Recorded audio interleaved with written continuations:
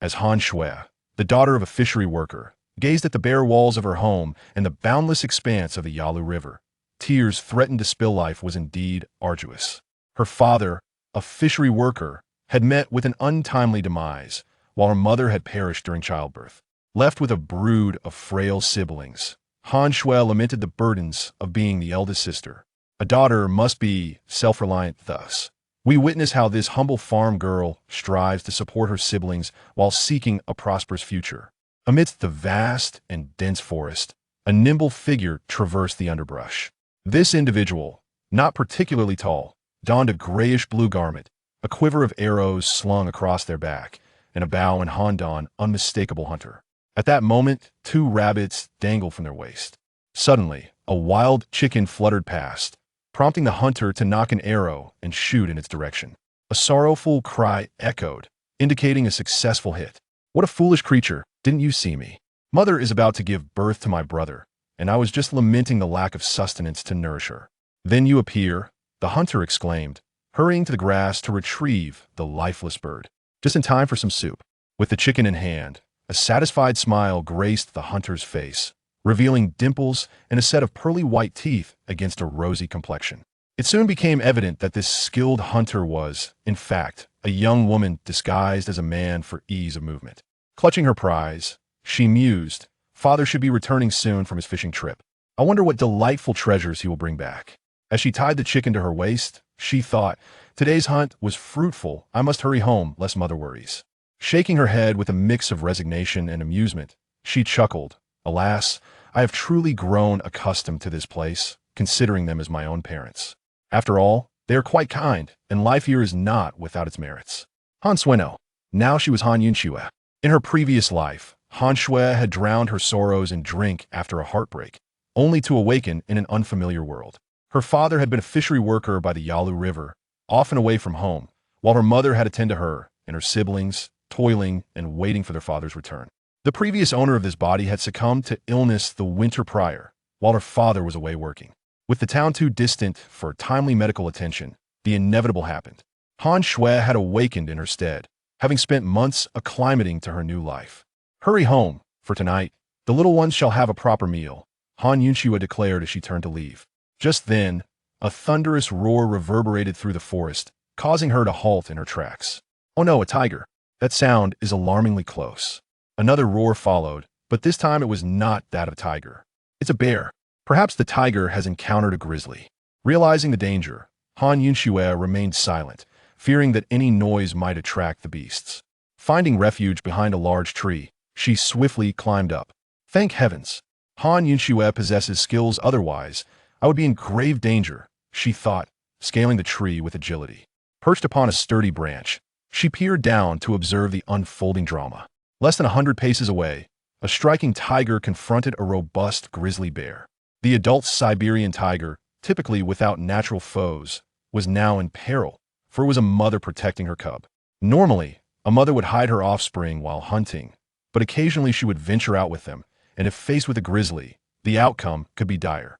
Upon closer inspection, Han Xue noticed a small cub, scarcely larger than a domestic cat, trembling behind its mother. The two formidable creatures clashed, the mother tiger frequently glancing back at her cub, while the cunning bear attempted to flank her for an attack. In the Changbai mountain region, the grizzly bear, often referred to as Pai, is known to be a fierce predator, capable of attacking both humans and livestock.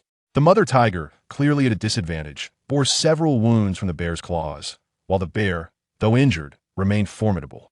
As the bear circled, it lunged for the cub, prompting the mother tiger to roar and charge. Yet, the bear swiftly retaliated, and the two titans engaged in a fierce struggle. Han Xue, witnessing the ferocity of the confrontation from her perch, felt uncertain about intervening.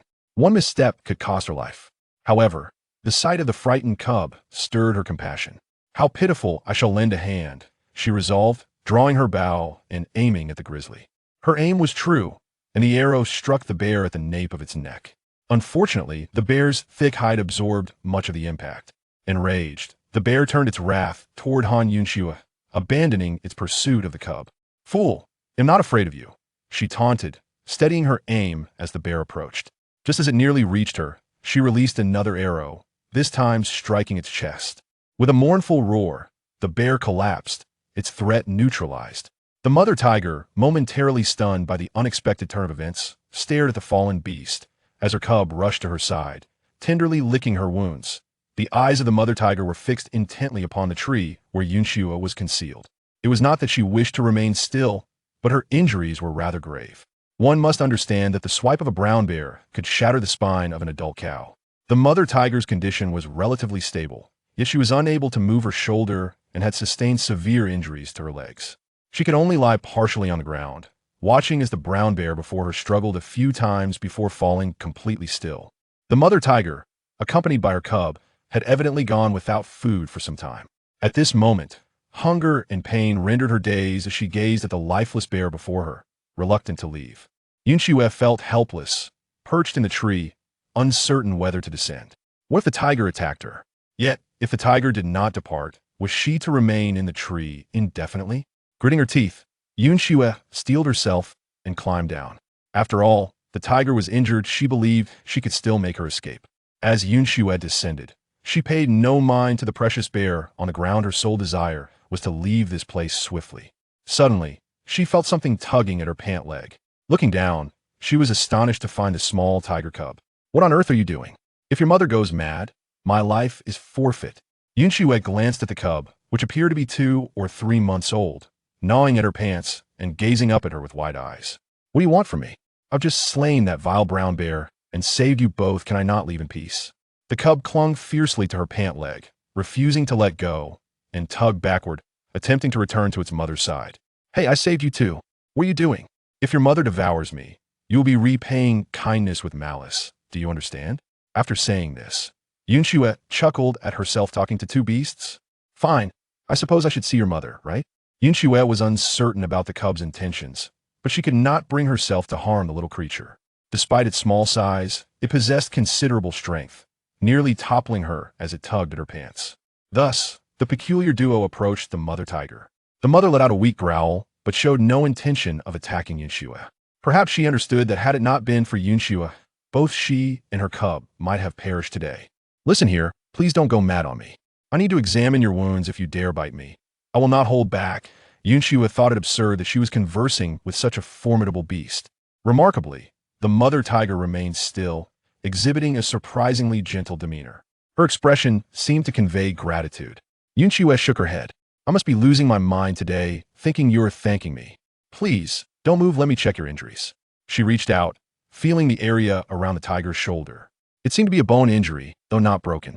Consider yourself fortunate. I always carry some medicine when I venture into the mountains. Han Xue retrieved a pouch from her clothing, containing 2 small vials. She poured some powdered medicine from one of the vials onto the tiger's wound. The powder irritated the injury, causing the tiger's muscles to twitch, yet she did not retaliate. The large head turned to observe Han Xue's actions and let out a low growl. Are you in pain? Open your mouth, it'll give you something for the discomfort. Without hesitation, Han Xue approached and pried open the tiger's massive jaws, tossing in 2 pills. I don't know how many of these you need, but here are 2. They should alleviate your pain. She found the mother tiger to be quite docile and gently patted her large head. The cub, no longer clinging to Han Xue's pant leg, nuzzled against her leg instead. Han Xue chuckled at the little creature. Hey, you're a tiger, not a house cat. Why are you behaving like this? It was hardly the demeanor of the king of beasts, resembling a domesticated feline instead. Looking up, Han Xue noticed several large rocks nearby. Do you think you can move? If you can, perhaps you should take your cub and seek shelter beneath those rocks. You likely won't be able to hunt for a while. Do your best to stay hidden and avoid trouble. To her surprise, the great tiger turned her head towards the rocks and nodded. Han Xue stood there, stunned. You really can understand me? Am I dreaming? Shaking her head, she dismissed the thought, attributing her odd perceptions to an off day. Since the tiger and her cub posed no threat, Han Xue began contemplating the dead brown bear. Such a large creature would be impossible for her to carry alone. Moreover, the tiger mother and cub appeared to be starving. Drawing a dagger from her leg, she said, Stay here and rest. I'll take care of that foul creature and leave you some provisions. With that, Han Xue approached the fallen bear, deftly eviscerating it. As she worked, a sigh escaped her lips. In her previous life, she had been quite the tomboy, capable of handling any task. Yet, her boyfriend had grown weary of her lack of femininity and left her for a more delicate woman. In this life, With her father often absent, she, the eldest daughter, had been raised as a son, expected to do everything. Reflecting on her circumstances, she continued her labor without pause, soon finishing with the bear. Yun Xue skinned the bear, severed its hind legs, and extracted the gallbladder. She couldn't forget the bear paws; those were valuable. Dividing the remaining meat, she carried a portion back to the tiger mother and cub. Given your condition, you can't hunt anymore. For the next few days, make do with this. I know you prefer fresh prey, but for your cub's sake, you must compromise. All right, I must take my leave. Hurry and find a safe spot with your cub. I hope you encounter no ill-fated creatures in the coming days. She tossed the meat in front of the mother tiger and gently patted the cub's head. I'm off now. I'll visit you both when I have time. With that, Yun Xue secured her spoils with rope and hoisted them onto her shoulder. How heavy this is! After taking a few steps, she turned to glance back at the mother and cub, waving her hand. I'll come back to see you when I can. Farewell. At this point, it was already late afternoon, and home was still quite a distance away. With her robust constitution, Yun Xue moved swiftly despite her burden. Her home lay at the southern foot of the Changbai Mountains, near the banks of the Yalu River, in a small village within Changbai County. As she contemplated this place, she found it curious that, in this era known as the Great Zhou Dynasty, many place names resembled those from her previous life. She wondered where things had gone awry. After nearly an hour and a half of walking, she finally caught sight of the familiar village in the distance. This settlement was situated in a place called Shiwudo Gully. The name was rather peculiar within Changbai County. There were numerous places with names like several gully, ranging from Urshidega to Wudao Gully. These gullies varied in distance, some merely 30 or 40 miles apart, while others were separated by 50 or 60 miles. Each gully hosting one or more small villages. Till the end of July, the days were still relatively long, and during the hour of shun, the outside remained quite bright. Many villagers were enjoying the cool air and chatting outside when they spotted Yun Xue approaching from a distance, eliciting a wave of envy among them. Look at the eldest daughter of the Han family. She is truly capable. A 14-year-old girl daring to venture into the mountains to hunt. Oh my, what a substantial catch today. What is that on her back? It looks like a bear hide to me, several older women commented. Yun Xue, what do you have on your back? One of the women inquired. Grandma Li, I encountered a bear today while hunting in the mountains. After much effort, I managed to kill it, but I couldn't bring back much, so I just brought the bear hide. Yun Xue replied cheerfully, unperturbed. Child, you mustn't go into the mountains alone in the future. It is far too dangerous. You should call for your Uncle San or your brother Taiju to accompany you. It is always better to have a companion. Grandma Li's expression changed upon hearing that Yun Xue had encountered a bear. If your father weren't always away, you wouldn't have to endure such hardships. Good child, hurry home. How is your mother? If anything happens, remember to come find me. I understand, Grandma Li, Grandma Lu. I must head home now. Yun Xue smiled as she waved goodbye to the elderly women and began walking in the direction of her home. She soon encountered several women in their 30s and 40s, one of whom brightened at the sight of Yun Xue. Yun Xue, you've been into the mountains again, haven't you? Oh, you brought back so many good things. Aunt, it's been a while since I've had any meat. Why don't you give me a rabbit? The woman stepped forward, reaching for a rabbit tied to Yun Xue's waist. Yun Xue sidestepped. Aunt, if you want to eat, let Yin Feng and the others go hunting for you. I've been working hard all day to gather this little bit, and there are 6 or 7 mouths at home waiting for food. A wave of annoyance washed over her at the sight of this aunt, who was notorious for her greed. Come now. My Yin Feng is destined for great things. He can't be running around hunting like that. The woman scoffed, her lip curling as she reached for Yun Xue once more. Yun Xue, what's the harm in giving your aunt a rabbit? You brought back so much. Yun Xue inwardly cursed, but maintained her composure, sidestepping a few paces. Your family is quite well off. If you want to eat, you could buy some in the town. My mother is pregnant with my younger brother, and my siblings haven't had anything good in a long while. I really must hurry home, she said, quickening her pace. You ungrateful girl, so stingy. What's so remarkable about that? Look at how miserly you are, the woman retorted, turning her head to continue walking with the others toward the village entrance. Han Dajia, your niece is quite impressive, isn't she? Young as she is, she can climb mountains and wade through rivers. Nothing seems to deter her, a woman nearby remarked with a smile. What use is capability? Some people are just destined for hard lives. At 14, has anyone come to propose? Isn't it because she's too competent? The eldest daughter-in-law of the Han family scoffed. Yun Xue, not far from her aunt and the others, couldn't help but shake her head at her words. This aunt was not only greedy, but also had a sharp tongue. Whatever she said could never be taken in a good light. Shaking her head with a smile, she chose to ignore their chatter and quickened her steps toward home. Big sister, you're back. Mother was worried and sent me out to look for you. Next time, take me with you into the mountains. I'm 12 now, I'm a real man. A boy with thick eyebrows and bright eyes stood at the door, rushing to greet Han Xue as she returned. Han Xue smiled at him, handing over the items on her back to her younger brother, Yunjin. All right, my little man, help me carry these things inside. Yunjin took the items, stumbling slightly under the weight. Big sister, this is so heavy. How did you carry it back? He was in awe of his sister's strength. Oh, it's just that I often go into the mountains. When you're older, you'll be even stronger than me, Han Xue reassured him with a smile. As the siblings chatted and laughed, they entered the courtyard, where several younger children rushed toward them. Big sister, you're back. We were so worried. Han Xue felt a wave of joy at the sight of the little ones. Her younger brother, Yunlin, was a twin with Yunjin, but looked nothing like him. Her little sister, Yunxi, was a 10-year-old beauty. The younger brothers, Yunting and Yunlei, always brought cheer to the household. Come on, let's hurry inside and prepare something delicious. I've caught plenty of good food today, Han Xue announced, her voice ringing with excitement. Chapter 3. Mother in the courtyard. The children erupted into joyous cheers. During these times, obtaining meat was quite a challenge. The Han family was relatively better off. Han Xue occasionally ventured into the mountains to hunt, managing to bring back some provisions to satisfy the children's cravings. Xue, you're back. Your mother has been worried sick. A woman in her 30s emerged from the house, her belly prominently rounded, appearing to be at least 8 or 9 months along. She possessed a striking beauty and an elegant demeanor, hardly resembling a farmer's wife. As Han Xue gazed at her mother, she marveled at her beauty, pondering how such a woman ended up with her father. Mother, I brought back quite a bounty. Now we can enjoy something nice to eat. You can't have rabbit meat. Let the little ones have it. I'll make you some soup with this wild chicken, she said enthusiastically. Lu Shi looked at her eldest daughter, who at 14 was in the prime of her youth. Yet due to their poverty, she had never been able to adorn herself properly. Moreover, with her husband away, this eldest daughter had become exceptionally capable, even more so than many boys.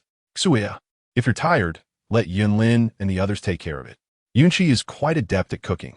You should rest while they prepare the meal, Lu Shi advised, supporting her waist with one hand while gently brushing the small twigs from her daughter's hair. Go wash up inside. Your hair is a mess. Big sister, you take a rest. I'll handle dinner tonight. I'll let you taste my cooking, Yunqi chimed in. Yunqi smiled. All right then. Let us see Yunqi's skills tonight. Yunlin, Yunjin, lend your sister a hand. She glanced back at her twin younger brothers. Don't worry, big sister. We've watched you do this often enough. We can manage. Yunlin quickly assured her. Children of the poor mature early. All her younger siblings were sensible, obedient, and quite capable. Yunxi knew they could manage the tasks at hand, and she smiled before heading inside. Having left early at the break of dawn, she felt quite fatigued by now. Yunxi fetched some water from the earthen jar outside to wash her hands and face, then returned to the west room to retrieve her comb, tidying her disheveled hair. It was inevitable that a trip to the mountains would result in leaves and twigs getting caught in her hair. Outside, Yunlin and the others were hanging the bear gallbladder that the eldest sister had brought back, tying it with string to dry in the shade under the eaves. They treated the bear paws in a similar manner. Meanwhile, Yunjin had nailed the bear hide to a board in the storeroom, waiting for it to dry before taking it to be tanned. This bear hide could fetch a good price. Yunlin, wielding a dagger, skillfully gutted the 2 wild rabbits, stripping their fur and handing it to Yunjin, who then processed the wild chicken. Little sister, I'm all done. You can wash them and prepare them however you like for dinner tonight, he said. Yunxi brought out a large basin and placed everything her brother had prepared into it. This rabbit is quite large. We can stew one with potatoes tonight, and I'll preserve the other for later. We'll make soup with the wild chicken. Let us also cure some of the bear meat. Big sister 1T always have such a bounty from the mountains. Father will be back soon. We should save some for him. Everyone agreed. Having meat for dinner was already a delightful treat. Yunxi, quick and nimble, processed the meat and then reached for the cleaver to chop the rabbit. Let me do it. You're not strong enough. You might end up with bones in the pieces, Yunjin offered, taking the knife from her. With swift motions, he expertly chopped the rabbit into small pieces. You're much stronger. Second brother. If it were me, I'd struggle. Yunxi laughed, watching him work. Big sister is the strongest. I still need to practice more, Yunjin replied, handing the cleaver back to his sister. All right, I'll help you with the fire now. Meanwhile, Yunlin had already gathered firewood and started the fire. The siblings busily worked in the kitchen. Lu Xue sat in the courtyard, watching her two younger children play, content as she listened to the sounds of activity from the kitchen. Life may have been tough, but her children were responsible and capable. Mother, when father returns. We won't let him toil away at the river and mountain labor anymore. We're growing up now. He doesn't need to work so hard, Han Xue said, sitting across from her mother. Oh, my dear, I wish it were so. But with so many children and only a few acres of land. If your father doesn't work, what will we live on? Lu Xue sighed, wishing her husband didn't have to endure such grueling labor. If it weren't for my illness and the debts we incurred, your father wouldn't have to go out to work this year. Han Xue felt a wave of disappointment. Though she had survived her illness, it had cost the family dearly. They had borrowed money, and now her father was forced to work again to repay it. Well, dear girl, how many people by the Yalu River aren't reliant on laboring? Look at our village. There are several who have gone out to work. Lu Xue responded gently, her eyes reflecting a hint of melancholy. Do you remember the times before? When we wandered, living as drifters? Those days were harder than now. At least we have our own home now. If we work hard for a few years, we might save enough to buy more land. And then your father won't have to go out anymore. Han Xue nodded. Indeed, she recalled a time of wandering. Their family had returned here approximately 5 or 6 years ago, and life had gradually settled into a semblance of stability. Mother, why didn't father learn carpentry from grandfather? Look at uncle. He seems to be doing quite well, she inquired. I heard your father was quite the troublemaker in his youth, always restless, preferring to frolic in the mountains and waters rather than learn a trade. He was strong and skilled in swimming. By 14, he was already working in the mountains. And by 15, he went to work on rafts in Anong. After that, he roamed until he returned with all of you, Lu Xue reminisced. She thought back to when she first met that tall and handsome man, who captured her heart instantly, and she never wished to look at another. Han Xue noticed her mother's expression, realizing she must be thinking of her father. Curiosity about the nature of their love story lingered in her heart. However, her parents had always kept silent about such matters, even regarding her father's adventures. Though she was intrigued, she felt powerless to pry. Mother, are you nearing your time? Have you found a midwife? This place is so remote. If we don't arrange for one in advance, it could be quite troublesome. In their village, with only 40 to 50 families, there was no midwife available. They would have to travel 30 miles to Shiliudo to find one. Not yet. I've given birth to so many children already. It will be fine. Your father will return in a few days. He can fetch one then, Lu Xue replied, not rebuking her daughter for her concern. In most families, unmarried daughters would inquire about childbirth, but the Han family was different. The eldest daughter had always been involved in family affairs, and Lu Xue welcomed her daughter's concern. Han Xue nodded, acknowledging that her father should be returning soon. It had been nearly 3 months since he had set out, departing on April 12th, and now it was July 27th, yet he had not returned. Fortunately, their family owned only a couple of acres, which required little labor. Otherwise, they would have been overwhelmed if they had more land. Lu Xue gently caressed her belly, meticulously calculating the days since her husband left.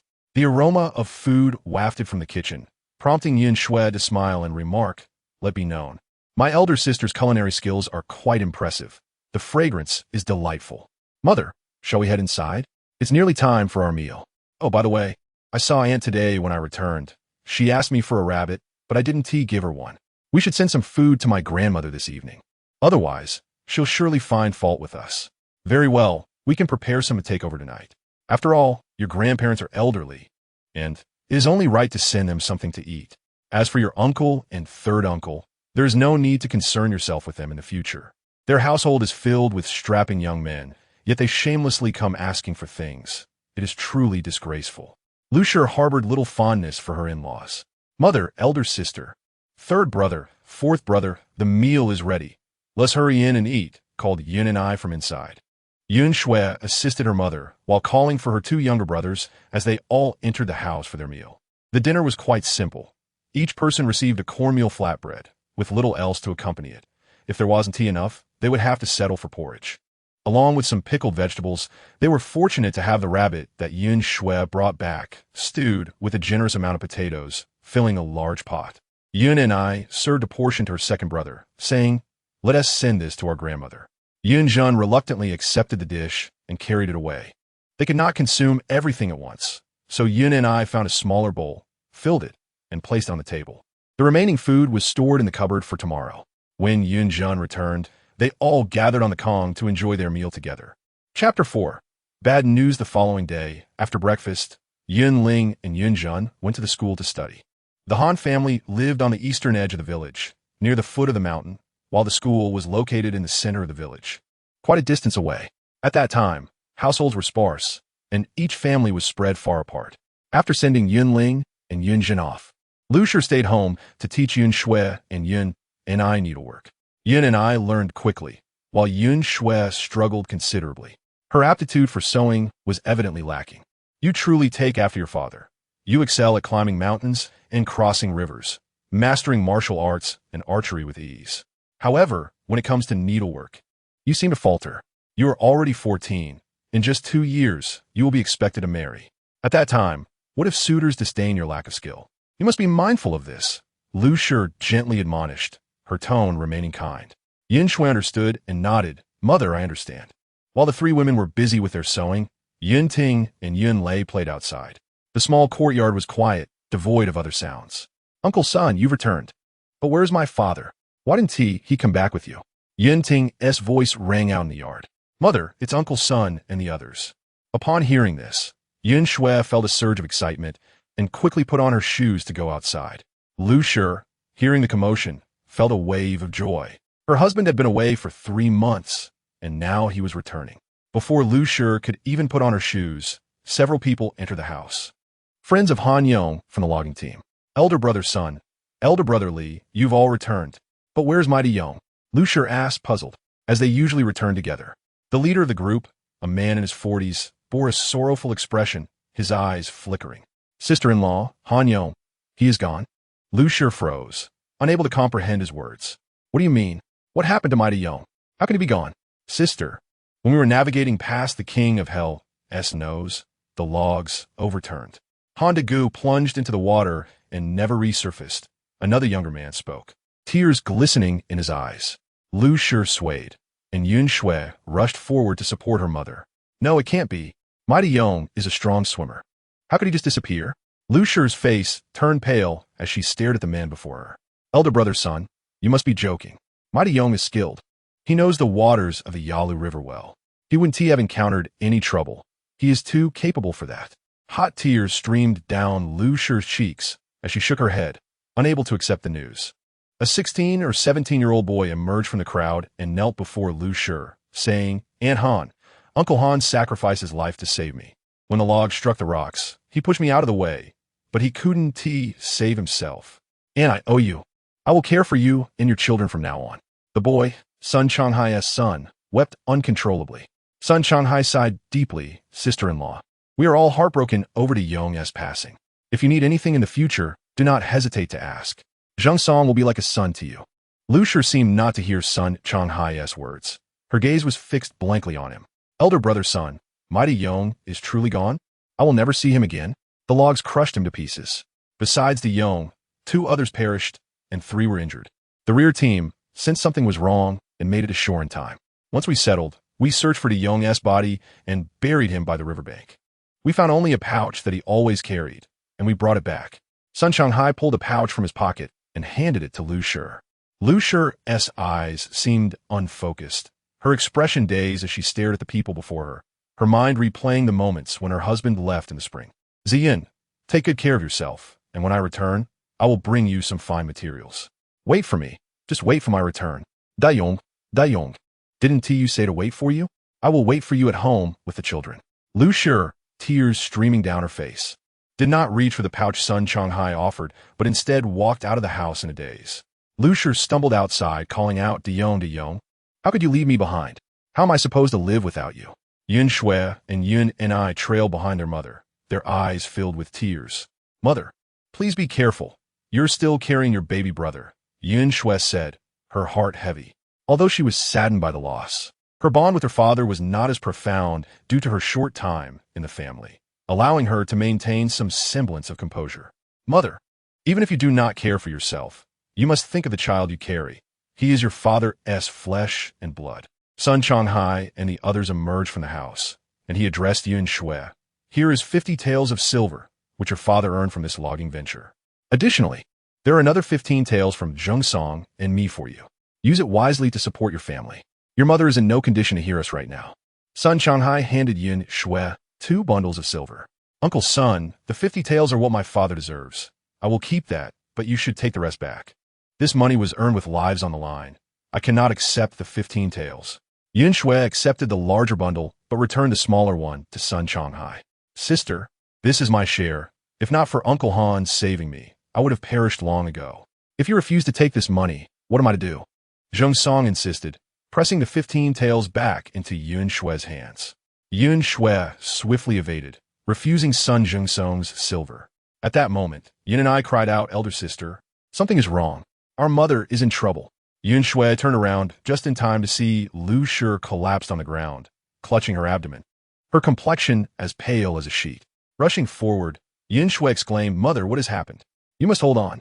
Meanwhile, Yin Ting and Yun Lei, still young, stood by in confusion, unable to grasp the situation. Yin Ting, hurry to the school and fetch your elder brother and second brother. Yun Lei, quickly go to the old house and summon grandfather and grandmother. Tell them our mother is about to give birth. We need grandmother's help. Seeing the dire situation, Yun Xue feared her mother had been emotionally distressed, leading to an early labor. Zheng Song, please assist me in getting mother inside. She called out for Zheng Song's help. The others, including Sun Shanghai and his companions, hesitated to approach Lu Shi. At that moment, Lu Shi appeared to be in severe pain, trembling as she held her abdomen. Zheng Song and Yun Xue supported Lu Shi as they made their way indoors, laying her down on the bed. Yun Xue, your mother is in labor. It would be inappropriate for us men to linger here. Is there anything in the house we can assist with? If not, we shall take our leave. Should anything arise, you can find me at 16 ditch, Sun Shanghai declared, realizing he could be of no help. Uncle Sun, could someone please go to 16 ditch and fetch the midwife? Wei. Yun Xue worried about her younger siblings being unable to locate the midwife. Certainly, that is easily arranged. Li, you should return home. Your family awaits you. Sun Shanghai instructed as he and Sun Zheng Song hurried off towards 16 ditch. The remaining individuals also departed for their homes. Before leaving, Zheng Song discreetly tucked the 15 taels of silver beneath the cabinet at the Han household. Yin and I quickly start a fire and boil some water. Also, has our mother prepared any white cloth? Fine at once. As Yun Xue busied herself, she made the bed, laying down a prepared mattress, sprinkling it with wood ash, covering it with straw, and finally placing a blanket on top. Once everything was arranged, she gently moved her mother onto the prepared bedding. Lu Shi was in excruciating pain, her hands clutching her belly, repeatedly calling out her husband's name. "Deyong, you promised to wait for me. I have been waiting for you at home. Why haven't you returned?" "Deyong, Deyong." Yun Ting had brought back Yun Lin and Yun Jun, the 3 boys anxiously pacing the courtyard. "Sister, how is our mother?" Yun Jun, Yun Lin, quickly head to the village entrance and find Grandma Li. "She is elderly and experienced. We need her assistance." Yin Xue called from inside. Yun Lei went to the old house, which was nearby, but there was no sign of their grandmother. Frustration welled up in Yun Xue. Yet the timing was not right for her to express it, so she sent her brothers to fetch Grandma Li. The midwife would not arrive immediately, but surely there must be someone experienced to help. Upon hearing this, Yun Lin dashed outside. Grandma Li was a kind-hearted elderly woman who had always cared for their family. Yun Jun rushed to assist Yun and I with the fire as she struggled to ignite it. "You should let me handle it," he said, taking the flint from her and lighting the fire effortlessly. Yun Xue held her mother's hand, offering encouragement. "Mother, you must persevere. You still have us, your children. If father were here, he would wish for you to be well. You must pull through. What would happen to us if something were to happen to you?" Tears streamed down her face. Chapter 5. Morning 15 minutes later, Yun Lin, along with 2 elderly women and several wives, arrived at the Han household. One of the women was Grandma Li, whom Yin Xue had sent for, and the other was a respectable elderly woman named Zhao, who lived nearby. The other wives were from the Zhao and Li families. "Grandma Li, thank you for coming. My mother is in labor, and I am clueless about what to do, which is why I had Yun Lin fetch you," Yin Xue expressed with some regret. "Enough. We live in the same village. Should you need anything, do not hesitate to ask. Now, you should step outside. It is not proper for a young lady to remain here. We will handle things." Grandma Li waved her hand, ushering Yun Xue out. Yun Xue anxiously waited outside with Yun Lin and the others, listening to her mother's cries of anguish from within. Each time she heard her mother's voice, her heart ached. Why must her mother endure such suffering in life? Tears fell uncontrollably from her eyes. Elder sister, our grandmother, says this is not the first time our mother has given birth. She can handle it herself. She's just feeling unwell today and will not come. Yunlei reported after entering. At 6 years old, Yunlei spoke with a surprising clarity. Elder sister, is our mother all right? He asked, still unaware of the concept of life and death, but feeling distressed upon seeing their mother in such pain. Han Xue embraced Yun Ting with one arm and Yunlei with the other, reassuring them, it will be all right. Our mother will be fine. Her words were not just for her brothers, but also for herself. Yun and I clung to Yun Xue's waist, trembling with fear. Elder sister, I am so scared. Father is gone. What will we do now? Yun Lin and Yun Jun, both 12, had been away and were unaware of their father's fate. Upon hearing this, they immediately asked, Elder sister, what do you mean? Father went to work. How can he be gone? Yun Lin, Yun Jun, Uncle Sun came earlier. He said father died while working. Yun Xue shared tearfully, breaking the heartbreaking news to her younger brothers. Yun Jun and Yun Lin exchanged shocked glances, disbelief in their eyes. That cannot be. Elder sister, you must be mistaken. Father cannot be dead. Yun Jun shouted. Yun Xue remained silent, holding Yun Ting and Yun Lei tightly. Junni, clinging to Yun Xue, began to weep. Seeing their elder sister's demeanor, both brothers understood the truth. They joined together, forming a tight embrace as they wept. What is happening? Is the mother in labor? Has the baby arrived? Outside, Sun Changhai entered with a woman in her 40s, likely out of breath from rushing. Yun Xue quickly stepped forward. Aunt Wei, my mother is still inside. Please go check on her. I entrust her to you. Aunt Wei nodded, entering without hesitation. Yun Xue wiped her tears and rallied her spirits. All right, everyone, we must be strong. Our mother is still inside delivering our sibling. No matter what the future holds. With an elder sister around, you shall not suffer. She hurried to the kitchen to boil water. After an hour of waiting, the sound of a newborn's cry finally resonated from within the house, bringing relief to everyone outside. She has given birth. It's a beautiful little girl. A woman from the Li family announced joyfully. Regardless of a gender, the fact that the baby had arrived safely was a blessing. Yun Xue approached the woman, bowing respectfully. Thank you, Aunt. Is there anything else we need to prepare? I will take care of it. Just as the woman was about to respond, a voice from inside cried out, This is not good. There is excessive bleeding. The announcement of postpartum hemorrhage sent a wave of panic through the crowd. Sun Changhai, who had remained nearby, immediately said, Yun Xue, do not panic. We will fetch a doctor at once. Wait, Yin Jun, take this gentleman to our home. We have a horse. Let him ride to fetch help. Aunt Li called out to Sun Changhai. It is important to note that the doctor resides in Jinhua town, over 60 miles away. If one were to walk there, it would undoubtedly cause delays in addressing the situation at hand.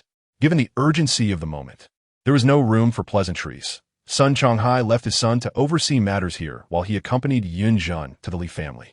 The Li family, true to their kind nature, promptly saddled a horse for Sun Changhai to ride in search of the doctor, while Yun Jun returned home. The atmosphere in the courtyard grew chaotic. During these times, a woman giving birth teetered on the brink of life and death. A misstep could prove fatal. Zhao's daughter-in-law emerged from the house, shaking her head in despair. Xue, do not stray from your places. We shall manage everything. This implied that Lu Shi was in dire condition, and the family was not permitted to leave. Indeed, old woman Wei soon followed her out, urging the children, Go inside and see your mother. If you delay, there may be no chance left. Upon hearing this, Yun Xue's tears streamed down her face as she hurried her younger siblings into the room. Inside, a strong scent of blood filled the air. Lu Shi lay on the bed, her complexion pale and eyes tightly shut. The sheets beneath her were already soaked with blood, the vivid red hue stinging Yun Xue's eyes. Mother, how are you? Please hold on. What will we do if you leave us? And what of our newborn sister? If you go, what will become of her? Yun Xue cried, grasping Lu Shi's hand. Lu Shi slowly opened her eyes, gazing upon her children. My dear children, I am so very tired. I fear I cannot hold on much longer. Your father has come to find me. He is so lonely over there, and I must go keep him company. My poor children, what will you do when I am gone? Lu Shi spoke in a weak, fragmented voice. Xue, let them all leave. I have something to say to you. Yun Xue nodded, sending her siblings away before turning back to her mother. Speak, mother. No matter what the future holds, I will care for them all. Lu Shi seemed to breathe, even more faintly. Xue, in the cupboard in the east room, there's a small box. Inside are some items belonging to Yunlin. He is not our child. He was adopted by your father and me from elsewhere. If anyone comes looking for him, they must present a jade pendant identical to the one in the box to prove their relation. Allow him to return. Our family will only hinder his future. Han Xue was taken aback to learn such a secret at her mother's deathbed. No wonder she had always felt that Yunlin bore no resemblance to Yunjun. It turned out they were not twins at all. Do not worry, mother. I will remember your words. My dear Xue, once I am gone, this household will be yours to manage. Remember, you must protect your little sister. She is your true sister. Also, your father has separated from the family. We cannot rely on them. Lu Shi's voice gradually weakened, her eyes slowly closing. I'm sorry for the burden I leave you, my dear. With that final utterance, Lu Shi's head tilted to the side, and she drew her last breath. Mother, mother, Han Xue cried out, wake up, please. What will we do if you leave us? Her anguished cries reverberated throughout the courtyard, prompting Yunjun and others to rush back inside. Kneeling before the bed and weeping loudly, seeing the scene unfold, the matriarch of the Li family instructed someone to take the newborn baby to her home. Quickly, take the baby girl to our house. The second daughter-in-law just gave birth. She can help care for her. With the chaos in the air, she feared the little one would be forgotten. The matriarch, having seen much in her lifetime, was acutely aware of the situation's gravity. Meanwhile, the elderly Zhao matriarch turned her daughter-in-law, eldest daughter-in-law, hurry back and fetch my old clothes. We cannot let Xue's mother leave in such a state. Additionally, she instructed her sons to spread the word throughout the village. Now is the time for us all to support one another. The two daughters-in-law dutifully followed their mother's instructions. Those remaining began to clean and prepare Lu Shi's body. Han Xue understood that now was not the time for sorrow. They must first attend to their mother's funeral. Yunlin, Yunjun, go inform the old residents. Tell them that both our father and mother have passed. They must decide how to proceed. The two boys wiped their tears and obediently left. The news of the second daughter-in-law of the Han family dying from postpartum hemorrhage quickly spread throughout the village. Neighbors who had been close to the Han family rushed to offer their assistance. Lu Shi was only 33. Such an age was not considered a proper occasion for mourning. Moreover, with the elderly Han couple still alive, a lavish funeral was deemed inappropriate, and the body should be buried immediately. The village elders convened, and after some deliberation, they borrowed a coffin from a family with the surname Zhang. Several young women helped to dress Lu Shi in her burial garments before placing her body in the coffin. Since Han Yang's body could not be found, they included his everyday clothes in the coffin, symbolizing their union in death. A dozen strong young men carried the coffin to a nearby hillside, where they found a suitable spot for burial. Han Xue, donning mourning attire, knelt before the grave along with her siblings, mourning loudly. In one day, they had lost both parents and were now orphans. Reflecting on her life and the kindness of her mother and father, Han Xue was overwhelmed with grief. Oh, my poor Yong, how could you leave us? How could you be so heartless, leaving your mother to mourn for you? You have taken her life with your departure. An elderly woman at the grave lamented, beating her chest in sorrow. Chapter 6. The discussion after Lu Shi's burial. Everyone returned to the Han family's courtyard. Sun Changhai sought out a doctor, but upon learning of the postpartum hemorrhage, the doctor refused to come. With no other recourse, Sun Changhai returned, discovering Lu Shi's passing was indeed true. He offered some words of comfort to Han Xue and her siblings before leaving with his son. The village head, accompanied by several village elders, as well as the elderly Han couple and members of the first and third households, gathered in the courtyard. They sat in silence, contemplating the gravity of the situation. Han Xue held Yin Ni and Yun Ting close, her siblings still unwilling to accept the reality of their parents' deaths. We are gathered here to discuss the fate of the children left behind by Yong. With both Yong and his wife gone, we must consider how to care for their 7 siblings. The village head addressed the group. Old Han, as the children's grandfather, what are your thoughts? Old Han was about to speak when the matriarch tugged at him. After a brief cough, he replied, Zhao, this situation has come too suddenly. Our minds are still in disarray, and we are unsure how best to proceed. Please allow us to deliberate carefully. Zhao, the village head, nodded in agreement. The fate of the 7 children was indeed a significant matter that warranted careful consideration. The Han family consisted of 3 sons and 2 daughters, the eldest Han Xue, the second Han Xue, and the youngest Han Xue. The eldest had learned carpentry from his father, while the second was rebellious and had refused to learn, wandering outside at the age of 15 and only recently returning home. The 2 daughters followed, and the youngest, Han Xue, was now 30 years old. The Han couple had cherished him, hoping he would achieve a bright future through education. However, despite years of studying, Han Xue had yet to pass the scholar's examination, remaining merely a student. Han Xue had been married for over a decade and had 2 sons and a daughter. When Han Xue left home, none of the brothers were married. After Han Xue wed, discord arose between the wives of the eldest and youngest brothers, causing constant turmoil in the household. The old patriarch had no choice but to divide the family. At that time, Han Xue was absent, and no one knew whether he was alive or dead. So his share was entirely overlooked during the division. 6 years later, when Han Xue returned with his wife and children, there was nothing left for him in the family. Unable to do anything else, he had to build a new house in the village, thus marking his separation. The Han family had resided in this 15 ditch for many years, having acquired 2 large courtyards. During the division, the front courtyard was given to the eldest son, the back to the third, while the elderly couple stayed with the third son.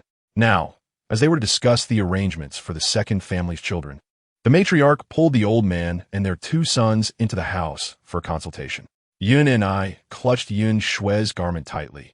She was merely a 10-year-old girl, grappling with the unbearable grief of losing both parents. Sister, will Grandpa and Grandma take care of us? What are we going to do now? Yun Ni's voice trembled with fear.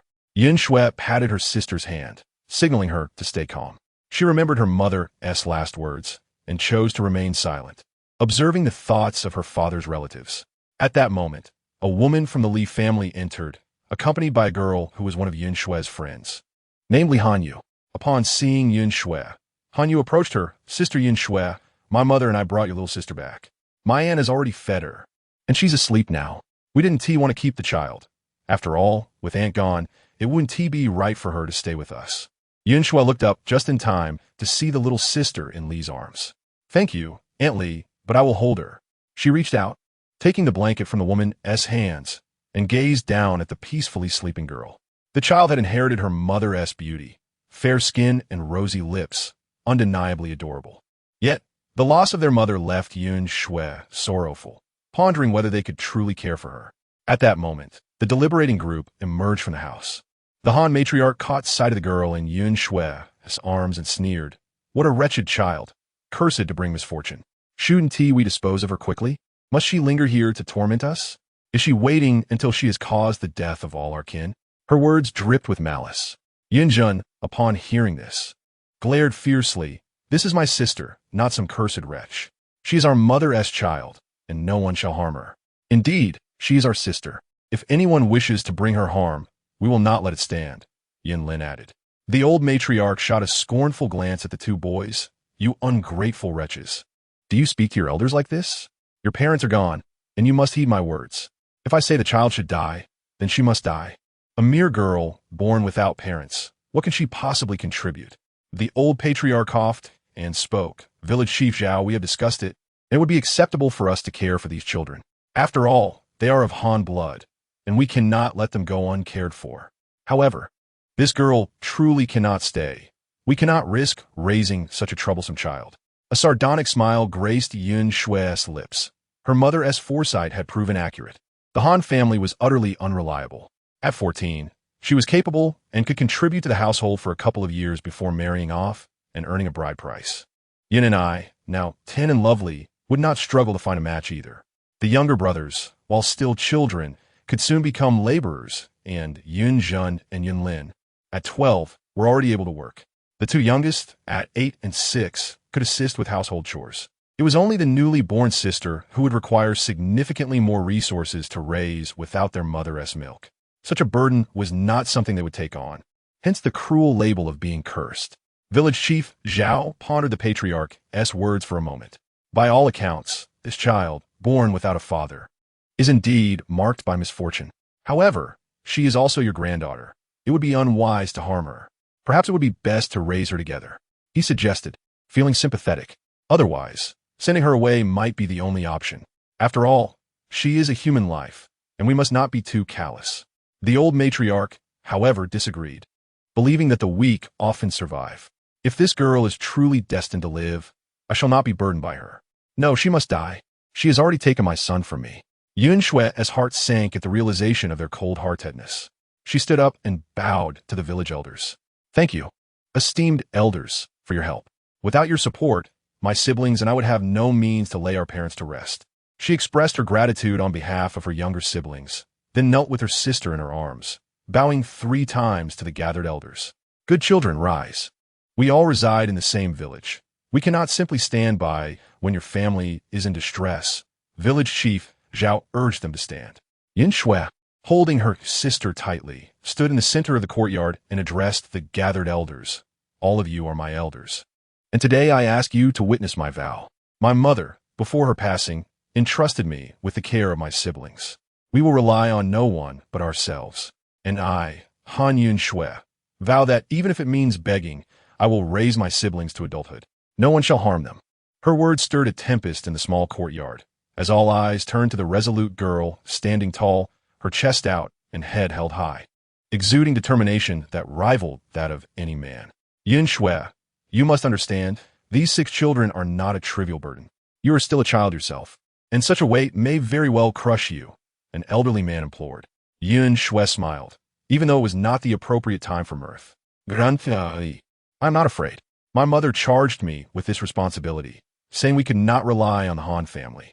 If my father could sustain us without a single resource from home, surely we can support ourselves now that we are older.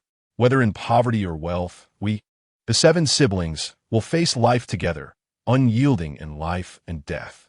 The old matriarch could no longer restrain herself, exclaiming, that wretched Lu woman, even in death, stirs trouble. Is she trying to ensnare our family in disgrace? We cannot allow others to point fingers at us, accusing us of callousness towards our grandchildren. Han Xue gazed at the matriarch. Grandmother, spare us the pretense. If you truly cared for us, you wouldn't have retreated to discuss matters behind closed doors. My father was your son, and my mother your daughter-in-law.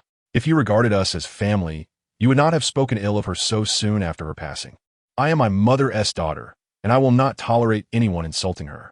I cannot live under the same roof as those who speak ill of my mother. You should leave. This home does not welcome you. Chapter 7. Independence in Han Xue's memories. The Han family had never shown kindness to her mother since their return to the village.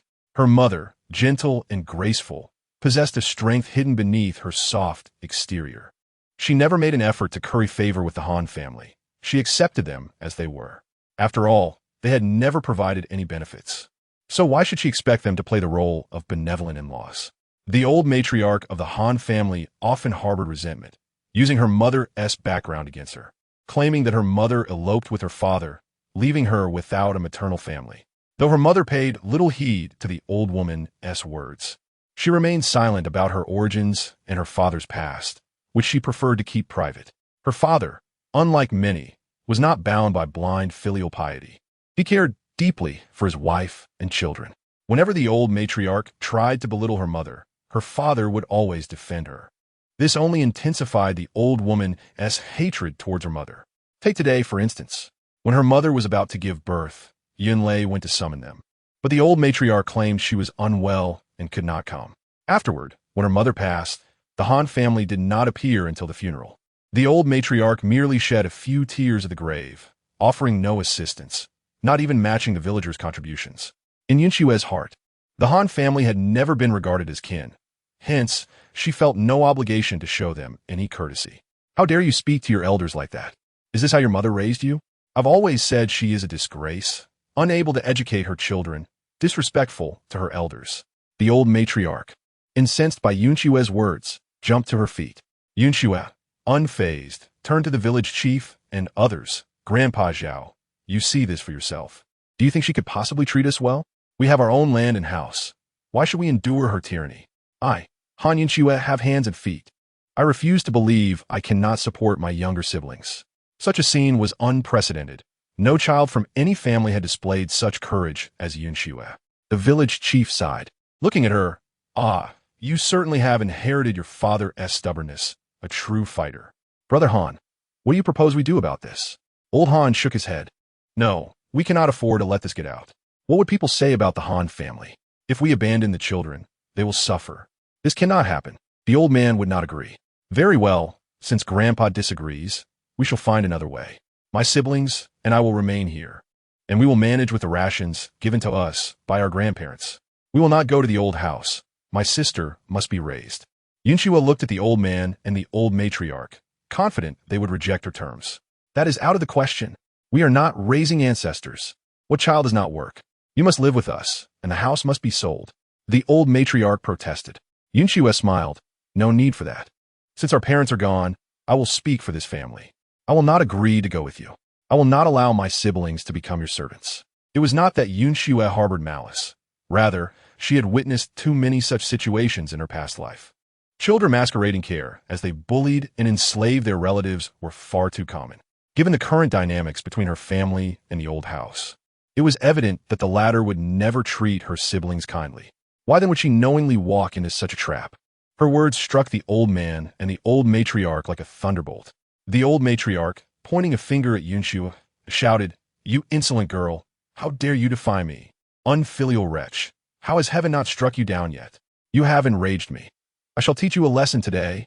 As she spoke, she reached for a stick to strike Yun Xue. Seeing this, Yunjin rushed forward, snatching the stick away, glaring at the old matriarch. "I dare you. As long as we are here, no one will bully my sister." Yun Xue handed the child to her younger sister, Yun and I, and stepped in front of Yunjin. Holding his hand, "Little brother, step aside. You're not a match for her." Turning to the village chief and the elders, Yun Xue declared, "Since it has come to this, let's speak candidly. The old house raised my father, but he is deceased now. My siblings and I have received nothing from the old house throughout our lives, and we do not covet it. When we returned, they did not leave us a single thing. This home was built by my parents, and it has nothing to do with them. Now that my father is gone, we have no ties to the old house. From now on, I ask that these people refrain from coming to my home. Impudent! You have no right to speak. Do not forget that you are a Han. You are the Han family. If you continue to speak so recklessly, I shall have you removed from the family tree."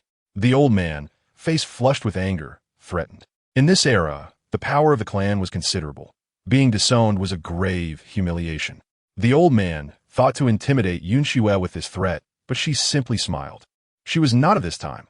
Such threats held no fear for her. If Yunjin and his brothers succeeded in life, they would not need to be called back. The old house would come running to them. If they failed, even within the clan, they would still be scorned. Very well, let the elders come. Let Grandpa remove us from the family tree. I do not believe we cannot survive without the Han family. Yun Xue remained resolute. She needed to clarify this matter. She would not let her siblings suffer in the old house only to seek justice afterward. There was no need to sacrifice their well-being for the sake of appearances. This declaration stunned everyone present. No one expected Yun Xue to possess such unwavering resolve in defending her siblings. Living in the same village, the villagers were aware that the Han matriarch and her daughters-in-law were notorious for their character. Returning would mean the children were merely there to toil, all while bearing the heavy burden of gratitude. However, in this era, such matters were typically handled in this manner, leaving others without a platform to voice their opinions. Yet, no one anticipated this young girl to exhibit such tenacity, preferring to be disowned rather than take her siblings back to the old house. "Child, you must understand. Without elders and family, your future will be even more challenging. In times of need, there will be no kin to stand up for you. What about your futures? You cannot arrange your own marriages. Grandpa li kautunat. Grandpa li, it's all right. Until my siblings are settled, I will not consider marriage. Those matters can wait. My priority is to protect my sister's life and ensure my siblings are not bullied. Everything else can be addressed later." Yun Xue felt deeply moved. The Li family had shown them genuine kindness. With the situation escalating, the village chief found it difficult to interject further. "Well, since this is what you wish, we cannot force you." "Very well, Yun Xue, you may face hardships ahead. Should you encounter difficulties, do not hesitate to seek help. I will always assist you." The village chief admired Yun Xue's determination. "Brother Han, let it be as Yun Xue wishes. This matter shall proceed as she has proposed." Youth often tends to focus solely on the present, neglecting the lessons of the past. Sometimes, it is essential for them to encounter hardships to realize their mistakes. There is no need for anger. Let us return home. the village chief advised the elder. Henceforth, these children shall no longer be regarded as part of the Han family. From now on, the Han family shall not concern itself with their affairs. Infuriated, the elder rose and led his family away. The members of the Han family, both from the main and side households, remained silent, secretly wishing that Han Xue would not go. Regardless of the circumstances, these 6 or 7 children would consume a significant amount of grain merely for sustenance. Gradually, everyone dispersed, leaving Han Xue standing in the courtyard with her younger siblings. "Let us go inside," Han Xue said, cradling the baby as she entered the house with her siblings. The youngest sister, having been born just a day prior, had already endured a tumultuous day, and Han Xue wondered if she could truly provide for her. As they entered, a faint scent of blood lingered in the air, stirring memories of their gentle mother, causing several to shed tears. "Junfen, Junlin, Junni, do you harbor any resentment toward your sister for not allowing you to go to the old residence?" Han Xue inquired. "Eldest sister, what are you saying?" "They would not care for us," they replied. "They surely have calculated that our father still earns money from fishing. Besides, with you being so capable and our younger sister being so beautiful, they likely have ulterior motives. We won't be fooled. Even if they wanted to raise our little sister, we cannot go there. Leaving our home to live under someone else's roof would only subject us to their whims, and we would be labeled as their dependents." Yin Lin huffed. "If we accepted their kindness, it would burden us for life, reducing us to their slaves," Yin Lin concluded, demonstrating a clever understanding akin to that of Han Xue. Chapter 8. Awareness. Han Xue sighed in relief and smiled. "It is good that you understand. I feared you might blame me later. Rest assured, with your elder sister here, I shall not allow anyone to bully you. As siblings, we must live with dignity, regardless of hardships, and we shall never serve as other servants." Yun Zhen grasped the essence of what his sister and brother meant. While Yun and I had always placed her trust in her eldest sister, the 2 younger brothers, Yun Ting and Yun Lei, remained somewhat oblivious but trusted that their eldest sister was always right. They all gathered on the Kong, snuggling beside their sister. "Eldest sister, we believe in you. We are family and shall never be separated." As dusk settled, the day had been long and exhausting for everyone. Han Xue rallied her spirits and led Yun and I to prepare a meal. "Let's make something to eat. Our hunger is paramount. Little sister, please cook some thin porridge. Since the baby has no milk, she will have to drink rice water," Han Xue said, her heart heavy with uncertainty about her ability to nourish her newborn sister. "I wonder if there are any sheep nearby. If we could acquire one, the baby could have sheep's milk." Yin and I shook her head. "I haven't heard of any." Han Xue sighed again, hoping for a solution. Otherwise, it would be truly challenging to sustain the little sister. The 2 sisters quickly prepared food, and they all sat down to eat. The infant, perhaps sated from her time at the Zhao family, remained quiet and peaceful, merely sleeping. That night, as Han Xue and Yin and I shared a calm, the baby awoke crying. Han Xue comforted her, but eventually resorted to feeding her warm rice water. The little one found delight in the nourishment and soon fell asleep again. "Thank goodness this little one is easy to care for. Otherwise, I would be at a loss," Han Xue thought as she placed the baby back on the Kong and returned to sleep. The following day, Han Xue ventured into the village. The clothes and coffin used for their mother had been borrowed from others, and now that she was laid to rest, it was time to return the borrowed items and settle accounts. Lacking the means to retrieve the items, Han Xue decided to pay a little extra to have them prepare new. The Zhao family was quite hospitable. The elderly matriarch insisted that Han Xue need not rush to repay, yet Han Xue left a few pieces of silver with her. "Grandmother, thank you for lending the burial clothes. I understand that much effort was required from my aunts to create them.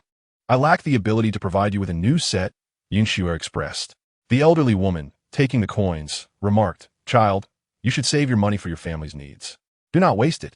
"Grandmother, if you do not accept this money, I shall kneel here until you do," Han Xue declared, tears streaming down her face. "You have shown great kindness to my family.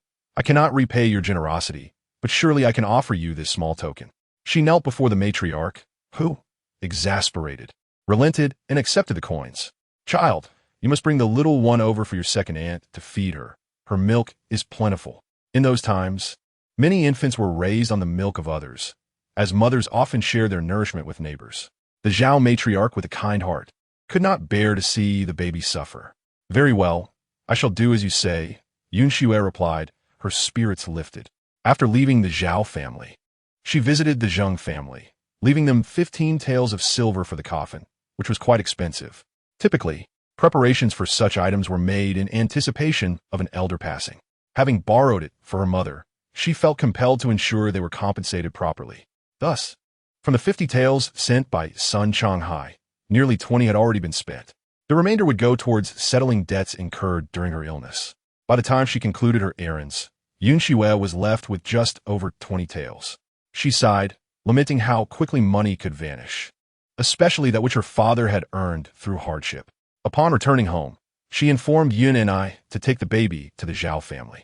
Yun and I agreed and set out, wrapping the child warmly to protect her from the cool July air. Meanwhile, Yun Lin and the others were outside chopping firewood. Seizing this opportunity, Han Xue opened her mother's cabinet to organize her belongings, particularly the small box her mother had mentioned, which needed to be preserved carefully. At the very bottom of the wardrobe, she discovered a sandalwood box, unlocked and easily opened. Inside lay a finely crafted jade pendant, exquisite in its detail and likely of considerable value.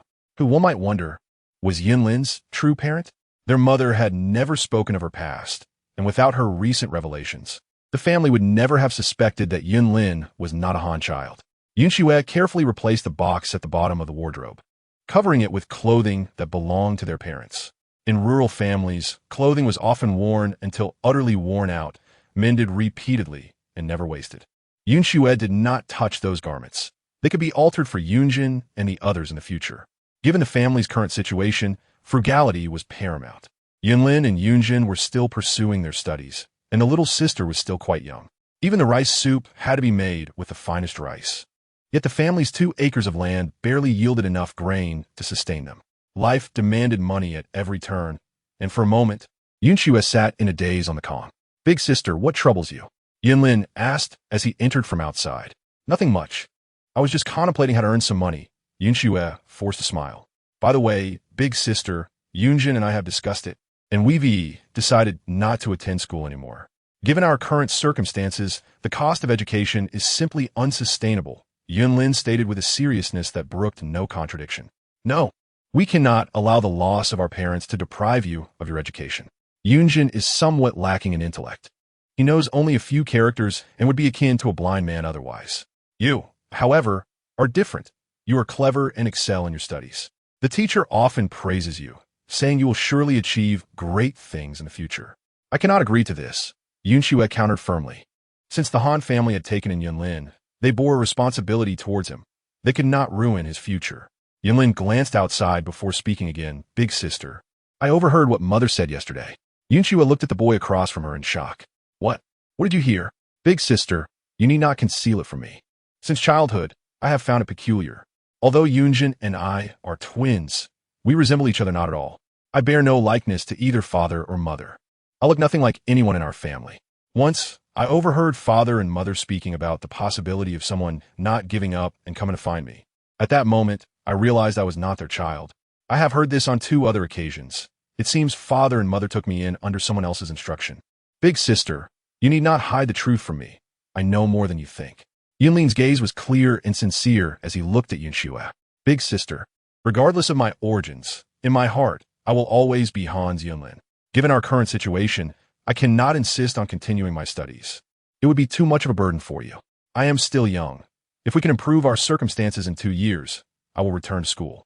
Han Xue was astonished by her brother, never having imagined that beneath Yunlin's gentle demeanor lay such resilience. At 12 years of age, he had managed to keep such a profound secret. If not for the need to persuade her, he likely would not have spoken of it today. "Yunlin, you must contemplate your future path carefully. If you wish to seek your biological parents, I will not hinder you. Yet, I wonder where they are and what their identities might be. No, I am Han's child. Regardless of who my biological parents may be, I will not seek them out. I wish to stay with you, big sister, and help raise our younger siblings. We are a family, and we shall strive to live well together." Yunlin moved closer to Han Xue, embracing her shoulder. "Very well. You have always been resolute, and I shall not force you. For now, you shall refrain from attending school. Our family is on the brink of harvest, and once this period passes, I will find a way to send you back to school." Han Xue did not want her brothers to abandon their education. As a modern soul, she understood the significance of literacy and education in achieving a better life. All right, we shall temporarily set this aside. Once our situation improves, I will return to my studies, Yunlin replied with a smile, knowing his big sister would heed his words. Big sister, we are back. The little sister ate well today and has fallen asleep again, Yunxi announced, entering with the little sister in her arms. Big sister, shouldn't we start preparing the meal? I'm feeling a bit hungry. Despite her small size, this little one is quite heavy to carry for long. Chapter 9. An unusual visitor. 3 days after the funeral, the Han family's life returned to a semblance of normalcy. A group of youthful children, not burdened by the weight of adult sorrow, could not remain perpetually mournful. As Han Xue busied herself, she occasionally looked up, only to realize the absence of a gentle gaze that had always watched over her, stirring a twinge of sadness within her. Yet, upon considering the many tasks at hand, she could not afford to dwell on her grief. If she were to succumb to sorrow and neglect her siblings, their mother would surely be displeased. Each day, Yunxi would take the child to the Zhao and Li families, where each woman would nurse the baby twice. At other times, the child was left to subsist on rice soup. Perhaps the little one sensed her mother's absence, for she was never picky, accepting whatever was offered without complaint. Traditionally, infants were not to be taken outside during the confinement period, but without doing so, where would they find nourishment? Thus, they endured this daily back and forth. Perhaps the child's fate was fortunate. Despite the upheaval, she suffered no ill effects, spending her days eating and sleeping. Once Lu's mourning period concluded, the 8th month began. The crops in the fields were turning yellow, indicating that harvest time was fast approaching.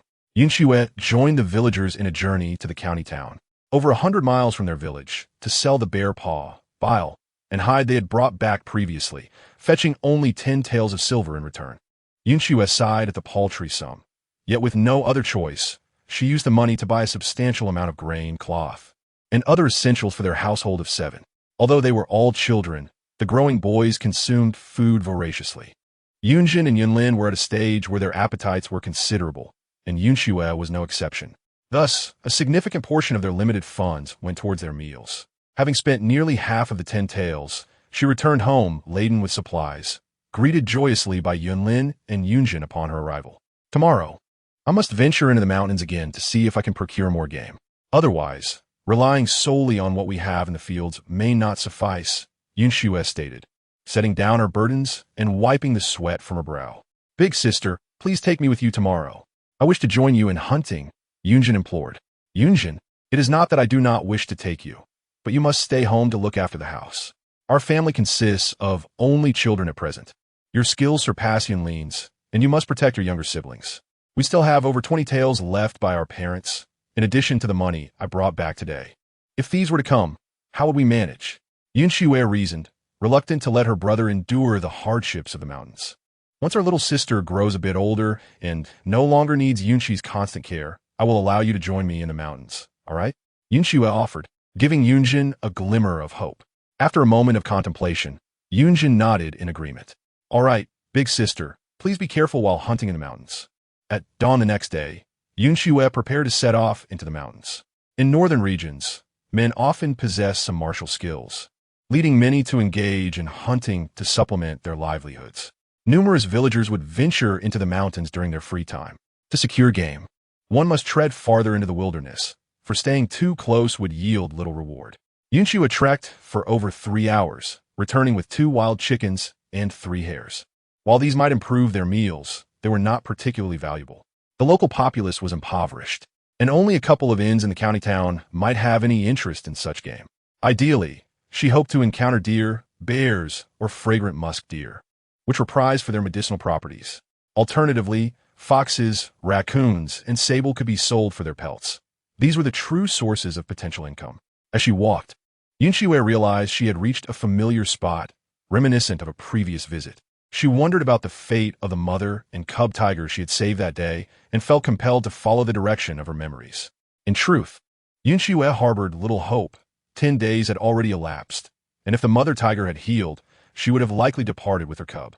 If she had not recovered, it was probable that the duo would either succumb to other predators or perish from starvation. As she walked, she arrived beneath the great tree where remnants of decaying flesh still lingered in the air.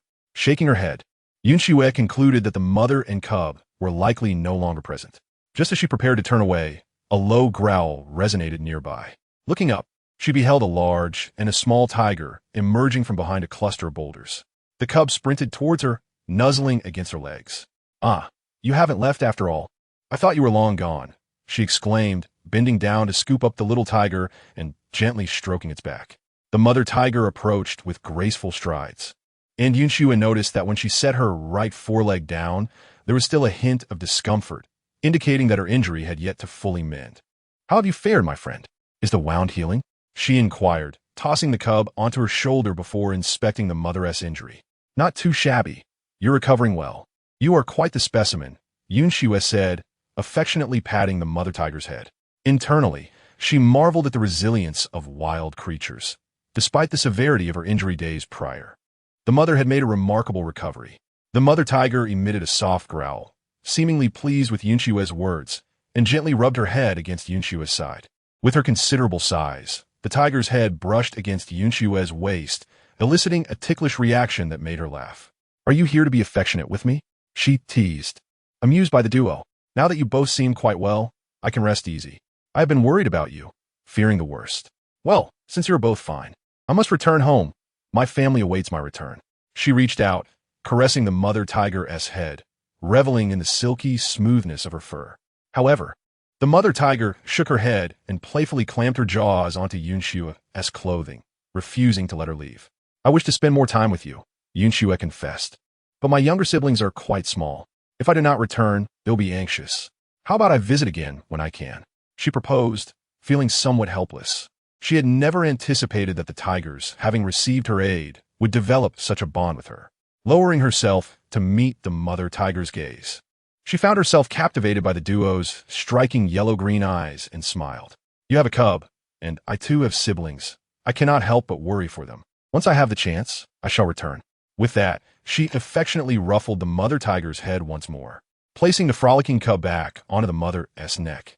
She waved goodbye and turned to leave. Yet, not far down the path, she felt an unsettling sensation and glanced back to discover the pair following closely behind her. "Hey, I'm heading home. You must be cautious to avoid being seen.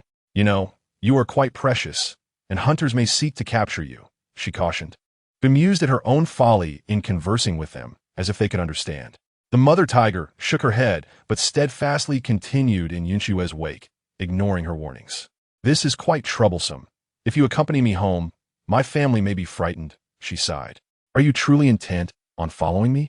The mother tiger regarded her with an expression that nearly seemed to nod in agreement. "If you truly wish to come along, there is one condition. You must not harm my family. They are my loved ones, and if you injure them, I will not forgive you."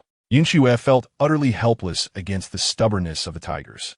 Thus, she led the way, with the mother and cub trailing behind her. With their presence, Han Xue knew her chances of hunting were dashed, as other creatures would surely flee in terror. She could only sigh and take a longer route home, aware that a direct path through the village would terrify its inhabitants. If they discovered she had returned with tigers, her household would be in an uproar. The detour extended her journey significantly, and by the time they descended from the eastern hills, dusk had already settled in. "You stay here with your cub for a moment. I must inform my family," she instructed. "If you enter directly, they will surely be frightened." With a glance at the mother tiger, who appeared quite docile, she couldn't resist reaching out to stroke her head once more. The mother emitted a soothing sound and then led her cub to lie down on the ground. Ceasing to follow Han Xue, accustomed to the peculiar nature of the tigers, Han Xue shook her head and entered her small courtyard. Inside, her siblings awaited her eagerly, on the verge of venturing out to search for her. Upon seeing Han Xue return, they rushed towards her with joy. "Sister, you are finally back. If you had delayed any longer, we would have gone looking for you." "Wow, sister, you seem to have had a good haul today. We will have something delicious to eat," they chirped excitedly. Han Xue gazed at her animated siblings with a heart full of delight. "By the way, we are expecting 2 guests. You must not be frightened when you see them." "Sister, who are these guests? Where are they? Let them in quickly. Are they relatives?"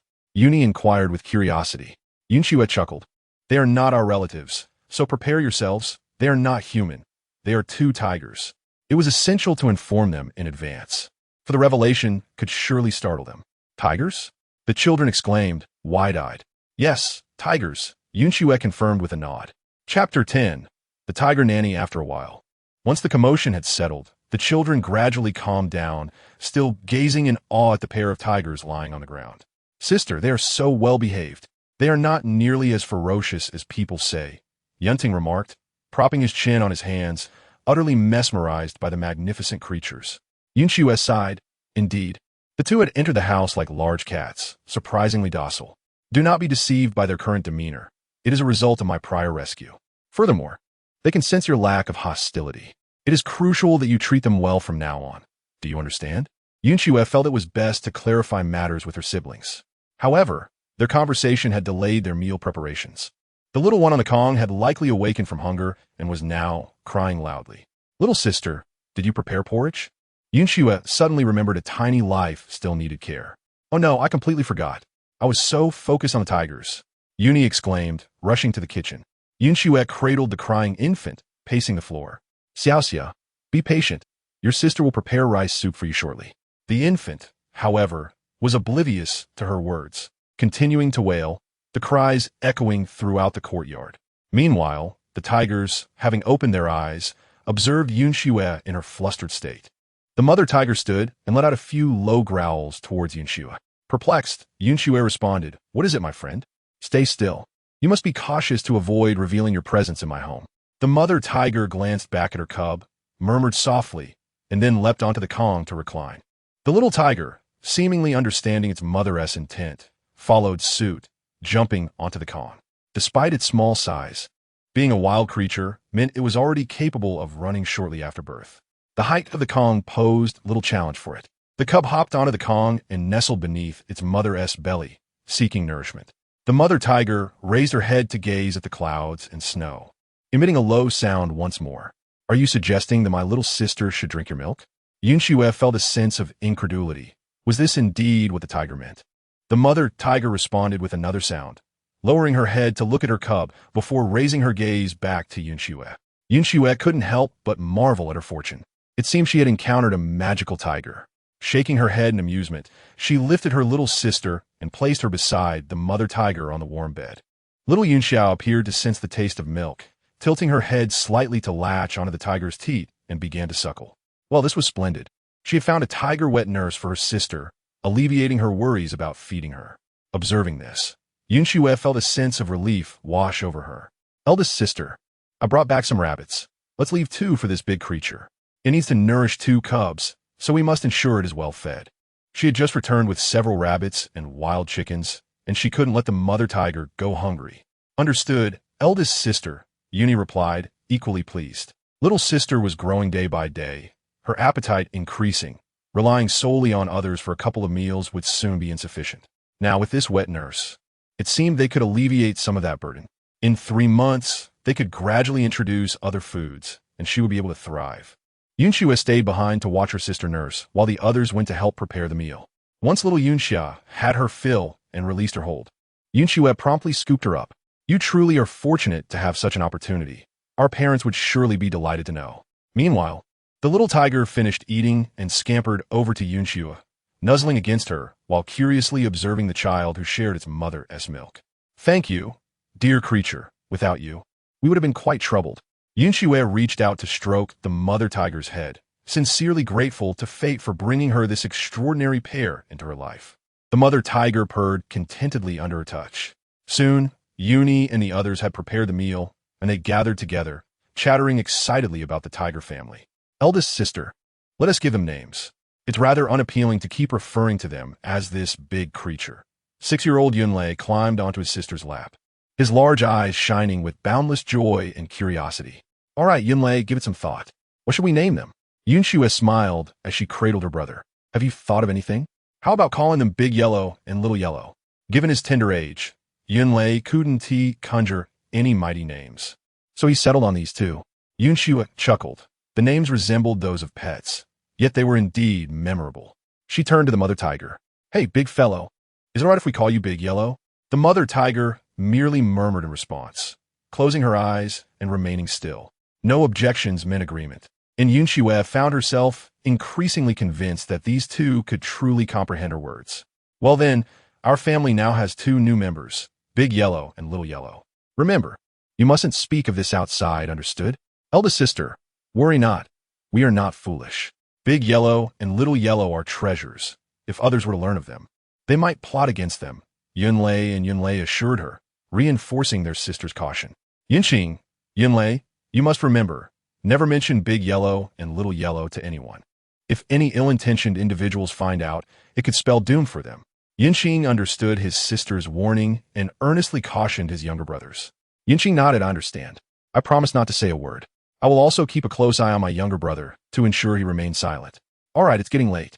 We should all retire for the night. Let us return to our rooms. We must rise early tomorrow. As dusk fell, the children, unable to stay up late, each one a rest. Big Yellow and Little Yellow seemed to have taken a liking to the warmth of Han Xue's home, refusing to leave the bed. Han Xue didn't mind. The bed was spacious enough for 5 or 6 people, so she allowed the mother and cub to sleep at one end while she, along with Yuni and Yunxia, settled at the other. With Big Yellow and her cub, now part of their lives, each day became much more vibrant. Every dawn and dusk, Big Yellow would venture out to hunt. Now, she felt secure leaving her cub with the Han family, allowing her to hunt without distraction. Typically, she returned after having filled her belly, sometimes even bringing back a deer or wild boar to enhance their meals. By mid-August, it was time for harvest. Han Xue's family owned only 2 acres of land, planted with soybeans and corn, alongside some small beans and sorghum at the edges.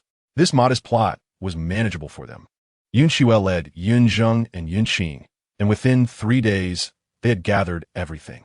During this time, word had spread throughout the village about the event on the day of their mother's burial. Villagers buzzed with gossip.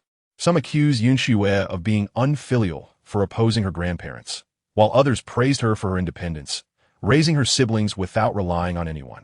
Still, some waited in anticipation to see how this girl would manage to support her orphaned siblings and the entire household. Amidst the clamor, parents warned their children to avoid associating with the Han family as children. Such a young child, showing no regard for her elders, we cannot befriend such a person. Some even explicitly instructed their children to steer clear of the orphan children. Consequently, those who had previously played with Yunqing and the others began to withdraw. Initially, Han Xue was unaware of this, but one day, while washing clothes by the river, she overheard some village women discussing the matter. You know, that girl from the Han family is quite stubborn. With her family in such a state, she still refuses to live with her grandparents, one young woman remarked. I heard she has been removed from the family tree by old Han. How will they manage moving forward? Another chimed in. Stop worrying about others. Look at Yunxu. She is quite capable. During this harvest season, she has managed to gather all the crops without anyone's help, replied a supportive woman, the daughter-in-law of the Li family. That girl can handle herself, whether climbing mountains or fishing in rivers. Every time she ventures into the mountains, she brings something back. Last time in the county town, she sold quite a bit, didn't she? I believe the Han family had no good intentions. They just wanted those children to toil for them. Now that Han Xue refuses, they've turned against her. The other woman agreed wholeheartedly with this perspective. But it's not wise for a young girl to be so headstrong. If she insists on supporting her siblings alone, which family would dare to marry into hers? Marrying one woman would mean taking on a whole bunch of younger sisters and brothers. Which man would be willing? That's a whole household to support. Another woman admired Han Xue's courage, but couldn't help but express her concern for her future. Indeed, that is how it is. Sigh, the Han family is quite ruthless. Though they spoke kindly that day, who doesn't know their true intentions? Over the years, Han Yong has worked tirelessly in the fields. Even if he hasn't saved much, their house is a solid brick structure, which is quite impressive in our village. Moreover, those 2 acres belong to them. They purchased that land themselves, and now an acre is worth several taels. Each aspect is indeed of value. Chapter 11. Confrontation. Han Xue carried a large wooden basin filled with clothes. With so many children at home, all boys, it was easy for them to soil their garments. Being someone who cherished cleanliness, Han Xue could not bear to see her brothers in dirty clothes, so she nearly washed clothes every other day. At this moment, she stood behind the other women, smiling as she listened to their conversations. Regardless of what others said, she remained indifferent, as long as she could raise her younger siblings. Let others say what they wished. Just then, the wife of the Li family finished washing her clothes, stood up to tidy her things, and turned around to see Han Xue. Oh, it's Han Xue. Quickly, now that Anne has finished washing, this space is yours. With that, the Li family wife hurriedly gathered her freshly washed clothes into a basin, clearing the area for Han Xue. Thank you, Aunt. Han Xue expressed her gratitude. The Li family treated her quite well. What is there to thank? This isn't as own. The Li family wife waved her hand dismissively, carrying the basin back. Just then, several other women finished washing as well, laughing and chatting as they left. Only 3 or 5 individuals remained by the river, each vigorously pounding away with their sticks. At that time, washing clothes was devoid of soap. One could only soak them in water mixed with plant ash before washing them in the river. Do not underestimate the efficacy of plant ash water. There was once a lazy wife who soaked a blanket in water and forgot to take it out. After 3 days, when she retrieved the blanket, it fell apart at a mere touch.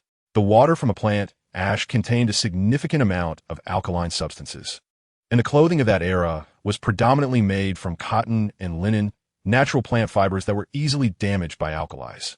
Han Xue found a spot to sit down, placing the soaked clothes on a stone, and began to beat them with the stick. Having worked tirelessly for years, her hands were quite strong, allowing her to wash swiftly. Han Xue, how dare you show your face here? A wretched creature who doesn't even understand filial piety. What right do you have to remain in this village? A sharply cutting voice rang out from behind her. Indeed, the village chief should drive their entire family away, another voice added, even more scornful. Han Xue didn't need to turn around to recognize the speakers, the daughters of the Han family, Han Yutao and Han Yuli. While she had been unbothered by others' words, the sisters' remarks, which included her mother, were intolerable. Han Xue tossed the clothes into the wooden basin, then turned to face the sisters. I thought a mad dog was barking, but it turns out to be 2 deranged bitches. When others were rude, they could hardly expect Han Xue to be polite. She was no delicate lady. If pushed too far, she could unleash a torrent of curses. The sisters nearly choked with indignation. The elder one immediately retorted, pointing at Han Xue. Han Xue, you shameless wretch, who are you cursing? I didn't name anyone specifically. I merely refer to mad dogs. If someone feels they resemble a mad dog, that's their own fault. Han Xue replied with a light-hearted tone. I've only heard of picking gold and silver, but never of picking curses. Several young women washing clothes nearby couldn't help but laugh at Han Xue's words. Indeed, Han Xue didn't name anyone. Unlike those 2 sisters who directly targeted her, one girl stood up and walked to Han Xue's side. She appeared to be of similar age to Han Xue, dressed in a pink top and deep blue pants, with her hair styled in twin buns and bangs that framed her face. She possessed a pleasant appearance. Let me tell you, don't think that because Han Xue has lost her parents, you can bully her. With me here, you dare try? The girl brandished her stick fiercely. Zhao Qianru, our Han family affairs don't require your input. Hurry and mind your own business, Han Yutao said. Her face filled with jealousy as she glared at the Zhao girl. The Zhao family was a prominent household in the village, with several related families sharing the surname. Zhao Qianru's grandfather was the village chief, living quite well and possessing striking beauty. At just 15, she already had many suitors seeking her hand in marriage. Han Yutao had always believed herself to be quite lovely and thought her family was well off, which made her prideful. However, standing before Zhao Qianru, she felt herself overshadowed, igniting her anger. Yet, she dared not confront Zhao Qianru directly, for the Zhao family wielded considerable influence in the village. Today, however, this Zhao girl had come to assist Han Xue, which infuriated Han Yutao. Why does this Zhao girl feel the need to help that wretched Han Xue? Han Yutao, I warn you, if you provoke me, I'll have my brothers deal with you. Not just you, but your male relatives as well. Zhao Qianru declared, turning back to Han Xue. Han Xue, don't worry. I won't let them bully you. Han Xue felt a surge of surprise. She and T had much interaction with Zhao Qianru before. Why was she helping her today? Sister Qianru, you need to worry about me. They can't harm me. Have you finished washing your clothes? If so, let us leave together. The unexpected support warmed Han Xue's heart. For Zhao Qianru's sake, she decided to let the 2 sisters go this time. In a good mood, she turned away from the annoying duo and began to pack her things to head home. Great. I've finished washing my clothes too. Let us go home together. Zhao Qianru replied cheerfully. She had always thought highly of Han Xue, but Han Xue was often busy, leaving little opportunity for them to interact. Upon hearing about Han Xue's situation, she admired her courage even more. Despite her parents advising her to avoid interactions with Han Xue's family, Qianru felt otherwise. She greatly appreciated a girl with such spirit. Han Xue, you stop right there. Don't think that just because Zhao Qianru is protecting you, we can't deal with you. I warn you, you should take your younger siblings and leave quickly. Wherever you wish, just don't linger here and be an eyesore. You wretched spawn have tarnished the Han family name. Han Yutao clearly had no intention of letting Yun Xue go easily, blocking her path. Step aside. Good dogs don't block the way, Yun Xue retorted coldly. She truly didn't want to stir up trouble. She had already attracted enough attention lately and preferred to remain low-key, not wanting to be the subject of gossip. You dare insult me, you wretch? Han Yutao glared fiercely at Yun Xue. Beside her, Yuli was no pushover either. She reached out and tossed Yun Xue's clothes out of the basin onto the ground. Oh no, it's dirty. What a predicament. Yugoslavia li exclaimed, reveling in her mischief. I warn you, pick up those clothes and wash them clean, and I want to hold you accountable for your earlier actions. Otherwise, you can forget about leaving home with dignity today. Yun Xue's anger flared. She had been busy all day and had no time to deal with these sisters' antics. Seeing her clothes soiled, she felt a surge of frustration. Although she had only been in this world for less than a year, the original owner's memories revealed how these sisters had bullied her and Yun and I in the past. Back then, their mother was still alive and often urged them to endure for their father's sake, not wanting to stir up trouble with the people from the old residence. This had only emboldened the sisters to bully them further. Now, with both parents gone and their family name erased from the clan registry, Yun Xue had no reservations left. Anyone daring to provoke her should be prepared to face the consequences. How absurd.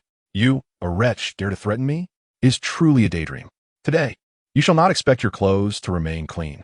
Han Yuli stepped forward and trampled on the garments several times. Then, she lifted her head, looking at Yun Xue with great pride, thinking, what can you do to me? These two sisters still believed that Yun Xue was the same as before, someone they could bully at will. They had forgotten that Yun Xue was an adept hunter, skilled in combat. Yun Xue casually pushed aside the advancing Qianru and handed her the wooden basin. Sister Qianru, step aside, be careful not to get hurt. Unexpectedly, Yun Xue kicked Yuli squarely in the abdomen. She exerted considerable force, and Yuli wailed, flying far away before curling up on the ground, too afraid to move. Let this be a lesson to you for being so reckless, flaunting in front of me without considering your own weight, Yun Xue remarked nonchalantly, her gaze now fixed on Yutao. What about you? Do you wish to try as well? Yutao had never anticipated that Yun Xue would dare to resist. You vile creature, how dare you strike my sister? She exclaimed, lunging towards Yun Xue. A cold glimmer flashed in Yun Xue's eyes. You insulted my mother just now, and I have yet to seek retribution. I despise anyone who speaks ill of her, so remember this. Yun Xue was unafraid of Yutao, not even attempting to dodge. Instead, she surged forward and delivered 2 resounding slaps to Yutao's face. Those with sharp tongues must learn a lesson. Let's see if you dare to speak so carelessly in the future. Yun Xue acted with remarkable speed. Before Yutao could react, she struck her 5 or 6 more times. At this point, blood appeared at the corner of Yutao's mouth, and her face was swollen and red. Stunned and in pain, Yutao burst into tears. I will tell my parents that you hit me. Chapter 12. Confrontation. Han Run, the eldest of the Han family, was now 42 years old, with 3 sons and 2 daughters, the latter being of lesser importance. The Han family did not place much value on daughters, believing they would eventually marry off, rendering them a financial loss. However, both Yutao and Yuli were quite attractive and could assist with household chores. Thus, Han Ren and Li Shi treated their daughters reasonably well. Their brothers, though a bit mischievous, were protective of their 2 younger sisters. Yutao had often bullied the children from the second house, particularly Yin and I, who was the softest and easiest to intimidate. Today, she had assumed that with both sisters together, they could decisively deal with Yun Xue. Yet, they were unaware that Yun Xue had transformed into someone who would not regard the Han family with any respect. With great difficulty, Yuli rose from the ground, clutching her abdomen as she approached Yutao, who was also severely beaten. Sister, let us go home and call our eldest brother to teach this wretch a lesson. She still had not learned her lesson, speaking defiantly. Yun Xue's eyes darkened. She did not heed her words and delivered 2 slaps to Yuli. Those who speak with a sharp tongue truly deserve punishment. If I hear you call me a wretch again, I shall tear your mouth apart. Yuli was taken aback that Yun Xue would strike her again. One hand covered her abdomen while the other shielded her face. Han Yun Xue, just you wait. My parents and brother will not let you get away with this. However, she knew better than to speak further and hurriedly left with Yu Tao, both of them covering their faces. Han Xue shook her head, bemused by their foolishness in seeking trouble. Did they truly believe that with her parents gone, they could bully her at will? Thank you, Sister Qianru, for your help today. Han Xue turned to express her gratitude. Zhao Qianru, still in shock from Han Xue's display, replied, Sister Han Xue, you are truly formidable. Those strikes were immensely satisfying. Do not worry. If the Han family does not act reasonably, I shall ask my grandfather to deal with them. Han Xue smiled, feeling grateful for Qianru's support. Very well, I shall trouble grandfather then. But you should return home first. I need to rinse these clothes once more. Han Xue bent down to pick up the garments from the ground, tossing them into the large basin before heading to the river to wash them again. Allow me to assist you. This task can be completed swiftly between the two of us, Qianru offered, setting down her basin to help Han Xue.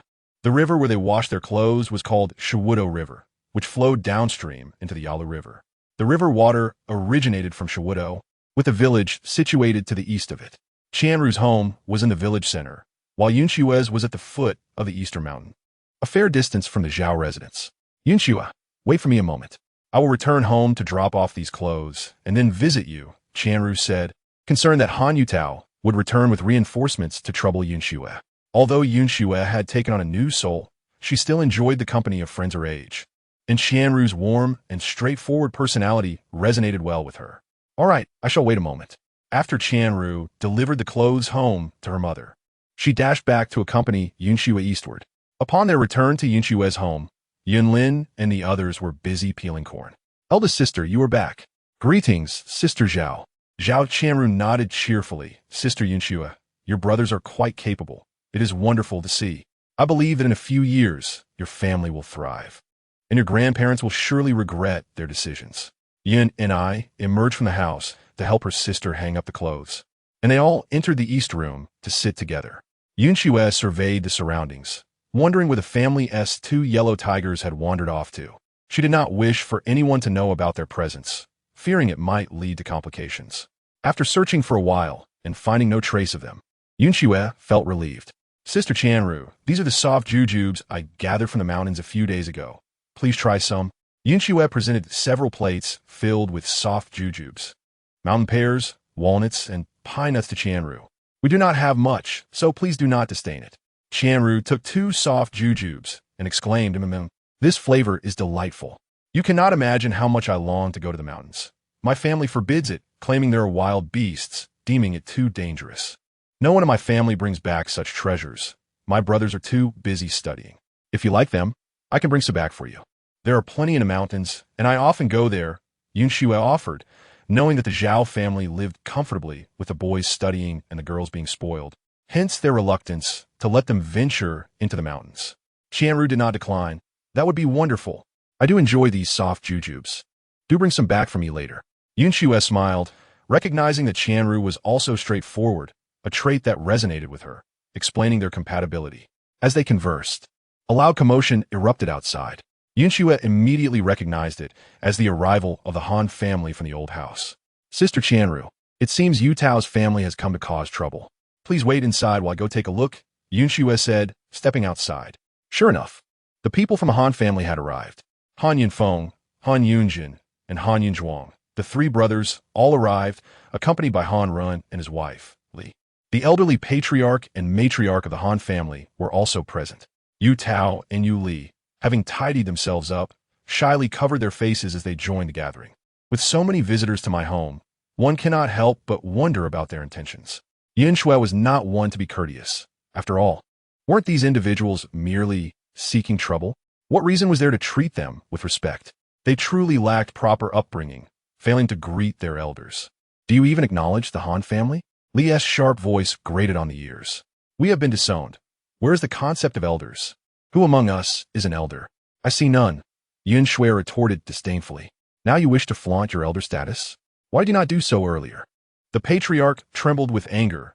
Unfilial wretches, do you not even regard your grandparents? Grandparents? Han Xue chuckled lightly. Which grandparents would wish to harm their own granddaughter? Which grandparents would erase their grandson from the family registry shortly after his parents' demise? Can such individuals even be considered grandparents? I have never heard of such a thing. Impudent girl, there is no need for your tongue to wag here. I ask you, why did you assault Yutao and Yuli? They are your sisters. Have you lost your conscience to strike them so mercilessly? The matriarch glared at Han Xue, wishing she could bore a hole through her with her glare. Who told them to be so insolent? Han Xue replied, I made it clear. I will not tolerate anyone insulting my mother. If anyone dares to speak ill of her, I shall show no mercy. It is commendable that I have not torn their mouths apart already. Should there be a next time, I will not hold back. Standing firm, Han Xue expressed her defiance. Upon entering the courtyard, Yin Lin and the others immediately stood by Han Xue's side. Hearing her words, Yin Lin and Yun Zhen glared fiercely at the intruders. Sister, you are right. If anyone dares to speak ill of our mother again, we shall tear their mouths apart, Yin Lin declared darkly. The brothers, Yin Feng and the others, wore grim expressions. At 21, Yin Feng had been focused on his studies and had yet to court a potential bride.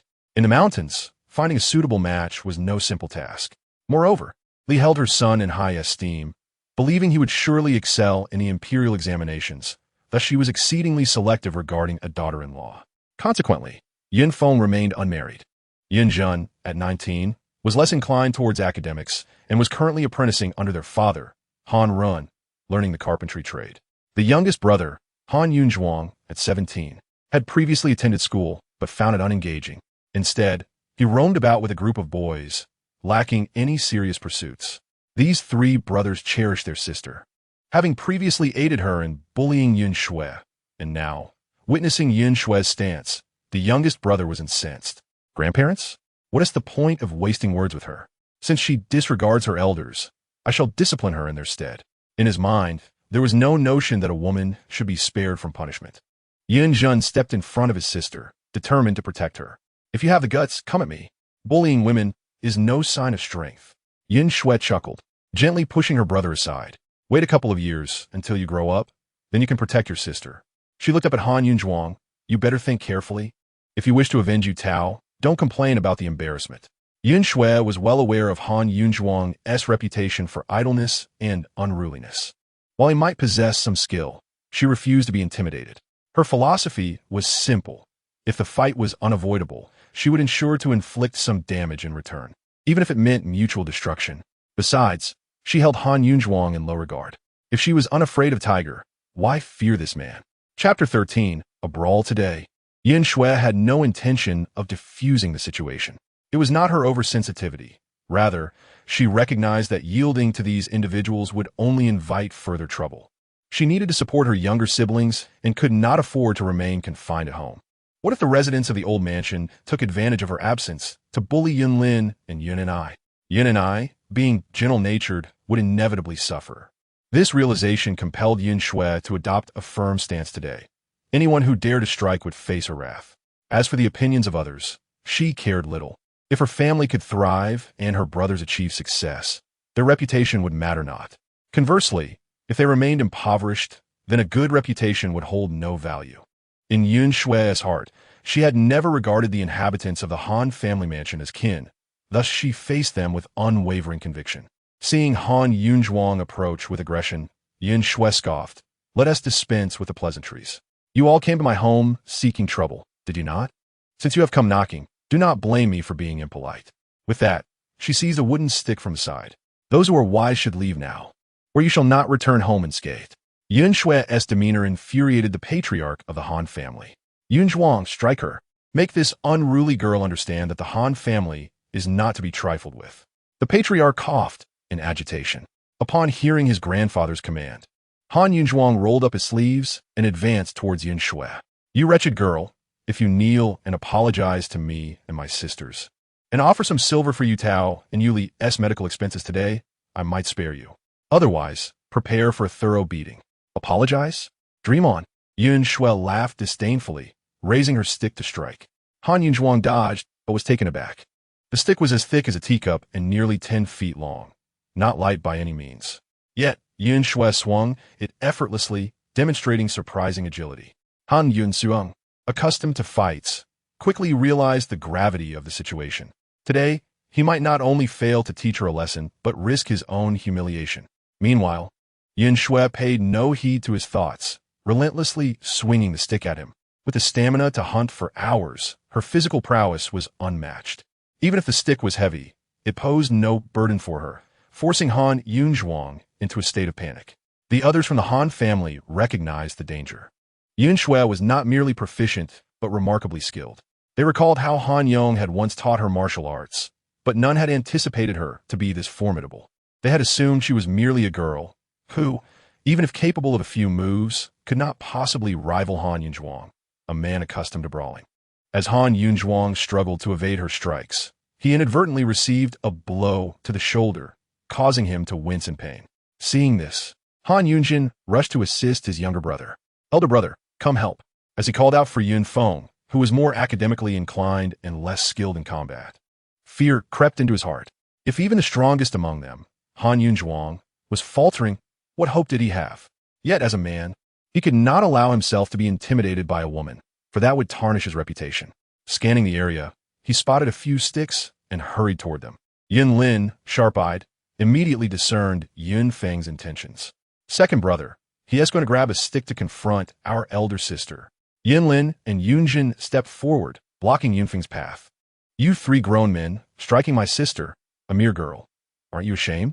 Yunjin glared fiercely at Yun Feng, who, taken aback by the intensity of Yunjin's gaze and demeanor, halted in his tracks. After a moment of confusion, he recalled that these two were merely 12-year-old children. "You two, get out of my way, or I shall strike you both today," he retorted. Unfazed, Yunjin charged at Yun Feng, determined to defend his sister.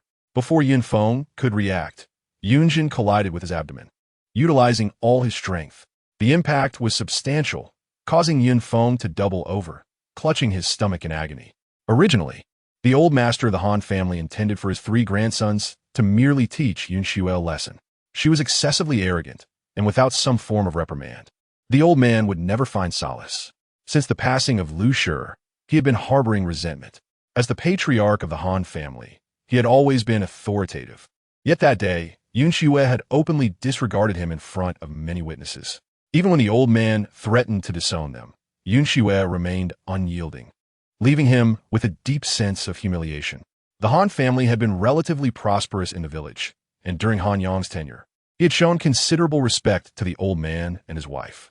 Despite the lack of inheritance during the division of the family, Han Yong and Lu Xue had fulfilled their filial duties without fail. The old man had hoped that by taking in Yun Xue and the others, he could reclaim the property and land belonging to his second son. Coupled with the income from Han Yong's work, he believed that raising these children would not be burdensome and might even enhance their reputation. However, he had not anticipated Yun Xue's steadfastness, which thwarted his plans and resulted in public humiliation. The old man had suppressed this anger without an outlet. As for the old matriarch of the Han family, she had never favored her second son, finding him too unruly. Han Yong had always been mischievous, and when he reached adolescence, she had hoped he would contribute more to the family. To her dismay, he had run away for over a decade. The familial bond had grown tenuous over time, and when Han Yong returned with his wife and children, the family received him with little enthusiasm. The eldest and youngest sons feared he would seize their inheritance, while the old man and matriarch saw him as unfilial for his long absence. Thus, despite Han Yong's efforts to reconcile, his parents remained distant. Han Yong, burdened by guilt for not being filial during those years, tried to make amends by bringing gifts and money back to his family. He constantly reminded his wife and children to treat the Han family well and to endure any grievances. A capable man, Han Yong earned a substantial income each year from his work, much of which he devoted to his parents, hoping this would earn their favor. Yet, as his children were bullied by the elder and younger siblings, he encouraged them to endure as well. This pattern fostered an expectation that Han Yong's contributions were merely obligatory. Despite Lu Xue's dissatisfaction, she tolerated the situation for Han Yong's sake.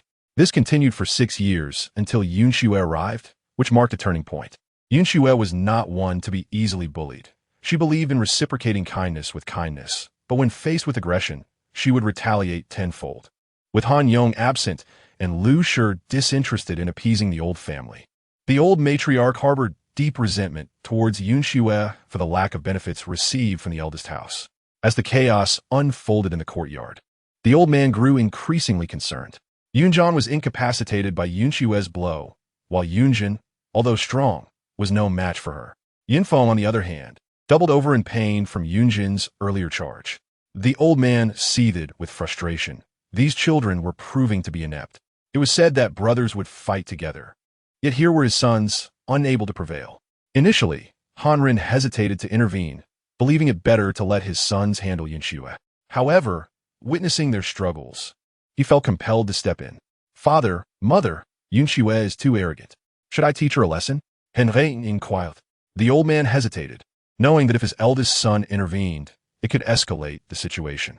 He feared it would appear as though the entire Han family was bullying an orphan. The old matriarch, however, had no such reservations. She had long held disdain for Han Xue. Her recent actions had pushed her to the brink. Eldest, go and teach that girl a proper lesson, she commanded. Just as the old man deliberated, Han Xue struck Yunjin down once more. Unable to contain himself any longer, he ordered, Eldest, go discipline this girl. In the midst of Han Ren's discussions with his parents, Han Xue had once again knocked Yunjin to the ground. Pausing to catch her breath, she reflected on her actions. As a 14-year-old girl, despite her strength, she had limits. Looking at Yunjin and Yunjin, she couldn't help but smile. They had come to her domain and should have been prepared for the consequences. Yunjin was far easier to handle than Yunjin, as he was not accustomed to fighting. Turning her gaze to Yinfeng, who still writhed in pain, she gave Yunjin a thumbs up. Today, her actions are not driven by cruelty, but rather by the audacity of those who dared to provoke her family. Did they truly believe they could bully her simply because they were a large family? I advise you to leave while you can. Do not consider returning to cause trouble. Otherwise, each time we meet, I shall repay you in kind. In my eyes, you are nothing, Han Xue declared, breathing heavily. Han Ren, witnessing his son's misfortunes, felt a chill in his heart. He recognized that he could not compete with Han Xue, and as their father, he knew he had to step forward. Yet, he still hoped the children would remember him as their uncle. Han Xue, how can you treat your own brothers this way? I must teach you a lesson on behalf of your father, he proclaimed, assuming the role of the elder. Han Xue, with a swing of her stick, laughed. What kind of uncle are you? When my parents passed, were you to claim that title? When our family was left orphaned and vulnerable, you were silent. And when your entire clan conspired to harm my sister, you said nothing. Now you come to act as if you were my uncle? Who even acknowledges you? Han Xue's heart still harbored resentment for their past intentions against her sister. Han Ren's face bore a hint of reluctance, yet he spoke up. Regardless of the circumstances, we are your elders, and our intentions are solely for the well-being of you children. Your lack of gratitude and disregard for your kin will leave you isolated. Who will dare associate with someone who shows no respect to their elders? Do you even know what the villagers say about you? What others say is of no concern to me. Their tongues are free, and I cannot silence them. Let them say whatever they wish. I will live my life as I see fit. Leave now, or do not blame me for my lack of courtesy. Han Xue wielded a heavy stick, her gaze fixed warily on Han Ren. At your age, you come to bully a young girl. What a remarkable ability you possess, she mocked. You call yourself an uncle? Is this how a true uncle behaves? If my father were alive, he would certainly have words with you. Is this how you treat the children of your own brother? Feeling fatigued, Han Xue merely wished to bide her time and regain her composure. Han Ren felt somewhat disarmed by her words. It was indeed excessive for a man in his 40s to confront a 14-year-old girl. Yet, witnessing the pitiful state of his 3 sons steeled his resolve. Stop with the nonsense. If you kneel and admit your fault today, I might show leniency out of respect for your father. Otherwise, I will teach you a proper lesson on his behalf. Brother, why are you still arguing with that insolent girl? Just strike her. Have you not seen how your sons have fared? An elderly woman nearby could hardly contain her frustration. Upon seeing Han Xue's condition, her teeth clenched in anger. Just then, several individuals arrived at the entrance. What is happening here? Han, these children have lost their parents. Instead of showing them compassion, you bring others to confront them? It was the voice of village Chief Zhao. As Han Xue and her friends clashed with Han Ren, Zhao Qianru had discreetly returned home to fetch her grandfather. The Zhao-only families lived nearby, and upon hearing of the commotion, the elder Li and his wife accompanied her. On the way, they encountered several older villagers who, upon learning that the Han patriarch had led his descendants to Han Xue's home, decided to join. Village Chief Zhao regarded Han Ren with discontent. What is the meaning of this? Why has it escalated to violence? You have several able-bodied men in your family. Is it not shameful to trouble a mere girl? The Zhao family had a good relationship with Han Xue, and given that Zhao Qianru had just informed the chief of the recent events involving the Yutao sisters, he was understandably incensed. Regardless of Han Xue's reputation in the village, she was still a child, and, as the village chief and an elder, he could not stand by while others bullied these orphan children. Brother Zhao, these children are unruly and lack respect for their elders. I have come to teach them a lesson, Han Run stammered, feeling the weight of the chief's words. Zhao Qi sighed, brother, do not take my words harshly. If it were not for your Yutao sisters stirring trouble, would Han Xue have struck them? These children have already suffered enough. Why add to their plight? Moreover, Han Xue and her siblings have been quite well-behaved recently. They lead their own lives and have not interfered with yours. Why do your daughters persist in harassing them? Are they inviting trouble? Looking at the scene in the courtyard, Zhao Chief felt a wave of frustration. Han Xue was truly formidable. Yun Feng and the others had yet to recover, still wailing in distress. Alas, without parental protection, children must be tough. Otherwise, they would have been bullied long ago. Zhao Qianru peeked from behind her grandfather, waving at Han Xue and smiling. Impressive, she silently remarked, giving a thumbs up. Han Xue noticed her gesture, feeling warmth spread within her. Yet, glancing at the Han family, disappointment overwhelmed her. Zhao Qianru, a mere acquaintance, offered assistance, while her so-called relatives came to bully her, using their status as elders to reprimand her. What kind of family was this? Village chief, it is not that Han Xue is heartless.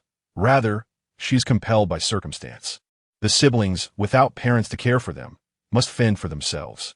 When anyone bullies them, Han Xue can only fight back to ensure no one dares to harm them again. At that moment, Han Xue tossed aside the stick and bowed to the village chief. I cannot tolerate anyone insulting my deceased mother, which is why I was compelled to act. I recognize that resorting to violence is wrong, and I ask for your forgiveness. In life, one must know when to bow their head. Han Xue held deep respect for the Zhao family, especially for the village chief. Thus, her demeanor softened considerably.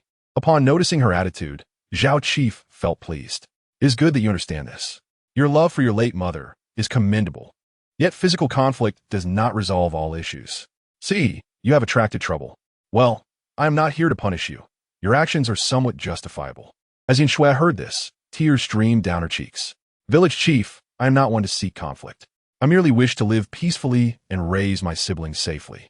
At this, Yin Zhen and Yin Lin behind her also shed tears. Village chief, when our grandfather and grandmother arrived, they scolded my sister without understanding the situation. And then Yun Zhang came to strike her. Please do not blame my sister. She only wished to protect us. Yin and I stepped forward, her face streaked with tears. The sight of this delicate beauty, now weeping, tugged at the hearts of those present. The siblings embraced one another, crying in unison. The courtyard echoed with their cries. Even little Yun Xia, sleeping indoors, awoke and joined in. The elderly women from the Li and Zhao families looked upon the children with hearts full of compassion. Enough. Dear children, do not weep. With us here, no one shall bully you. Grandma Li approached, wrapping her arms around Yun Xue and Yun and I.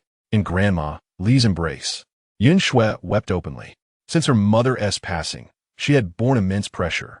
Despite possessing a mature spirit, she felt uncertain about her ability to raise her siblings in this unfamiliar world. The pressure from her relatives was overwhelming. While she may have feigned strength earlier, this moment was genuine as she cried for her past and the uncertain future. Grandma Li glanced at Han Run. Old Han, how do you fulfill your role as an elder? If you have excluded these children from your clan, then do not act as if you were their authority.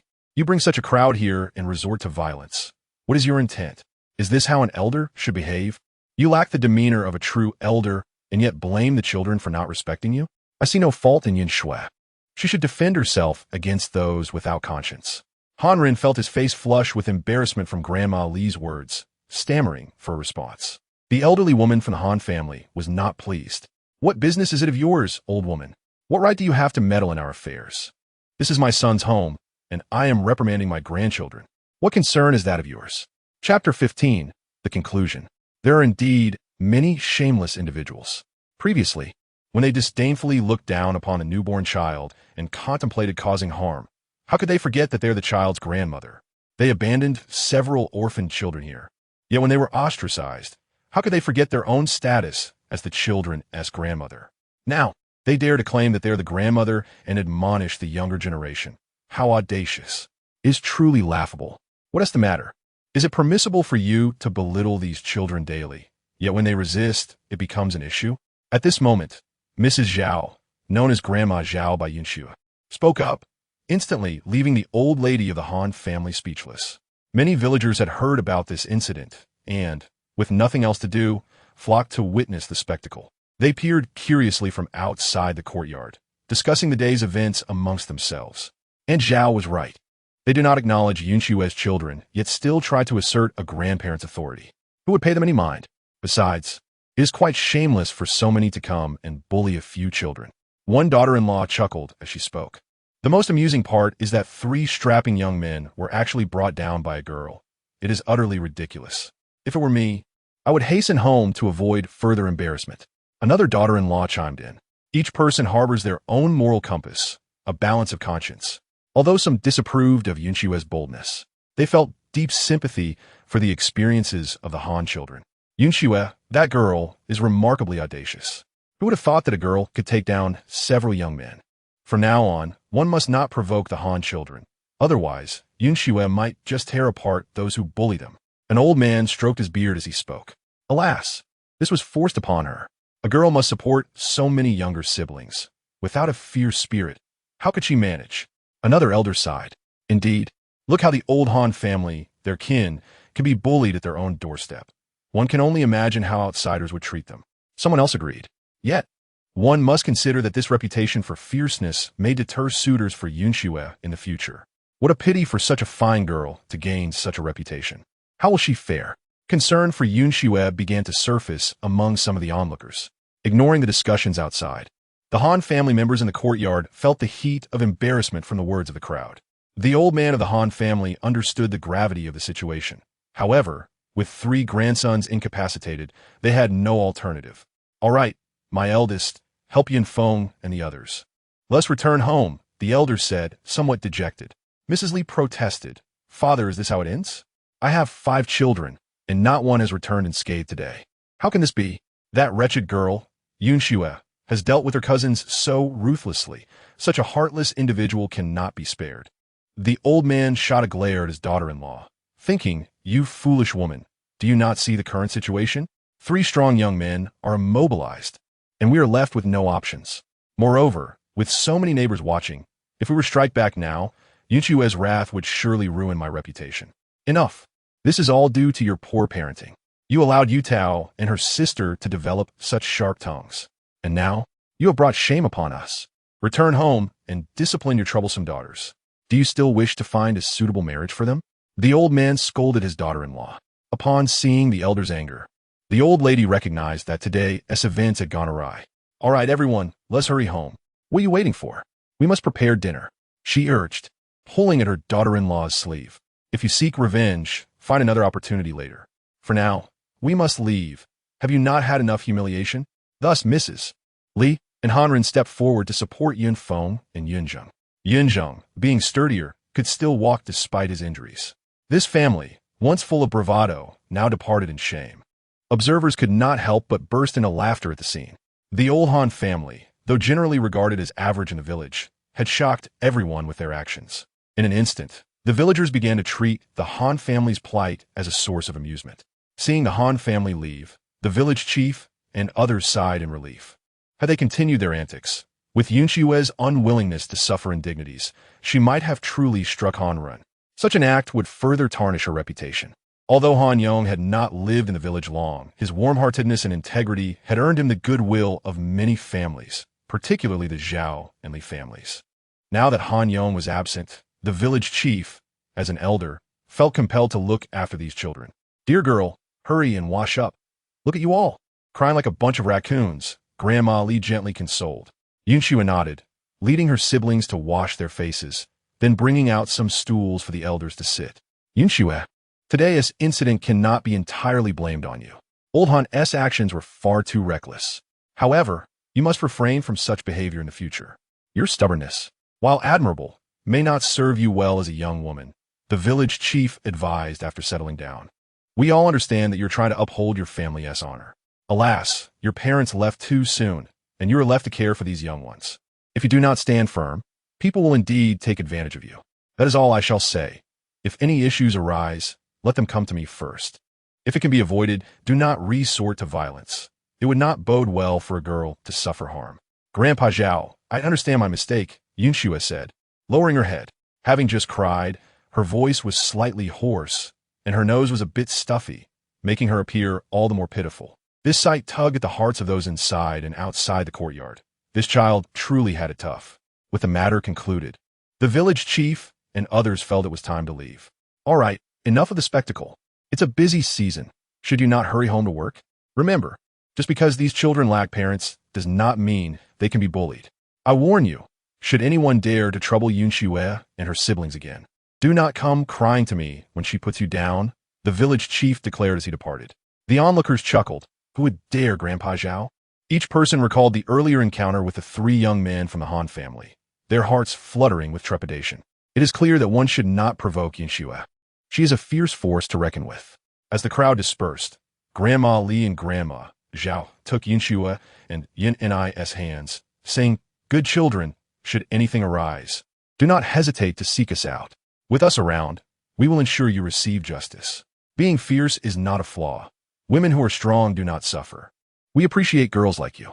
Han Xue quickly nodded, expressing her gratitude to the 2 grandmothers. Zhao Qianru, seeing everyone leave, rushed to Han Xue's side, smiling.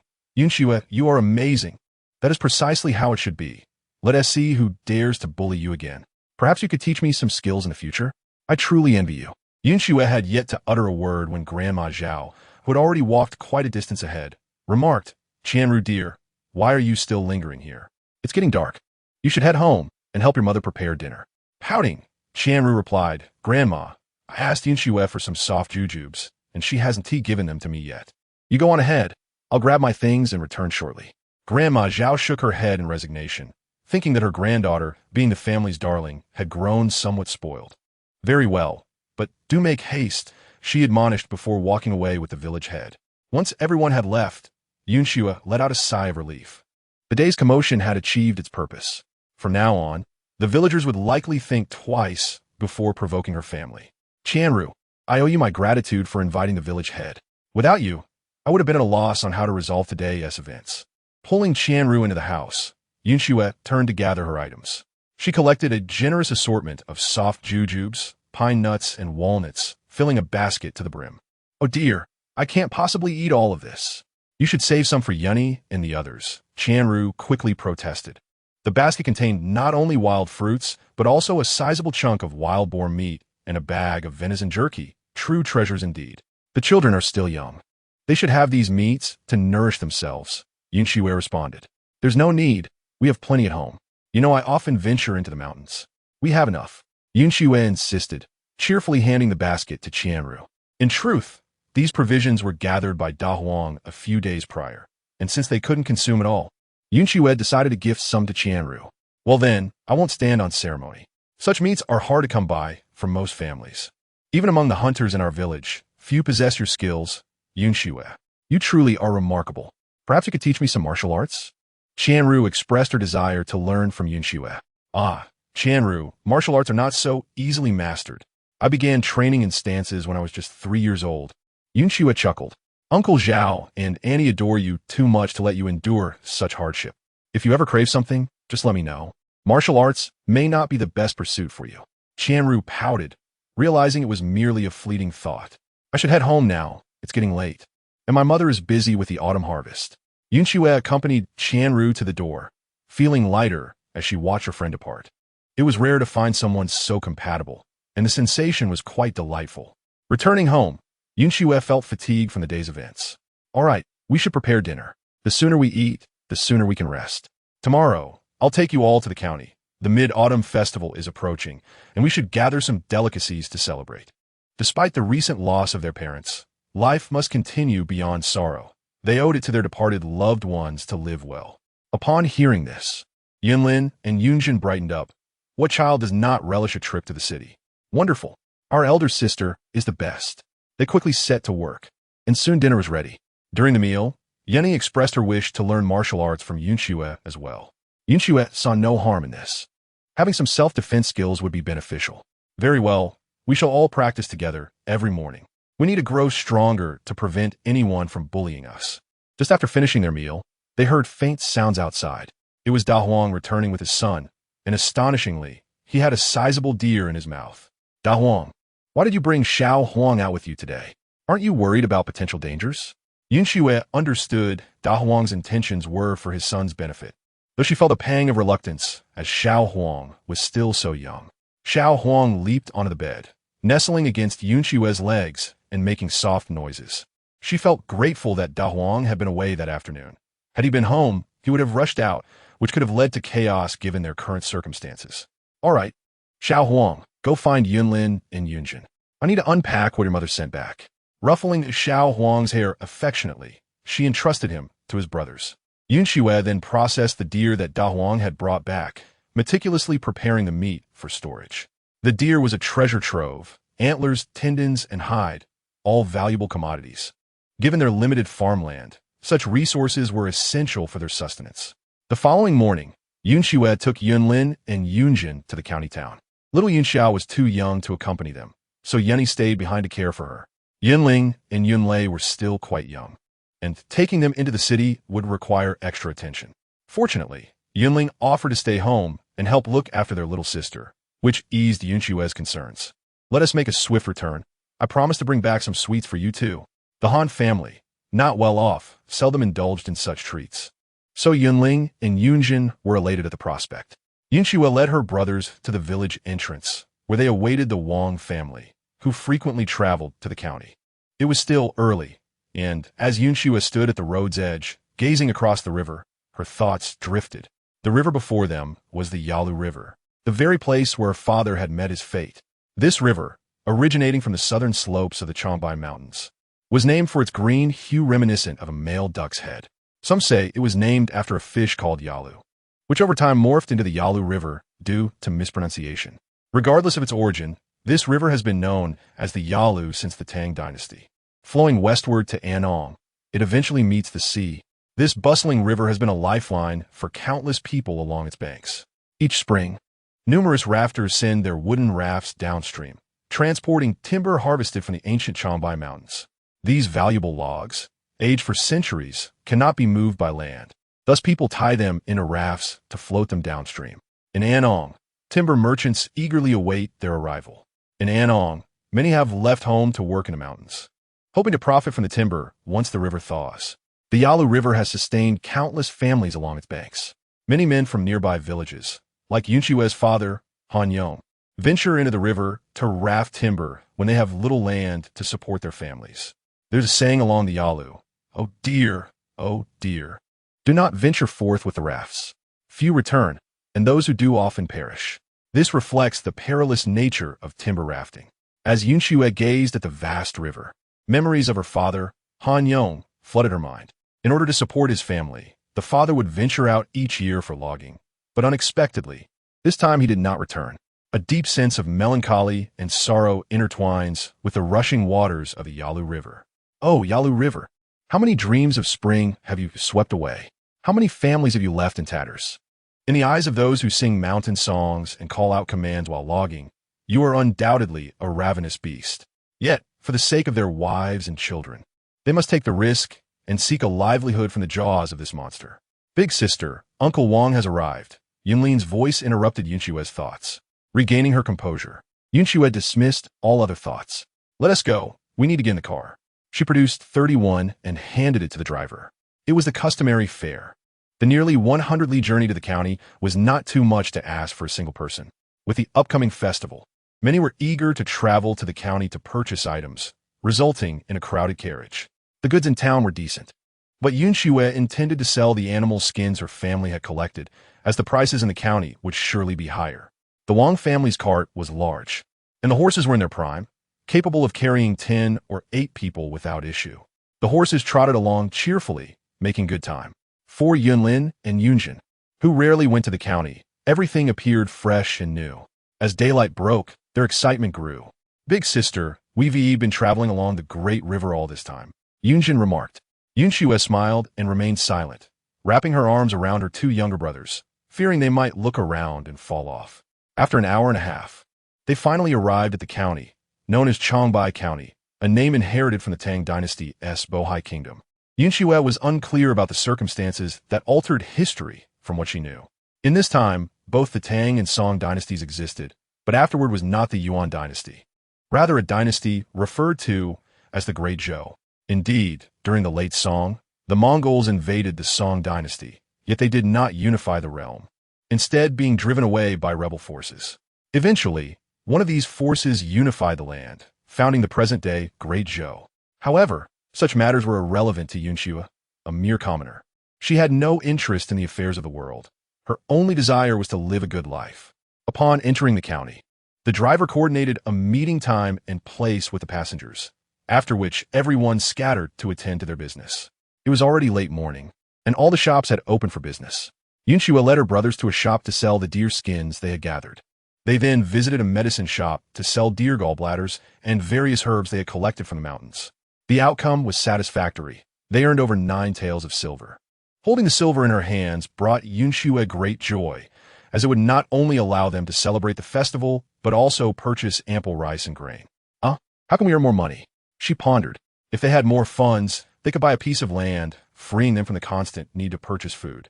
Relying solely on hunting for income would barely suffice, especially since Yunlin needed to continue his studies, and her younger siblings were growing up, soon to be courted, requiring substantial dowries. Han Xue racked her brain, but could not devise a good plan. They lacked capital, and she was unfamiliar with small trades. Earning money seemed exceedingly difficult. Well, when we reach the mountain, a path will appear. Let us take it step by step. She shook her head, deciding to set aside these worries for now and focus on gathering the items needed for the festival. With the mid-autumn festival approaching, she needed to buy mooncakes. Some families made their own, but Han Xue lacked that skill, so she would have to purchase them. Additionally, she wanted to buy meat to make dumplings for everyone. And as the weather grew cooler, she needed cloth and cotton to make winter clothes, preventing a last-minute scramble when the cold set in. Chapter 17. Following, the 3 siblings first visited a pastry shop, purchasing 10 jin of mooncakes. With many children at home, they needed enough to share with the villagers who had helped them. It was a gesture of gratitude during the festival. They then proceeded to a grain shop, buying 20 jin of japonica rice and 10 jin of white flour. Since her younger siblings were growing, they could not survive on coarse grains alone. Next, they went to the butcher's to buy a piece of meat. There was no need to purchase much, as Han Xue could hunt, and they had plenty of meat at home. She simply bought a little to use for dumplings. With her basket already full, she transferred the meat to Yunjin's basket. "Big sister, let me carry some of your burden." "It seems too heavy for you," Yunjin suggested. He took some mooncakes to lighten her load, while Yunlin wanted to carry some of the flour. Han Xue refused, saying there were still many items left to buy. "You'll have your turn to carry later." As they continued their shopping, Han Xue considered the daily necessities of life. Every item was essential. By noon, she suggested finding a place to eat before they went to buy cotton fabric for cloting. Having risen early, they had not eaten enough that morning, and hunger was starting to set in. "Didn't we bring some dry food? Let us find somewhere to sit and eat," Yunlin suggested, reluctant to spend money. Han Xue patted his head, saying, "No, it's not often you two come to the county. Let us enjoy a warm meal. How about some wontons? We can't afford a restaurant, but we can find a wonton stall." Thus, the siblings found a wonton stall on the street. "Mom, we'll have 3 bowls of wontons, please, in large bowls." The vendor was a woman in her 40s, tidy and efficient. "Coming right up, please have a seat." She cheerfully welcomed them. The stall had 4 tables, and only the outermost one was available, so the siblings sat there. Before long, their wontons were ready, and they hurried to eat. "Big sister, these wontons are quite good, though there could be a bit more meat inside," Yunlin remarked as he ate. Han Xue smiled at her brother's expressions. After all, the vendor depended on this business for a living, and her wontons couldn't compare to the homemade ones they were used to. Each bowl of wontons cost 5 won. If they were too generous with the meat, the vendor would struggle to make a profit. At a nearby table sat 4 men, one of whom whispered, "Sir, why aren't we dining at a restaurant? Eating at such a small stall seems beneath you." "We have business to attend to, and we cannot afford to waste time," replied a young man in a blue robe. Looking around 18 or 19, with a fair complexion and clear features, strikingly handsome, yet exuding an air of aloofness. The 4 men ate quickly, soon finishing their meal. One placed money on the table, and they all stood to leave. As the stern-looking young man passed by Han Xue, she had just set her baskets down, causing a slight obstruction in the narrow aisle. "Hey kid, move your junk out of the way. Don't block our path," one of the men called out. Hearing this, Han Xue frowned, wondering who they were to be so arrogant. Turning around, she realized they were just a few boorish men. "If you find our backpack obstructive, could you kindly express your concerns more courteously?" "What do you mean by rubbish? Do you possess any of that at home?" Han Xue uttered a few words before bending down to adjust the backpack inward, since she had been facing away from them, and given her attire of muted gray and her hair casually tied back for convenience, the onlookers had initially mistaken her for a young man. However, as a woman, and not having intentionally disguised herself as one, her true identity was revealed the moment she turned around, particularly when she displayed a hint of annoyance. Her flushed face radiated a captivating charm that drew their attention. "Oh, we were unaware you were a lady. Our apologies for the earlier rudeness. We were in a bit of a hurry, which caused us to speak rather brusquely. Please do not take offense." Once they recognized Han Xue as a woman, their demeanor shifted, and they refrained from further comment. Noticing their improved attitude, Han Xue nodded and sat down. "Yunlin, why haven't tea you eaten? Are you full? I can share some from my bowl." Observing that Yunlin's bowl was empty, she poured the contents of her bowl into his. "Elder sister, no need for that. You haven't eaten either," Yunlin protested. "It's all right, I'm not hungry." The stern man, who had been momentarily taken aback by Han Xue's appearance, now shifted his gaze to Yunlin, and his expression changed. "Let us go. We have matters to attend to." As they exited the wonton stall and headed westward, roughly 100 steps away, the stern man instructed his companion, "Shenzhong, you need not accompany us any longer. I have a task for you. Follow those 3 siblings and ascertain where they reside. Remember, do not let them notice you." Shenzhong, the one who had just spoken, looked puzzled. "Sir, we have important matters to attend to this time. There is no need to be vexed with a few children." He assumed his master was upset over the earlier incident. "Fool, follow my orders without question." The man's austere expression softened slightly, revealing a sense of relief and perhaps hope. Shenzhong nodded, understanding his master's wishes, and thus he remained behind, finding a place to observe Han Xue and her siblings, while the other 3 went to retrieve their horses and rode off. Unbeknownst to the siblings, they were under scrutiny as they finished their wontons and proceeded to a fabric shop. They purchased several rolls of cotton fabric and about 10 pounds of cotton, deeming their shopping complete. However, they had spent a significant portion of the 7 taels of silver they earned that day. Han Xue glanced at the sky, noting the approaching time for their appointment. "Let us hurry to Uncle Wang's. Otherwise, he might leave if we keep him waiting." Upon reaching the western city gate, they found that most people had returned. The siblings quickly boarded the carriage. The driver assessed the situation, ensuring everyone was present. "All right, we're heading back now." With a crack of the whip, the horses galloped away. The carriage passengers, primarily from the 15th and 14th channels, were mostly familiar faces. Upon seeing the siblings with their numerous purchases, curiosity peaked among the group. "Han Xue, why have you bought so much? That must have cost a fortune." Their implication was clear. They were eager to glean information about Han Xue's family background. Han Xue smiled lightly. With the festival approaching, my younger brothers clamored for mooncakes. "I recently sold the hides from 2 deer I hunted, so I decided to treat my siblings to some good food." She had no reason to conceal her intentions. The crowd expressed their admiration for Han Xue's skills, marveling at her ability to hunt deer. She remained silent, merely smiling. After a brief exchange, they lost interest and ceased their inquiries. Unbeknownst to them, a horse trailed behind the carriage, ridden by one of the individuals who had encountered Han Xue at the wonton stall. The carriage traveled for more than 2 hours before finally arriving at the village entrance. Han Xue and her siblings eagerly disembarked, carrying their purchases as they made their way home. Before they reached the door, they spotted Yunling and Yunlei waiting outside. "Hurry home. We bought so many things, including candy." Han Xue beamed at their eager faces. Yunling and Yunlei cheered, following Han Xue into the house. "Sister, where's the candy?" Yunlei couldn't contain his curiosity. Han Xue and Yunlin placed the backpack on the ground, then began to unload their treasures. "Sister, this is the fabric we bought. We need to make cotton clothes soon. And this is embroidery thread I chose for you. They said the colors are lovely and 1T fade. Here's a scrap of fabric. You can use it to make something, perhaps a handkerchief or a pouch." The shopkeeper called this silk from Hangzhou. "Yunling, Yinlei, here are the candies I bought for you. You must eat them all at once. Find a jar to store them and savor them a piece at a time. Han Xue handed them a paper bag filled with sweets. The two boys quickly embraced the bag, promising, "Don't worry, sister, we'll save some for later." Yinling hurried off to find a jar, reminiscent of the days when their father would return from Annong with treats for them. Han Xue organized the remaining items, placing the meat in the kitchen. "Tomorrow we're having dumplings. If anyone misbehaves, they won't get any," she joked, knowing her brothers were generally obedient and seldom caused her worry. "How wonderful! Dumplings tomorrow." The children cheered, as in that era, enjoying a meal of dumplings was a rare delight. Yunchi smiled. "Sister, come rest for a bit. You must be tired from all the running around. I'll go prepare dinner." With that, Yunchi left to cook.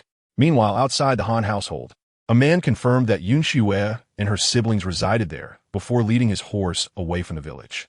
"What exactly is my master planning? Why must I follow them?" Chapter 18. Mid-Autumn Festival. While Yunchi prepared the meal, Han Xue delivered 2 pounds of mooncakes to the Li and Zhao families, acknowledging their kindness over the past few days. As fellow villagers, it was essential to maintain goodwill. They could not let anyone say that orphaned children lacked manners. Both families welcomed her warmly, exchanging pleasantries before Han Xue returned home for dinner. Zhao Qianru invited her to stay for a meal, but Han Xue declined.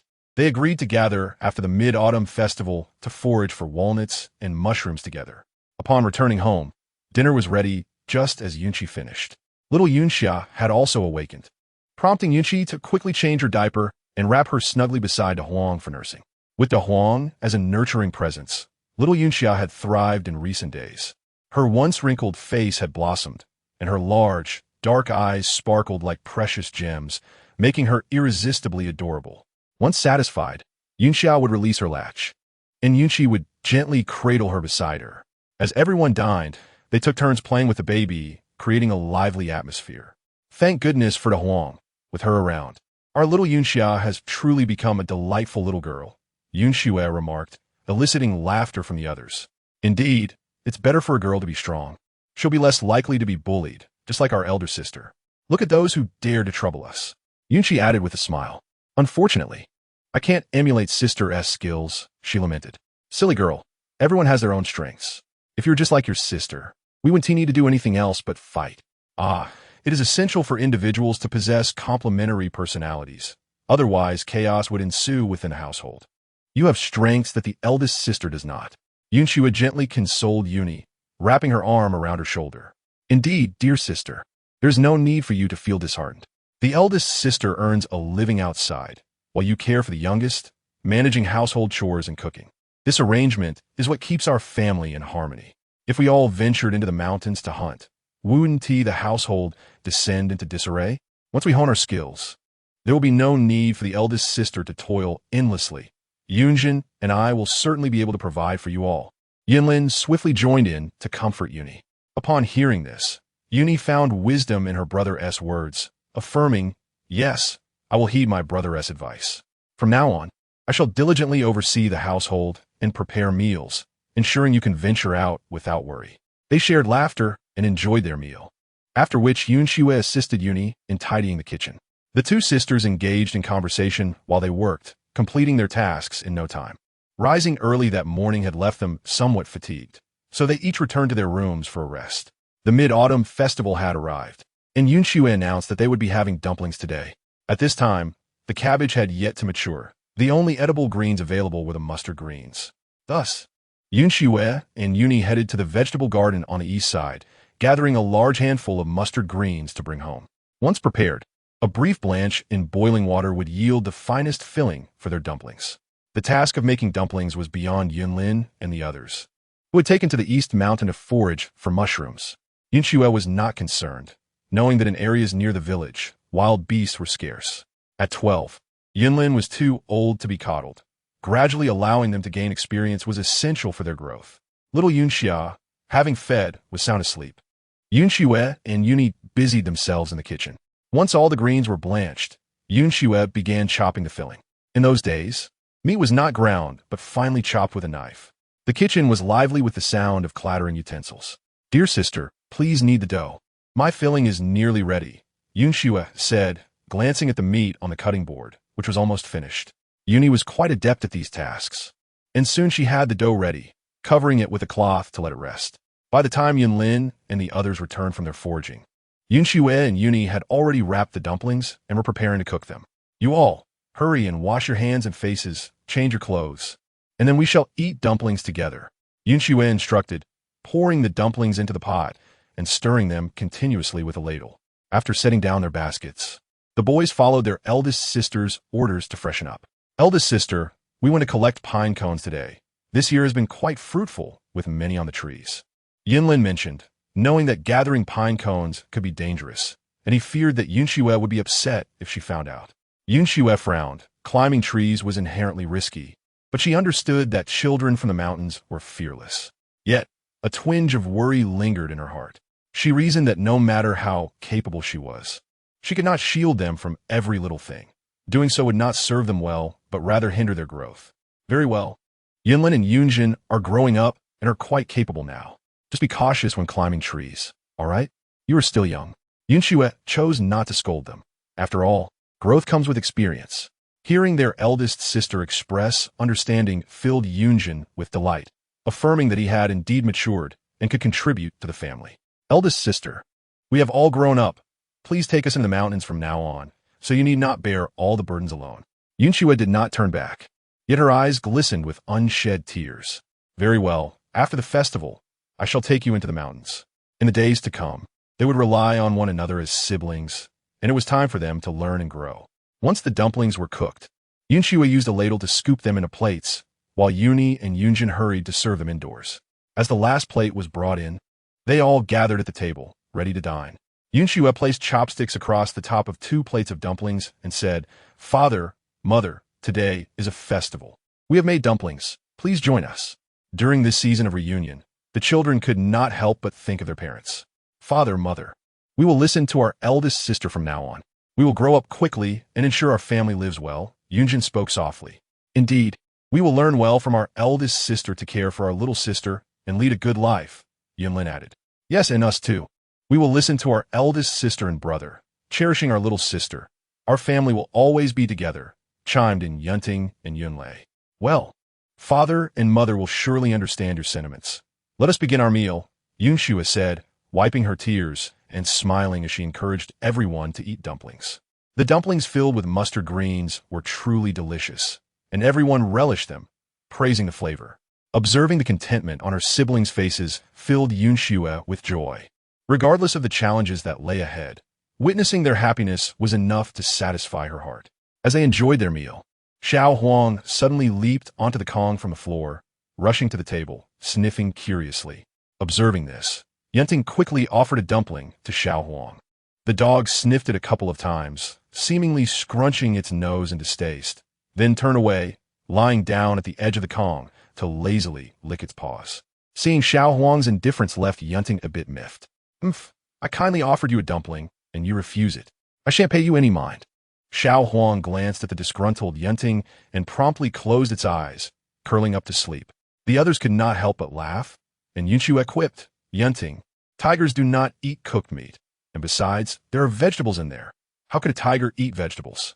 Yunlei, however, widened his eyes and asked, Eldest sister, do tigers eat raw meat every day? Isn't raw meat less tasty than cooked? Han Xue was at a loss for words, unsure how to explain this to her younger siblings. Fortunately, Yunlin stepped in to clarify. Fourth brother, think about it. Tigers are wild creatures. They must hunt wild boars, deer, and other animals.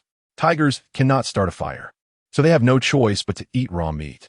They have long since grown accustomed to it and do not find it unpalatable. Sitting beside Yunlei, Yunlin patted his shoulder. All right, hurry and eat your dumplings or your second and third brothers will snatch them away. Thus, Yunlei hastily lowered his head to eat, refraining from asking more questions. The meal passed amidst the laughter of the siblings. As dusk approached, they gathered in the yard around a small fire, with a table set beside them. On the table lay mooncakes and several fruits.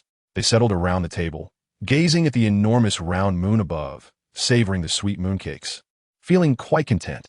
Yet, Han Xue's thoughts drifted elsewhere. The ancients did not see the moon of today.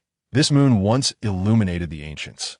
A modern soul traversing a millennium to arrive here, she witnessed how, regardless of time, The moon continued to shine upon the earth. She pondered the fates of those from her past life. How were they faring now?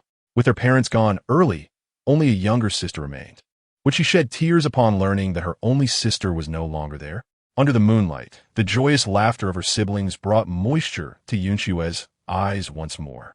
Regardless of the era, the ties of familial affection remained unbreakable. Alas, since returning is impossible, I shall cherish the present. Nurturing my younger siblings into adulthood might just fill the void in my heart. Eldest sister, why are you crying? Are you missing father and mother? Do not cry. Eldest sister, father and mother are surely watching over us from above. Yunlei noticed the elder sister's condition and leaned over onto Han Xue's lap, gently wiping away her tears with his soft little hand. Chapter 19. Hunting autumn is inherently a bustling season. Although Han Xue's family possesses little land, there is no shortage of chores. The cabbages and radishes in the field must be pulled up. Some cabbages are set aside for pickling in a sauerkraut, while the remainder is stored in the cellar, which will sustain them through the winter. In the northern winters, one relies heavily on these cabbages and radishes for sustenance. Han Xue's vegetable garden is quite sizable, yielding a good harvest. Provided they store it well, they need not worry about food during the winter months.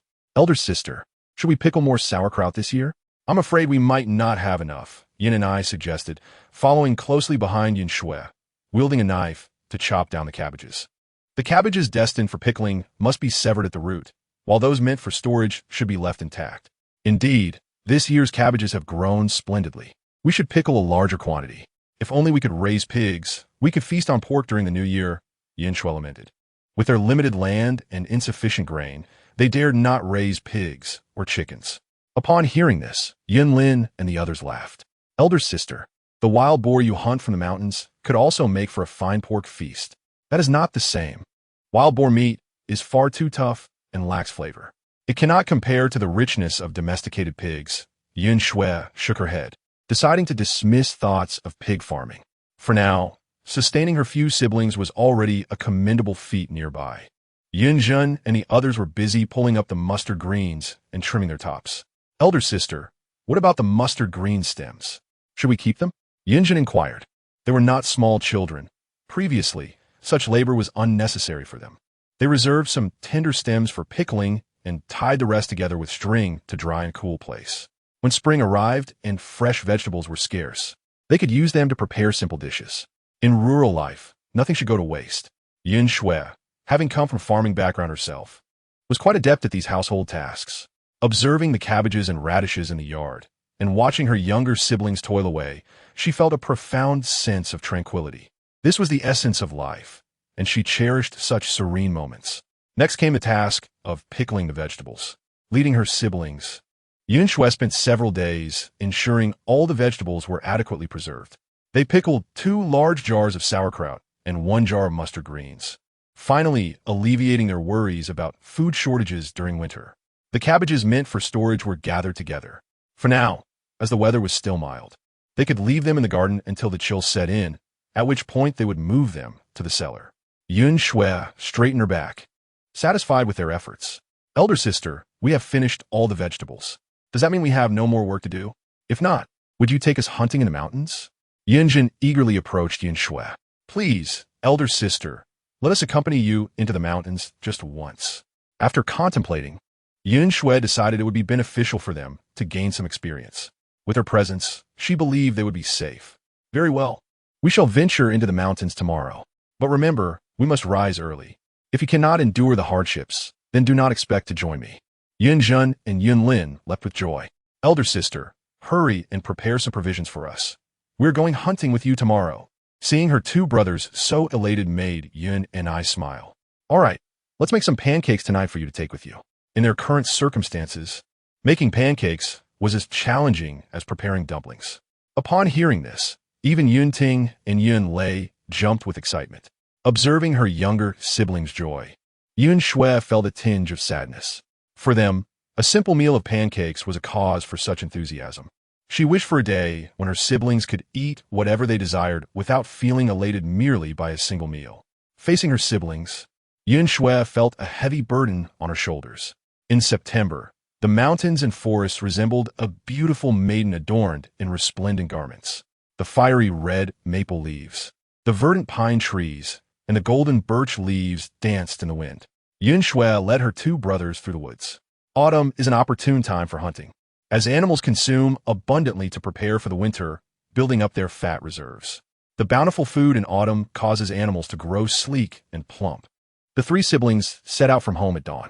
During this time, daylight arrives quite late, and Han Xue, feeling compassion for her two brothers, was reluctant to wake them too early. Having traveled for nearly 2 hours, they managed to catch a few wild rabbits, but larger game had yet to appear. Da Huang had accompanied them. Initially, Han Xue had not intended for him to join. It is commonly said that dragons move with clouds and tigers stride with the wind. The tiger, as the king of beasts, especially the formidable northeast tiger, could frighten off any sensitive animals. Yet, Da Huang stubbornly followed them, refusing to turn back home. With no other option, Han Xue acquiesced to his wishes. Fortunately, Da Huang understood their purpose was to hunt and remained quiet throughout the journey. Even when they spotted prey, he did not rush to snatch it, but instead followed silently behind. Their destination was a Grand Canyon within the 15 Ditch, later known as the Swan Watching Scenic Area. However, what people would come to know in the future was merely a small fraction of its entirety. The canyon's walls were predominantly composed of hexagonal basalt cliffs, towering and forming various stone forest shapes. Han Xue and her siblings were accustomed to these sights and paid little heed to them. Their focus keenly on any animals that might appear in the woods. Suddenly, a dark shadow moved atop a cliff. In a swift motion, Han Xue knocked an arrow and released it with precision, striking the dark creature. Before they could approach to ascertain what it was, Da Huang dashed forward. Moments later, he returned, proudly carrying a black goat in his mouth. The goat, having been struck in the neck by an arrow, was still alive. Han Xue's face lit up with joy as she pulled out a porcelain bottle from her pocket, pouring out its contents. She then took a water gourd from Yunlin to wash the bottle. Placing the bottle beside the goat's wound, she carefully extracted the arrow from its neck. Blood flowed from the wound, and Han Xue collected it in the porcelain bottle. "Elder sister, what are you doing? Is this blood useful?" Yunlin asked, puzzled. "This blood is incredibly valuable. I once heard father say that it can clear meridians and dissolve blockages. For stroke patients, consuming this blood can significantly alleviate their symptoms. It is a rare medicinal material," Han Xue explained, carefully filling the bottle with blood and sealing it tightly before placing it back in her pocket. The goat had already lost some blood, so Han Xue did not collect much, just one bottle. The blood of this black goat, when coagulated and exposed to water, rapidly dissolves, forming radial bloodlines. This characteristic is utilized to discern its authenticity. Thankfully, Da Huang was swift. Otherwise, the goat's blood would have been lost. Han Xue gently rubbed Da Huang's head, and he affectionately nudged her waist. Their outing primarily aimed to provide Yunjun and Yunlin with some experience. Now that they had successfully hunted the black goat, Han Xue felt a profound sense of contentment. "All right, we have been out for the morning. Let's return home before Yun and I begins to worry about us." Han Xue hoisted the mountain goat, guiding Yunlin and the others back home. However, just a short distance from where they started, Da Huang suddenly perked up. It crouched low and stealthily moved forward, every motion imbued with grace and silence. Han Xue realized that Da Huang had likely detected some prey, and it must be substantial. She signaled to her two younger brothers to lower themselves and avoid making any noise. With careful steps, Han Xue followed closely behind Da Huang, eager to discern what it found. Approximately 500 paces ahead lay a valley, where a herd of spotted deer grazed. Upon estimating, Han Xue concluded that there were at least 100, perhaps even 200, of these magnificent creatures. She had never encountered such a multitude of deer before, and upon seeing the herd, she halted her advance. Deer are notoriously skittish and incredibly perceptive. Should they become aware of her presence, Da Huang's efforts would be in vain. Han Xue felt it necessary to respect Da Huang's instincts. Da Huang remained still, keenly observing the herd, searching for the most vulnerable target. Once it had chosen its prey, it surged forward with all its might. The leap resulted in the capture of a mature doe, Da Huang's sharp teeth piercing through its neck. In that split second, as Da Huang pounced, Han Xue drew her bow, targeting a leading buck. The herd, startled by the attack, scattered in all directions, and neither Han Xue nor Da Huang pursued them further. As a feline, Da Huang excelled in ambush hunting, not in prolonged chases, and at this juncture, they could not keep pace with the fleeing deer. Having secured 2 deer was already quite a feat, and the day's bounty astonished Han Xue. Yinlin and Yunjin approached their elder sister, their eyes gleaming with excitement at the sight of the 2 deer on the ground. "Sister, can we manage to carry these creatures?" Chapter 20, Winter Snow. Ultimately, Han Xue and her companions managed to bring all their game home. Han Xue carried the buck, while Yunjin and Yunlin bore the doe, and Da Huang clutched the mountain goat in its jaws. They paused several times along the way, eventually returning home. Yunqi and the others had been anxiously awaiting their return, and even the young dog, Xiao Huang, paced restlessly in the yard. Upon seeing Yan Xue and her party return, everyone erupted in joy. "Wow, sister, did you really bring back so much game today? That's wonderful." Yan Xue dropped the deer from her shoulder. "Let us process these first, then we can talk." "Yunqi, have you prepared dinner yet? We're quite famished. I've already started cooking, just waiting for you all to return for the meal." Yunqi approached and wiped the sweat from Yan Xue's brow. Meanwhile, Yunjin and Yunlin set the dough down gently. Da Huang, having released the mountain goat, joined the others. With 2 wild rabbits and 3 wild chickens added to their haul, the day's catch was indeed plentiful. Yan Xue efficiently skinned the game, with Yunlin and Yunjin assisting, their prior experience making them adept at the task. Before long, all the game was prepared, and Yan Xue sliced a generous piece of venison, tossing it to Da Huang, who had certainly earned its reward after a hard day's work. Da Huang took the meat and retreated to the backyard to eat, as tigers prefer solitude during meals. Xiao Huang, still too young for meat, circled the venison a couple of times before losing interest. "Sister, with so much meat, should we perhaps cure some of it? Otherwise, we might need to make jerky." Yunqi looked at the meat, unsure of how to handle it. "Making jerky is a fine idea. Your venison jerky is quite delicious." Yunqi replied, showcasing her culinary talent with flavorful yet tender jerky that the others enjoyed as snacks.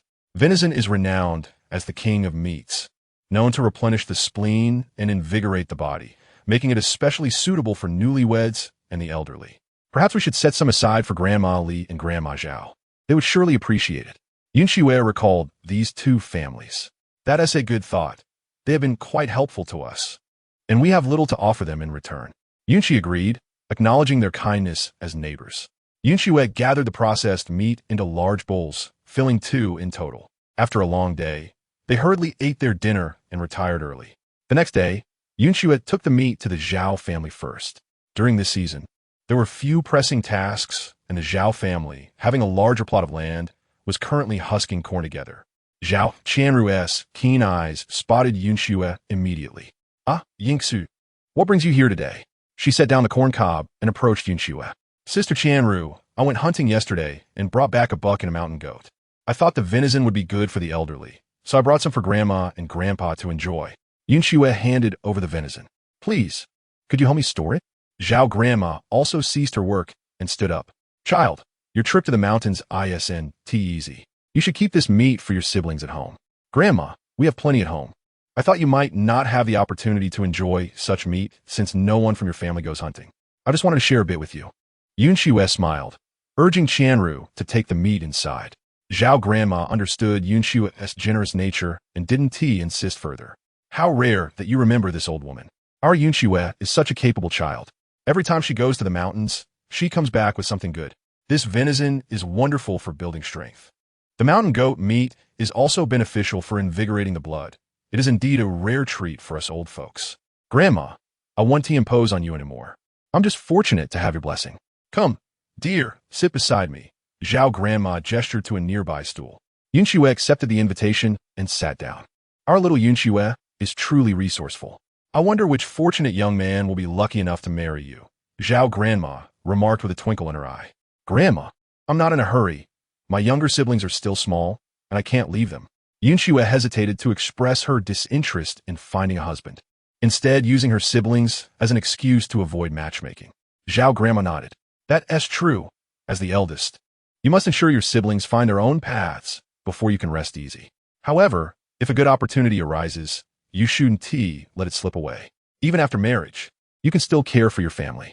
Zhao Grandma acknowledged Yan Xue's sentiments without argument. "We shan't rush things. Let me help you find a suitable match. Our Yan Xue is so capable that ordinary suitors may not be worthy." Yan Xue smiled, choosing not to engage further in the topic. Just then, Qianru emerged from the house, and Han Xue exchanged a few more words with her before taking her leave. Zhao Grandma asked Qianru to send some homegrown beans and peanuts back with Han Xue. I know you don't have these at home. Take them back to enjoy. In a while, I'll have your third uncle make some sturdy brooms and brushes for you. You didn't plant sorghum this year, and it's essential to have these basics for daily living. Zhao Grandma's third son made particularly durable brooms, and most families in the village cultivated sorghum for such purposes. Many brooms were either flimsy or uneven, rendering them ineffective. Thus, some individuals sought assistance from Uncle Zhao. The Yun family indeed did not cultivate sorghum, and furthermore, Han Xue was not adept in such matters. I must express my gratitude to Uncle Zhao. After leaving the Zhao residence, Han Xue acquired similar items and proceeded to the Li family's home. Following another round of pleasantries, Han Xue escorted Han Xue to the door. Sister Han Xue, it is time to prepare winter garments. If you and Yun and I find yourselves overwhelmed, I can assist you in Qianru in the coming days. With your family's size, completing everything may take some time. Han Xue quickly expressed her gratitude, saying, I truly appreciate your help, sister. To be honest, I am quite lacking in needlework skills. Relying solely on Yun and I and myself would indeed require considerable effort. On the third day of October, the first winter snow fell gracefully. The flurries transformed the entire landscape into a silvery realm. Thankfully, we have gathered ample firewood, for the weather shall grow increasingly frigid. Yun and I, we must begin lighting the stove. We cannot allow Yun Xia to suffer from the cold, Han Xue remarked as she gazed at the heavy snowfall outside. Understood, elder sister, Yun and I promptly replied. The Yun family possessed 5 rooms. Currently, Han Xue and Yun and I resided in the outer room of the east wing, while the inner room was designated for storage. The 4 brothers, Yun Lin, Yun Ting, Yun Lei, and Yun Zhen, occupied the outer room of the west wing. The Kong, a traditional heated bed, was spacious enough to accommodate 6 or 7 individuals, allowing the boys to share a bed. The northern Kong, however, had the drawback of insufficient sunlight during winter, making it somewhat chilly. In previous winters, they could only use a fire basin indoors to warm the Kong, thus enduring the cold. This year, fearing for Yun Xia's well-being, Han Xue set up stoves beneath the southern windows of both the east and west rooms and constructed firewalls. This way, when the cold set in, they could ignite the stoves, making the entire house considerably warmer. The snow fell uninterrupted throughout the day, showing no signs of abating. Observing this, Han Xue suggested they prepare a nourishing soup for the evening to warm themselves. That night, Yun and I utilized the roe deer meat they had procured a few days prior to make meatball soup. As they savored the soup and meatballs, a profound warmth enveloped them, both inside and out. Sister, your culinary skills have truly improved. Look at Yun Ting and Yun Lei. They have gained quite a bit of weight lately, Yun Lin remarked after sipping his soup. Yun and I felt a touch of embarrassment, replying, this is also thanks to the contributions of elder sister and the second and third brothers. Without your efforts in hunting, I could hardly produce such delectable dishes from mere cabbage and potatoes. And let us not forget Huang's contributions. He has brought home many fine ingredients. Yun Yi's words rang true. Yun Lin and Yun Zhen had indeed returned from the mountains several times with game.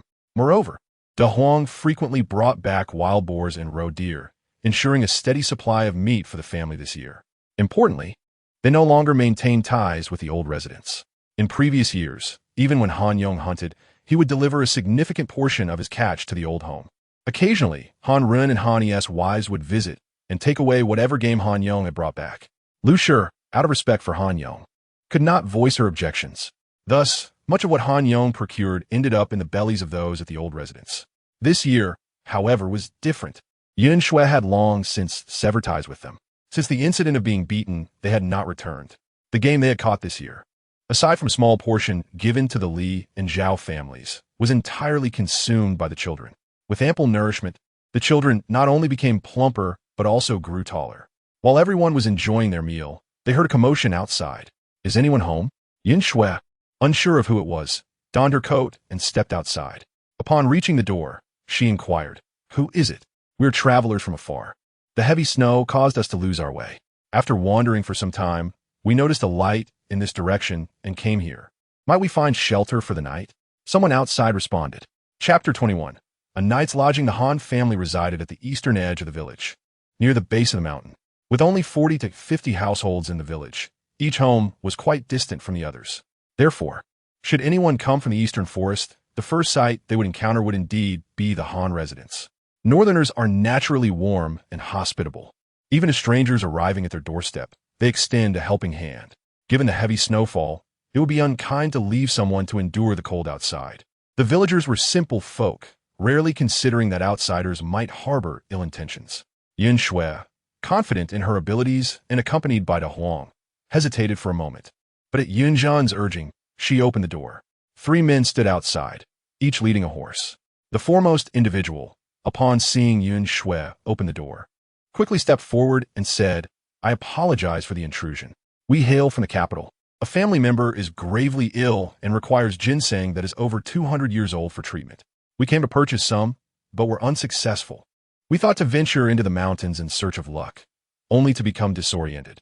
The snow has rendered it impossible to discern direction, and we saw a light in the distance, which led us here. We humbly ask if you would permit us to stay for the night." The man bowed to Han Xue, explaining their predicament. In the midst of the overwhelming white landscape, identifying directions became an arduous task. They had spotted the light from afar, which guided them here. "I understand your plight. Please come in. It would be unkind to leave you to freeze in the snow," Han Xue replied, turning to welcome them into the courtyard. "Second brother, please escort them to tie up their horses and gather some beanstalks and corn husks to feed them." Han Xue nodded and set about fulfilling his sister's request. "Master, we shall rest here tonight. As travelers, you must make do with what you have," the first speaker said to his master. The stoic man merely nodded in acknowledgement, saying nothing, and followed Han Xue into the house. The other man naturally accompanied Han Zhan to attend to the horses. Yan Lin had accompanied Han Xue outside, and upon seeing his sister agree to let the men in, he hurried back inside to ensure that De Huang and her cubs remained in the inner room of the east wing. It was best to keep De Huang and her cubs hidden from outsiders. Leading the guests into the house, Han Xue said, "Gentlemen, our space is limited, and you will have to stay in the west wing tonight. You must be hungry. We prepared meatball soup this evening, and there is still some left in the pot. If you do not mind, you may eat and warm yourselves." Han Xue busied herself in the kitchen, setting an additional table, ladling out 3 bowls of soup, and presenting freshly steamed flatbreads and pickled vegetables. As a farming family, we do not have much to offer, but it is certainly better than going hungry. At that moment, Yan Zhan and another man returned from outside. Consequently, Han Xue left the 3 guests in the kitchen to eat, while she and her siblings retreated to their own meal. "Yan Lin, later you all will move to this room to sleep. We shall squeeze together tonight. De Huang and her cubs can sleep by the firewall." Han Xue arranged the sleeping arrangements for the evening. With only 2 kangs warmed, it was impractical to have the guests and her brothers sharing the same space. They would have to manage a bit of discomfort. Thus, after their meal, Han Xue led Yan Lin and Han Zhan to retrieve the bedding originally used by their parents and brought it to the west wing, while they moved the bedding for her younger brothers to the east wing. "Rest assured, gentlemen, the bedding is clean. There is hot water in the pot. Feel free to use it if you wish to warm your feet tonight. Should you require anything else, do not hesitate to call us." Han Xue concluded her arrangements in the kitchen before turning to return to the main room. "Please wait a moment. I have a few more questions to ask," called out the first speaker. Han Xue paused and turned to glance at them. "What inquiries do you have, esteemed guests?" "We hail from the Shun family in the capital, and I am Shinfu. We seek information about any household nearby that possesses a 200-year-old ginseng. It is of utmost urgency for us," Shun Quan inquired. Han Xue shook her head. "I must admit, I have not heard of such a rare find. Ginseng over 2 centuries old commands a high price. If anyone had procured it, they would have long since sold it for profit. As you can see, this is a poor village. Anyone fortunate enough to find something valuable would be quick to exchange it for money." Shun Fu's expression dimmed with disappointment. "What shall we do then, young master? Should we venture into the mountains and seek our fortune?" Han Xue chuckled lightly.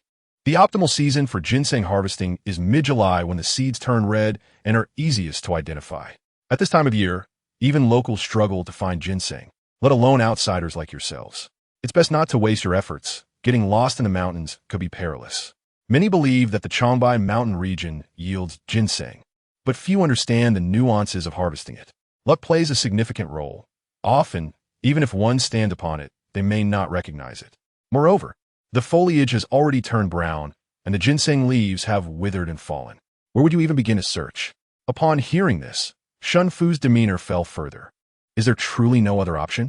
We have someone awaiting assistance at home. You might consider visiting Linjiang Prefecture.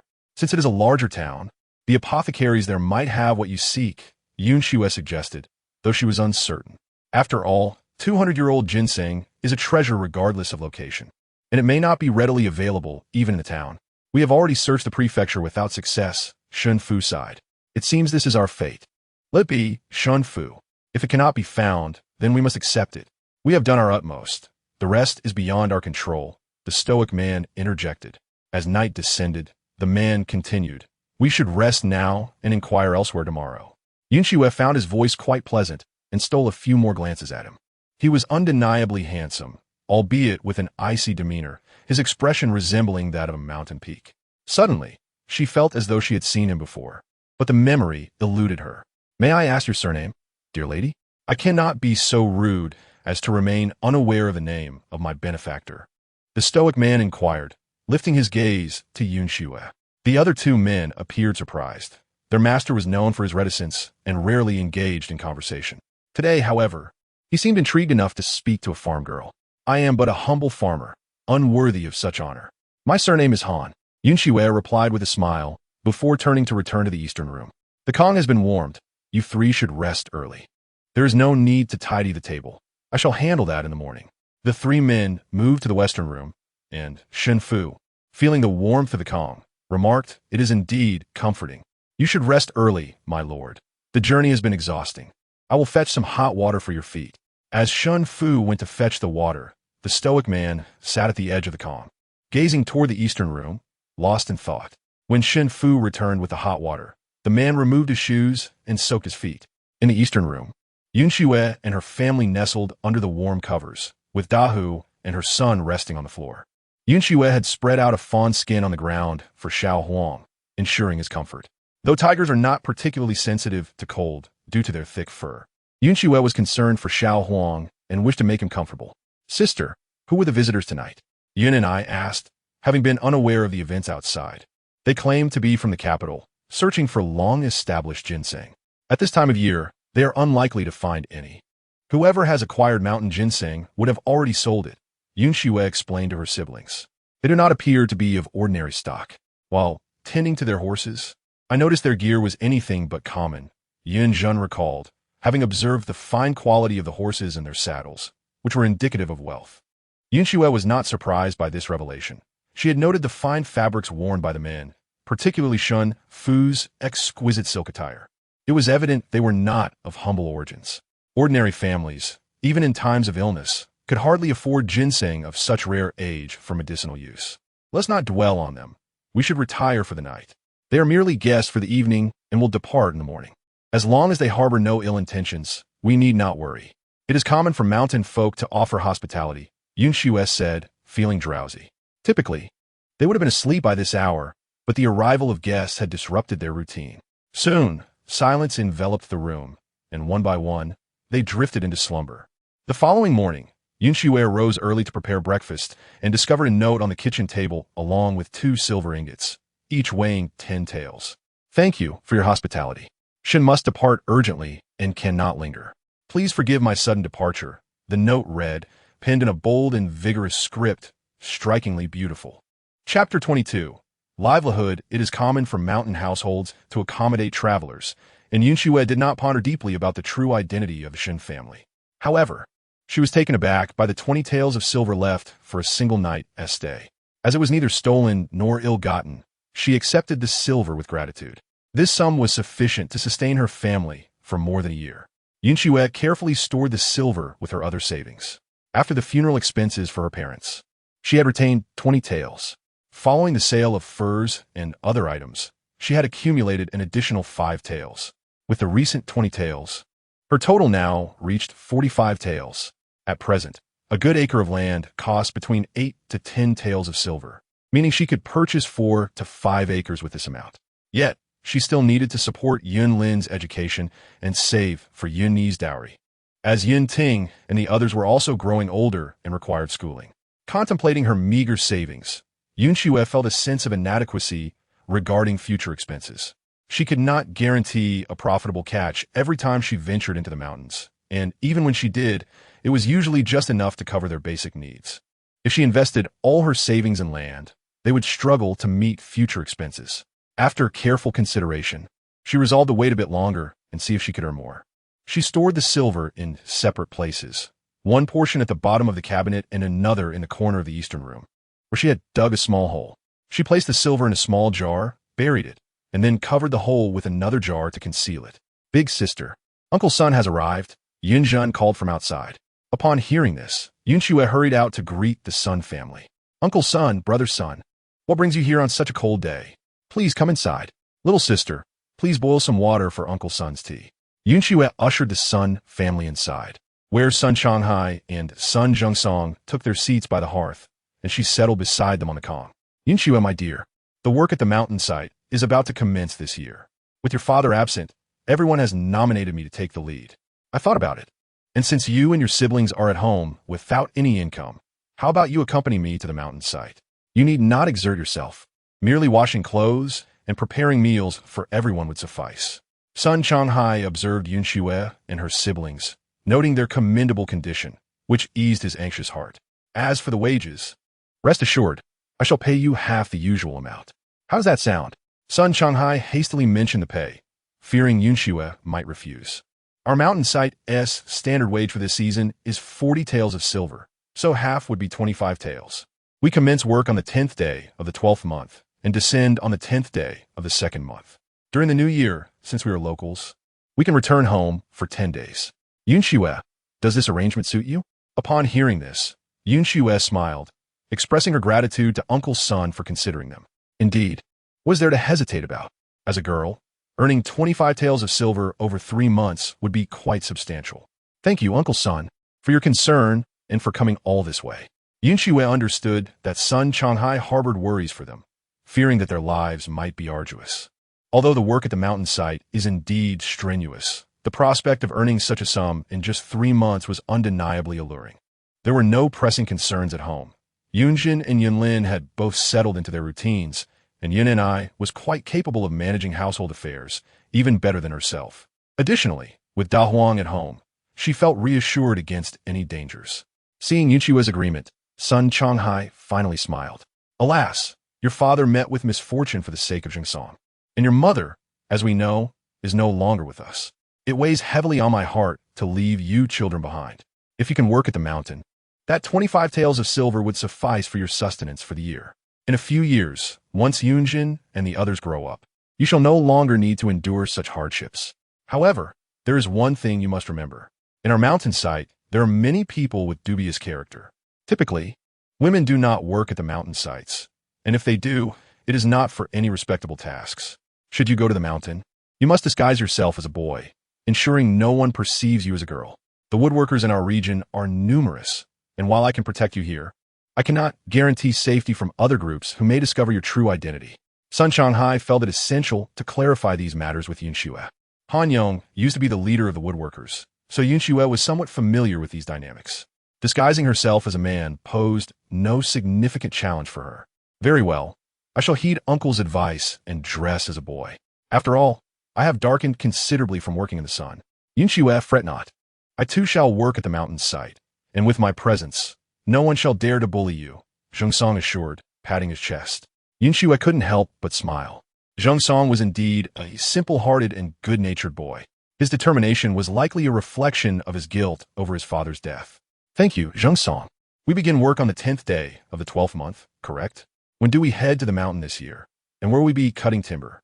Yun Xue inquired of Sun Changhai. "This year, we will again be at the Hengshan mountain site, which is quite far from here. Moreover, we must ascend the mountain to clear the snow. We shall depart on the 5th day of the 12th month, and I will come to fetch you then," Sun Changhai replied. Yun Xue was aware of Hengshan's location, nearly 200 miles from the village and close to the main peak of Changbai Mountain, where the trees were lush and plentiful. Typically, mountain sites are established nearby, where the woodworkers have constructed some shelters. "All right, I shall await Uncle's arrival at home.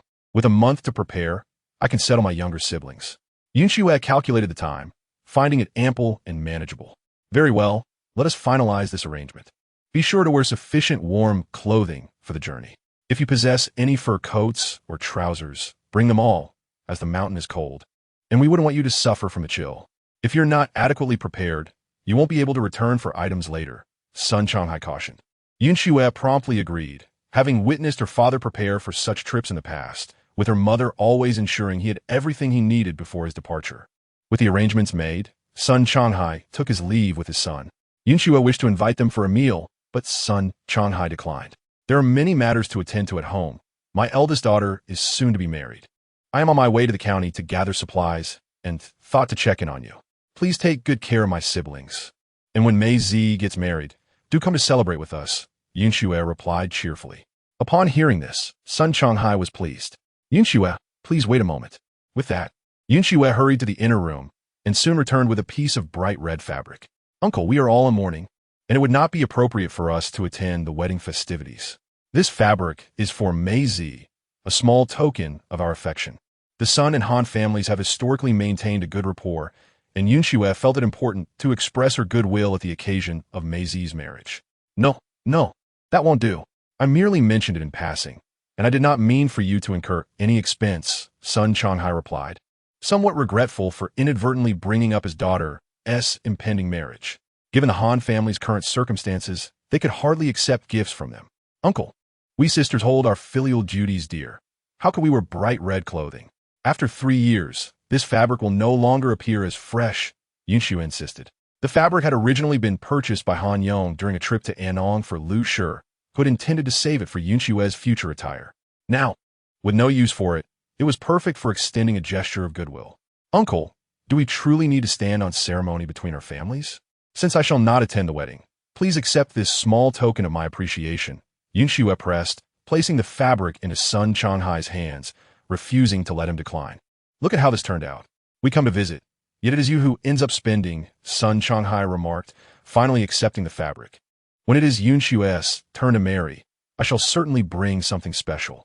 At this, Sun Changhai felt reassured and accepted the fabric. Yun Xue and her siblings escorted Sun Changhai and his son to the door, where they had arrived by horse-drawn carriage, likely borrowed for their trip to the city. Sun Changhai led the horse, while Zhongsong hopped onto the carriage, waving goodbye. Yun Xue, quickly return home. It's too cold outside. We will come to fetch you on the 5th day of the 12th month. As the carriage vanished into the distance, Yun Xue turned back to the house. Elder sister, you truly intend to work at the mountain site? Yin and I inquired, coming closer to Yun Xue. The younger siblings had remained silent during the adult conversation, but now, with Yun Xue as the head of the household, she naturally took the lead in discussions. Indeed, elder sister, the work at the mountain is no simple task. Just look at our father. He labored there every year and came home exhausted, Yunlin added with concern. Fear not. Uncle Sun mentioned that my role will be to wash clothes and prepare meals. Surely, such tasks cannot be beyond my capability. Yun Xue reassured her younger siblings with a smile. Yunlin, you should return to school. Our family has sufficient funds for now. Do not neglect your studies, Yun Xue advised, lamenting the thought of Yunlin missing out on education. Yunlin excels in his studies, and it remains uncertain whether his biological parents will come to find him in the future. Regardless, this should not impede Yunlin's promising future. Should he achieve academic success one day, it would be a fitting tribute to the sacrifices his parents made by bringing him back. Eldest sister, you are well aware of my circumstances. Why do you still insist that I pursue my studies? Yunlin cast a glance at Yun Xue, his eyes reflecting a hint of reproach. It is precisely because I understand your situation that I urge you to focus on your education. Your scholarly pursuits far surpass those of Yunjin. I cannot bear to see you miss this opportunity. Yun Xue smiled, noting that your monthly allowance amounts to merely a couple of taels of silver, a sum our family can still afford. I also wish for you to have a bright future, which will enable you to support Yunzheng and others later on. Furthermore, if you study alone now, upon your return, you can teach Yunting and the others. In this way, our modest investment of a couple of taels will benefit 3 individuals. A remarkable gain, indeed. For the next 2 years, you will teach Yunting and the others, and in a few years I shall send them to school as well. Yunzheng, what are your plans? If you desire to study, I shall send you too. Yun Xue, feeling the need to consider Yunzheng, turned to her younger brother. Upon hearing this, Yunzheng quickly waved his hand. No, sister, please do not put me in that position. Over the past few years in school, I have managed to learn a few characters. which is quite sufficient. At least I am not utterly ignorant. I prefer to stay home, gathering firewood and hunting to assist you. Once you venture into the mountains, someone must oversee matters at home. After all, Yuni is still quite young, and her gentle nature makes it unwise for her to be out and about. Yunjing's reasoning was indeed sound. Leaving Yuni and Yunting at home would not be prudent. Very well, sister shall respect your wishes. Do as you please, whether it be in the mountains or elsewhere. However, if you go hunting, you must take Da Huang with you. At your young age, your lack of experience concerns me, so having Da Huang accompany you would ease my worries. All right, I will heed your advice. Upon hearing his sister's agreement, Yun Zheng felt a sense of joy.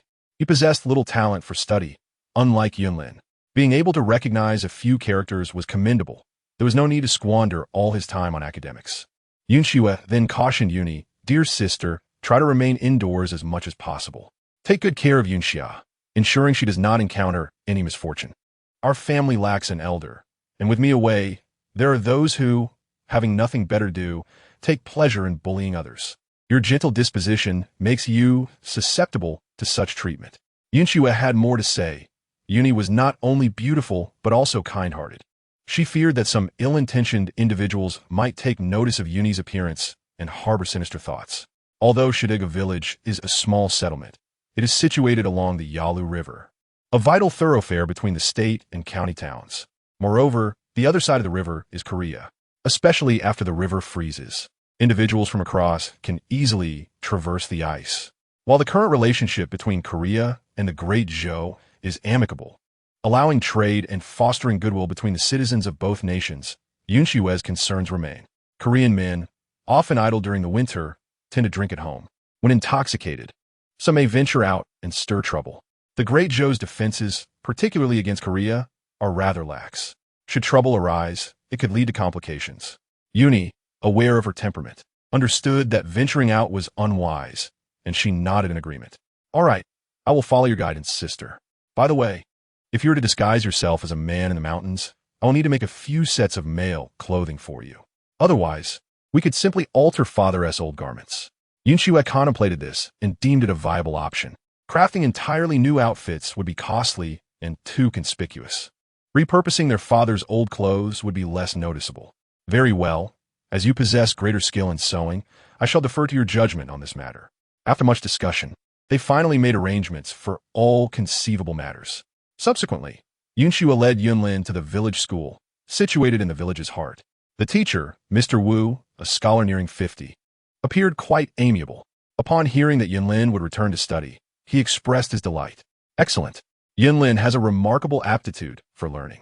Given time, he is bound to achieve great academic success. My dear Yun Xue, as a young woman, you carry the weight of supporting a large family while ensuring Yunlin's education. This is no small burden. Therefore, I propose we reduce Yunlin's tuition by half. My capabilities are limited, but this is the least I can do to assist you. Oh, how could that be? Mr. Wu's livelihood depends on this. Having the tuition would greatly diminish his income. Surprised yet pleased by Mr. Wu's offer, Yun Xue felt a tinge of anxiety. After all, it was merely Yunlin, which should not pose a significant issue. However, you must keep this matter confidential. If others learn of Yunlin's reduced tuition, I would find it difficult to manage the situation. The teacher promptly cautioned them. Yun Xue understood the nature of human comparison. Should word spread that Yunlin's tuition was lessened, it might breed discontent among other families. Rest assured, we comprehend this. After discussing matters with Mr. Wu, they agreed that Yunlin would return to school the following day. The siblings then left the teacher's home and began their journey homeward. Before they had gone far, they noticed a group of 8 or 9 boys gathered ahead, their voices raised in a ruckus. Sister, that's my former classmate, Jiang Chantang. They are bullying him, Yunlin exclaimed with urgency. Yun Xue recognized this Jiang Qingtang. The Jiang family in the village was a prominent landlord, having resided there for generations with substantial wealth. However, the family had a flaw. They had only one male descendant for several generations. The current patriarch had a son who unfortunately was born with a mental disability. In an effort to secure a future for his son, the elder Jiang spent a considerable sum to marry him off. The bride was exceptionally beautiful and, fortunately, proved to be quite capable, giving birth to 4 sons and a daughter shortly after entering the family. This delighted the elder Jiang immensely. But rumors circulated in the village that the children were not truly of the Jiang lineage, as the wife had allegedly been unfaithful. How could a fool comprehend matters of procreation? Furthermore, the children were strikingly handsome, truly remarkable in appearance. Jiang Chengtang, the eldest of this generation, was 13 years old and had grown into a charming young lad, often praised for his academic prowess by Mr. Wu. Hit him, beat him hard. How dare the spawn of a wicked woman study in our school? Mr. Wu praises you, yet does he inquire about your father? A bastard who knows not his own father should be driven away. The group of boys hurled insults while physically assaulting Jiang Qingtang. Alone, he stood no chance against the 8 or 9 of them. His clothes were torn, his face bruised, and blood trickled from the corner of his mouth. You lie. My father is at home. If you keep talking nonsense, I will summon my mother to deal with you. Though he was battered and bruised, he continued to resist valiantly. Unable to bear the sight, Yunlin rushed forward, pulling the bullies away. What are you doing? Why are you picking on Brother Qingtang? Beware, I will tell Uncle Jiang and have him deal with you. While Yunlin may not possess the strength of Yunzhong, he had trained alongside Han Xue in martial arts, so he was relatively capable. What is it to you? Han Yunlin, you wild child without parents, you only deserve to associate with such people. Move aside, and if he coughs up some money, we won't bother him any longer. Otherwise, we might just beat you up too. Among the group of children, one slightly older boy pointed at Yunlin and spoke. Yun Xue naturally recognized this person. He was Han Yizhong's eldest son, Han Yunzhong. At 13 years old, Han Yunzhong was a bit older than Yunlin. The Han family had only 2 children, both of whom were sent to school. However, Han Yunzhong's temperament was somewhat akin to Yunzhong's, restless and perpetually eager for fights and displays of strength. Han, he being a scholar, aspired to cultivate his son into a learned man, but he could hardly tolerate Han Yunzhong's behavior, yet felt powerless to change it. Yun Xue shook her head. The children from the Han family were all spoiled by their grandparents, with none of them exhibiting any proper demeanor. The elder of the Han family was skilled and industrious, and the family was affluent. The grandmother, being biased, excessively favored her beloved grandchildren, leading to the inevitable misguidance of the 2 boys. One could discern the nature of the adults by observing their children. When adults act irrationally and create chaos, it inevitably misleads the younger generation. Only when the adults uttered harsh words did these children dare to parrot such malicious phrases. Otherwise, how could a group of young ones even conceive of such vile insults? Yunlin glanced at Han Yunzhong across from him and shook his head. With me here, don't even think about bullying anyone. I want to allow you to pick on Brother Chengtao any further. Han Yunzhong felt a surge of anger. He was about to reach out to hit Yunlin when someone beside him pulled him back. Yunzhong, you know that Yunlin's elder sister is quite formidable. Recently, all 3 of your elder cousins were bested by her. Let us not provoke Yunlin, otherwise his sister might just beat us to a pulp, a boy whispered. Upon mentioning Han Xue, the children felt a wave of fear.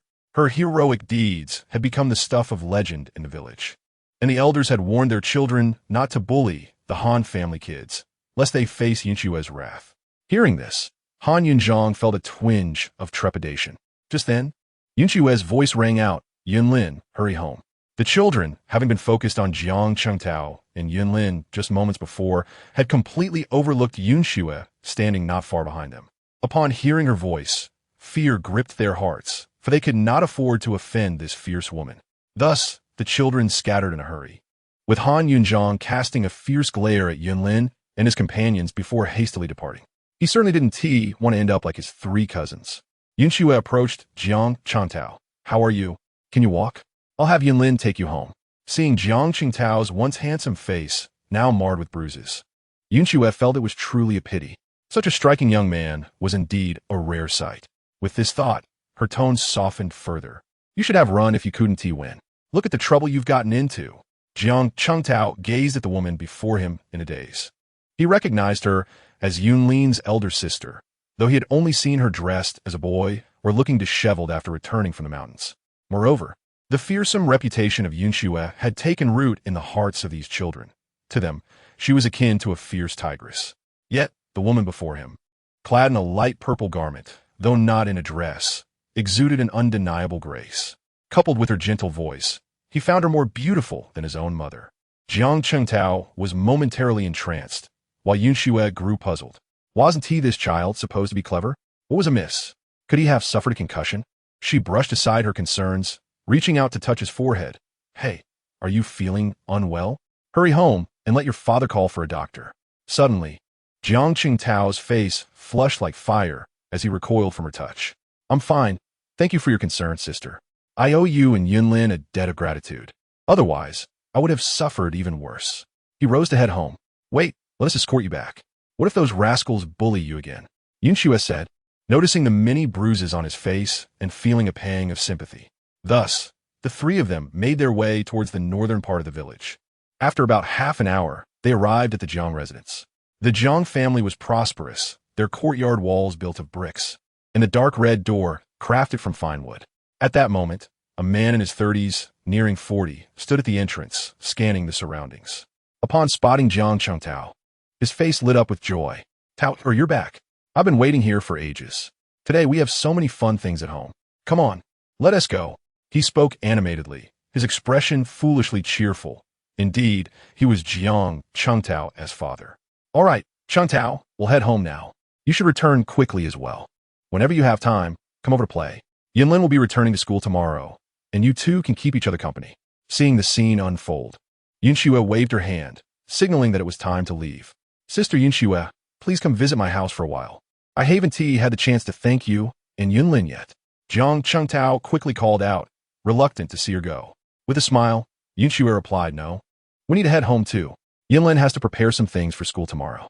With that, she and Yunlin departed. Jiang Qingtao's silly father, grinning widely, beckoned his son. Come on, let's go home and play. He tugged his son into the courtyard. Qingtao shook his head, thinking, this foolish father. Can't you see my face is in this state? He had long grown accustomed to his father's antics and could only shake his head in resignation. As soon as they entered the courtyard, the elderly matriarch of the Jiang family spotted them. Her eyes widened upon noticing the injuries on her grandson's face. Oh dear, how did this happen? My dear grandson, who did this to you? Tell your grandmother, and I'll seek justice for you. It's nothing. I just fell and got hurt. I'll go inside and clean up and apply some medicine, Qingtao replied. He had never disclosed the bullying incident to his family, unable to voice the hurtful words from those children. His mother was a gentle and caring woman. He couldn't bear to let such gossip reach her ears, fearing it would break her heart. Perhaps, in his heart, he was also trying to evade some harsh truths. What if what those children said was indeed true? Could his mother really be that kind of person? He dared not dwell on such thoughts, choosing instead to remain silent. Due to his family circumstances, Jiang Qingtao was more mature than his peers, often contemplating matters deeply. Regardless of the truth behind the situation, he felt compelled to maintain peace within the household and strive for success in the future to support his father. As Han Xue and Yunlin walked, they discussed the events that had just transpired. Yunlin, Jiang Qingtao is a good child. You must not bully him or speak ill of him like the others. Do you understand? In Han Xue's heart, regardless of the rumor's veracity, she felt a sense of pity for Jiang Qingtao's mother. If the rumors were true, she would have found her beloved, yet be forced to live with a fool. Such a life would be filled with sorrow and helplessness. If the rumors were false, what then? She too must endure a life alongside a fool.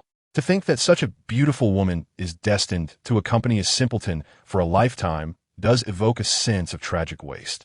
Sister, I understand. Rest assured, I shall not be like that. Yunlin nodded. They say I am a wild child, don't they? These people are merely idle and bored, spinning tales out of sheer frivolity. We need not concern ourselves with their nonsense. Han Xue chuckled at this. Indeed, the people in this mountain village have little to occupy their winter days, merely wandering from one household to another, especially the women, who, with nothing to do, gather to gossip and spread rumors. Well, it is best that you think so. We shall not heed what others say. We will live our own lives. Once Yunlin achieves success, they will have nothing to criticize. Han Xue reached out and tousled Yunlin's hair. The two siblings hastened homeward. Upon returning, they found Yunni cradling Yunxia and feeding her rice soup. Just as Yunxia had nearly finished her meal, Han Xue took a cloth to gently wipe her sister's mouth before lifting her into her arms. Little Yunxia was now over 2 months old, and since Da Huang had come to their home, she had been nourished by his milk. It remained uncertain whether Tiger's milk was particularly nutritious, but the little one was quite robust, comparable to those fed on maternal milk. At that moment, Her dark eyes roamed curiously about the room. Once satiated, Yun Xiao was quiet and easy to soothe. Yun Xue cradled her sister and twirled around the room, provoking delightful giggles from the little one. Look at you, so merry. Hurry and grow up, so that I may adorn you with flowers. In Yun Xue's embrace, Yun Xia babbled away, her words a delightful mystery. The sisters engaged in their playful chatter. Sister, our little sister has gained considerable weight. Can you still lift her? If it proves too much, do not strain yourself. Oh, it's nothing, big sister. I have grown accustomed to it. She feels no heavier to me, Yenny laughed, having carried little Yunxia daily without noticing her weight. By the way, big sister, how did your visit to the scholar go? Did he permit our elder brother to return? Yenny inquired. Yes, he did, Yunxia replied, sharing how the scholar had halved their tuition fees. This news delighted Yenny, who insisted on making a new set of clothes for Yunlin. He must dress well at the academy. I recall there is still a piece of fabric left from your last purchase, which would be perfect for his new attire. Yun Xue had no objections. Although their family's circumstances were modest, she was always generous when it came to her siblings' needs. What is the purpose of earning money if not for sustenance? Should we become miserly, hoarding wealth while denying ourselves? Besides, they are at an age where they are growing. Clothing will not last long. Making an extra garment is hardly a burden. Very well, do as you see fit. By the way, what of your second brother? I have yet to see Yunting and Yunlei. Yun Xue noted their absence, as typically they would rush to her side upon her return. I'm not sure. Perhaps her second brother took them out to play. Yenny speculated, preoccupied with little Yunxia and oblivious to the whereabouts of the others. Yunlin, go outside and look for them. Yun Xue felt a tinge of worry, particularly since Yunzheng lacked the composure of Yunlin and could be rather impulsive at times. Yunlin nodded. I shall go and see. Before long, Yunlin rushed back, followed closely by Yunting and Yunlei, both with tear-streaked faces. Sister, there is trouble. Our second brother has fallen into the river. Chapter 25. Saving a life. Upon hearing this, Yun Xue immediately set out, questioning Yunting about the events. It turned out that Yunzheng had intended to retrieve the fish he had kept in a river's bend. An adept swimmer with a penchant for fishing, he had woven a basket from willow branches to conceal the fish among the willows. As winter approached and the river began to freeze, he sought to collect his catch. They had arrived at the river bend, but before he could even begin, they spotted two children who had fallen into the icy water. The water was frigid, and patches were beginning to freeze over. Seeing the children in peril, Yunzheng leaped into the river without a second thought to rescue them. He managed to bring both children to safety, but the cold water left him with cramping legs, rendering him unable to resurface. He urgently called for Yunting to seek help. Quick-witted, Yunting ran back. The children by the river were all good swimmers, but Yunzheng was exceptional among them. In summer, he could float on the surface for hours without a care and could even catch fish underwater. Under his guidance, both Yunting and Yunlei had learned to swim, which is why Yun Xue had never forbidden them from playing near the river. However, winter was a different matter. The northern waters were perilously cold, especially as they neared freezing. Understanding the gravity of the situation, Yun Xue instructed Yunlin to lead the others back slowly while she sprinted towards the riverbank. She was familiar with the area where Yunzheng had gone. Upon arrival, she found a group of children pointing and speaking in hushed tones. Sister Han, just moments ago, Brother Yunzheng surfaced right here, but now he is gone, a boy exclaimed, gesturing towards the river. This part of the river, belonging to the upper reaches of the Yalu, was not particularly deep, typically only reaching an adult's waist in summer. Now, during the dry season, it was likely no deeper than an adult's thigh. Yet, where Yunzheng had jumped in was a deeper, calmer pool, concealing treacherous currents beneath its seemingly tranquil surface. Yun Xue was acutely aware of the river's dangers. Observing the spot indicated by the child, she noticed ripples on the surface, suggesting Yunzheng was nearby. She surmised that he must be incapacitated by the cold. Without hesitation, she loosened her cotton jacket and stepped into the icy water. If she hesitated any longer, it could spell disaster for Yunzheng. Sister Yun Xue, let me. Someone called from behind. Turning, she saw Taizhu from the Li family. No need, Brother Taizhu. I'm a capable swimmer. Please keep an eye out for Yunzheng, she replied, stepping deeper into the frigid river. The river in October was bone-chilling. Gritting her teeth against the cold, Yun Xue pressed forward toward the spot she had identified. The water reached her thighs, and the hidden currents nearly knocked her off balance. Struggling to steady herself, she pressed onward. Yunzheng, hold on. I am coming to save you. You must endure. she urged inwardly. Determined, she pushed through the water, grateful that it was not overly deep. Gradually, she approached the rippling water, and indeed, a shadowy figure emerged beneath the surface. Yunjung was clad in gray today. How fortunate! With renewed hope, she paddled toward him. 20 steps, 15, 10, 5, she drew closer. Brother, how are you holding up? Han Xue reached Yunjung, lifting him from the water. At this moment, Yunjung's complexion had turned a deep purple, and his body felt cold and rigid. Alarmed, Han Xue quickly embraced her younger brother and attempted to retreat. However, she soon discovered something entangled around Yunjung's foot. Upon closer inspection, it was a cluster of aquatic plants. Thankfully, this tangle had prevented Yunjung from being swept away entirely. After freeing him from the plants, Han Xue struggled to carry her brother back. Walking through the water was already a challenge, and carrying Yunjung made it even more difficult.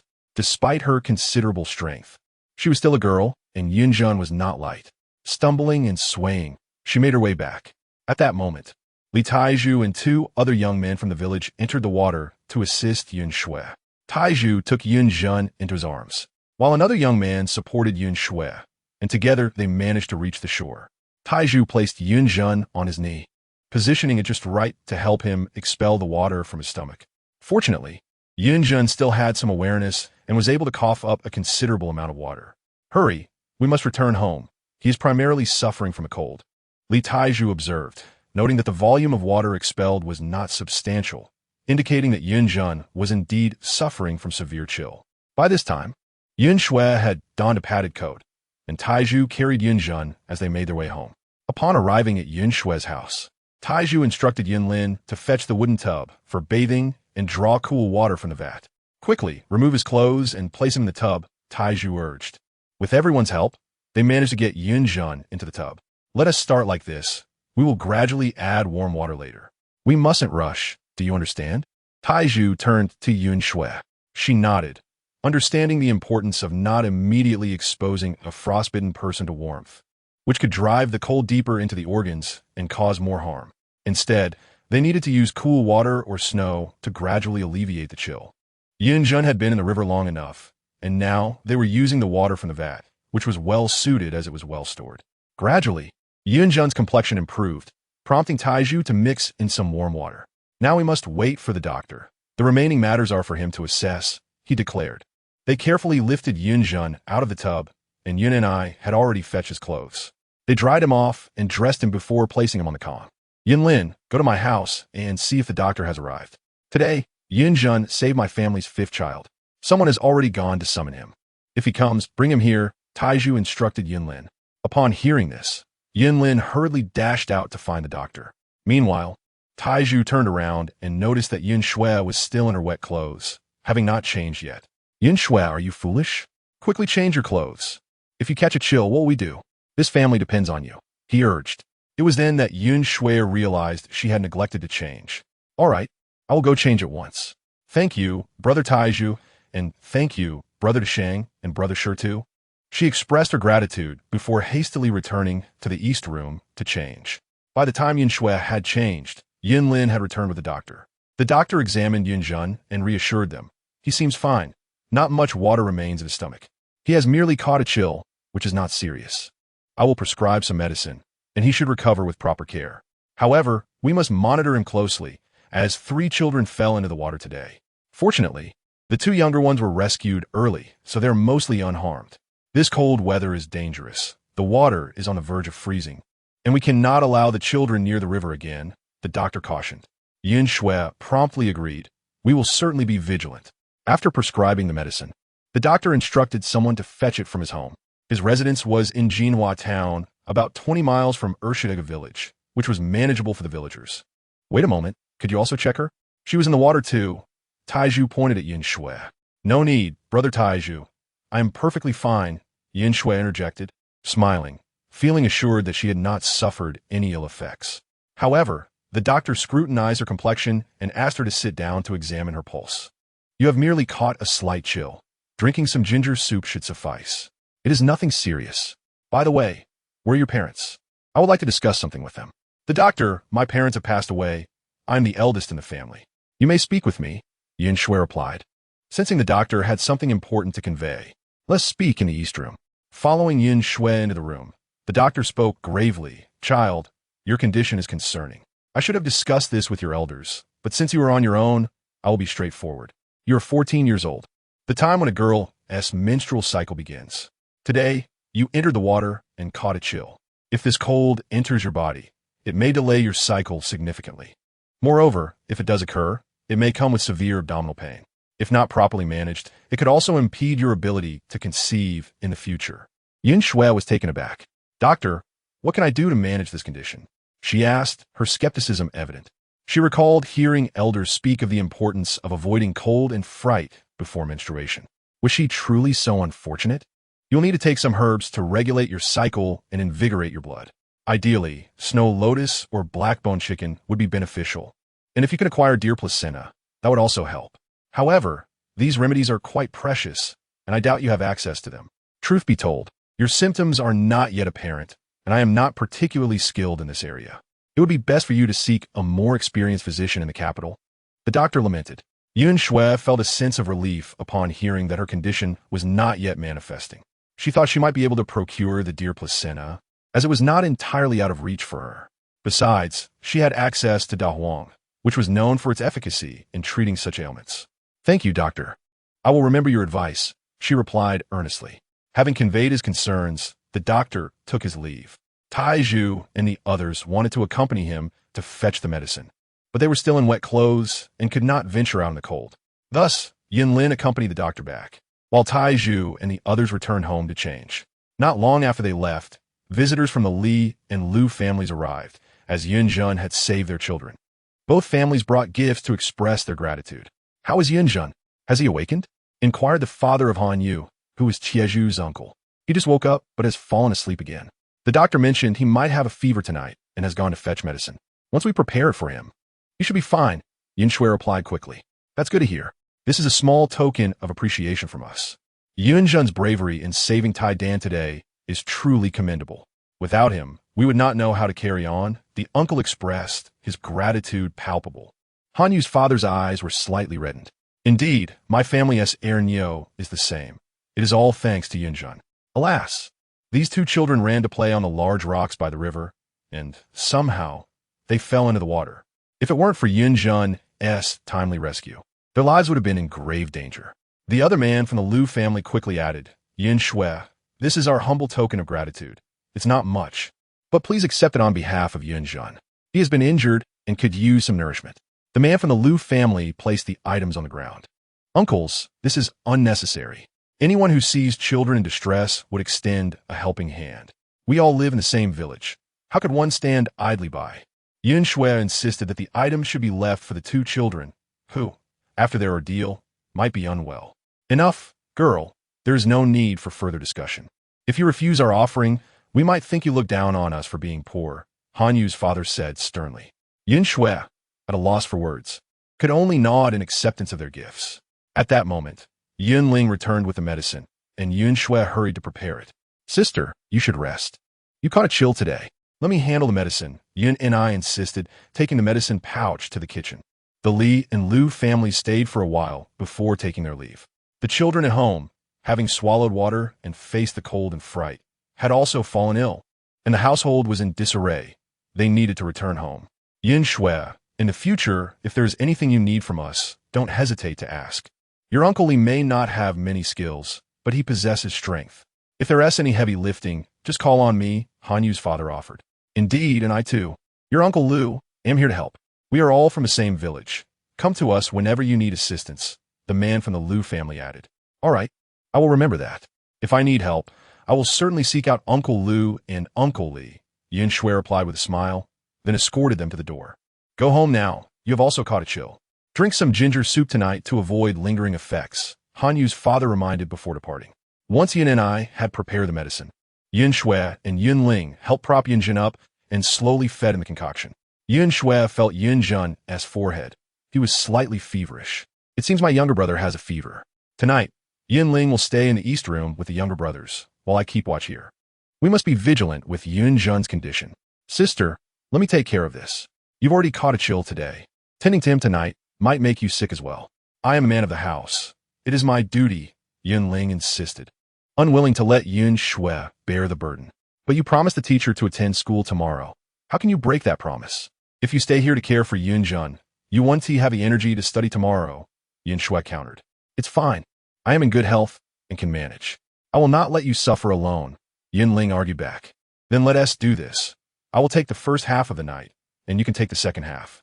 Otherwise, I will skip school tomorrow, Yunling declared, showing his stubbornness. Han Xue, with no other option, reluctantly agreed to Yunling's plan. After a long and exhausting day, everyone felt weary. Just then, Yun and I announced dinner was ready, and they hastily ate before Yunling and Han Xue returned to keep Yunjun company while Yun and I took the younger siblings to the east room to rest. As the night progressed, Yunjun's fever intensified, prompting Han Xue and Yunling to administer another dose of medicine. They dampened a cloth with cool water and placed it on Yunjun's forehead to reduce his fever. Although it was initially decided that Yunling would care for his brother during the first half of the night, Han Xue could not rest easy and soon arose to check on him. Thankfully, Yunjun, being robust, stabilized by the time the hour of Su arrived, allowing both siblings to finally breathe a sigh of relief and settle down for a restful sleep.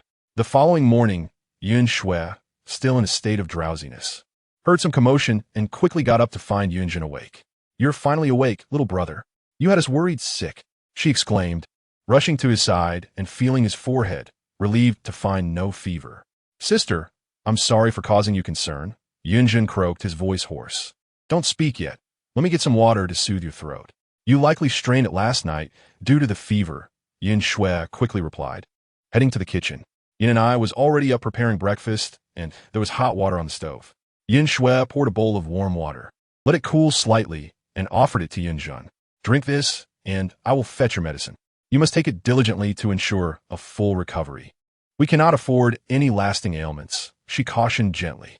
The family was relieved to see Yunjun awake and recovering. After breakfast, Yunling went to school, while Yunting and Yunlei were ordered by their sister to stay home and not wander about. The two younger boys, already shaken by the incident with their brother, were too frightened to go out and instead played with the family dog, Dahuan. The puppy had grown quite rapidly and was now much larger than a typical house cat. It was unclear if the little creature was inherently intelligent or simply playful, but it engaged well with Yunting, who laughed heartily at the antics. Meanwhile, Dahuan lounged lazily on the ground, watching over his son and the boys as they played. Hearing the laughter from the east room, Han Xue felt her heart finally settle after the turmoil of the previous day. She wished to share the events of yesterday with her brother, but struggled to find the right words. After all, her brother had acted correctly. Had she been in his position, she too would have jumped in to save others. With a sigh, she ultimately chose silence. Noticing her sigh, Yunjun asked, Sister, are you upset? I'm not sure what happened yesterday. My leg just cramped up. After I helped those two children, I lost my strength and was swept away by the undertow. He spoke with a hint of frustration. This weather is to blame. If it were summer, even deeper waters wouldn't pose a danger, he added, eager to defend himself from his sister's reprimand. Never mind, I do not blame you. If I were in your shoes, I would have done the same. However, I was frightened for you. You nearly lost your life, Han Xue said, her heart softening at his demeanor. Take time to recover. I can stay home for a month. By then, you should be fine, she continued. But remember, during this season, you must avoid the riverbank. With our parents gone, it is only us siblings left to rely on one another. I cannot bear to see any of you in peril. Do you understand? I truly hope never to relive yesterday's ordeal. As Han Xue spoke, tears welled in her eyes. The fear she felt yesterday haunted her. Had Yunjun not returned, she would have carried that guilt for a lifetime. Don't cry, sister. I'm all right now, and I promise to be careful in the future. I won't let myself get into danger again, Yunjun said, trying to rise to wipe his sister's tears. But his illness left him too weak to move. Han Xue dried her tears and softly reassured him, It's all right. I'm just a little sad about what happened. You should rest. Is there anything you would like to eat? I will fetch it for you. Perhaps some porridge? With that, Han Xue went to prepare something for Yunjun. Chapter 27. A young girl's concerns. After a few days of recuperation, Yunjun's health improved significantly. Yet, Han Xue remained apprehensive and insisted he continue taking his medicine. With no choice, Yunjun reluctantly complied. The Li and Lu families visited every couple of days to check on Yunjun and, upon confirming his recovery, felt a sense of relief. The children from these two families, thanks to Yun Zhen's timely rescue, merely caught a chill and recovered in a few days. During Yun Zhen's convalescence, Yun Xue and Yun Ni took the opportunity to sort through their father's clothing, altering them to a smaller size for Yun Xue to wear when she ascended the mountain. Dear sister, to be honest, I truly do not wish for you to toil in the mountains. Our father labored there for many years, and we are all too aware of the hardships he endured. You are a woman. How can you withstand such grueling work? Yun Ni remarked while stitching. Yun Xue held a piece of clothing in her hands. Although her sewing skills were somewhat lacking, she managed to mend without much difficulty. It's all right. You're Uncle Sun. I will simply be doing laundry and cooking. With Uncle Sun around, he will take care of me. Besides, our family has considerable expenses now. Yun Lin needs to continue his studies, and Yun Ting and Yun Lei are growing up as well. You are 10 this year. And once the mourning period for our parents is over, you will be 13. I must also prepare a dowry for you. Though you are young, I do not wish for her to go without. All these expenses add up to quite a sum. Furthermore, our land is too scant, just 2 acres in total. It is hardly sufficient for our needs. I am hoping to save some money to purchase a dozen acres. That way, we would have to worry about food for the year. With more land, we could yield greater harvests and perhaps even raise a few pigs and chickens. That would truly feel like living well. Yun Xue lifted her head to gaze outside, her mind painting a picture of a flourishing home. Her face brightened with a smile. Yun and I, inspired by her sister's vision, felt a deep sense of longing for the future. Sister, what you say is indeed wonderful, but will take a lot of money. Our family is relying solely on you, and it burdens you greatly, Yun and I expressed, concern for her sister's well-being. Enough of that. In a couple of years, Yun Zhen and Yun Lin will also grow up, and by then, I will be able to take it easier without so much toil, Yun Xue replied, lowering her head to continue sewing. Yun Xue, are you home? A voice suddenly called from outside. It's Sister Qianru. Yun Xue exclaimed, recognizing Zhao Qianru's voice. She hurriedly put on her shoes and rushed outside. Sister Qianru, Sister Han Xue, what brings you both here today? Come in and sit down. It's freezing outside. Hurry and warm yourselves by the stove. Yun Xue quickly fetched warm water from the kitchen and poured 2 cups of hot tea for them.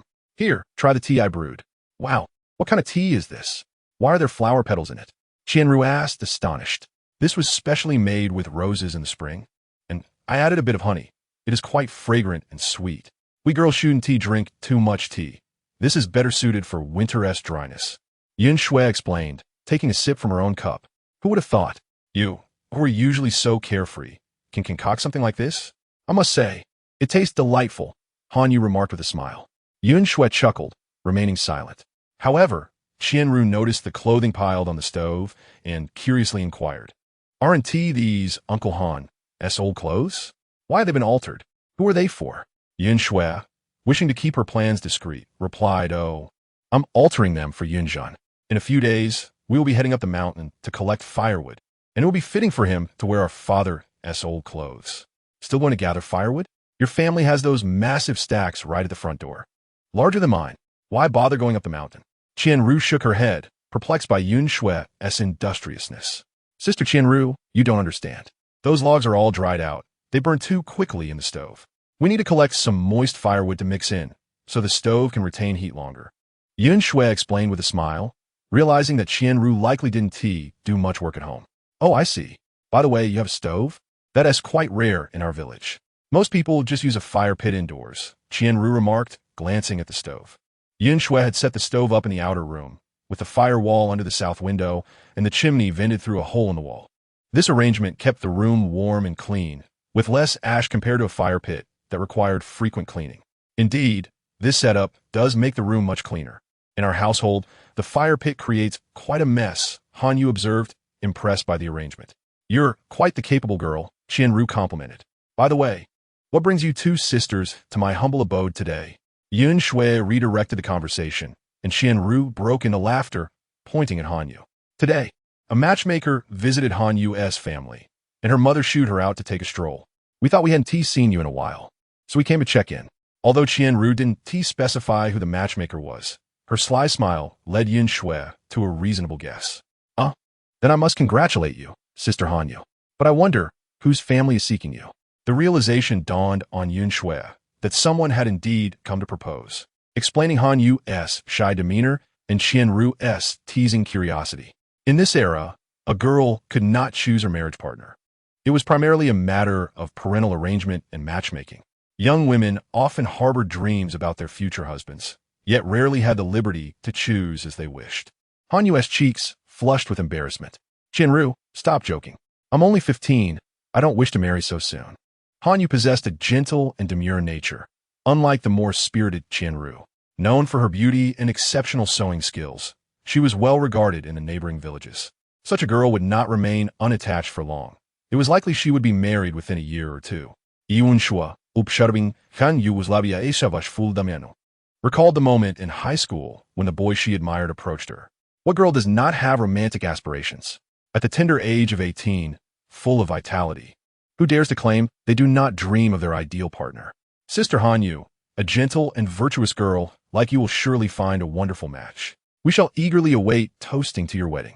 Han Xue said with a playful smile, not fearing the ears of others in the room. This only served to deepen Han Xue's blush. You little rascal, I'll get back at you for teasing me, she exclaimed, playfully tickling Han Xue under her arms. Han Xue, particularly sensitive to such antics, burst into laughter, helplessly gasping, Sister Han Xue, I yield. I want to say another word. Tears of laughter streamed down her cheeks. Now, let us see if you dare to mock me again, Han Xue said, pausing her playful assault to glance at Qianru. And you need not laugh at me. I've heard that your mother is also trying to arrange a match for you. Qianru stopped laughing, staring at Han Xue in disbelief. Really? I haven't heard my mother mention this. One day, I overheard my mother speaking with yours. She mentioned that you are of the right age to start looking for a suitor. I believe she has already entrusted matchmaker's son to find a good match for you. Han Xue reconted. Upon hearing this, Qianru pouted, visibly displeased. How annoying. I don't want to marry so soon. I must talk to my mother when I get home. Why must they rush these things? In the Zhao family, there are fewer girls and more boys, which results in a certain indulgence towards Qianru.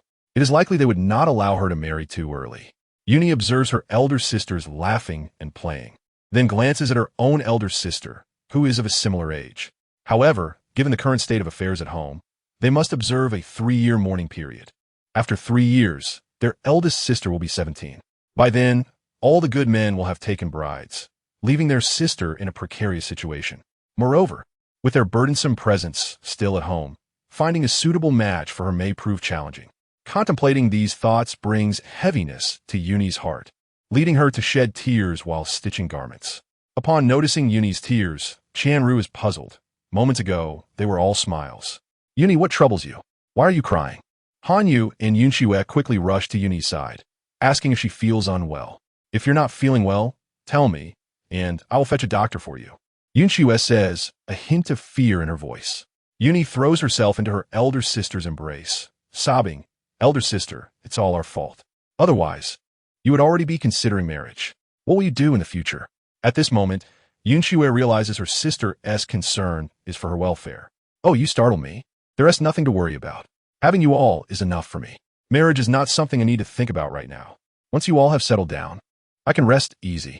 On the 5th day of the 12th month, Sun Shanghai, accompanied by his son and a few former colleagues of Han Yong from the logging site, arrives at the Han residence to take Han Xue away. Han Xue had already said her farewells to her siblings, so there is little left to discuss. She waves goodbye, shouldering her belongings as she climbs onto the carriage. Y'all head back. I will return before the new year. Yunjin and Yunlin promise to look after their younger siblings. With tears brimming in her eyes, Yuni notices the somber expressions on Yunlin and the others' faces. They all wave fervently at Han Xue until the carriage disappears from view. Elder brother, we must strive to succeed here at home. We will ensure that our sister will never have to endure such hardships again, Yunjin declares, clenching his fists. Indeed, we must all work hard. Our elder sister has borne so much for us. We cannot let her sacrifices go in vain. Yunlin agrees, feeling even more sorrowful. Though he is not Han Xue's biological brother, she has treated him even better than Yunjin, deepening his respect for her and igniting a silent vow to achieve greatness in order to repay her kindness. As Han Xue sits in the carriage, clutching her clothes and carrying bedding on her back, she is warmly bundled in a sheepskin coat and cotton trousers, with fur-lined boots on her feet. This attire would keep her warm even if she were to lie in the snow. The journey to the logging site is not particularly slow, but the uphill trek from the village takes about 3 to 4 hours. With little to do along the way, Han Xue gazes at the snowy landscape. The earth is blanketed in white, mountains donning their winter coats, creating a serene and ethereal atmosphere. Zheng Song leans towards Han Xue and whispers, "Sister Han Xue, you might want to consider a different name. When your name is called, everyone will know you are a girl." Han Xue suddenly remembers this detail and thinks for a moment, deciding on a name Han Yu, as it sounds neutral and does not reveal her gender. Zheng Song agrees. That works. It's quite a unisex name. From now on, we'll call you Xiao Yu. Remember to respond when someone calls you that. With a hearty laugh, he reassures her, "Don't worry. My father and I will protect you." 17-year-old son Zheng Song has a sturdy build, with thick eyebrows and bright eyes, exuding an earnest demeanor. Han Xue has a favorable impression of him, aware that he wishes to make amends for his father's actions. "Thank you, brother Zheng Song. You need not feel guilty about my father's situation. Perhaps it was simply fate. I do not blame you for that incident," Han Xue says softly. Zheng Song appears taken aback, his smile fading as sorrow fills his gaze. "You don't need to comfort me. If it weren't for me, Uncle Han would have evaded danger. Even if he wouldn't have lost his life so easily. Xiao Yu, I can never forget that day," he says, looking off into the distance. Memories flooding back. Han Xue sighs, realizing this incident has left an indelible mark on his heart. "Brother Zheng Song, we must look ahead and let go of unhappy memories. Life and death are beyond our control," she attempts to console him. Zheng Song shakes his head, choosing silence for a while. After a long pause, he finally speaks, "Xiao Yu, if there is anything you need at home, don't hesitate to tell me. Consider me your elder brother, and your siblings as mine. Allow me to help you care for them until they grow up." Han Xue meets Zheng Song's serious gaze and recognizes his sincerity. "All right, since you say so, how could I possibly refuse? I have longed for an elder brother," she replies with a smile. Seeing her smile eases Zheng Song's heart. "When we arrive at the mountain, try to keep your distance from me. If you need anything, just ask for my help." As they converse and laugh, the journey feels far less lonely. By the time they arrive at the logging site, a sizable crowd has already gathered. Upon seeing Sun Changhai, everyone rushes to greet him. "Brother Sun, you're late this year. Where's Brother Han? Isn't he coming this year?" Some inquire, unaware of the recent events. Sun Changhai shakes his head. "The Yong has passed. He was lost during the summer rafting season." Sun Changhai clearly wishes to avoid delving into the painful details, his expression somber and glistening with unshed tears. Those unaware of the situation are struck with grief upon hearing the news. Brother Han was a good man, well known in these parts. He was skilled and honorable. It's such a pity. Alas, in our line of work, such a fate is inevitable. None can escape it. Others lament. Upon hearing this, the crowd begins to reminisce. "We might as well earn some money and buy land to farm at home. You've said that countless times. Every year, as we head to the mountains, you proclaim this. Yet once we get to Anong, you're the first to rush off to your sweetheart. All that money you earn ends up with them, leaving none for land purchases." Someone chuckles, prompting laughter from the group. Yet beneath the laughter lies a profound sorrow. After sharing a hearty laugh, many of those men cannot hide the tears glistening in their eyes. This is the tragic reality of those who work in rafting. Few settle down and build families. They gamble their lives for money, knowing that at any moment they may vanish into the depths of the river, never to return.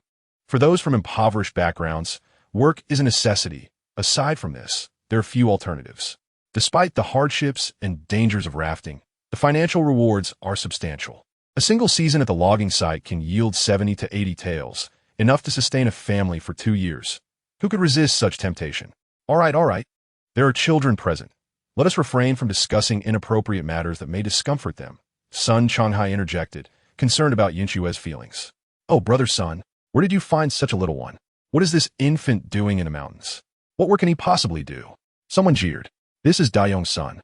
Upon hearing about Dayong's troubles, his wife also followed him here, leaving behind 7 children without any means of support. "I thought, since we are all part of the same wood gang, it would be unkind to ignore their plight. Let this child come to the mountain and assist us with cooking and washing clothes, sparing us the trouble of preparing meals in the dark upon our return at night. What do you all think?" Sun Changhai knew that the consensus of the group was essential. Of course, why would there be any objections? When Brother Han was around, he took good care of us. Now that he is gone, his son becomes our own. Let this little fellow stay up here. It will be a blessing for us as well. The men of the Wood Gang were known for their generous and straightforward nature, and naturally, they unanimously agreed to keep Han Xue. With her heart finally at ease, Han Xue stepped forward and said, "Dear uncles, Han Xue, thank you all sincerely. Our family is going through tough times, and we have no choice but to seek food here in the mountains. If there are any shortcomings in my work, I humbly ask for your understanding." Fortunately, Han Xue's voice was not as high-pitched as other women's. It bore a rich, husky tone that lent her authenticity, leaving no room for doubt about her identity. This child is spirited. Old brother Han can rest easy knowing he has such a son," someone remarked. "Come now, let us not linger.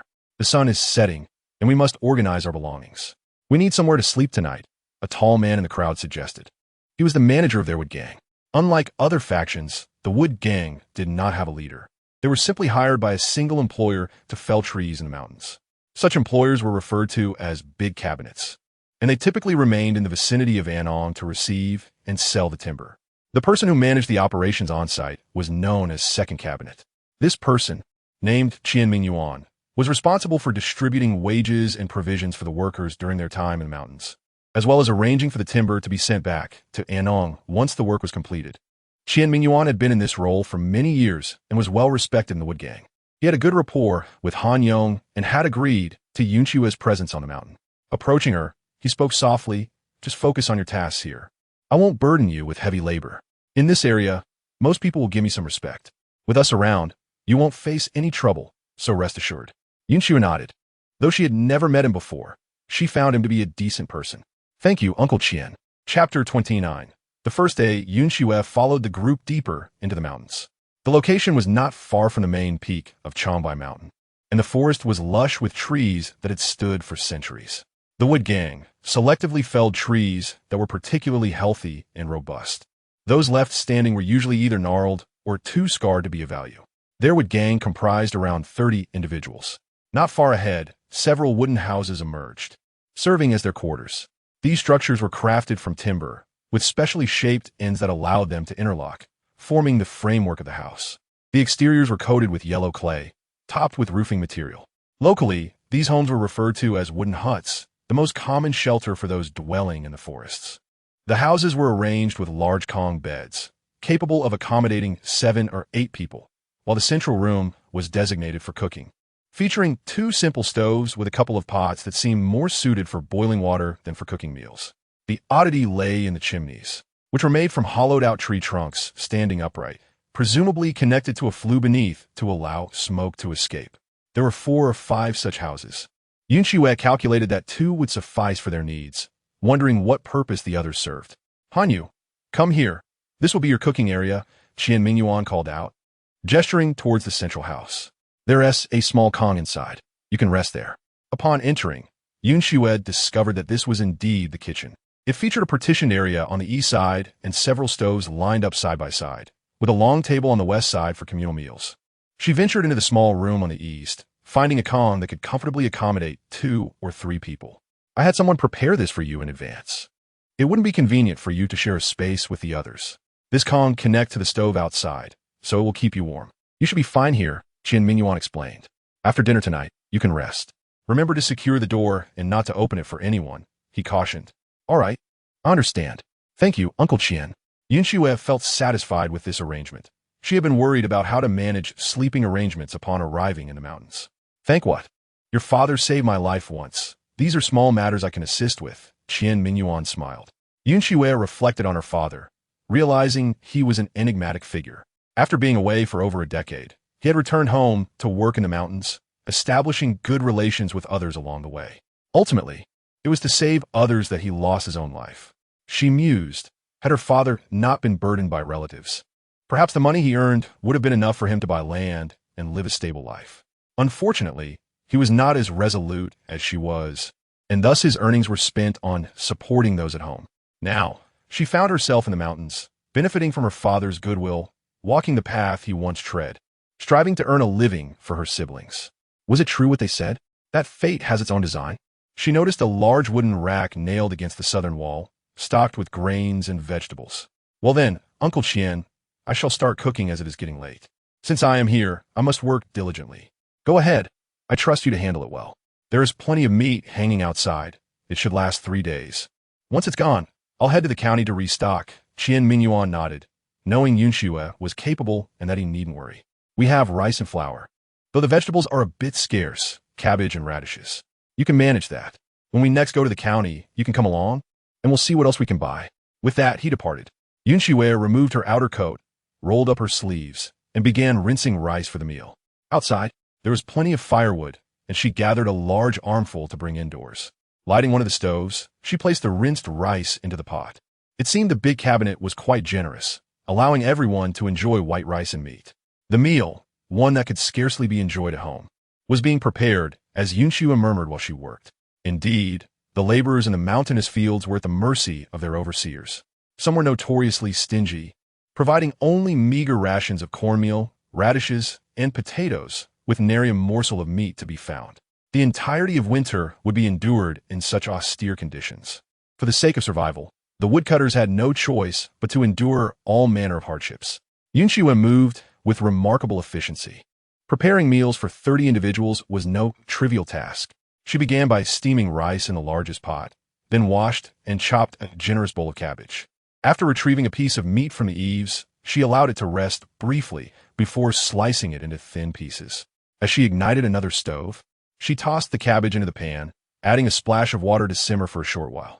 With so many mouths to feed, it was inevitable that they would dine on a watery concoction, as vegetables were in short supply. Cooking in bulk required no extraordinary culinary skills. Even the finest techniques would yield results that were merely adequate. Nevertheless, Han Xue's cooking was commendable, and soon the inviting aroma wafted through the room. When the dishes were ready, the rice was nearly finished as well. A commotion outside heralded the arrival of a group of people. "Ah, this smells delightful. Don't let our diminutive stature fool you. We are quite skilled in the kitchen," they exclaimed as they entered, each holding their own bowl and chopsticks. It was customary for those working in the mountains to bring their own provisions. Zhang Song approached, lifting the lids of both pots without the need to serve from them. They could simply ladle directly from the pots. Han Xue used a large spatula to fluff the rice, then began serving everyone. Each individual carried a large bowl, filling it with a heaping portion of rice and a ladle of soup before settling at the table to eat. Zhang Song waited until everyone had served themselves before retrieving his own bowl. "All right, you should eat quickly too," he said to Han Xue. She nodded and filled her bowl, joining them at the table. Her appetite, of course, was not as substantial as the men's, and she managed only 2 bowls. "Xiaoyu, this will not do. You must eat more. Only by consuming sufficient food will you grow taller. Look at us men. None of us eat as little as you," a burly man remarked. Qian Mingyuan shot him a disapproving glance. "Must you chatter while eating? With such delicious food, hurry up and eat. She's merely a child, just 12 or 13. How can she compare to you?" The large man scratched his head, realizing his error, and promptly returned to his meal. The group consumed their food with great speed, finishing in no time. They each took their bowls and chopsticks with them, as they were responsible for cleaning up after themselves. "Xiaoyu, in the mornings we typically have pancakes and porridge.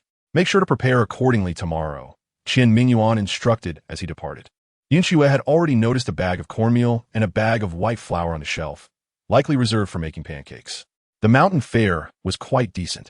If it remained this way, it would be rather splendid. "Uncle Qian, I understand. Shall I prepare pancakes using a mixture of white and cornmeal flour tomorrow morning?" "Yes. Go ahead and figure it out. Although white flour is pricier, we shouldn't skimp too much. We work hard. If we don't eat well, where will we find the strength?" "I'll head to the county town to buy more in a couple of days," Qian Mingyuan agreed before waving goodbye. Once everyone had left, Zhang Song approached Han Xue. "Xiaoyu, let me help you clean up. Today was your first day working. You must be quite tired. Preparing meals for 30 people is no simple task." He began assisting her in washing the pots and disposing of the leftover water. "Tomorrow morning, I'll help you fetch water so you won't have to." "Brother Zhang, there's no need for you to trouble yourself. You'll be busy with your own work," Han Xue replied, touched by his kindness. "Please go rest. We need to clear the forest path tomorrow, don't we? Get a good night's sleep." Seeing that there was little left to do, Zhang Song nodded. "All right, I shall retire for the night. Be sure to secure the door. Don't let anyone in. There are many wild beasts in these mountains, and you mustn't venture out after dark, understand?" He cautioned with concern. "Yes, I will remember." "You too, take care," she replied. "Has the Kong been heated? If there's hot water in the pot, soak your feet for a bit. It will be more comfortable tonight." Yun Xue smiled in agreement. Once everyone had departed, she prepared the items needed for the following morning, secured the door, and entered the eastern room to lay out her bedding. She organized her clothing and placed it at the end of the kong. The small kong was quite warm, and Yun Xue shed her outer garments, lying comfortably beneath the covers. The following morning, at the crack of dawn, Yun Xue rose early to steam pancakes. She preferred the light, leavened pancakes to the denser ones.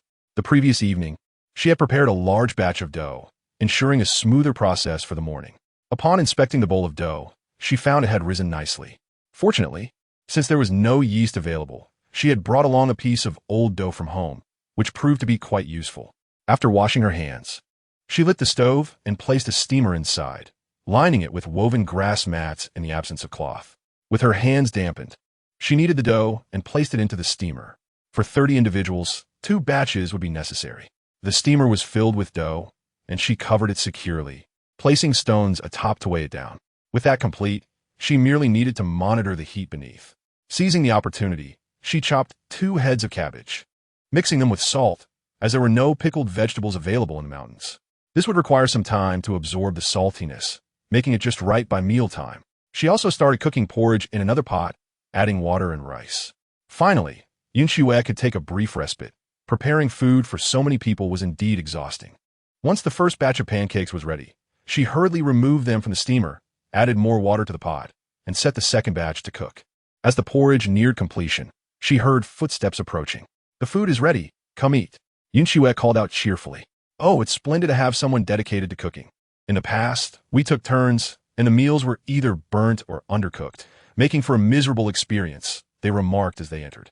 Each person filled a bowl with porridge and took a pancake. These pancakes are delicious and wonderfully fluffy. I must say, our Xiaoyu truly possesses remarkable culinary skills. As they bit into the pancakes, their eyes widened in delight. "My goodness, this skill surpasses even that of some married women." Yun Xue smiled as she watched them enjoy their meal. "Please, eat up. There's more porridge if you need it." There was a certain joy in seeing others relish her cooking. While she knew her culinary abilities were merely average, many of the men were still single, having likely never experienced a proper meal. "All right, Xiaoyu, you should sit down and eat too. You've been up since early morning, and you must be exhausted. Make sure to rest a bit during the day. After all, you're still a child," Sun Changhai remarked, clearly pleased with Yun Xue's efforts. He understood that the girl was quite capable, playing both the roles of father and mother at home. Sun Changhai glanced at Yun Xue and then at his own son, contemplating how wonderful it would be if Yun Xue could become their daughter-in-law. This morning, Yun Xue was truly busy, hardly having a moment to spare.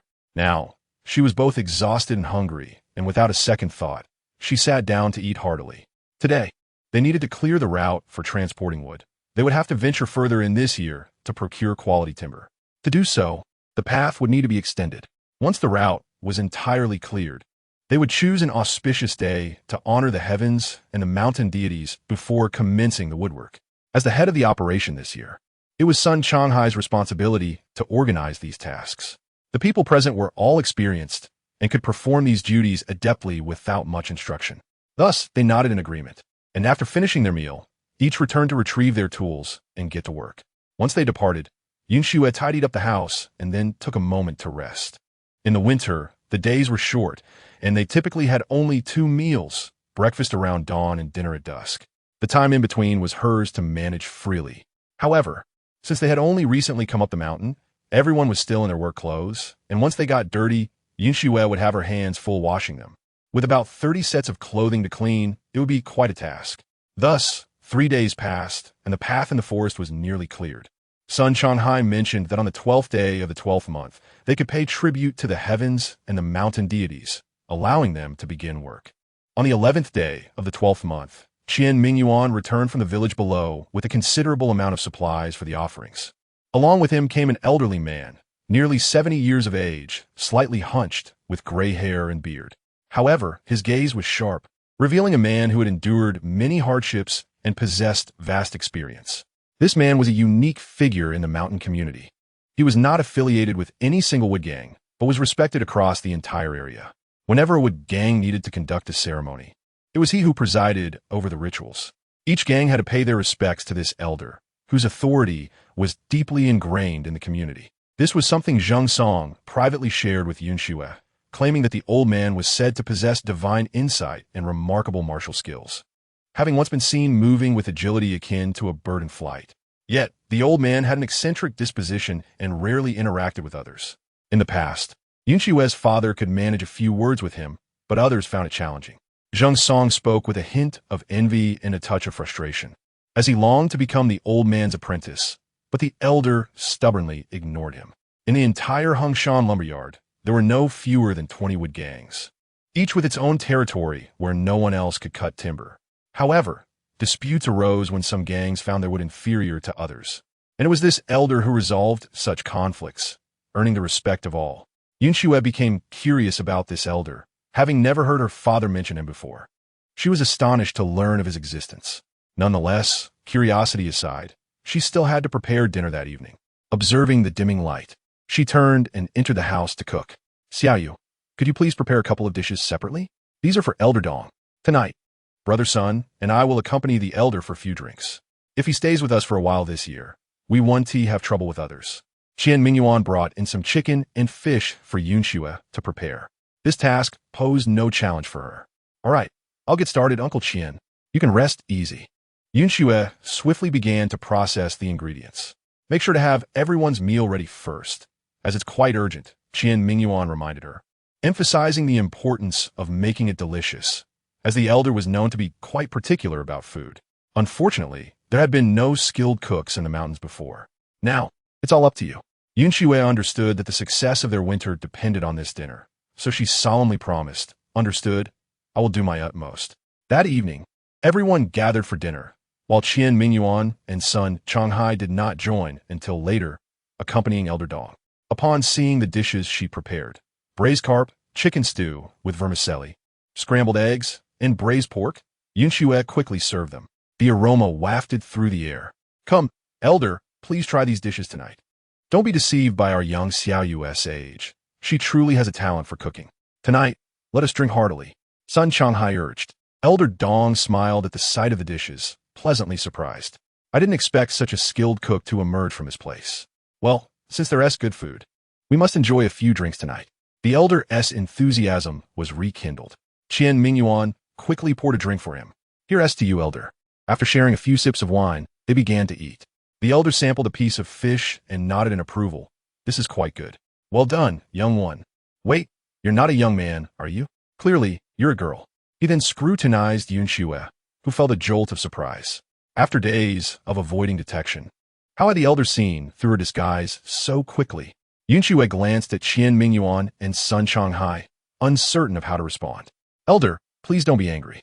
We had no choice. This is the eldest daughter of Han Xue, who passed away last summer while working on the river. His wife also died, leaving behind 7 children. She has been taking care of her siblings at home, fulfilling both parental roles. We felt pity for her family, fearing they could not support the children, which is why we invited her to help out here." Qian Mingyuan hurriedly explained. Elder Dong regarded Yun Xue closely for a moment before breaking into a smile. "You two truly fail to recognize a gem. This girl clearly possesses remarkable skills, and yet you have her doing menial tasks. What a pity. Child, I wish to take you as my apprentice. What do you think?" Elder Dong's words stunned the 3 of them. Chapter 31. The saw begins. Yun Xue's eyes widened in disbelief. "Elder Dong, are you serious? You really want to teach me martial arts? I thought you never took apprentices. Could such fortune truly befall her?" Qian Mingyuan was equally excited. Realizing that if Elder Dong accepted Yun Xue as a disciple, their standing in the lumberyard would elevate significantly, deterring other gangs from bullying them. It was monumental news. "Elder, you must keep your word. This is no jest," Qian Mingyuan urged. Elder Dong shot him a glare. "When have I ever joked about such matters? Very well. I shall take this girl as my apprentice. Tomorrow, after the heavenly offering ceremony, I will notify the wood gangs that on the 18th day of the 12th month, I will be accepting a disciple. Let those brats come and meet my apprentice." The elder stroked his beard, smiling warmly at Yun Xue across from him.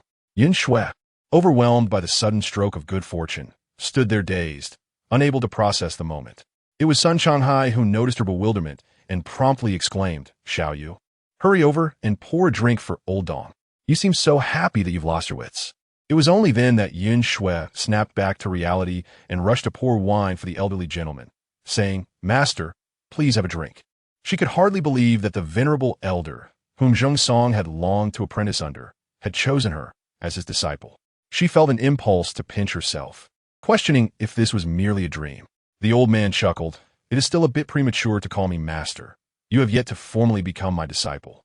Realizing the gravity of the moment, Han Xue immediately knelt before him, proclaiming, "Master, please accept my bow as your disciple." This was an opportunity not to be squandered.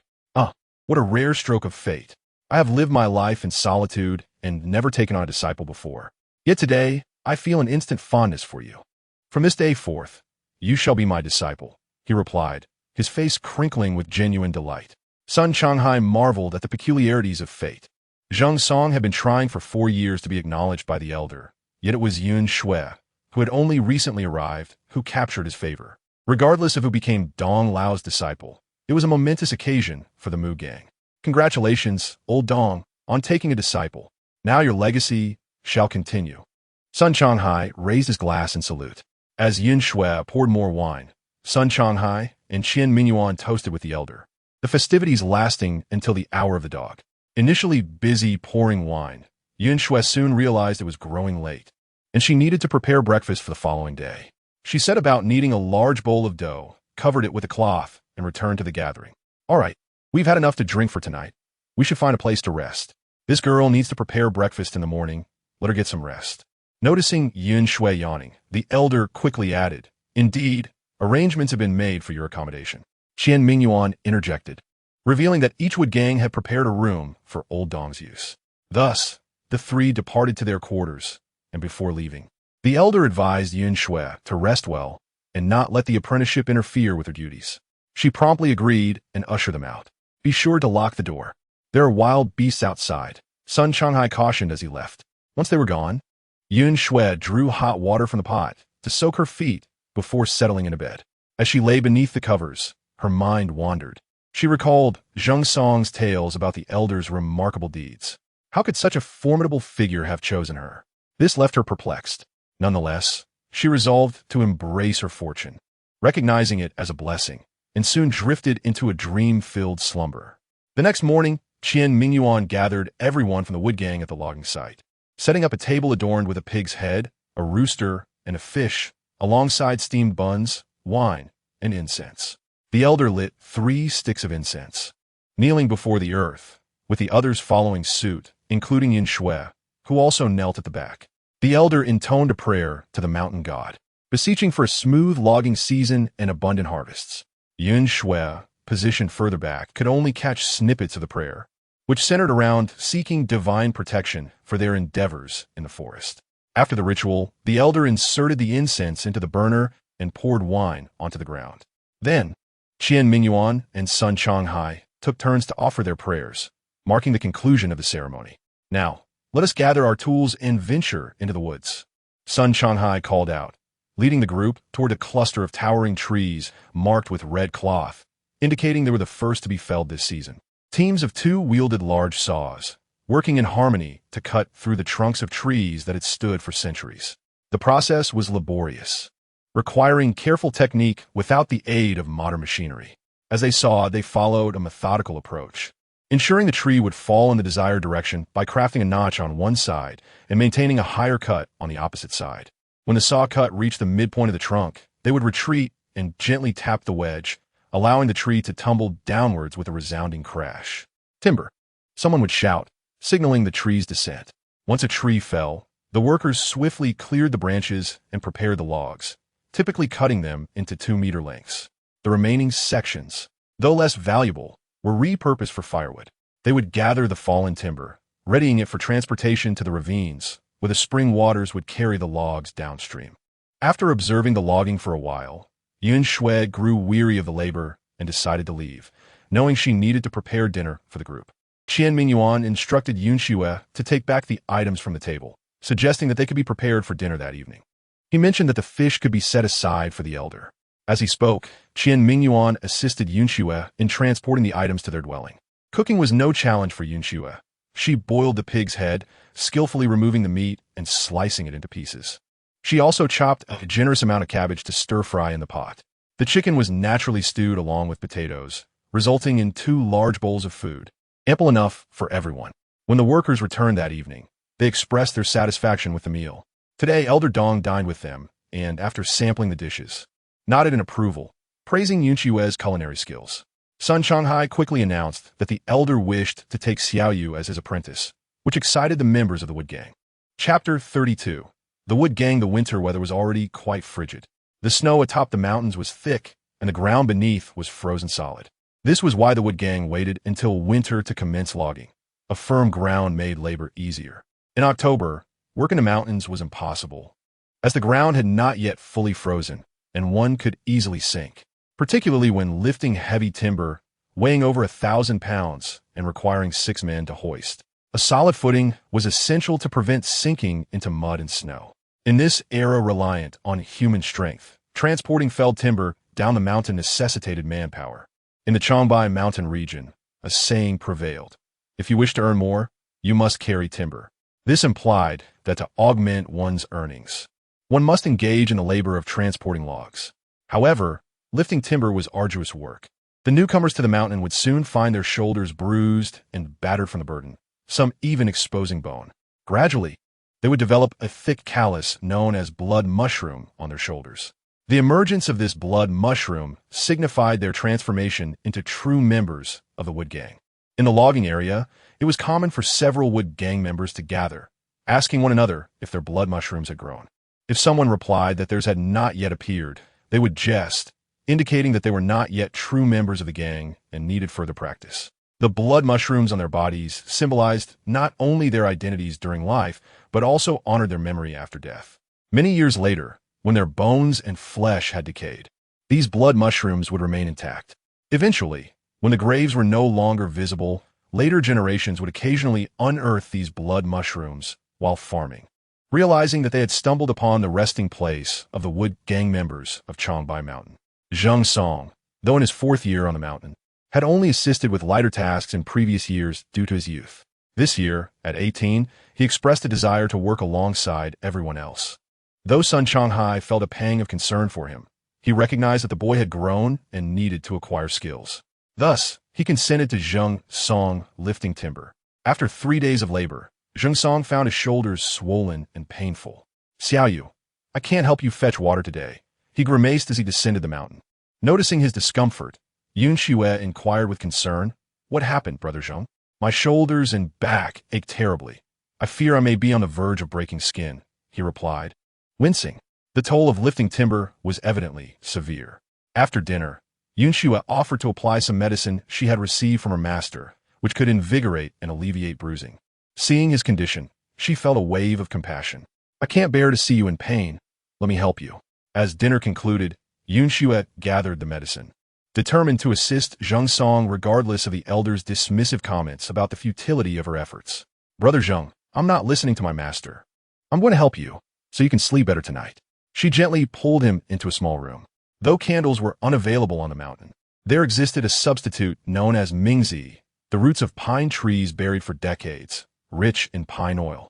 This wood, later referred to as amber wood, was polished for decorative purposes, but at this time, it served merely for illumination and kindling. Han Xue crafted a small torch from mingzi, illuminating the room brightly. "Brother Zheng, please loosen your clothing to reveal your shoulder so I can apply the medicine." Feeling a bit bashful, Zheng Song suggested, "How about you give me the medicine, and I'll find someone else to help?" His cheeks flushed slightly. Those rough men would only make a mess of it. Han Xue, unperturbed by modesty, insisted, "You must understand. This medicine is precious, given to me by my master." Reluctantly, Zheng Song unbuttoned his shirt, exposing his shoulder. The friction between fabric and skin elicited a wince from him. Han Xue dipped a cloth in warm water, gently cleansing the wound before carefully applying the medicine. Zheng Song felt a cooling sensation wash over the area, alleviating the earlier burning pain. "This medicine truly works wonders," he exclaimed with relief. Han Xue smiled. "Of course, it's my master's. It must be effective." Zheng Song expressed a hint of envy, acknowledging the elder's remarkable abilities. Despite his own disappointment in not being chosen by the elder, he felt happy for Han Xue's opportunity. Once the medicine dried, he dressed and prepared to leave. "Thank you, sister. I must take my leave now." You should rest early. It would be improper for a man and woman to linger alone. Although few on the mountain knew of Yan Xue's identity, such matters required prudence. Should your shoulder continue to ache tomorrow, I'll be here to help again, she assured him. Yan Xue, with no ulterior motives, simply felt a desire to reciprocate Zhang Song's kindness. Despite Yan Xue's medicinal efforts, they proved largely ineffective. No matter how potent a remedy, rest was crucial for healing. However, Zhang Song had to haul timber daily, leaving no time for recuperation. Consequently, Yan Xue's medicine merely alleviated the pain temporarily. Old Master Dong had long proclaimed that on the 18th of Winter Moon, he would hold a disciple receiving ceremony. The entire mountain community buzzed with excitement. Many aspired to be his apprentice, yet he had remained elusive. Now that he was set to take on a disciple, everyone was eager to see what sort of individual could capture his attention. Surely a remarkable figure. In light of this event, Qian Mingyuan made special arrangements to clear the 18th for everyone, allowing them a reprieve from logging. Early that morning, he descended the mountain to procure an abundance of delectable treats and enlisted the help of 2 women. Today, Yan Xue was the focal point. It would be unthinkable to have her laboring in the kitchen. The entire Hongshan timber yard, comprising around 50 or 60 workers, received the news. Some heads and second-tier members of timber teams came to extend their congratulations, while those unable to attend sent gifts to celebrate. These laborers, being humble folk, brought little more than wine and meat. Old Master Dong was not particular. He welcomed all offerings, even if one arrived empty-handed. The visitors congregated in the dining area where Yan Xue and the others were gathered, filling the room to the brim. Old Master, do hasten to present your precious disciple, so we may behold him, one voice called out. Indeed, let us see what manner of person has captured your esteemed favor, echoed another. The old master chuckled. Why the rush? Patience. I shall summon him at once. Zhang Song, please fetch Xiaoyu. Zhang Song promptly entered the room and called for Yan Xue. Upon her arrival and seeing the crowd, Yan Xue quickly stepped forward and bowed. Esteemed uncles, I am Han Xue, pleased to meet you all. Yan Xue was already taller than her peers, her complexion not as fair as most women, and her voice possessed a slightly hoarse timbre. Standing confidently before the crowd, her demeanor radiated assurance, earning her immediate admiration. Old master, where did you find such a gem? This is no ordinary figure. He hardly seems like one accustomed to our timber yard, someone remarked. Indeed, he resembles more of a scholarly gentleman, another added. The old master shot a glare. What do you imply? Must everyone from our timber yard be a brute? Not all must fit your mold. Chapter 33. The apprenticeship ceremony. The apprenticeship ceremony was primarily a formality, allowing Yan Xue to bow 3 times before Old Master Dong in front of the assembled crowd. The true intent was to introduce Yan Xue to everyone, preventing any future misfortune from befalling him. Kneeling reverently before the old master, Yan Xue performed the 3 bows. Lacking tea in the mountains, she instead offered a cup of wine. Master, I present this toast to you.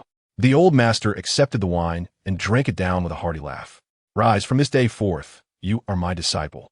I shall impart my skills and various crafts to you. You must apply yourself diligently. Understood? Yan Xue nodded eagerly. Disciple shall remember, master. At this point, the banquet was nearly set. Qian Mingyuan began ushering everyone to take their seats. With so many guests, the room felt cramped, prompting the newcomers to eat first while the regular timber workers waited their turn. There were not enough dishes and utensils available, as Qian Mingyuan had rented them from the county town, where such items are commonly leased for events. Once the food and drink arrived, everyone joyfully indulged. A few insisted on toasting Yan Xue. Come now, young Han, let me raise a glass to you. Your fortune is truly enviable. To have caught old Master Dong's eye is a blessing indeed. Remember us, your kin from the timber yard, when you achieve great success. Others chimed in, eager to share a drink with Yan Xue. Meanwhile, old Master Dong observed the jovial scene without a word, allowing the merriment to unfold. The timber workers, typically boisterous northeastern men, required more than just the old master's reputation to earn their trust. Yan Xue needed to showcase his own capabilities. Very well, since esteemed uncles wish to drink, I shall gladly oblige, Yan Xue replied with a smile. I, Han Xue, am overjoyed to be acknowledged by old Master Dong as his disciple. Let me raise a toast to all of you. With that, Yan Xue filled a bowl with wine and lifted it high. To you all, I express my gratitude. Cheers! He drank deeply, and fortunately, the wine was not overly potent, perhaps only around 10 degrees. Once he finished, he turned the bowl upside down to show it was empty. The crowd erupted in approval. A true man.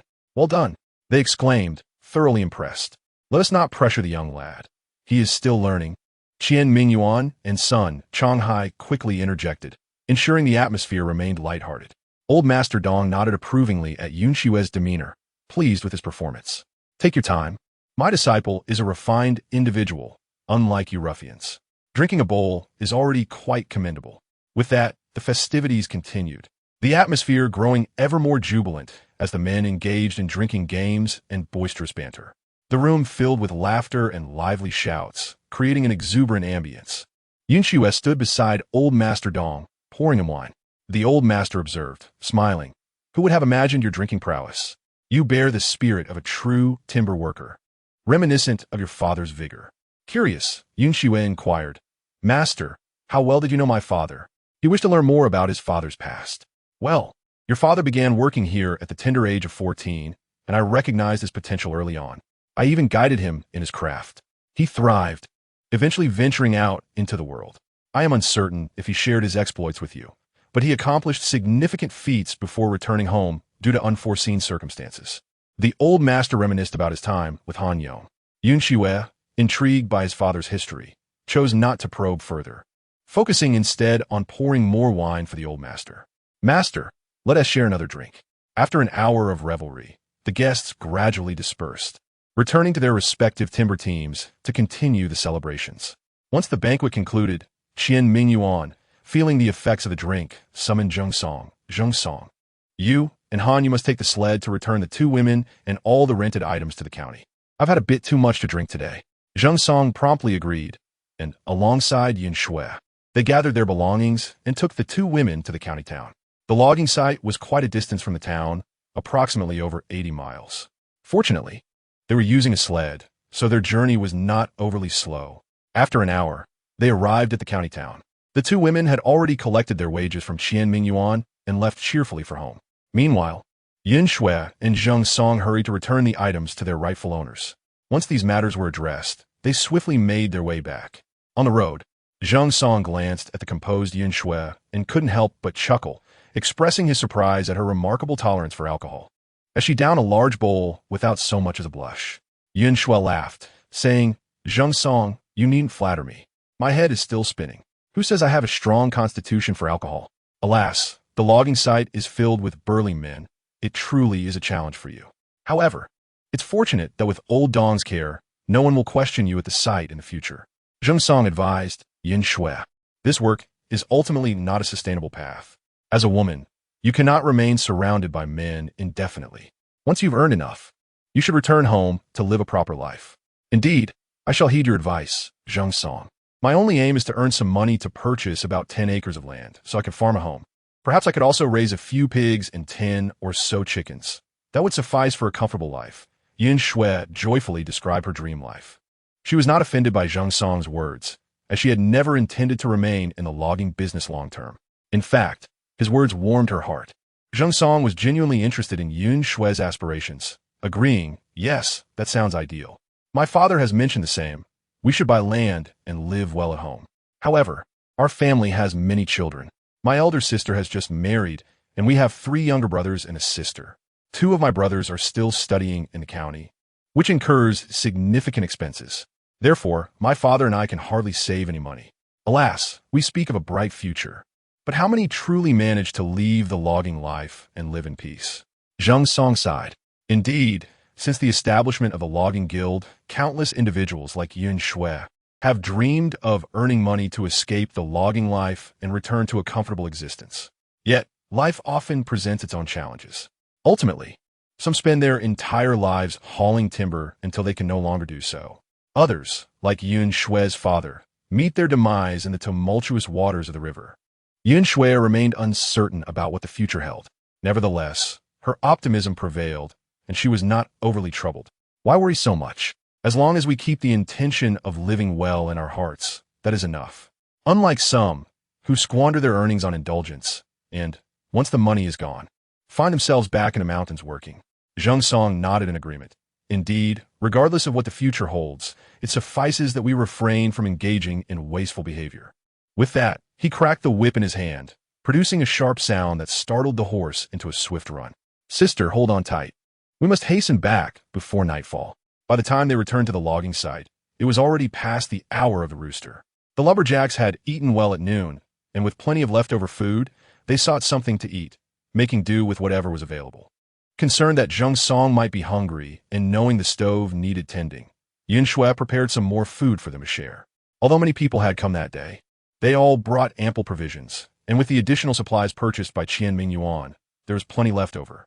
Han Xue quickly tidied up, taking some meat outside to hang on the eaves for safety, as wild animals often roamed nearby. She also organized some cooked food to save for the elderly man. Zheng Song naturally assisted her in completing these tasks before retiring for the night. Upon entering the room, he found the men sprawled across the Kong, fast asleep, still intoxicated from the day's revelry, with even son, Changhai, snoring loudly. Finding the Kong not particularly warm, Zheng Song decided to ignite the stoves for a fire, allowing him to wash his feet before settling down to sleep. After the initiation ceremony, normalcy returned to the logging site. Old Dong began to teach Han Xue martial arts, stating, "Child, your skills in boxing and kicking are already commendable. There is nothing more I can teach you in that regard. What I wish to impart to you are the internal arts, nurturing and cultivating your energy. Mastering these will yield immeasurable benefits in the future." Chapter 34. The Haidai site. Although Han Xue had begun her training with Old Dong, she continued her duties at the logging site. Each morning, she rose an hour earlier than usual to meditate and practice energy cultivation. In the evenings, she stayed up an hour later for the same purpose. Despite the reduced hours of sleep, she gradually felt more invigorated, devoid of any fatigue. Han Xue held great admiration for Old Dong, often pestering him with questions, to which he responded with a patient smile. Almost daily, aside from cooking and practicing, Han Xue washed the lumberjacks' clothes. These rough men paid little heed to personal hygiene, and their outer garments, made of leather, were unsuitable for washing. Thus, she focused on their inner clothing. Displeased by their long intervals between washes, she mandated that they change their clothes every 5 days and submit them for washing. The lumberjacks laughed at her, but she remained steadfast in her rules. They had no choice but to comply, with Han Xue insisting that each time 10 men would rotate their laundry, allowing her to wash for 3 days while resting for 2. Not far from their dwelling, a small river flowed. Though narrow, it was quite deep. Currently, it was entirely frozen, save for a hole the lumberjacks had chopped out for daily water collection, with over 30 individuals relying heavily on water for cooking. Sometimes the men would assist Han Xue by carrying back a couple of loads. Zheng Song often lent a hand, unable to shake his concern for her. However, when everyone was occupied on the mountain, Han Xue had to manage the water fetching alone. After her previous experience of catching a chill from cold water, she was always cautious and refrained from using icy water for washing clothes. Fortunately, the mountains were abundant in firewood, allowing her to heat water in a large pot before washing. Although this was somewhat inconvenient, requiring her to haul water back and dispose of the dirty water outside, life in the mountains remained simple yet monotonous. The lumberjacks would ascend the mountain to work after breakfast, while Han Xue busied herself with their meals and laundry. On days she didn't wash clothes, she enjoyed visiting the mountain to observe the lumberjacks at work. The Changbai Mountains were home to many mature tree species, such as red pine, spruce, fir, yellow pine, and ash. These woods were highly sought after in the Anong timber market. While not as precious as rosewood or sandalwood, they were favored for their abundance. Changbai County, renowned as the 800 Li of Forest Sea, boasted rich forestry resources. Logging sites were not confined to the Hongshan area. Numerous others existed throughout the region. One could say that a significant portion of the population in the Changbai Mountains engaged in logging, especially along the banks of the southern Yalu River and the northern Songhua River, where many made their living through timber harvesting. The woodworkers meticulously cleaned the large logs they had felled with their axes before securing them with a special hook. At the top of the hook, there was a looped rope through which a lever was threaded. Together, they exerted their strength to lift the timber. Once elevated, the hook would firmly embed itself into the bark of the log, ensuring that it would not unexpectedly tumble down during their journey. As they hoisted the wood, they shouted rhythmic chants, the volume of which indicated the weight of the timber. under the spirited shouts of the workers. Logs were successfully transported to a flat and spacious area. Subsequently, they utilized horse-drawn sleds to drag the timber down to the valley below. Upon arrival, they had to sort the logs. Zheng Song had been lifting timber for some time now and had gradually accustomed himself to the weight. Being still quite young, he was typically assigned to carry smaller logs and usually walked at the back. The lifting of a log generally required 2 individuals per lever, while a single large log was typically lifted by 4 to 6 men. It was rare for 8 individuals to be involved, as the more people there were, the harder it became to coordinate their strength. The workers had to be in perfect harmony. If one person faltered, it could result in injury to another, rendering them unable to work. Thus, the number of workers was usually fixed to prevent accidents arising from poor coordination. Alongside Zheng Song was another young man, who had begun lifting timber the previous year, and the two of them worked together quite well. At this moment, the amount of timber felled was not excessive, allowing Zheng Song and his companions a brief respite. Upon looking up, Zheng Song spotted Han Xue approaching from a distance, one hand carrying a kettle and the other 2 bowls. "Come over for some water. I've brought hot water," she called out. The kettle she carried was a large copper one that could hold about 10 pounds of water, sufficient for everyone to have a sip. It's starting to rain. I must say, my throat is quite parched this afternoon." "Thank you, Han Xue. You are so thoughtful." A man hurried over to take the water and drank a bowlful. Refreshing. I say, Han Xue, having you here on the mountain this year has been a blessing. The food is better, our clothes are washed, and we even have someone to bring us water. This is something we never dared to hope for in the past. Una smiled. Gully, imist. When I wasn't here, you didn't have to pay me anything. Now, you must share your earnings with me. Each year, the amount of timber harvested was predetermined, usually agreed upon by merchants from then on. Often, wages were calculated based on the quantity of timber, which was subsequently divided among all the workers. Therefore, in situations where one wished to earn more, it was advantageous to have fewer workers. The fewer the workers, the larger the share of earnings. With Han Xue now part of their group, everyone would receive a little less when it came time to divide the silver. However, the man laughed, "We have around 30 people here. If each of us contributes a couple of taels of silver, that will cover your wages. What's the fuss? With you here, we don't have to worry about meals, someone washes our clothes, and you even keep the stove warm for us. We'll return to a cozy bed." How delightful! In the past, we were exhausted and had to build our own fires, while everyone took turns cooking, wasting so much time. With that time, we could have done much more work. Indeed, let's not dwell on this anymore. The uncles don't appreciate such talk, someone interjected. At this moment, everyone paused their work to come over for a drink and take a break. Han Xue poured a bowl of water and handed it to Zheng Song. "Have some water to soothe your throat." Zheng Song accepted the water and drank it without saying much. While the group was conversing and resting, a few flamboyantly dressed women approached from a distance, adorned in vibrant red and green garments, their faces painted with makeup. A delightful fragrance wafted toward them. Han Xue was somewhat puzzled. What were women doing in the timber yard? She herself was disguised as a man. These women appear to be in their 20s or 30s, dressed in an alluring manner. "Zheng Song, who are these people?" Han Xue asked in confusion. Zheng Song grimaced, "Those are the Haidai."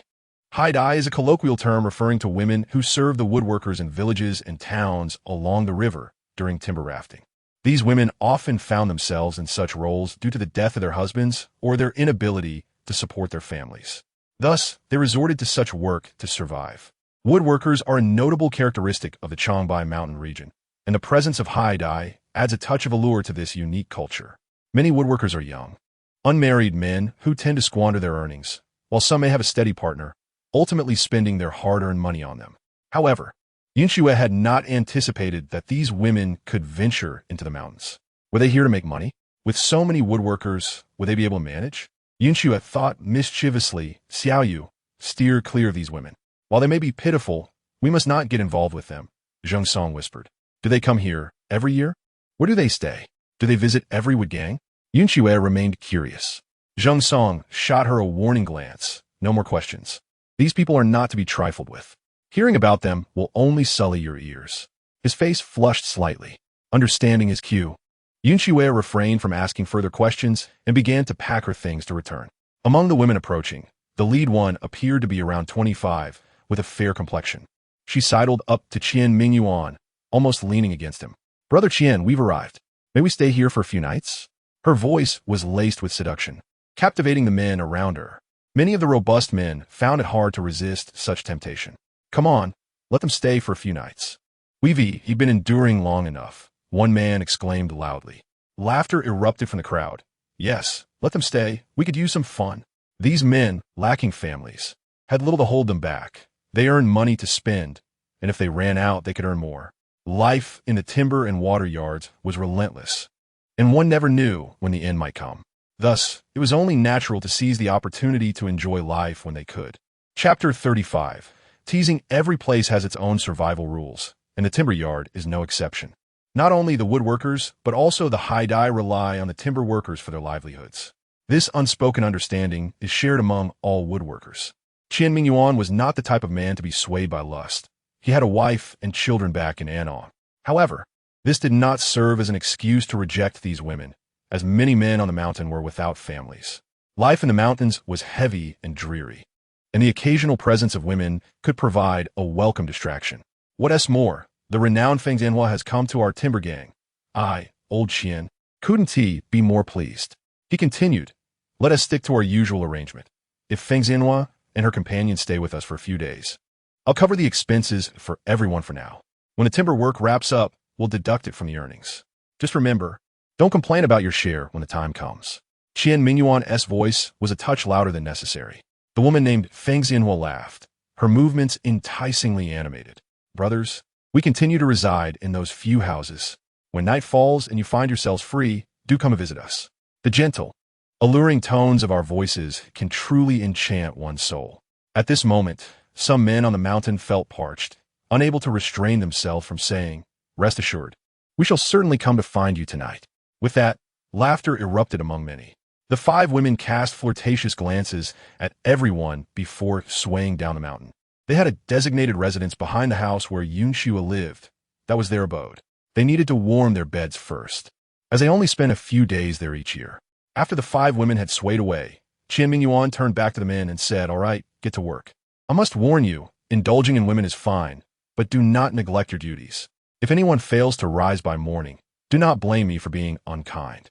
Upon hearing this, the men laughed heartily, some unable to resist making lewd remarks. Zhang Song frowned and pulled Han Xue aside, urging her to return quickly, as these men seldom spoke kindly.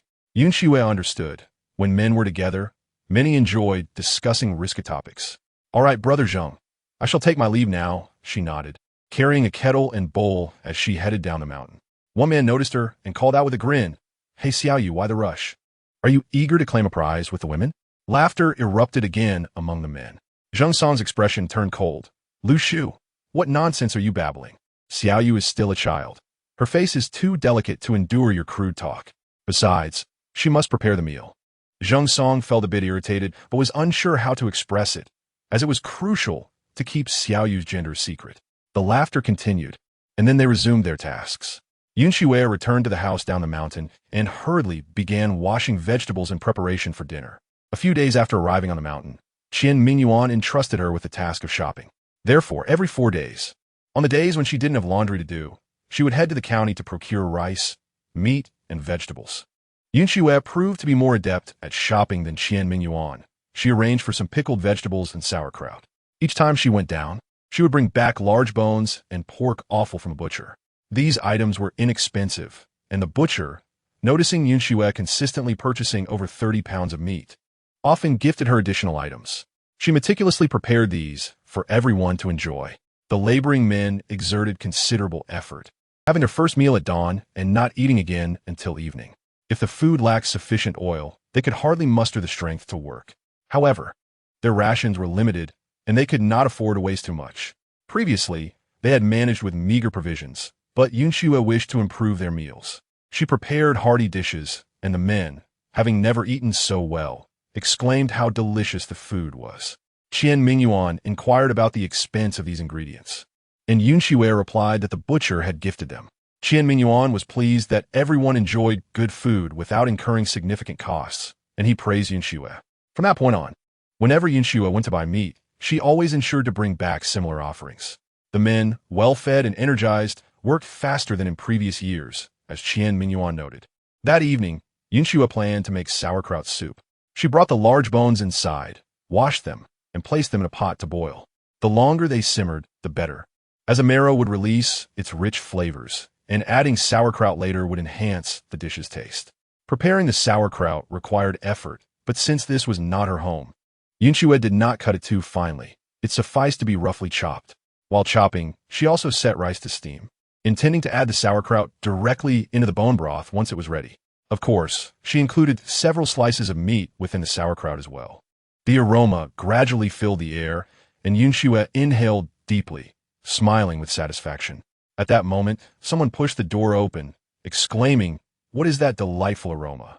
Ah, Sister Tao, come quickly, someone is cooking." It turned out to be the group of women. Yun Xue hesitated, unsure if she should engage with them, so she focused on tending the fire, remaining silent. "Oh, there's even a handsome young man here. I wondered why someone was cooking this year. We sisters were preparing to do it ourselves. How fortunate to have a ready-made meal." One of the women, named Han Xue, joyfully approached, eager to lift the lid of the pot. Yun Xue protested. "The food is not ready yet, and besides, the men have not come down. It is not your turn to eat first." She would not allow them to take what she had laboriously prepared. After all, they had their own kitchen and should cook for themselves instead of seeking handouts.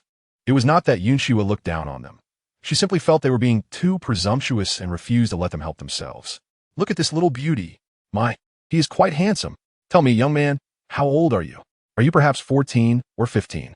Have you yet to experience the pleasures of a woman? If not, come find me tonight, and I shall enlighten you on what it means to be a real man." Han Xue, undeterred, began teasing him upon noticing Yun Xue's reaction. Yun Xue felt mortified. What kind of people were these? It was true that these women were driven by the need to survive, but it was inappropriate for them to engage in such vulgar banter. "You all should return to your cooking. I have not prepared food for you. And be cautious. If you provoke me, you may find yourself in trouble," Yun Xue warned, her voice firm. In truth, Yun Xue had made extra food because she was oblivious to any local customs, and making more was not a burden. However, without Qian Mingyuan's permission, she could not allow these women to eat first. "Oh, the little one thinks he can intimidate us? Come on, try." Another woman moved closer to Yun Xue, leaning in provocatively. Despite the winter layers, her form was unmistakable, and she seemed quite pleased with herself. Yun Xue, feeling exasperated, thought, "How'd I end up being teased?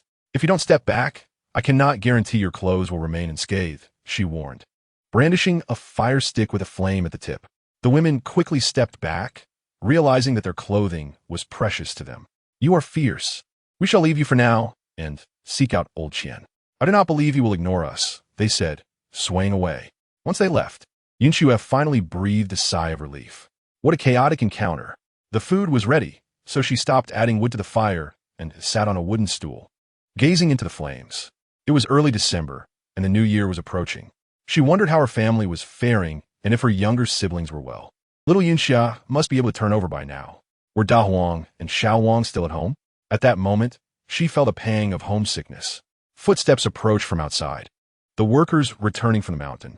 Yun Xue quickly stood up, opened a large pot, and stirred the rice with a spatula. As the group entered from outside, a delightful aroma wafted through the air. "Xiaoyu, have you been simmering pickled vegetables?" The enticing scent made the weary men, who had labored all day, feel an overwhelming hunger. They gathered around, filling their bowls with food before heading to the table to eat. The women followed closely behind, and Qian Mingyuan turned to Yun Xue, saying, "Xiaoyu, let them dine with us tonight. Tomorrow, they can prepare their own meals." Given Qian Mingyuan's words, Yun Xue had no objections, especially since the meal was not purchased with her own money. She served herself first, then handed the ladle to the women before retreating to eat in her own space. Chapter 36. Women. With the 5 women joining the meal, the atmosphere in the outer room grew lively. The men, known for their coarse tongues, exchanged crude remarks to entice the women, while the women's laughter only fueled the men's tempers further. Zheng Song, having brought food, entered the room, prompting a smile from Yun Xue. "Zheng Song, why aren't you eating outside?" she inquired. "I couldn't stand their behavior, those women." Zheng Song, still a young man, felt awkward and could only shake his head in response. A shared glance between Yun Xue and Zheng Song brought laughter, as they both felt a sense of camaraderie. "Zheng Song, isn't today the 6th day of the 12th month? When do we usually return home for the new year? Yun Xue asked, feeling nostalgic. Around the 25th, typically, he replied. I heard Uncle Chin mention that if we continue to work efficiently, we might leave a couple of days early this year. The prospect excited both of them. If that's the case, we might even make it home for the small New Year celebration, Zheng Song added. Uncle Chin said that if all goes well, we could complete our task before the new year, and he has sent word to the foreman to see if more work can be arranged. If we can secure additional tasks, we'll return to the mountain after the holiday. Otherwise, we might get to rest at home, Zheng Song continued. I would prefer to come back. It means more money to take home. Without exertion, how else can one earn? As the men quickly finished their meals, some grew impatient to head to the back rooms. However, with only 5 women available, not everyone could fulfill their desires. Thus, they resorted to games of chance to determine their fates. The winners would enjoy the company of the women that night, while the losers would have to wait until the next day. Fortunately, the men were accustomed to such rules and accepted the outcomes with good humor. The victorious ones cheerfully departed with their chosen companions, while the rest retreated to sleep. After finishing his meal, Zheng Song returned his dishes and reminded Yun Xue to stay inside as much as possible that night. Once the others had left, Yun Xue tidied up the house and prepared for meditation, a practice she committed to every evening. After over 10 days of cultivating her energy, she felt a transformation within her. Her body felt lighter, and her sensitivity to the external world had sharpened. She eagerly anticipated the results of her continued practice. That night, the mountain camp was anything but tranquil, especially in the building where Yun Xue resided, adjacent to where the women stayed. The robust men of the timber gang, having been cooped up for so long, were stirred by the presence of women. The sounds emanating from the building were a mix of strange cries, emotions of pain intertwined with excitement, accompanied by low murmurs from the men. In the stillness of the mountain forest, these sounds drifted far, mingling with the gentle whispers of the wind. Those men who were not part of the evening's revelry tossed and turned in their beds, unable to find rest, their minds agitated by the distant noises. After a prolonged struggle, they finally succumbed to sleep. At dawn, Yun Xue rose early as was her custom, heading to the mountains to practice her martial arts, as advised by old Master Dong. After a period of training, she returned to prepare breakfast. By the time the sun was rising, the meal was ready, and the timber workers gathered to eat. Qin, Mingyuan surveyed the room and chuckled. Well, it seems after a night of revelry, you all can still rise early. Eat up. After breakfast, we need to head back to work. If anyone finds their legs too weak to labor today, don't say I didn't warn you. The men erupted in laughter. Once the timber workers had finished their meal, Yun Xue cleaned up the space and began washing clothes, which had been soaked in a solution of wood ash. Thanks to her insistence on regular changes, the clothes were not excessively dirty. After rinsing them, she hung them out to dry. Just then, the women emerged from the back room. Hey, Xiaoban, do you have any food left? We're hungry. Make us something to eat, called out a woman named Taoong. Yun Xue bent to lift the garment from the basin, not bothering to turn and respond. Hey, are you ignoring me? I said I'm hungry. You need to cook for us. Taoong pressed, her tone growing irritated.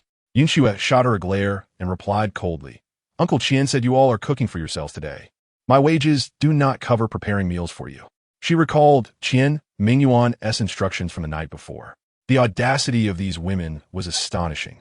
Another woman quickly intervened. Taoong, let us just cook something for ourselves. There is no point in arguing with this child. Taoong pouted disdainfully. What is so special about her? Just a little girl. She can't soar above the ground. She turned to her companion. After last night, I'm still aching. My legs are trembling just to walk. I was hoping she would whip up something for me. The casualness with which they discussed such intimate matters left Yun Xue incredulous. In her village, any woman who spoke so openly would face severe reprimands. Nearby, another woman laughed. Isn't it just Taoong's skill? Once a man gets close, he can't help but fall for her. The group of women laughed heartily, their expressions revealing a shared understanding that even Yun Xue could grasp. She felt her own cheeks growing warm, yet she managed to maintain her composure. As she hung the last piece of clothing, she hurried inside with her basin. The women continued their playful banter as they gathered rice and vegetables before departing, discussing the men from the previous night. Watching them leave, Yun Xue muttered to herself, what kind of people are they? They seem desperate to flaunt their actions. Shaking her head, she took up her water bucket to fetch more water. The women stayed for 5 days in the mountain camp before moving on to another timber gang, for if they lingered too long, their earnings would diminish. After all, One must spend some silver on this night. The woodworkers are reluctant to squander the hard-earned money on the whims of women. An occasional indulgence is acceptable. But if one were to dwell on such desires all day, they might find themselves selling their very bones to afford the expenses of these women. Once the women departed, the mountain site returned to its usual dullness. The men occasionally engaged in conversations, discussing which woman was more alluring than the others. However, as time passed, those thoughts gradually faded away. On the 15th day of the 12th month, the county officials arrived at the mountain. Do not be deceived into thinking that the woodworkers are exempt from taxes.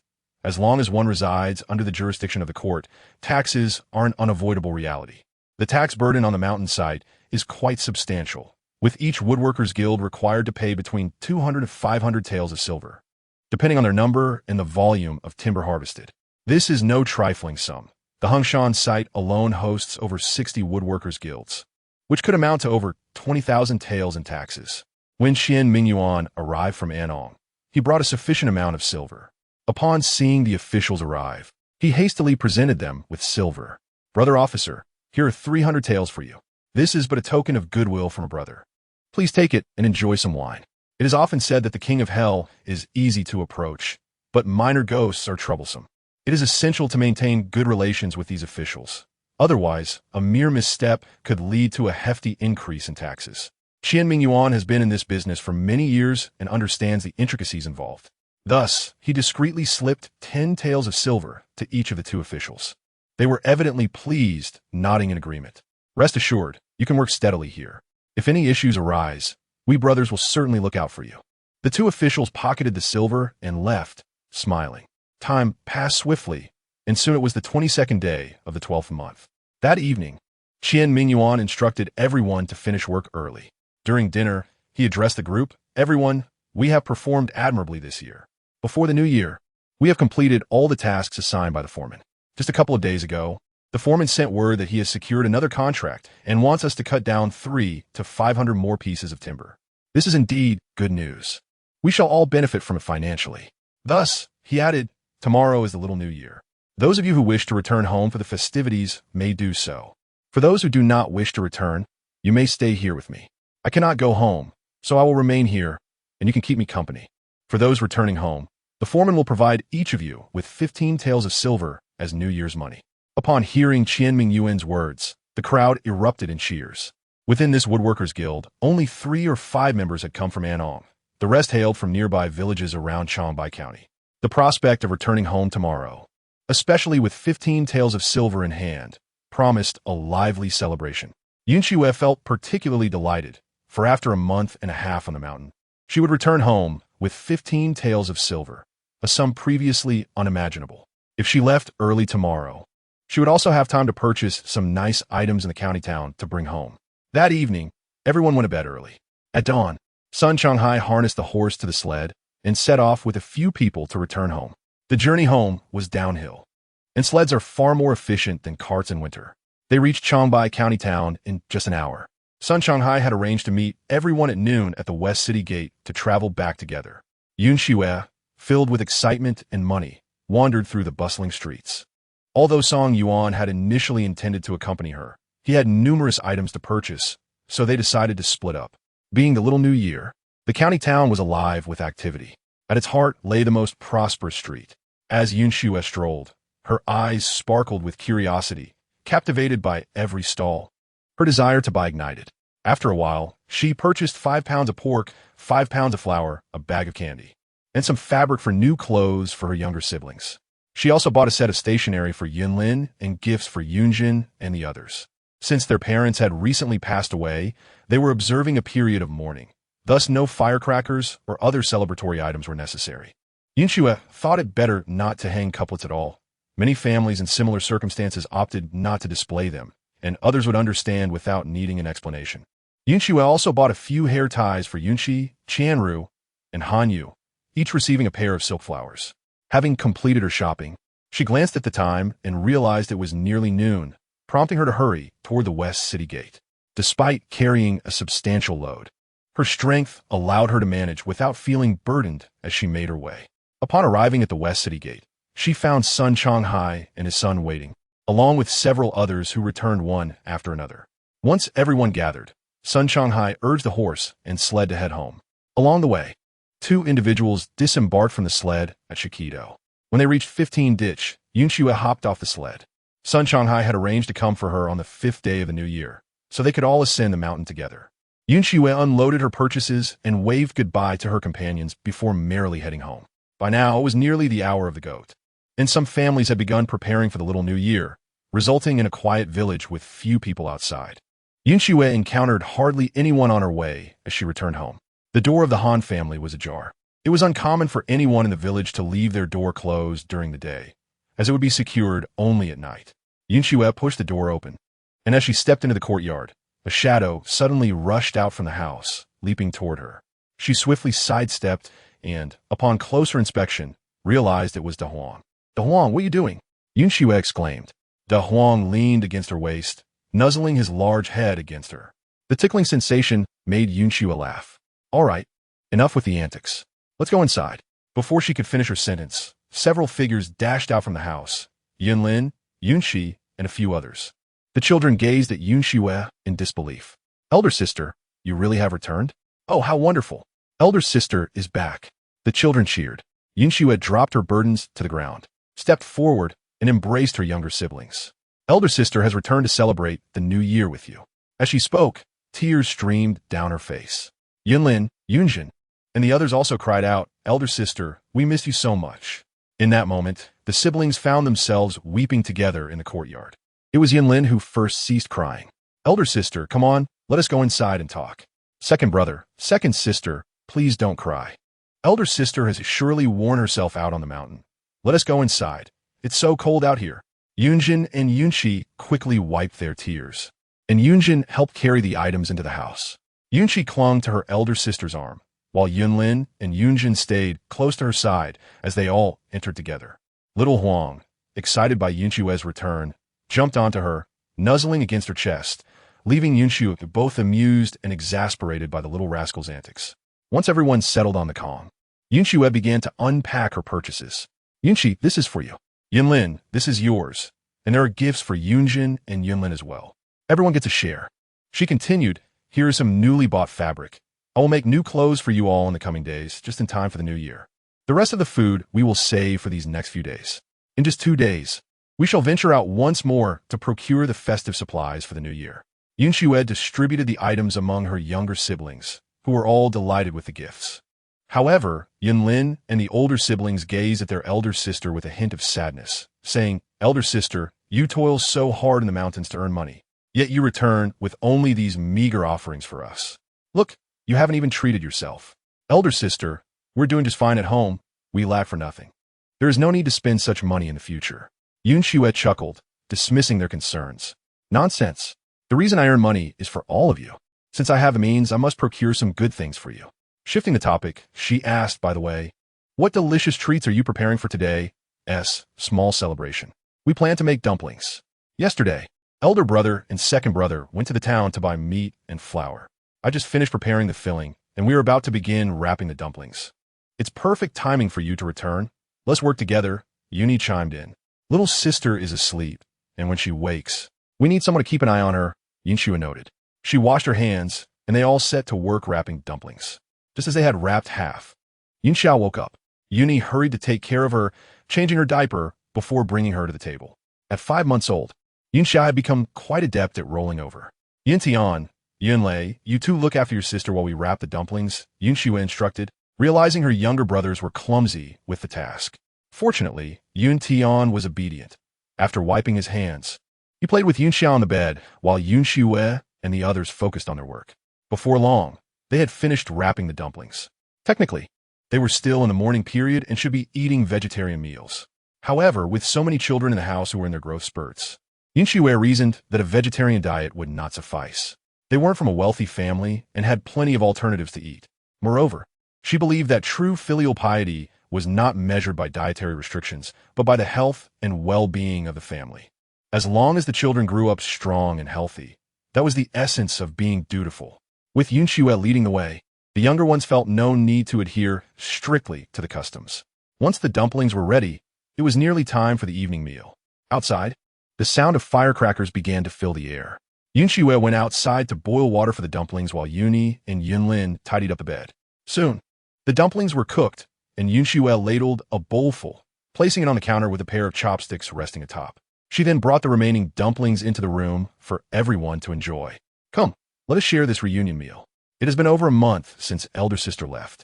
And while in the mountains, I miss you all terribly, Yun Xue said, setting the stage for their gathering. As they sat on the bed, eating dumplings, Yun Xue praised Yuni for the delicious filling, causing her to blush with modesty. Elder sister, please don't flatter me so. We've always eaten this way. Why the praise today? She replied softly. The room filled with laughter as they quietly finished their meal. Afterward, Yunjin and the others surrounded their elder sister, eagerly requesting tales of her experiences in the mountains. Elder sister, tell us what the mountains are like. Is it cold? Is the work exhausting? Are the people nice? Or do they bully you? Yunlin bombarded her with questions. Yun Xue smiled as she recounted her experiences, recalling how, when Han Xue was around, Yunjin and the others would also pester him with inquiries upon his return. She provided a brief overview. Elder sister, do you wake up early every day to cook for over 30 people? That must keep you busy for half the day. And washing clothes in this freezing weather. Surely you're not using cold water? Yunlin interjected, clearly concerned for his sister. It's nothing. I just prepare one pot of food for each meal. With just 2 meals a day, it's not overly burdensome. I always use hot water for laundry. I wouldn't dare use cold. Yun Xue reassured him, feeling touched that her brothers were growing up and learning to care for others. The siblings chatted and laughed together until the fatigue of the day caught up with them, and they finally settled down to rest. Yun Xue and Yuni lay on the bed, with little Yunxia beside them. Since the last time they had slept on the ground, the mother and her offspring no longer joined them on the bed. Elder sister, once the work in the mountains is complete, let us not return there again, shall we? We miss you. It feels as though we lack a guiding presence without you. Yuni implored. We will behave and work hard. Please don't leave us again, she added, unable to contain her feelings. Yun Xue sighed softly. Dear sister, it's not that I refuse you. I only wish for you to have a better life. With so many children in our family, if I cannot earn more, how will you all survive? She comforted her sister. It's only been 3 months. I shall return soon. I, too, do not wish to be away from you all. But there are mouths to feed, and I must earn enough to sustain us. If only I could be more capable, Yuni lamented. Foolish girl, you are already quite capable. Look how well you care for our little sister, Yun Xue praised. I am so proud of you. You will surely grow to be a virtuous wife and mother. The sisters chatted comfortably under the covers until the late hours of the night. When morning light broke, Yun Xue lay peacefully on her bed, enjoying the most restful slumber she had experienced since their parents had passed. Even as the sun brightened the room, she remained asleep. Yuni had risen early, and little Yunxia was exceptionally quiet, making no sound at all. Yuni quietly got up to start the fire and prepare breakfast. Just then, Yunlin woke up as well. Brother, keep your voice down. Elder sister is still asleep. She must be exhausted after all this time. Let us not disturb her. We'll prepare the meal and eat once she wakes up, Yuni whispered urgently. Yunlin nodded in agreement, silently pushing the door open to bring in firewood. The siblings worked quietly to prepare breakfast, and then Yuni went to check on Yunxia. The little one was awake, her eyes darting around. Yuni quickly picked her up to change her diaper, relieved to find no mess. Little Yunxia was easy to soothe. She rarely made a fuss when needing a change. After cleaning her up and replacing her diaper, Yuni gently laid her back down. Seeing Yunxia awake, the family dog jumped onto the bed, playfully nudging the baby, which made her giggle. Hearing her laughter, Yunxia finally opened her eyes to find that daylight had fully arrived. Oh dear, how late it is, she exclaimed. Yuni, why didn't you wake me? She felt a pang of regret for sleeping so long. Yet, after their parents' passing, this was the first truly peaceful sleep she had enjoyed, allowing her to rest longer than usual. It's all right, elder sister.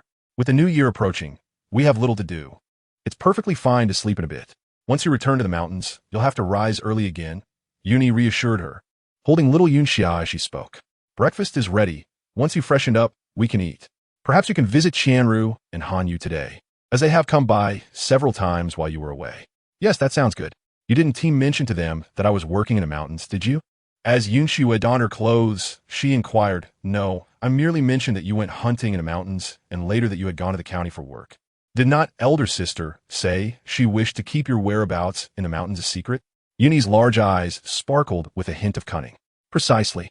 It is not that we lack sincerity. The work in the mountains is truly beyond what women can manage. When the time comes, the villagers will surely have much to say. To avoid causing trouble, we must stick to this narrative. Han Xue did not reproach her younger sister for lying. In the struggle for survival, can one always be completely candid? After dressing, she went outside to wash her face and comb her hair, and in no time, she was ready. Yinlin and Yunjin had already roused their two younger brothers from their beds, and together they enjoyed breakfast. Today marked the 24th day of the 12th lunar month, traditionally a time for cleaning the house. Han Xue decided to first visit the Zhao and Li families before returning home to tidy up. With the new year approaching, there was much to be done. She brought 2 bags of pastries purchased from the county to the Zhao family. The Zhao family was also busy preparing for the new year, with Qianru sewing new clothes alongside her mother. Upon seeing Han Xue, the Zhao family members were quite surprised. Han Xue, where have you been these days? I visited your home several times, but could not find you. Qianru set aside her work and hurried down to greet her, eagerly grasping Han Xue's hand. I went to the county a few days ago to help someone as a servant. With the new year approaching, I needed to earn some money. By the way, here's some pastries I brought back from the county for Grandpa and Grandma to try. Han Xue placed the treats before the elderly matriarch of the Zhao family and then retrieved a small package from her bosom, handing it to Qianru. Sister Qianru, I couldn't bring back anything extravagant, just 2 hair ties and a pair of silk flowers. You can wear them for the new year.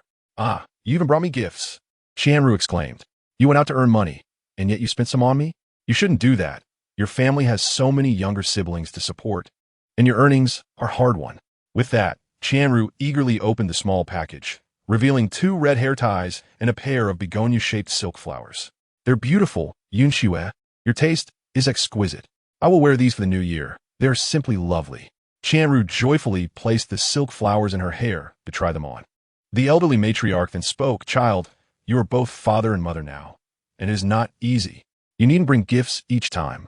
We have been neighbors for so many years, and we feel bad that we cannot help you in return. If you continue to bring things each visit, it will weigh heavily on my heart. The matriarch recalled Han Xue's circumstances and felt a pang of sadness. The nearby daughter-in-law quickly intervened, and the elderly woman soon regained her composure. Look at me, growing old and becoming a bit melancholic. Enough of that. Child, after the new year, you'll turn 15. Won't you? If your parents were still here, this would be the age for marriage proposals. She suggested warmly, we needn't strictly adhere to a 3-year mourning period. Let's help you arrange matters after the last year. Once the mourning is over, we can set up a match for you. If you wait too long, it may become difficult to find a suitable partner. The matriarch spoke with genuine concern for Han Xue's future. Han Xue found it difficult to respond, understanding the elder's good intentions. For most girls, being betrothed at 15 and married by 16 was already considered late. If she were to wait until 17 after the mourning period to begin considering marriage, it would indeed be rather delayed. Grandma, it is still early to discuss this matter, and there is no need to rush. Even if there is a suitable match now, I cannot expect someone to wait for several years for me. Can I? We can revisit this in due time. My younger siblings need stability first, and I cannot leave them behind. The matriarch sighed. True, you are the eldest in the family, and with so many younger siblings, it does complicate matters. I will speak with your grandmotherly about this, and we will keep an eye out for any suitable candidates. If someone good comes along, we cannot let him slip away. After sitting with the Zhao family for a while, Han Xue took her leave. Qianru escorted her to the gate. Han Xue, will you be going out again after the new year? Yes, I will leave on the 5th day of the new year and will likely return around mid-February. Sister Qianru, I still have mourning to observe, so I cannot visit your home during the new year. If you have time, please do come to my house. We should gather as sisters and have a good chat. Han Xue turned back to smile at Qianru, inviting her warmly. All right, I will come with Han Xue. Qianru readily agreed. After leaving the Zhao family, Han Xue returned home to gather the same items before heading to the Li family. These 2 families had the closest ties with her own, and with the new year approaching, it was customary to pay them a visit. Han Xue had already become engaged and was preparing her wedding attire at home, and her joy was evident upon seeing Han Xue. Upon learning that Han Xue was engaged, Han Xue felt happy for her. Sister Han Xue, where's your fiancé from? She asked teasingly. You little rascal, don't make me scold you. Just because we are engaged doesn't mean I have a fiancé yet.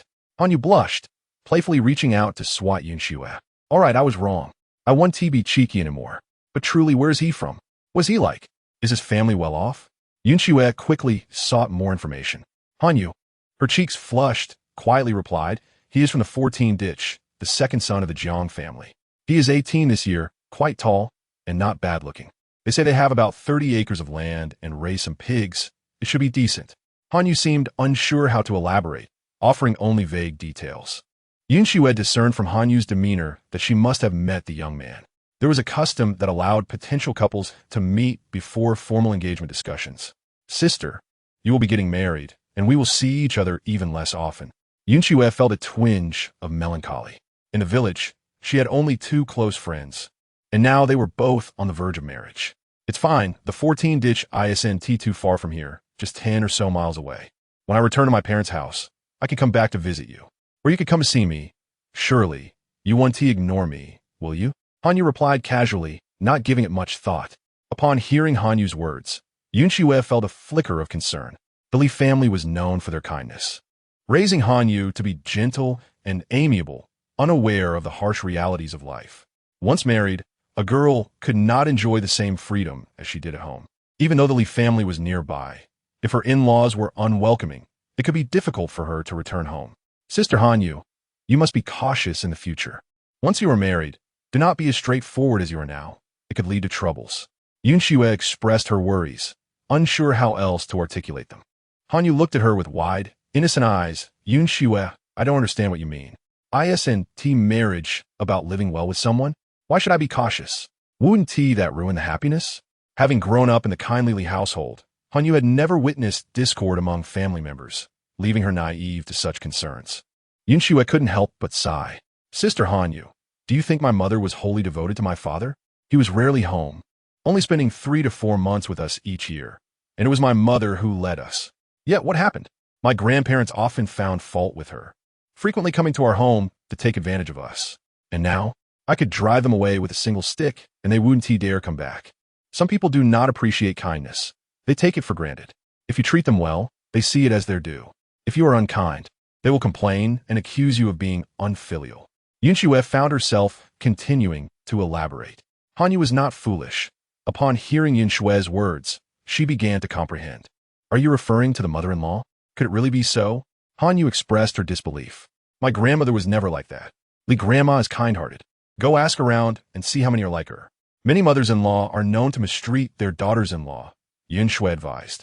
Having spent considerably more time with Han Xue than with Qianru, she felt compelled to share her insights. Han Xue, though somewhat perplexed, recognized that Han Xue, as a young woman capable of supporting her family, possessed some extraordinary wisdom, which she took to heart. All right, I will remember your words. I understand you have my best interests at heart. If only I could possess your boldness, perhaps you wouldn't worry so much, Han Xue replied. Han Xue smiled. I merely wish for you to be vigilant. If the Jiang family is as harmonious as yours, wouldn't that be ideal? After some time, Han Xue decided it was time to return home to tidy up. As she left, Han Xue pondered her advice and felt a hint of confusion, prompting her to seek guidance from her mother and grandmother. Hearing Han Xue's concerns, Grandma Li fell into deep thought. After a moment, she spoke. Han Xue is right. You must be more discerning. Our family has a gentle temperament. Your mother and your 2 aunts are all kind and dutiful. I'm not the type of mother-in-law to create trouble, so you have not encountered such individuals. However, a mother-in-law is not a mother. There are matters you must be cautious about. In front of your mother, you can say whatever comes to mind, even if it might upset her. A little coaxing will smooth things over. But remember, a mother-in-law may not think the same way and could harbor resentment. From now on, do keep this in mind. The elderly lady lovingly patted her granddaughter's head. That Han Xue is quite spirited and capable, a truly remarkable child. Unfortunately, with 6 younger siblings, she's not someone most would dare to court. It's a pity for such a good girl. I wonder who will be fortunate enough to marry her. Han Xue's mother, the second daughter-in-law, added, Our Taizhu is already engaged. Otherwise, I would have considered Han Xue for him. Alas, it seems our fates do not align. The eldest daughter-in-law expressed a slight regret.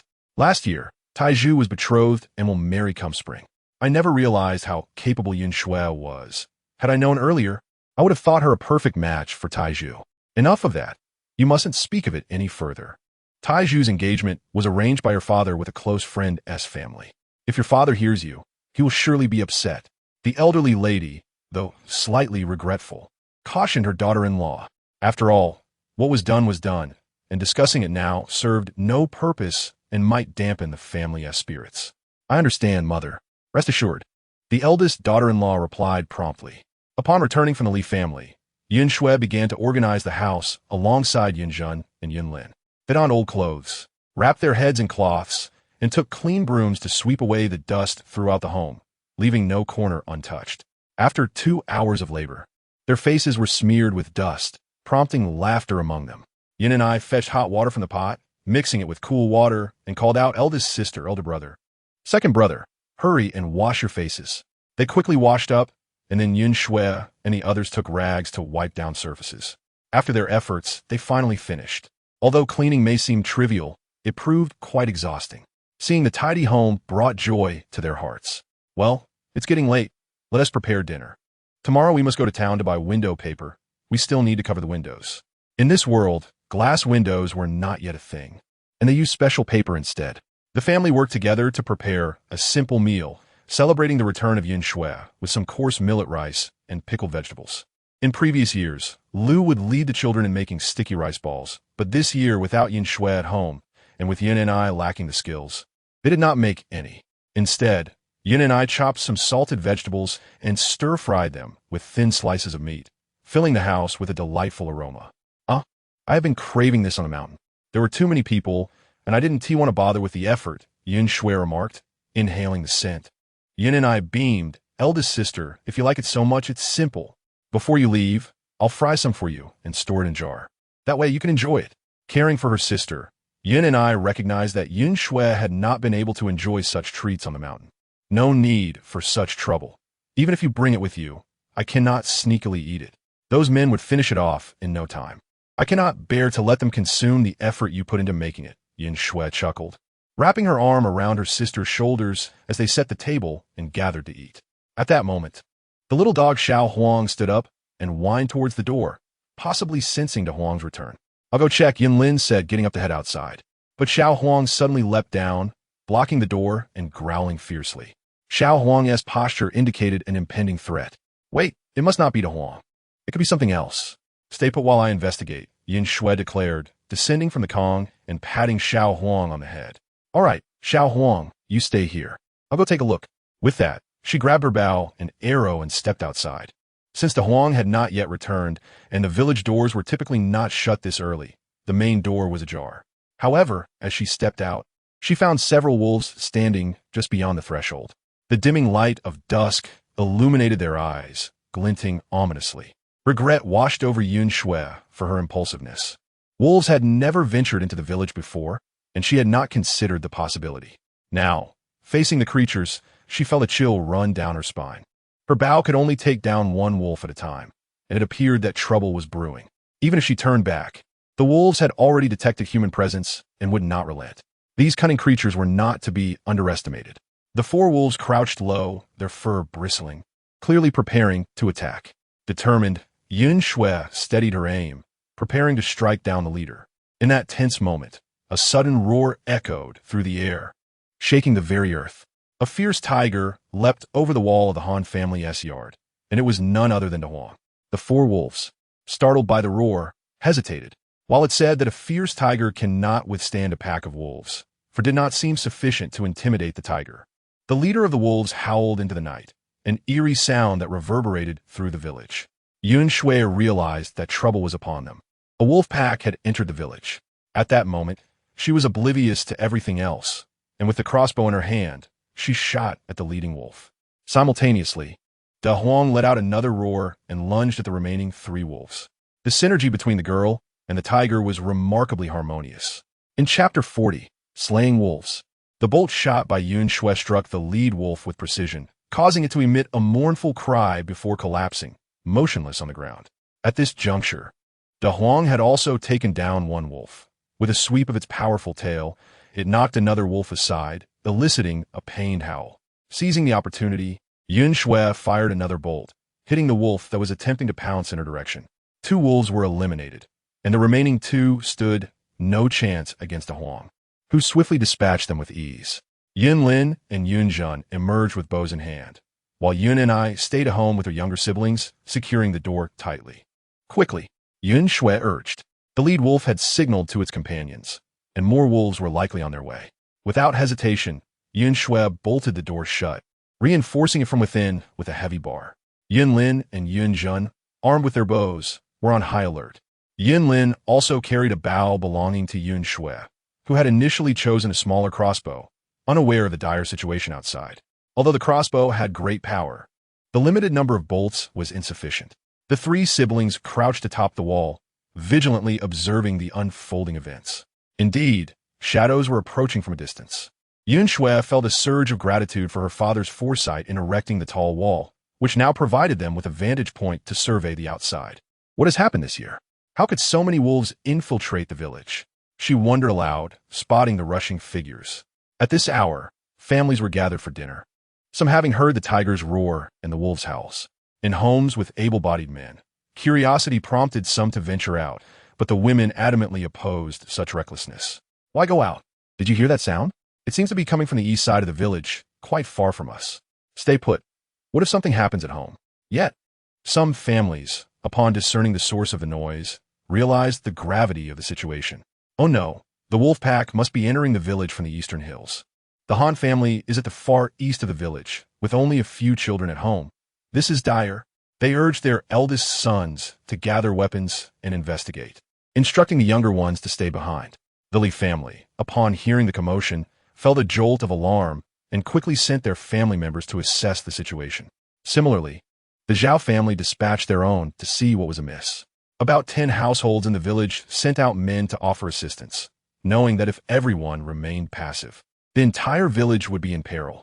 Village chief Zhao struck a bronze gong, summoning the villagers. This gong signified an emergency, compelling all able-bodied men to respond. Standing on a ladder, Yun Xue surveyed the dark mass of wolves. It appeared there were at least 70 or 80. With only the three of them, they stood no chance against such a formidable pack. Even De Huang, the king of beasts, had to retreat in this situation, avoiding a direct confrontation. Everyone, be alert. As soon as those wolves draw near, shoot them with arrows. Aim carefully. Our supply of arrows is limited, Yun Xue advised in a hushed tone. Each of them carried a quiver with only about 30 arrows, insufficient against the multitude of wolves below. Yun Jun and Yun Lin remained vigilant, their bows trained on the approaching wolves, while the pack was led by an alpha. At the alpha's howl, the wolves surged forward. The trio began unleashing their arrows, and Yun Xue's marksmanship proved commendable, with nearly every shot finding its mark, incapacitating the wolves. However, Yun Lin and Yun Jun struggled somewhat, missing a few shots. As their arrows dwindled, the number of wolves also decreased, yet the sheer volume of the pack meant they had only managed to slay a quarter of the wolves. Observing the remaining wolves, Yun Xue felt despair creeping in. What would they do once their arrows were exhausted? Just then, a multitude of lights appeared in the village. The villagers had emerged, brandishing torches. The men from the Li and Zhao families were among the first to reach Yun Xue's vicinity. Arrows began to rain down upon the wolf pack as they united to fend off the threat. Yun Xue breathed a sigh of relief, her previous worries alleviated. Yun Jun, Yin Lin, be cautious. These wolves might try to flee. Let's ensure we take down as many as we can, preferably with everyone working together to eliminate the threat. Wolves were known to harbor grudges and were fiercely social animals. If even a few escaped, trouble would surely follow. The villagers understood this instinctively, using their bows to trap the wolves, preventing their escape. Meanwhile, De Huang leaped over the wall, positioning itself on the eastern hillside, effectively blocking the wolves' retreat. The number of villagers swelled, their torches illuminating the area as brightly as day. Terrified of fire, the wolves began to panic, seeking an avenue of escape. But their retreat was entirely sealed off. Countless arrows rained down upon the pack, and soon, only a handful remained. The lead wolf, witnessing its comrades falling, charged toward De Huang, who had sustained an arrow wound, slowing its advance. Seeing the wolves assaulting De Huang, Yun Xue grew anxious. She shot arrows at the incoming wolves while shouting, "Be careful! Do not shoot the tiger. That is my family." In her frantic state, she could think of nothing else. If the villagers harmed De Huang, her regret would be insurmountable. The villagers heeded Yun Xue's warning, albeit with confusion. They adjusted their aim, refraining from shooting at the tiger. Before the wolves could reach Da Huang, 3 or 4 of them fell to arrows. Ultimately, only 7 or 8 wolves remained, entangled with Da Huang in a fierce struggle. Da Huang seemed to understand the necessity of eradicating the threat completely and fought with all its might, refusing to let any wolves pass. The alpha, desperate, gave a chilling howl and lunged at Da Huang. At that moment, Xiao Huang had already jumped onto the wall, witnessing its mother battling the wolves. Unable to contain itself, it joined the fray. Now over 8 months old, Xiao Huang had grown rapidly, matching the size of the household dogs, yet it was no match for the wolves. Seeing the peril, Han Xue quickly reassured Xiao Huang before leaping from the wall, armed with a dagger gifted by her master, rushing toward the remaining wolves. 2 wolves spotted Han Xue and charged at her, perceiving her as an easier target than the formidable tiger. One wolf leaped high, claws extended toward Han Xue. Swiftly, she dodged, raising her dagger, and the wolf, unprepared for the maneuver, was eviscerated from jaw to belly. It fell with a pained howl, unable to rise again. The second wolf hesitated, sensing the danger, its body coiling as if ready to pounce. But Han Xue paid no heed to its posturing. Bloodied and undeterred, she lunged at the wolf, dagger poised to strike. In this moment, Han Xue found herself entangled with another wolf. The dagger in her hand pierced the creature's shoulder, while the wolf's sharp claws left several bloody scratches on her own shoulder. Driven by desperation, she repeatedly thrust the dagger into the wolf's body, even as its massive jaws clamped down on one of her arms. At that moment, the crowd behind her rushed forward. Someone wielding a stick struck the wolf, causing it to loosen its grip. Meanwhile, the remaining wolves were swiftly dispatched by Da Huang.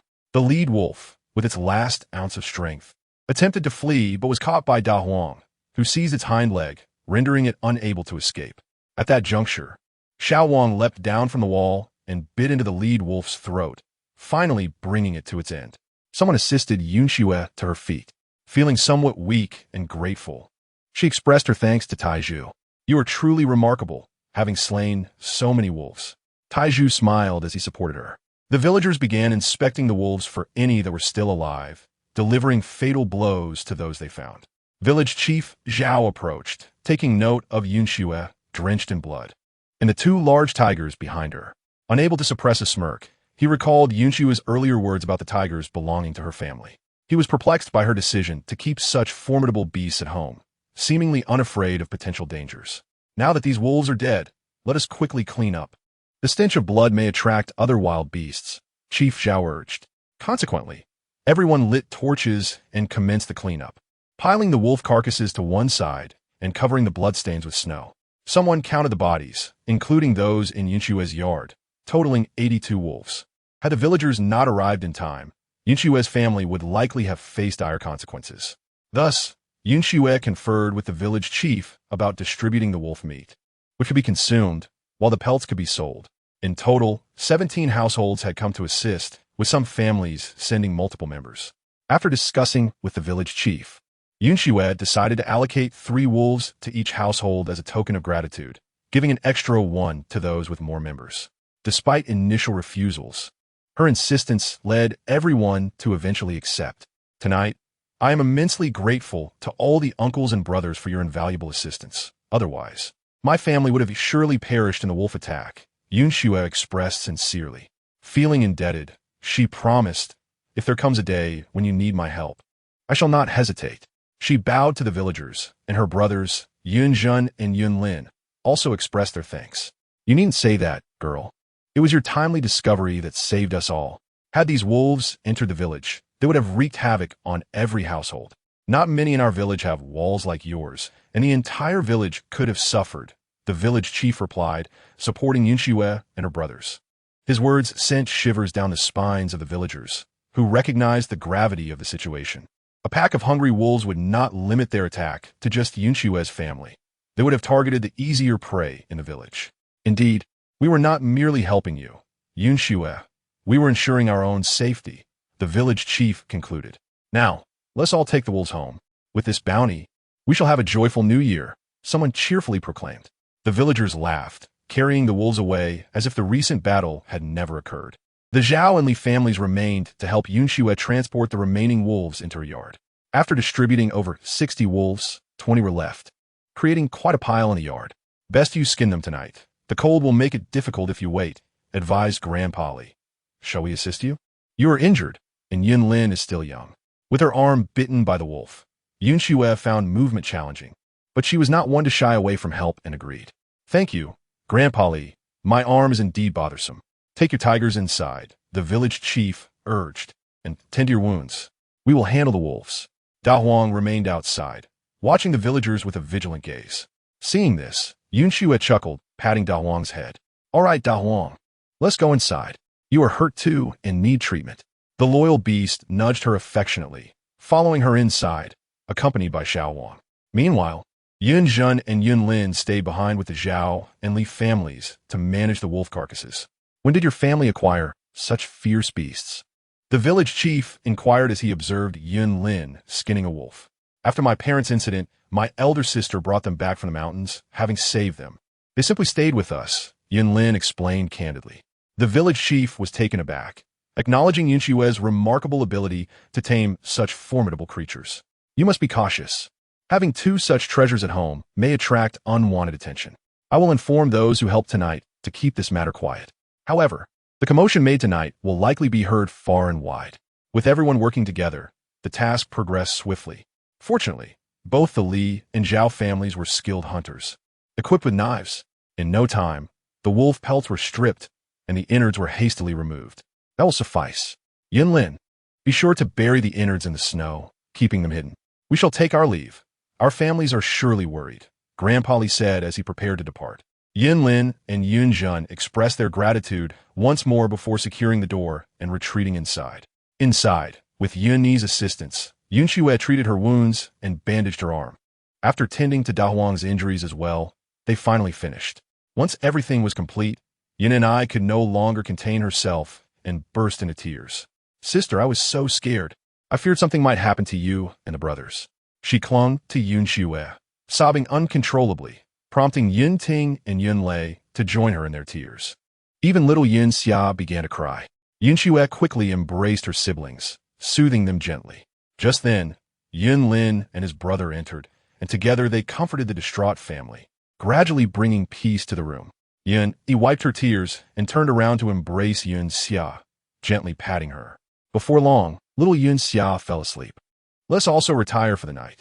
After all the turmoil and fright we've experienced, we must hurry to rest and recuperate, Yun Xue urged. However, Yun Ting and Yun Lei were reluctant to part from Yun Xue. Meanwhile, Yun Lin and his companion, still shaken from the harrowing battle, were equally unsettled. Thus, Yun Xue instructed them to move their bedding into the east room, allowing everyone to sleep together. This news delighted Yun Ting and Yun Lei, who quickly assisted in spreading the bedding. The entire family squeezed onto one Kong, chattering merrily until, in no time, they all succumbed to slumber. Due to Yun Xue's injuries, she could not venture into town to shop.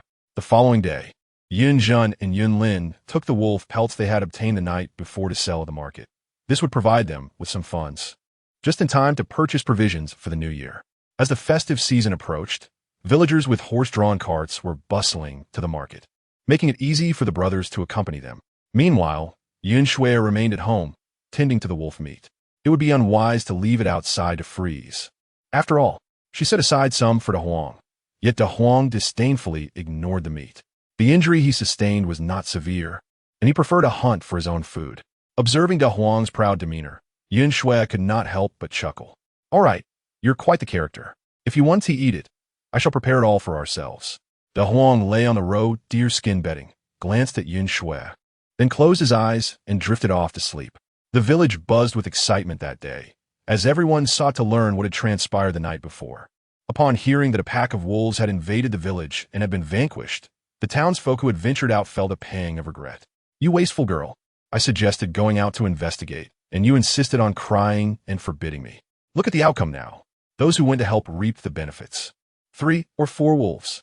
Not to mention the meat, even the pelts could fetch 3 or 4 taels of silver, enough for a prosperous year. And here we are, left with nothing. Some men began to grumble about their wives at home. In the Han family's old residence, The matriarch was also apprised of the situation. What? That wretched girl, Han Xue, managed to take down 20 wolves? This ungrateful child has truly forgotten her roots, not even sending a single pellet our way. I must see for myself. How could a descendant be so disrespectful? Eldest daughter-in-law, third daughter-in-law, come with me to investigate. If she doesn't share some of her good fortune with us, I shall not let this pass.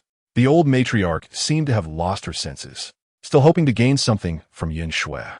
Han Ren's wife and Han Yi's wife, upon hearing about the 20 wolves, were filled with envy.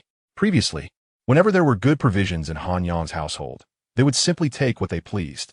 Now that Han Yong was no longer around, they hadn't tasted wild game in quite some time. With this new information, they disregarded everything else and impulsively followed the matriarch out. Meanwhile, the old patriarch of the Han family harbored hopes of a lucky outcome. Perhaps if the matriarch caused a scene, Han Xue would yield, allowing the family to return to its former state. It had been 5 months since the incident involving Han Yong and his wife, and surprisingly, their children had not only survived, but thrived. This led the patriarch to suspect that Han Yong had left behind a substantial fortune. He regretted expelling the children from the family. Had he treated them well at the time, he might have already secured that wealth. Chapter 42. Release the tiger. The Han matriarch led her 2 daughters-in-law out of the old residence toward Han Xue's home. Following them were Han Ren's daughters, Yu Tao and Yu Li, who had no good intentions but sought to revel in the spectacle and see if they could profit. It had been quite some time since they had faced repercussions for their actions, and they chose to conveniently forget the past, believing they could still take advantage as they once did. The Han family's old residence lay to the north of the village, while Han Xue's home was situated at the eastern edge. When Han Yong returned with his family from afar, he found no place left for them in his own home. Thus, he built a new house at the village's eastern edge, near the mountain's base, and settled there. The women walked for over an hour before they reached Han Xue's home. As they approached the entrance, the enticing aroma of roasted meat wafted toward them. The matriarch inhaled deeply, her hunger stirred by the delightful scent. In the past, when Han Yong was alive, they had feasted on such delicacies often. Now, however, these children had the audacity to enjoy good food without sharing it with their elders. Fuming, she called out, Han Xue, you ungrateful girl, hiding at home and feasting while neglecting your duty to honor your elders. Come out once. Inside, Han Xue was busy cooking the meat with Yun Yi. With so much meat, it would be a waste not to consume it. The sisters had decided to freeze some and marinate the rest, while a large pot simmered on the stove, ensuring they would have meat to eat for several days. As they chatted and laughed, De Huang suddenly emitted a low growl. Just as Han Xue was about to step outside to investigate, she heard the commotion in the yard. Without needing to guess, she knew it was the Han matriarch. She chuckled softly. Sister, watch the fire for me. I'll go see what these people want. If they don't learn their lesson, I fear they might think they can walk all over me. With that, Han Xue pushed the door open. Who is causing such a ruckus in my yard? Do you have no manners? Ah, it's the Han matriarch. What a rare visitor. I wonder what brings you to my humble abode today. Han Xue inquired, her tone laced with disdain. What do you think? I ask you, have you received a bounty of good fortune? Why haven't you sent any our way? The eldest daughter-in-law of the Han family retorted. And why would my good fortune concern you? What connection do we share that compels me to share my blessings? Han Xue replied with a mocking smile. What connection? I am your aunt by marriage. Is this how you treat your elders? You think just because you've gained a little, you can forget your family? The eldest daughter-in-law, hands on her hips, shouted at Han Xue. Ah, you claim to be my aunt? I must apologize, but my father has long since passed. Perhaps you might want to speak to him? Han Xue quipped back. If he were alive, he could chastise me for being unfilial. Han Xue was utterly indifferent to the supernatural, asserting that if her father were to witness the torment inflicted upon his children, he would surely confront the old lady in the night. At that moment, she warned the old lady not to be afraid, as it was her own son who would come to demand justice. Indeed, Han Xue's words caused the old lady's advancing legs to retreat. Her eyes flickered as she realized that, even when her son was alive, she had treated him poorly, and now, faced with the specter of his spirit, she could hardly muster the courage to confront him. How dare you speak such disrespectful words, you ungrateful child? To invoke your father's death as a weapon against me is the height of filial impiety, the old lady retorted, attempting to hold her ground. Indeed, I am unfilial, for I have neither father nor mother to honor. Had they lived, I would have dutifully cared for them. Perhaps you could devise a way to bring my parents back to life? Han Xue replied with a mischievous smile. Enough of your nonsense.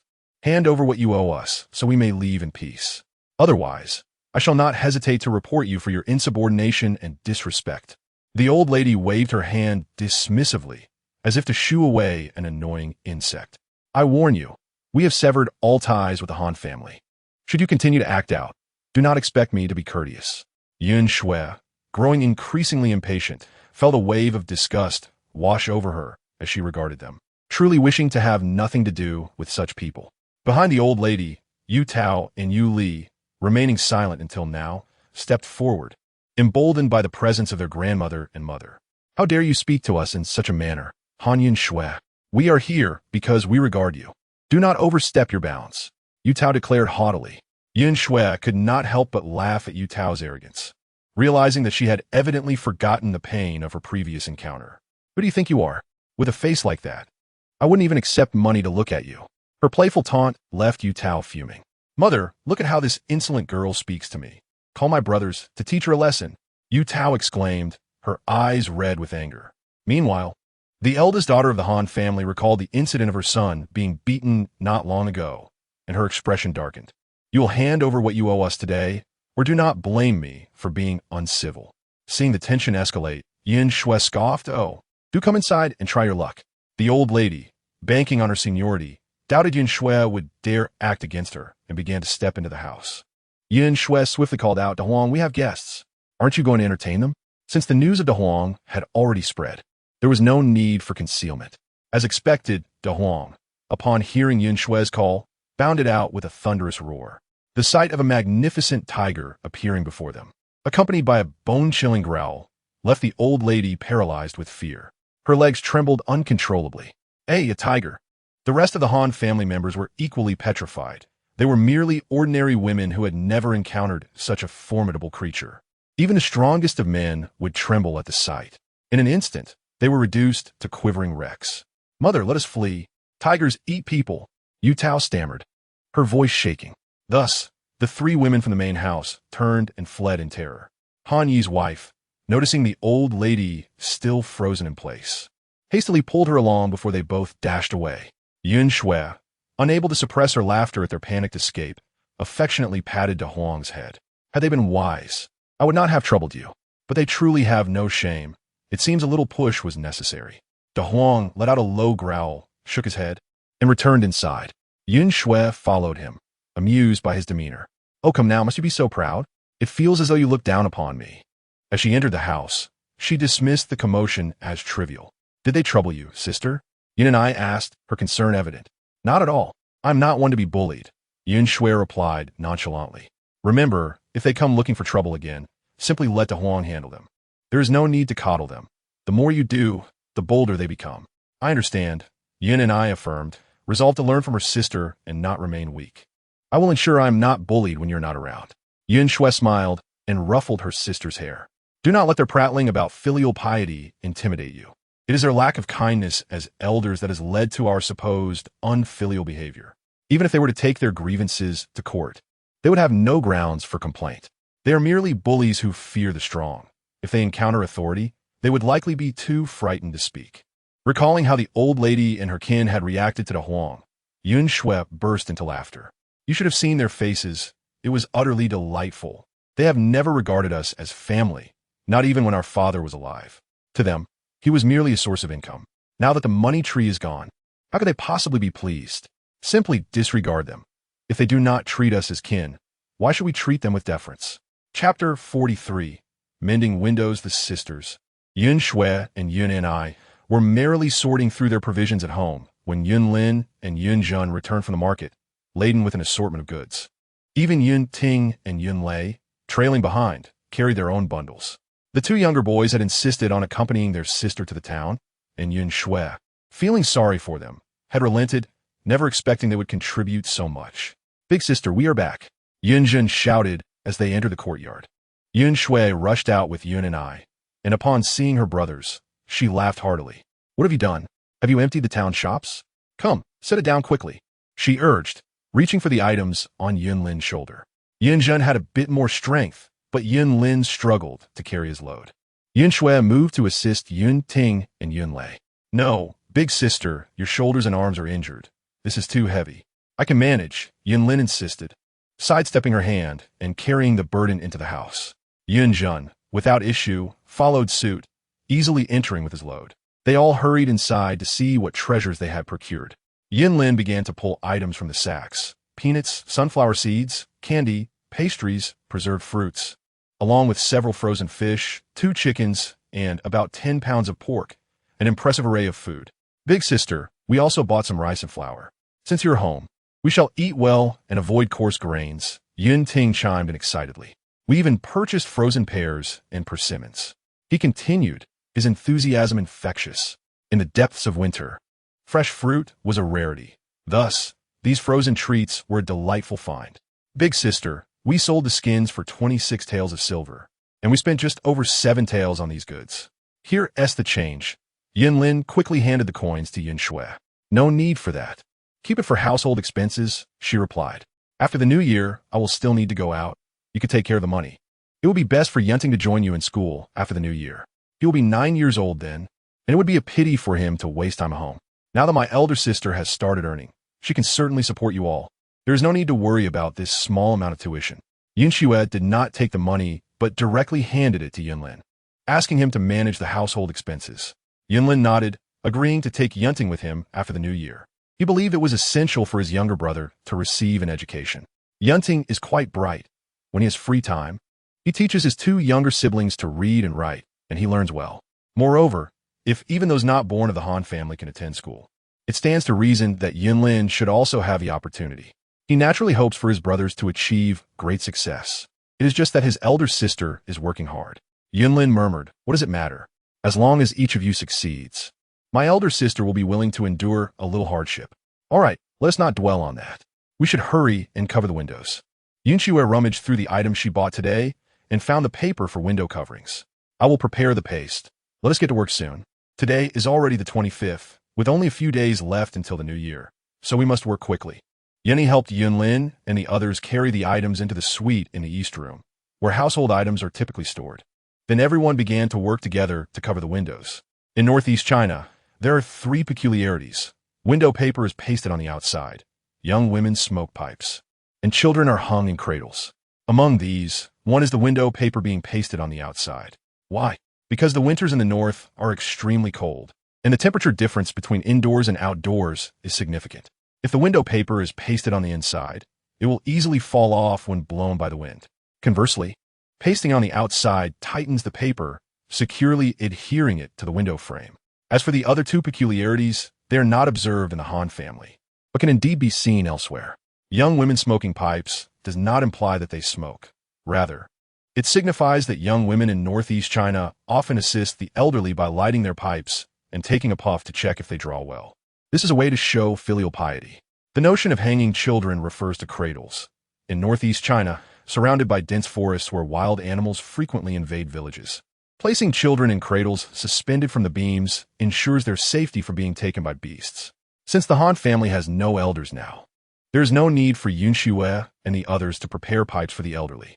With Yunny always present and a bodyguard like Da Huang, there is no necessity to hang children, so such practices are non-existent. The group first covered the windows in the West Room. Once finished, they carried little Yun Xia to the West Room before proceeding to cover the windows in the East Room. It took them about 2 hours to complete the task. While Yun Xue and her siblings were busily preparing for the new year, the old Han family was engulfed in turmoil. The elderly matriarch, accompanied by her daughters-in-law and granddaughters, had finally returned home, only to collapse onto the Kong and be unable to rise again. The old woman was not young, and such a shock left her feeling dizzy and weak. The old man had hoped to benefit from the situation, but was instead faced with such an outcome. Frustrated, he angrily tapped his pipe. This is outrageous. How can the Han family produce such a wretched offspring who dares to treat my grandmother this way? I must speak to the village chief, the old man declared, putting on his shoes to leave. Father, now is not the time for that. We should first invite a doctor to attend to Mother, Han Yi urged, blocking his father's way. You all can summon the doctor. I will confront the village chief. I refuse to believe that he will remain indifferent to such insubordination. The old man disregarded his son's protests and set off. The Han family resides at the northern edge of the village, while the Zhao family is situated at the southern end. It took the old man over half an hour to reach the Zhao household. Upon seeing the elder Han approach, village chief Zhao was a bit puzzled. "Brother Han, what brings you here? In this cold weather, it would suffice for the children to come find me. There is no need for you to come personally." Village chief Zhao hurriedly invited the old man to sit on the con. "Brother, I have come to seek your justice." The old man sighed, his tone sorrowful. "As you know, my second son has passed, leaving behind a family of children. Although things were not pleasant back then, and in my anger, I expelled several of the children from the clan, I cannot bear to neglect my son's offspring." The old man sighed again. "This morning, upon hearing that my second son's family had been attacked by a pack of wolves, my wife hurriedly took my daughter-in-law and granddaughters to check on them. But who could have imagined that Han Xue, that girl, not only showed no gratitude, but also unleashed a tiger to frighten them. Now, my wife lies on the con, unable to rise." As the old man spoke, tears glistened in his eyes. Village chief Zhao was well aware of the Han family's reputation. In the past, when Han Yong was alive, the Han family had often benefited from his generosity. Now that he was gone, how could they simply resign themselves to letting Han Xue and her family live in peace? Claiming to be concerned, they were likely seeking to take advantage. However, now that Han Xue was in charge, she was not Han Yong. This girl was quite fierce and hard-hearted, and would certainly not allow them to gain any benefits. As for the tiger, village chief Zhao felt a chill. Not to mention the elderly matriarch, he himself would be left trembling at the sight of it. Should any harm come from such a fright, it would not bode well for that creature. While village chief Zhao contemplated the matter, he quickly grasped the situation and said with a smile, "Brother, I must say, that girl Han Xue is indeed rather fierce. However, as a young lady responsible for caring for several younger siblings, she must be strong-willed to manage. The expulsion from the clan was a hasty decision made in anger, and I believe that. Yet, Han Xue has a stubborn temperament. She may still be upset for the time being. If you truly wish to mend relations, do not send your wife over.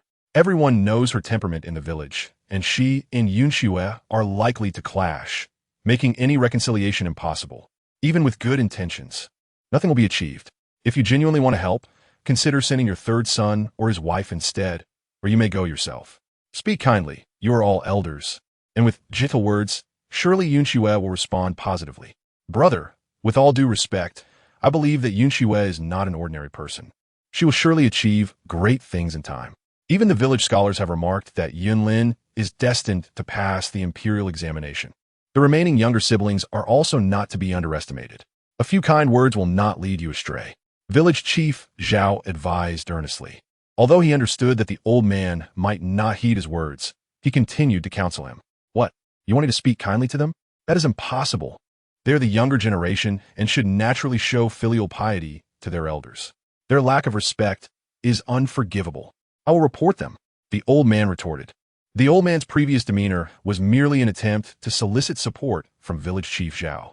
Now, hearing Zhao's advice, his facade of virtue crumbled, revealing his true nature.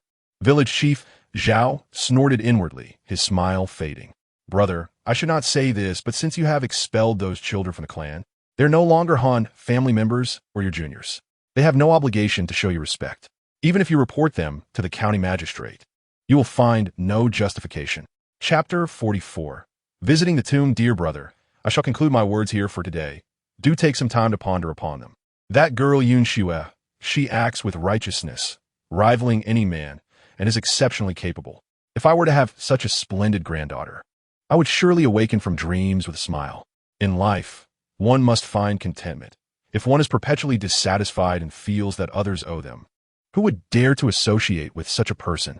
Village chief Zhao, having lost his patience, remarked on old Han, who seems to believe that others are unaware of his true nature.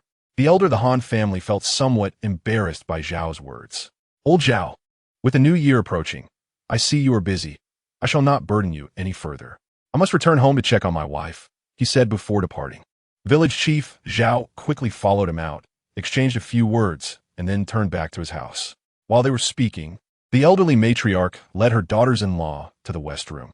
Upon hearing that old Han had left, she returned. "What sort of people are they?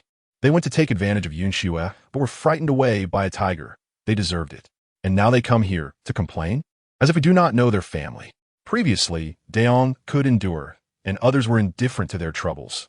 They could make whatever commotion they liked, for it was their family's affair. Now that Han Xue has taken charge and ignored their antics, they find it intolerable and wish to manipulate her. I believe that the Han family is destined for ruin. None of them think about living well. They only contemplate how to meddle in others' affairs. What good life can they expect? The matriarch of the Zhao family sighed and shook her head. Once, old Han was quite capable, but now in his old age, he is led astray by that woman, engaging in nonsensical activities. It is indeed crucial to choose a wife wisely. Marrying a spendthrift can lead to an unbearable life. Look at the Han family. The character of that woman is such that the daughters she favors have followed their mother's lead, lazy and greedy, always seeking to take advantage. Village chief Zhao concurred. This is what they call not being of the same family. No one of merit would associate with her. Just look at Dayong's wife. What a fine person she is, yet she is tarnished by association with them. The Zhao matriarch had long disapproved of the Han matriarch and warned that the younger generation from their family would only bring trouble. The sisters Yutao and Yuli, if anyone knew their background, would never dare to propose marriage. After discussing for a while, they returned to their own affairs, for with the new year approaching, every household was inundated with tasks. Old Han, burdened with pent-up anger, returned home just as the doctor arrived with some medicine. The matriarch had been slightly startled, but it was not serious. With some rest, she would recover. Take this medicine for a while and nurture her health, the doctor advised before taking his leave. The Han family sent Yunzheng to fetch the medicine. Father, what did the village chief say when you visited? Mother needs medicine from the doctor, which will cost quite a bit. We cannot afford that. It must come from Han Xue, that wretched girl. Han Ren hurriedly inquired upon seeing his father return. Indeed, our family is rather strapped this year. We have no spare funds for mother's treatment. Besides, Yin Feng must prepare for the imperial examination next year. There are expenses involved. The eldest daughter-in-law chimed in. The elder, already brimming with frustration, grew even angrier. Silence. Why is your mother ill? Is it not because of you wretched children? She goes out to procure things, and it all ends up feeding you. Enough of this nonsense. I tell you, the cost of your mother's treatment will be shared equally. None shall evade their share, he declared loudly, only to succumb to a fit of coughing. The matriarch lay on the bed, feebly lamenting. It's all that wretched Han Xue's doing. Eldest and third, go find her and give her a piece of your mind. Even now, the matriarch did not see her fault, still oblivious to the fact that Han Xue was no longer someone she could control. Mother, there's a tiger over there. Who would dare go? If it bites us, how will we celebrate the new year? Han Ren expressed his trepidation, recalling the last encounter when several of his brothers were bested by Han Xue. At the mention of the tiger, the matriarch lost her bravado, only able to pound the bedding in frustration. What a calamity! How could our Han family produce such a wretched offspring? The family exchanged glances, each remaining silent. Meanwhile, Han Xue and her siblings were blissfully unaware of the turmoil at the Han family residence, joyously feasting on meat. The meat had been simmering for quite some time. Although wolf meat is somewhat tough, Yunni's culinary skills were commendable, and with ample seasoning, the flavor was delightful. Moreover, at this moment, it was not like in Han Xue's previous life, where everyone had grown weary of meat. At this time, any meat was a welcome treat, and the family relished it wholeheartedly. Gathered around the table in the frigid air, they savored the warmth of the meal. Han Xue, however, found herself eating less than usual. Truth be told, she felt a bit disdainful of the wolf meat. The strips were coarse, too chewy, and not tender enough for her liking. It was only because it was winter that she had thrown the meat into the pot early in the morning, allowing it to stew until evening. After adding various ingredients, it was palatable enough. Nevertheless, Han Xue still did not care for it much. After gnawing on a few pieces, she set her portion aside. Elder sister, why aren't you eating? Yunjin inquired. I'm not hungry. You all eat, she replied. But be careful not to overeat. Just have enough to feel satisfied, about 8 parts full. Drink some water later. This can cause bloating if consumed excessively, Han Xue cautioned. Understood, they all responded, taking care to eat sparingly to avoid discomfort later. As the new year approached, everyone was busy with preparations, boiling meat, steaming buns, and frying various delicacies, each a rare treat. Yin and I was also sewing clothes for the family, leaving Yunlin to assist Han Xue in the kitchen. Han Xue's arm had not healed quickly, but fortunately, it was her left hand, which did not hinder her much. Thus, she continued her tasks diligently, adhering to her principle that earning money was for the sake of food. Although life was challenging, she was determined not to let her younger siblings go without during the New Year preparations. Consequently, the East Room and the storage shed were stocked with plenty of delicious treats to prevent rodents from spoiling their provisions. Han Xue stored the food in large boxes and placed them high up. In the hustle and bustle, the eve of the New Year arrived. Early in the morning, Han Xue led her younger brothers to visit their parents' graves. Traditionally, this task fell to the men, but with her now in charge and her brothers still young, it was her responsibility to guide them. Yin and I stayed behind to watch over their little sister, Yun Xia, confident that with Da Huang at home, they had nothing to fear. The path to the gravesite was treacherous, covered in deep snow, nearly 2.5 feet thick. With each step, one could easily sink up to their thighs. Thankfully, Han Xue had anticipated this and brought a wooden shovel from home, clearing the snow as they trudged forward. After much effort, they finally reached their parents' graves. The siblings quickly tidied the area before Han Xue arranged the offering she had brought, lighting incense and placing it at the grave. "Father, Mother, we have come to visit you. Today is New Year's Eve, and we bring you some good food. Please enjoy." As Han Xue murmured softly, she ignited the paper money she had brought and set it ablaze at the gravesite. It was the New Year, and she wished to send some money for them to spend. If they found anything they liked, they could buy it. With a stick in hand, she stirred the burning paper money to ensure it was consumed completely. Yunlin and Yunjin mimicked their elder sister, also fiddling with the paper. "Do not worry, Mother and Father. As long as I am here, I will ensure that my younger siblings grow up well. No matter how arduous the future may be, I shall not give up. Each of them must succeed," Han Xue resolved, though tears involuntarily streamed down her cheeks. Nearby, Yunlin spoke up, "Father, Mother, we will heed our sister's words, avoid trouble, and study diligently. I may never repay your kindness in this life, but I hope to be your child in the next, so I can honor you properly." Once the paper money had completely burned, Han Xue poured the wine from her cup onto the ground, then knelt with her brothers before their parents' grave, bowing 3 times before rising. "All right, let's go. Mother and Father will watch over us," Han Xue said, stepping forward to tear some offerings from the altar and scattering them on the ground. The remaining items would naturally be taken back. Once everything was tidied up, they began their journey home. "Let's go home, and we shall return to visit Mother and Father next Qingming," Han Xue whispered to Yunlei. "Big sister, do you think Mother and Father can see us from above? They must be very sad, unable to return," Yunlei asked, his voice breaking the silence. "I miss them so much," he added, being the youngest and having remained silent until now. "Yes, Mother and Father are watching over us. They will surely wish for you to be well-behaved, eat properly, and grow tall," Han Xue reassured her brother. Chapter 45. New Year's Eve. Han Xue led her brothers home, and they busied themselves with preparations for the new year. With their parents recently departed, the family refrained from hanging couplets or auspicious symbols, and even red lanterns were absent. Yet, it would be disheartening to celebrate without a lantern. Thus, Han Xue procured a yellow lantern, which Yunlin and the others hung on the lantern pole. The absence of these customs allowed them to finish quickly, and they began preparing the New Year's Eve dinner. Technically, the feast was served in the afternoon, while dumplings were reserved for the evening. The boys could not assist with cooking, but they could help in other ways. Yunlin and Yunjin ventured out to chop firewood, ensuring they had enough for the festivities, as it would be inconvenient to do so during the new year. Meanwhile, Han Xue and Yunqi worked diligently in the kitchen, while Yunting and Yunlei kept an eye on their little sister. Fortunately, Yunxia was well-behaved, and Yunting and the others were sensible, causing no trouble. Da Huang had gone out in the morning and was now resting, while Xiao Huang frolicked around, playing joyfully with Yunlei. Yunqi's arm had gradually healed, thanks to the effective medicine from old Master Dong. She had not fallen behind in her chores, and her wound showed no signs of deterioration, instead beginning to scab and heal. The sisters busied themselves in the kitchen, the air filled with delightful aromas that enhanced the festive atmosphere.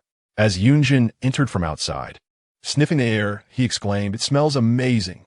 Big sister, what delicious dishes are you preparing?" He peered into the kitchen, unable to resist snatching a piece of fried meat from a bowl. It's fried meat. So delicious," he exclaimed, quickly grabbing another piece. "You little glutton, always sneaking food. Take some out for Yunting and the others." Han Xue chuckled, noticing the little thief. She filled a plate with food and handed it to Yunjin, who who cheerfully accepted it and went inside. Moments later, the house echoed with joyful shouts. Hearing this, Han Xue couldn't help but smile. A bunch of gluttons, always thinking about food. Though she teased them, her heart felt light with joy. Despite their parents' passing, Yunjin and the others had not changed much. There were no signs of gloom or silence, which brought Han Xue much relief. She did not want their characters to suffer due to their parents' departure. It seemed her efforts had not been in vain. Big sister, this year's New Year celebration is even better than before. We never had so many delicious dishes. Yunxi exclaimed excitedly from his side. Indeed, when Han Yong and the others first returned, they had some silver coins in hand. In their first year back, they had built a house, and during the new year, Lu Shi had also aimed to prepare more food. However, the old Han family had taken most of it. Since then, Lu Shi had not prepared much for the new year, knowing that whatever was made would only benefit the others. Even so, their family was still targeted. The old lady from the Han family would often come to take things or ask for money. Gradually, life became more difficult for Yunshue's family, and the New Year festivities lacked abundance. This year, however, was different. With Yunxue at the helm, the old house's occupants could not take advantage. Moreover, Yunxue was determined not to skimp on her siblings, so she generously prepared a lavish spread. As long as our family works together, life will surely improve, Yunxue smiled, relishing the feeling. As the sisters chatted and worked, by the time the hour Shun arrived, the meal was ready. The family gathered around the table in the east room, their eyes gleaming at the spread before them. All right, let's eat. We won't drink alcohol. We are all just children. Instead, let's have some honey water, Yunxue declared, pouring freshly brewed honey water into each cup. 2 extra cups were set aside for Han Yong and Lu Shi.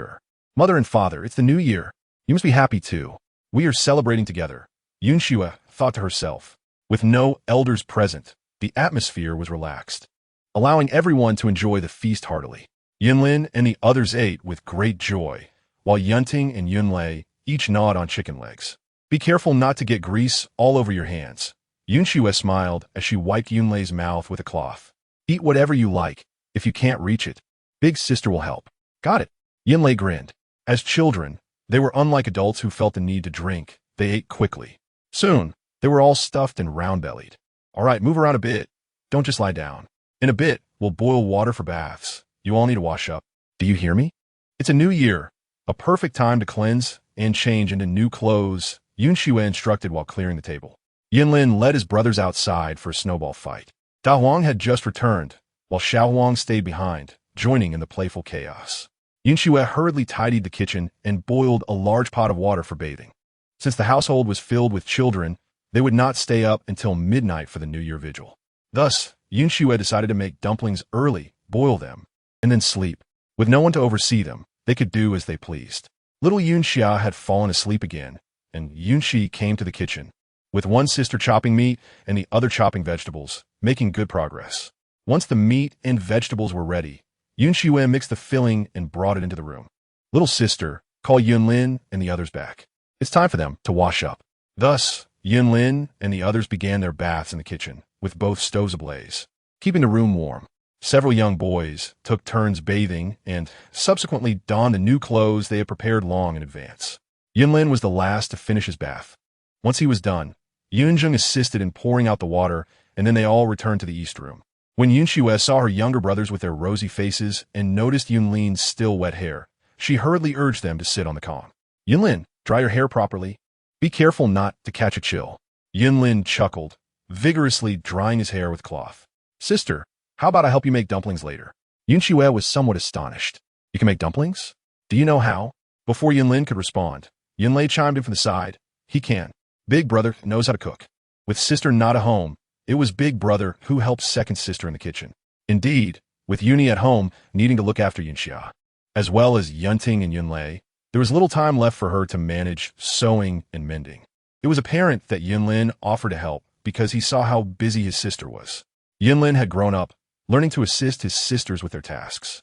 Yunxue felt a deep sense of satisfaction. She harbored no notions of gentlemen, keeping their distance from the kitchen. It was a comfort to know her younger brothers could learn to cook, ensuring they would not go hungry in the future. Surprisingly, Yunlin's hands were quite adept, and the dumplings he crafted were not inferior to those made by Yunxue. Yunzheng, not to be outdone, rolled out the dough, his strength resulting in perfectly round wrappers. Han Xue couldn't help but marvel at how early the children of impoverished families took on responsibilities. Her younger siblings were remarkably mature, relieving her of much worry. With the siblings working together, the dumplings were soon ready. Yinlin, go grab those sunflower seeds, peanuts, and candies. You can snack while you play. We can't go to bed too early, she instructed. Yuni and I will wash up, and once we're done, we'll cook the dumplings. Glancing at the time, Han Xue noted it was still early, much before midnight, so there was no need to rush. All right, sister, you go do what you need to. Don't worry about us. Just call us to help with the water once you're finished. You still have injuries, Yinlin quickly replied. Thus, the two sisters dashed to the kitchen to bathe. With injuries on her shoulders and arms, Han Xue was cautious not to soak too long, while Yuni helped scrub her back, ensuring that Han Xue kept her injured arm outside the tub to avoid getting it wet. Once the sisters finished bathing and changed into fresh clothes, they exchanged satisfied smiles. After tidying up the kitchen, they set about boiling water and cooking the dumplings. In rural households, dumplings were a rarity, typically reserved for festive occasions, as they were a luxury comprising meat and flour. The enticing aroma of dumplings wafting from the pot soon drove Yunlei to exclaim, Sister, when will they be ready? I'm so hungry. Look at you, so eager. They'll be ready soon. Just wait for the water to boil again. Han Xue affectionately ruffled his hair. Over the past few months, Yunlei had grown taller. Although their parents were gone, her younger brothers were thriving, and Han Xue felt a sense of accomplishment. They set the table with small plates and garlic sauce, ready to enjoy the dumplings. Yunlei, filled with excitement, dashed into the house to follow his sister's instructions. As the water in the pot boiled once more, Han Xue used a slotted spoon to scoop out the dumplings. The first bowl was placed on the counter with a pair of chopsticks atop, a customary practice to honor the spirits, reflecting a reverence for the divine. After all, dumplings were still quite a delicacy. As Han Xue served the dumplings, Yinlin and the others carried them into the room, all wearing smiles of contentment. It was New Year's Eve, after all. Who wouldn't be joyful? Chapter 46. New Year. Once all the dumplings were on the table, a sudden commotion outside caught Han Xue's attention, and she hurried to open the door for Da Huang. Typically, Da Huang returned by jumping over the wall rather than using the front door. Sure enough, upon opening the door, she found Da Huang waiting outside. Guomin, it's New Year's. Let us celebrate together. Han Xue always considered Da Huang and her offspring as family. However, Da Huang hesitated to enter, gently tugging at Han Xue's clothing, beckoning her to follow him outside. Puzzled but understanding Da Huang's instinctive nature, she followed him outside, only to discover a large female elk lying on the ground. Da Huang, how did you bring this back? My goodness, what a massive creature. You're incredible, Han Xue exclaimed in awe. The elk weighed nearly 400 pounds, and Da Huang had managed to retrieve it from the depths of the forest, an extraordinary feat of strength. Noticing the elk's swollen belly, Han Xue's heart soared with hope. It seemed the elk might be pregnant. After the doctor had mentioned the possibility of her being affected by the cold, potentially impacting her fertility, Han Xue had been feeling uneasy. As a woman, such matters were impossible to ignore. Yet, obtaining an elk fetus was not an easy task, often relying on luck. Seeing this elk today instilled a glimmer of hope in her heart. Yinlin, Yinzheng, come help, she called out. Hearing her sister's call, Yinlin and the others rushed outside. Upon seeing the elk at the door, they were equally astonished. Sister, did Da Huang bring this back? How on earth did he manage it? Yinlin asked in disbelief. Da Huang, sensing their skepticism, emitted a low growl, seemingly displeased with their doubts. He approached the elk, biting its neck and dragging into the yard, leaving Han Xue and her siblings in stunned silence. Da Huang placed the elk in the courtyard, then turned to look at the three siblings. In the darkness, his yellow-green eyes seemed to shimmer with an innate pride. After letting out another assertive bark towards them, he gracefully strode into the house. As Yunlin and the others emerged, the door had been left ajar. Han Xue shook her head, bemused. She had always thought Da Huang and her offspring were remarkably intelligent, especially Da Huang, whose demeanor was almost regal. After all, he was the king of beasts. Shaking off such thoughts, she decided it was best to focus on the dumplings first. They would need to process the elk afterward. Yinlin swiftly closed the door, and everyone returned inside to enjoy their dumplings. The fillings of cabbage and pork made for a delightful feast, and laughter erupted as coins and candies were discovered within the dumplings. Though they had eaten well earlier, they could still manage a few more dumplings. Yun Xue savored a handful before heading outside to deal with the elk. You all take your time eating. I'll quickly handle this. It would be difficult to skin it if it freezes, she instructed. Yun Xue retrieved a dagger and some torches, lighting them before heading outside. The courtyard was already illuminated with lanterns, and the torches added brightness to the scene. With deft movements, Yun Xue skinned the elk, and upon opening its belly, she indeed discovered the fetus. Overjoyed, she carefully placed it into a basin, preparing for further processing.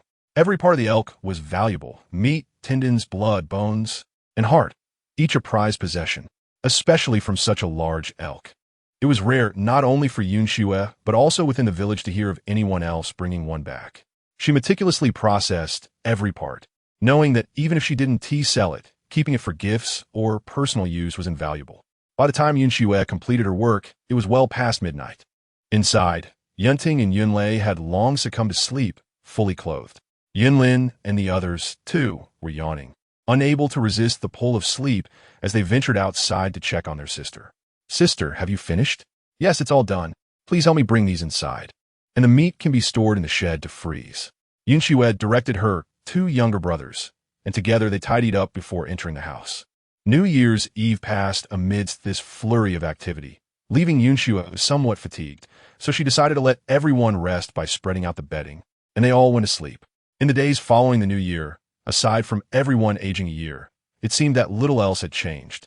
Since Yun Xue and her family were in mourning, they could not visit others to offer New Year greetings and had to remain at home. Fortunately, Han Xue, Qianru, and Yinlin's classmates took the time to come by for a visit. Additionally, some families in the village, who had previously maintained a good relationship with the Han family, and others who had recently observed Yun Xue's character, regarded her favorably. Thus, while the adults could not come, they sent their children to visit. Consequently, the house did not feel too desolate. There was an abundance of New Year goods prepared in advance, and a variety of food was plentiful. Whenever guests arrived, Yun Xue generously served them a plethora of delicious treats, allowing the children to indulge. The village children, even those from well-off families, were not accustomed to such generosity as Yun Xue offered, and thus they were quite delighted. Regardless of circumstances, visitors were welcomed, and Yun Xue was happy to see the children enjoying themselves. This, in turn, improved the villagers' impression of the Han family. They acknowledged that even though the siblings had lost their parents and lacked any elder relatives for support, they were still thriving, faring much better than many families in the village. Some of the village elders could not help but express their admiration, noting that under Yun Xue's leadership, life had actually improved.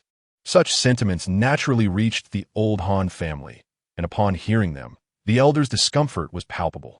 The old matriarch lay on the kong, feeling somewhat weak, yet her tongue was incessant. Listen to them. They say they're living well. What nonsense!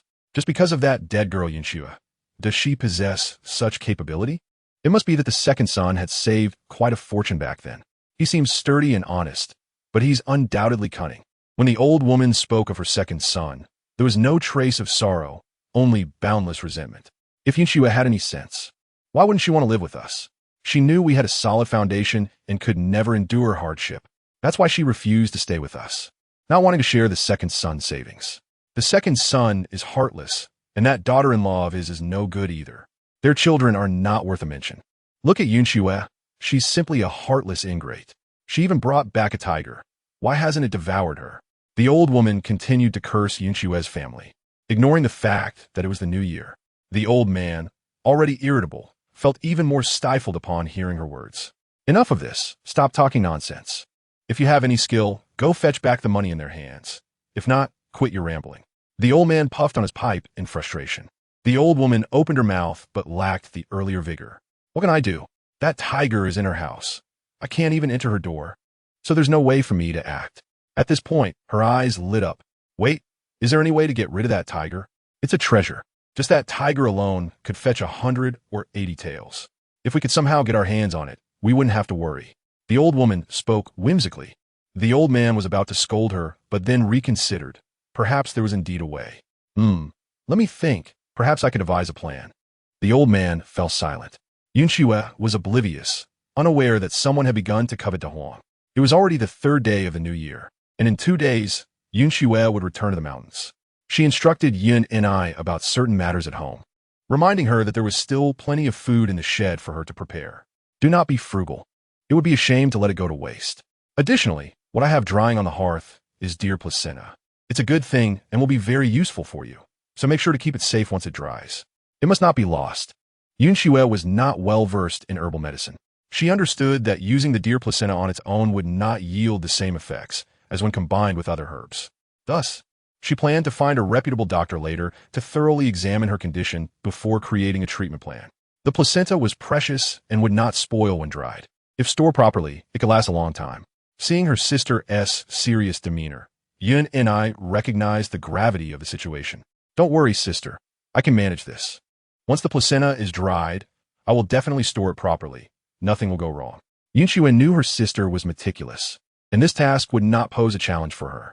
There is still a considerable amount of silver at home. I've already told you where it is stored, so be cautious. Yinlin also held some silver, which should suffice for their expenses during this period. In a month and a half, I will return from the mountains, and I will bring back a good deal of money. Yinlin and the others were still in the room. Sister, you can rest assured. We will take good care of the home. There are no significant expenses right now, so the money will last. Yinlin quickly spoke up, demonstrating his intelligence and literacy by keeping a record of household expenditures, making him well informed about their finances. Chapter 47. Ascending the mountain again. I'm a bit worried about De Huang. This time, people have learned about him, and I fear someone might have designs on him. During the day, Yin and I should try to keep the door shut and not let outsiders in. Make sure to inquire thoroughly before allowing anyone in, understand? Han Xue expressed her concerns, knowing that to others, De Huang represented a significant monetary value.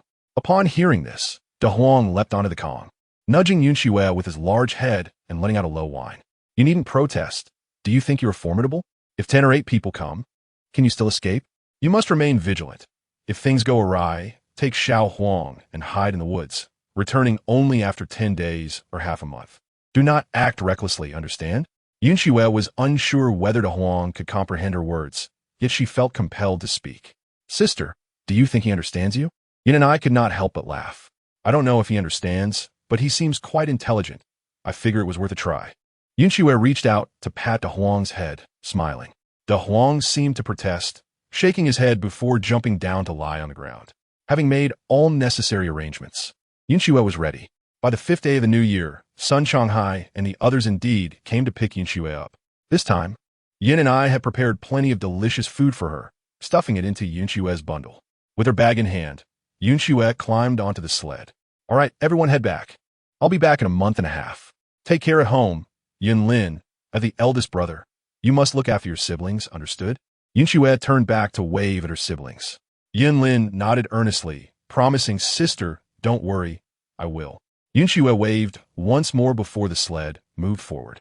She turned away, not looking back until her siblings' figures faded into the distance. Xiaoyu, how are things at home? Zheng asked, looking at Han Xue. It's fine. Nothing much has happened. Just cooking and celebrating the new year. Our family doesn't hang couplets or set off firecrackers, so it hasn't been particularly lively. Han Xue felt a twinge of sadness. Forcing a faint smile, I heard that a pack of wolves entered your village. Is that true? I heard they first went to your home. Zheng Song gazed at Han Xue with a tinge of anxiety. Upon hearing the news, he felt an overwhelming urge to visit her home immediately. The Shawudo River and the Shisadeo River were not too distant. Such matters had already stirred up considerable waves in the nearby villages during the festive season of family visits. Many were aware of the wolf pack incident that befell Shawudo, and naturally, word had spread about the Han family as well. When people mentioned the eldest daughter of the Han family, some couldn't help but give a thumbs up, praising the girl's remarkable capabilities. However, they also marveled at her prowess, suggesting that she had outshined even the men, which might deter suitors in the future. Zheng Song had also heard such gossip and felt an impulse to declare that if others hesitated to propose, he would not. Yet, he refrained from voicing this thought to his parents, choosing instead to keep it to himself. Han Xue, however, had not anticipated that the news would travel so swiftly. Indeed, her home was the first to be reached by the wolves as they approached from the east. Fortunately, the villagers were united, and many came forth to assist, resulting in minimal damage. In fact, they later divided the wolf carcasses among themselves. Han Xue, not wishing to elaborate, merely touched upon the subject lightly. Did you sustain any injuries? If so, you shouldn't have rushed back to the mountain. Zhang Song expressed his concern, albeit subtly. I'm fine, just a minor scrape, which is already healed. The medicine my master provided was quite effective. Han Xue reassured him, her smile illuminating her face as she sensed Zhang Song as concerned. Thank you for your care, Zhang Song go. Truly, the feeling of being cared for is quite comforting, she thought warmly. As they ascended the mountain, the path inclined steadily, though not overtly steep, making the return journey feel quicker in comparison. After more than 3 hours, they finally reached the mountain clearing, where several villagers had already returned, greeting one another with familiarity. Hey, Lao Sun, you're back quite early. One man greeted Sun Changhai. At this hour, if you don't return, you might as well take the day off tomorrow, another chimed in. I told you to come home with me for the new year, but you wouldn't listen. Is it dull up here on the mountain? Sun Changhai playfully nudged the man. Qian Mingyuan approached, glancing at the man, surnamed Li, with a chuckle. Did you really think he'd stay up here with me? That rascal has long since run off to the county town. He has his sweetheart there, but unfortunately, before the first day of the new year, his money was thoroughly cleaned out by her, and he nearly returned with just his trousers. The gathering erupted in hearty laughter, leaving the man, surnamed Li, somewhat embarrassed. He rubbed his nose, cleared his throat, and turned away, leaving behind a chorus of chuckles. Many young men, without families, tended to squander their earnings on indulgences, returning to the mountain only when their funds ran dry. Countless lives were spent in this cycle. Yet many remained without a home. Han Xue, disinterested in the men's banter, hastily shouldered her belongings and retreated to her small dwelling. Once she had organized her supplies, she emerged to prepare the evening meal. It appeared that Qian Mingyuan had come down from the mountain with a substantial amount of provisions, knowing that many shops would remain closed after the new year, making it essential to stock up. The culinary offerings on the mountain were perpetually limited, and Han Xue was accustomed to this. In no time, she had prepared the meal. During dinner, old Master Dong unexpectedly arrived. Since he had taken Han Xue on as his apprentice, imparting some internal cultivation techniques and providing her with medicinal herbs, he had not returned until now. Seeing her master brought her great joy. She now understood that his decision to accept her as a disciple was likely influenced by her father's reputation. The old man had a good rapport with her father and recognized the challenges she faced as a girl in the mountain clearing. With his mentorship, the local men would surely regard her with more respect, thus reducing the likelihood of her being bullied. However, the old man was elusive, shrouded in mystery, and could not provide her with direct guidance. Her progress depended solely on her efforts. Master, you have returned. I had hoped to invite you to my home for the new year, Han Xue exclaimed with delight. Old Master Dong scrutinized her demeanor and nodded. You appear well. It seems you have not neglected your training. As your master, I feel somewhat inadequate, constantly traveling and unable to keep you by my side. Alas, I fear I have squandered your potential. By the way, I have brought you a foundational text on the techniques I once received. Study it diligently, and perhaps you will achieve something remarkable in the future. He produced a worn cloth package containing a slightly yellowed book. Han Xue accepted the tome, treating it with reverence as she tucked it safely within her clothing. Thank you, Master. I am content that you still think of your apprentice amid your busy schedule. I will certainly dedicate myself to studying this work. The old man nodded in satisfaction with her attitude. Tonight, I shall stay here and prepare a couple of dishes. I will invite Xiao Qian and Xiao Sun to share a drink. Wait, Master. I shall prepare the food right away. Han Xue responded eagerly, moving to assist her master. Life on the mountain continued as usual for those who had returned, with little change. The atmosphere was inherently somber, and aside from the occasional card games among the woodworkers at night, there were few activities to engage in. Han Xue maintained her routine of rising early to practice, cook, and wash clothes for the woodworkers, making trips to the county town every few days to procure various provisions. During her idle moments, she would often visit the worksite to observe her fellow laborers. As the weather gradually warmed after the new year, the mountain remained less affected than the town. The snow on the ground remained thick and had solidified further over the winter. The top layer was so firm that one could walk upon it without sinking, even while carrying heavy loads. Such a solid path allowed for the transport of timber down the mountain. One efficient method was to let the logs slide down the snow path once a significant quantity had accumulated. This technique, aptly named arrow release, allowed the logs to speed down like arrows once set free. However, this approach was fraught with danger. A slight unevenness in the snow path could cause the logs to become lodged, creating a massive back pressure that could lead to catastrophic outcomes. Should logs veer off the designated path, they could fly into the air, posing a severe risk to those standing nearby, as a single large log could weigh over 1,000 pounds, capable of causing grave injury or even death. Thus, it was rare for the woodworkers to employ the arrow release method. Chapter 48. Celebration of achievement this year due to an influx of orders from the large cabinet company. An ample supply of timber had been gathered. Qian Mingyuan and son Changhai conferred and decided to proceed with the timber transport, as it was less labor-intensive. Fortunately, no recent snowfall had occurred, leaving the snow path clear and suitable for their task.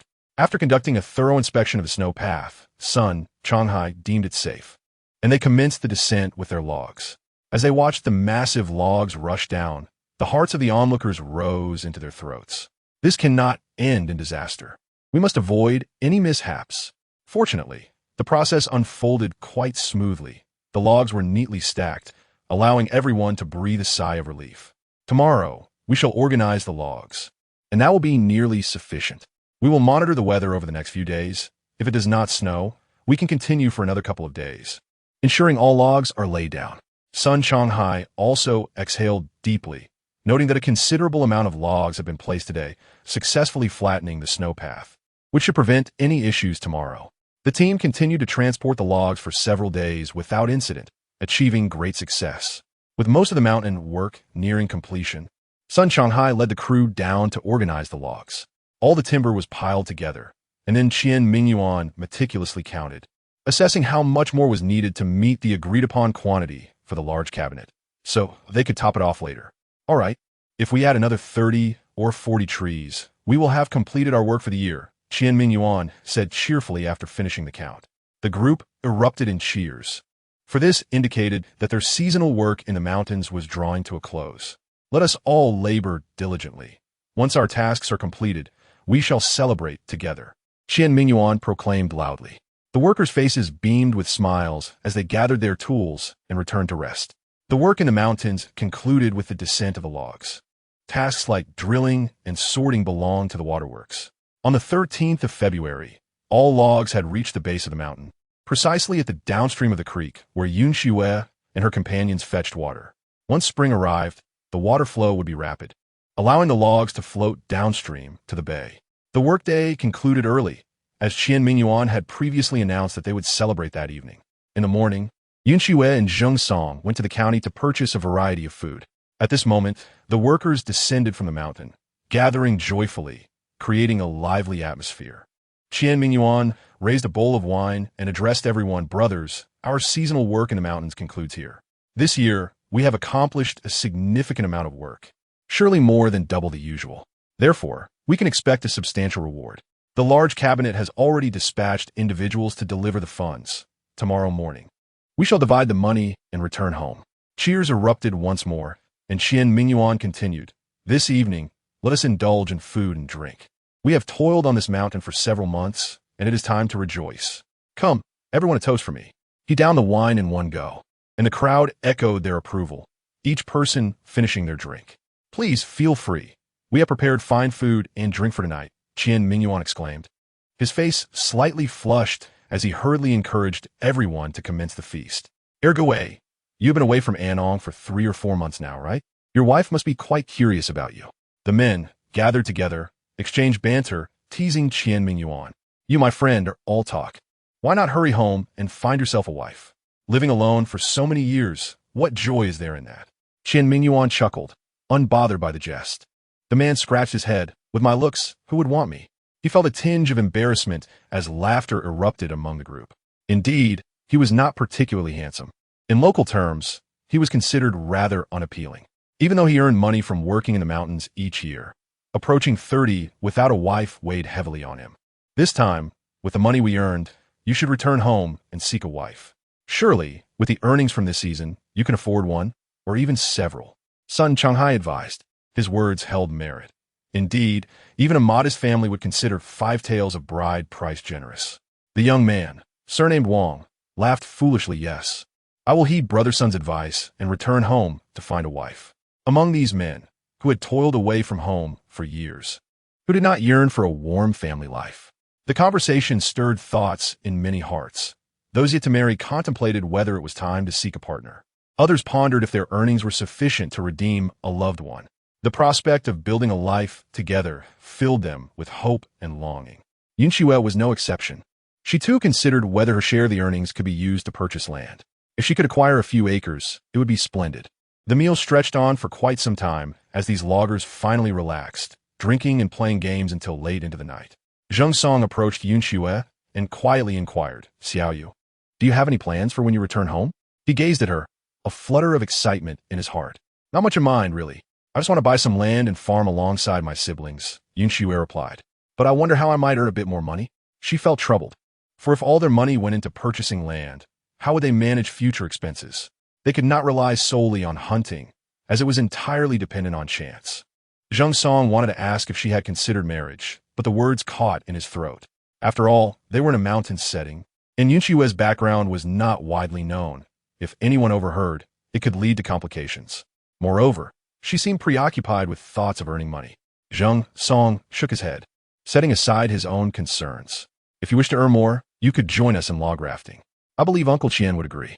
He yearned for more time with Han Xue, hence his suggestion. Yet as soon as the words left his lips, regret washed over him. Perhaps it was better not to urge her. The work of rafting was not suited for someone her age. Han Xue's eyes brightened. She had not considered this before. Rafting could indeed be profitable, as her father had relied on it for their livelihood. Perhaps it was worth contemplating further. I shall discuss it with Uncle Qian tomorrow. If he agrees, I will join you, she decided. Zheng Song grappled with his feelings, mentally chastising himself for suggesting rafting. What if something went awry? He would carry that regret for life. He hesitated to dissuade her. "It's no trouble. What work is easy?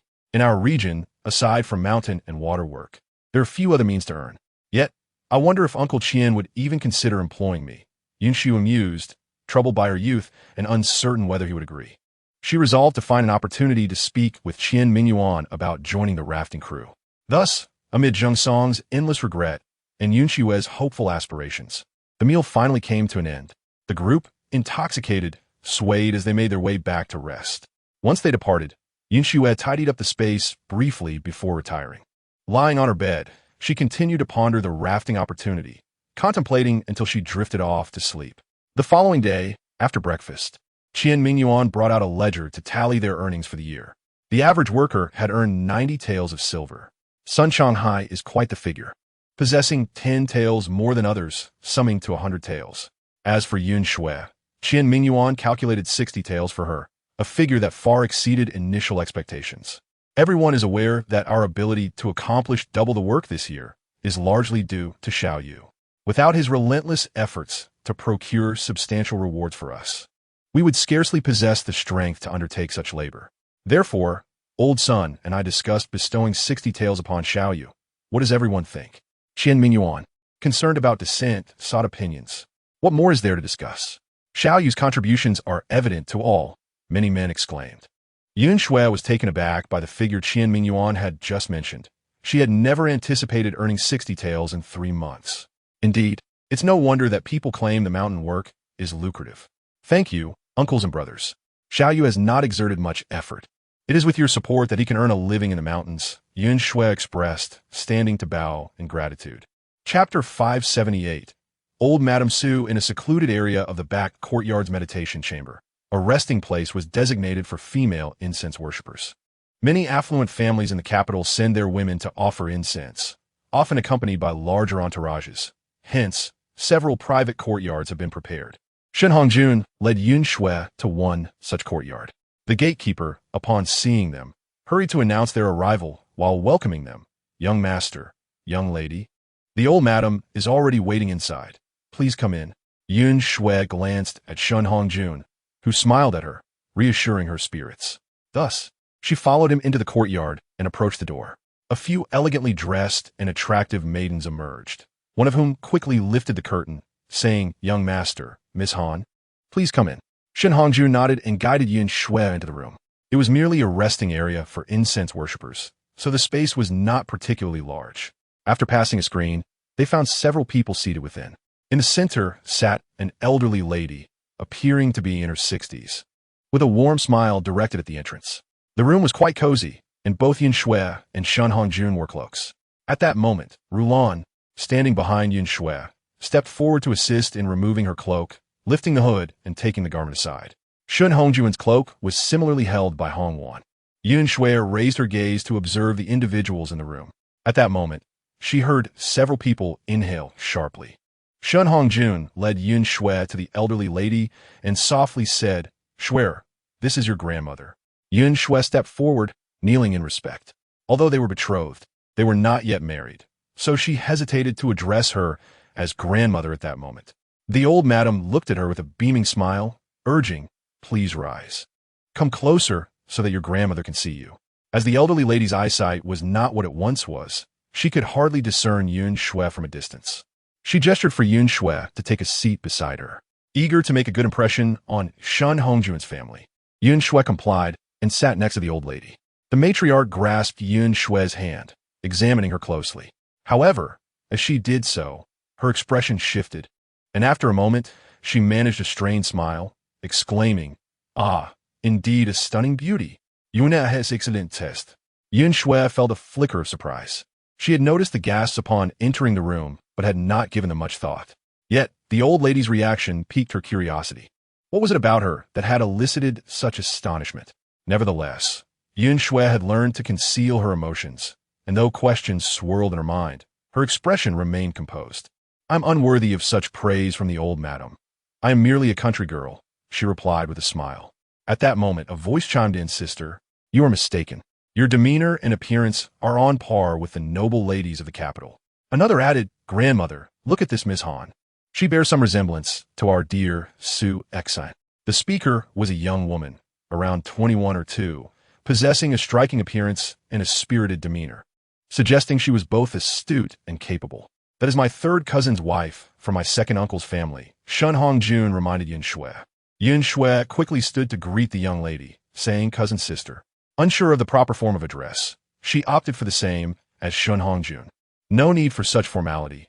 We are all family." The young woman waved dismissively with a smile. "Your character and beauty are exceptional. Henceforth, refrain from calling yourself a country girl. If country girls were like you, we would be utterly ashamed."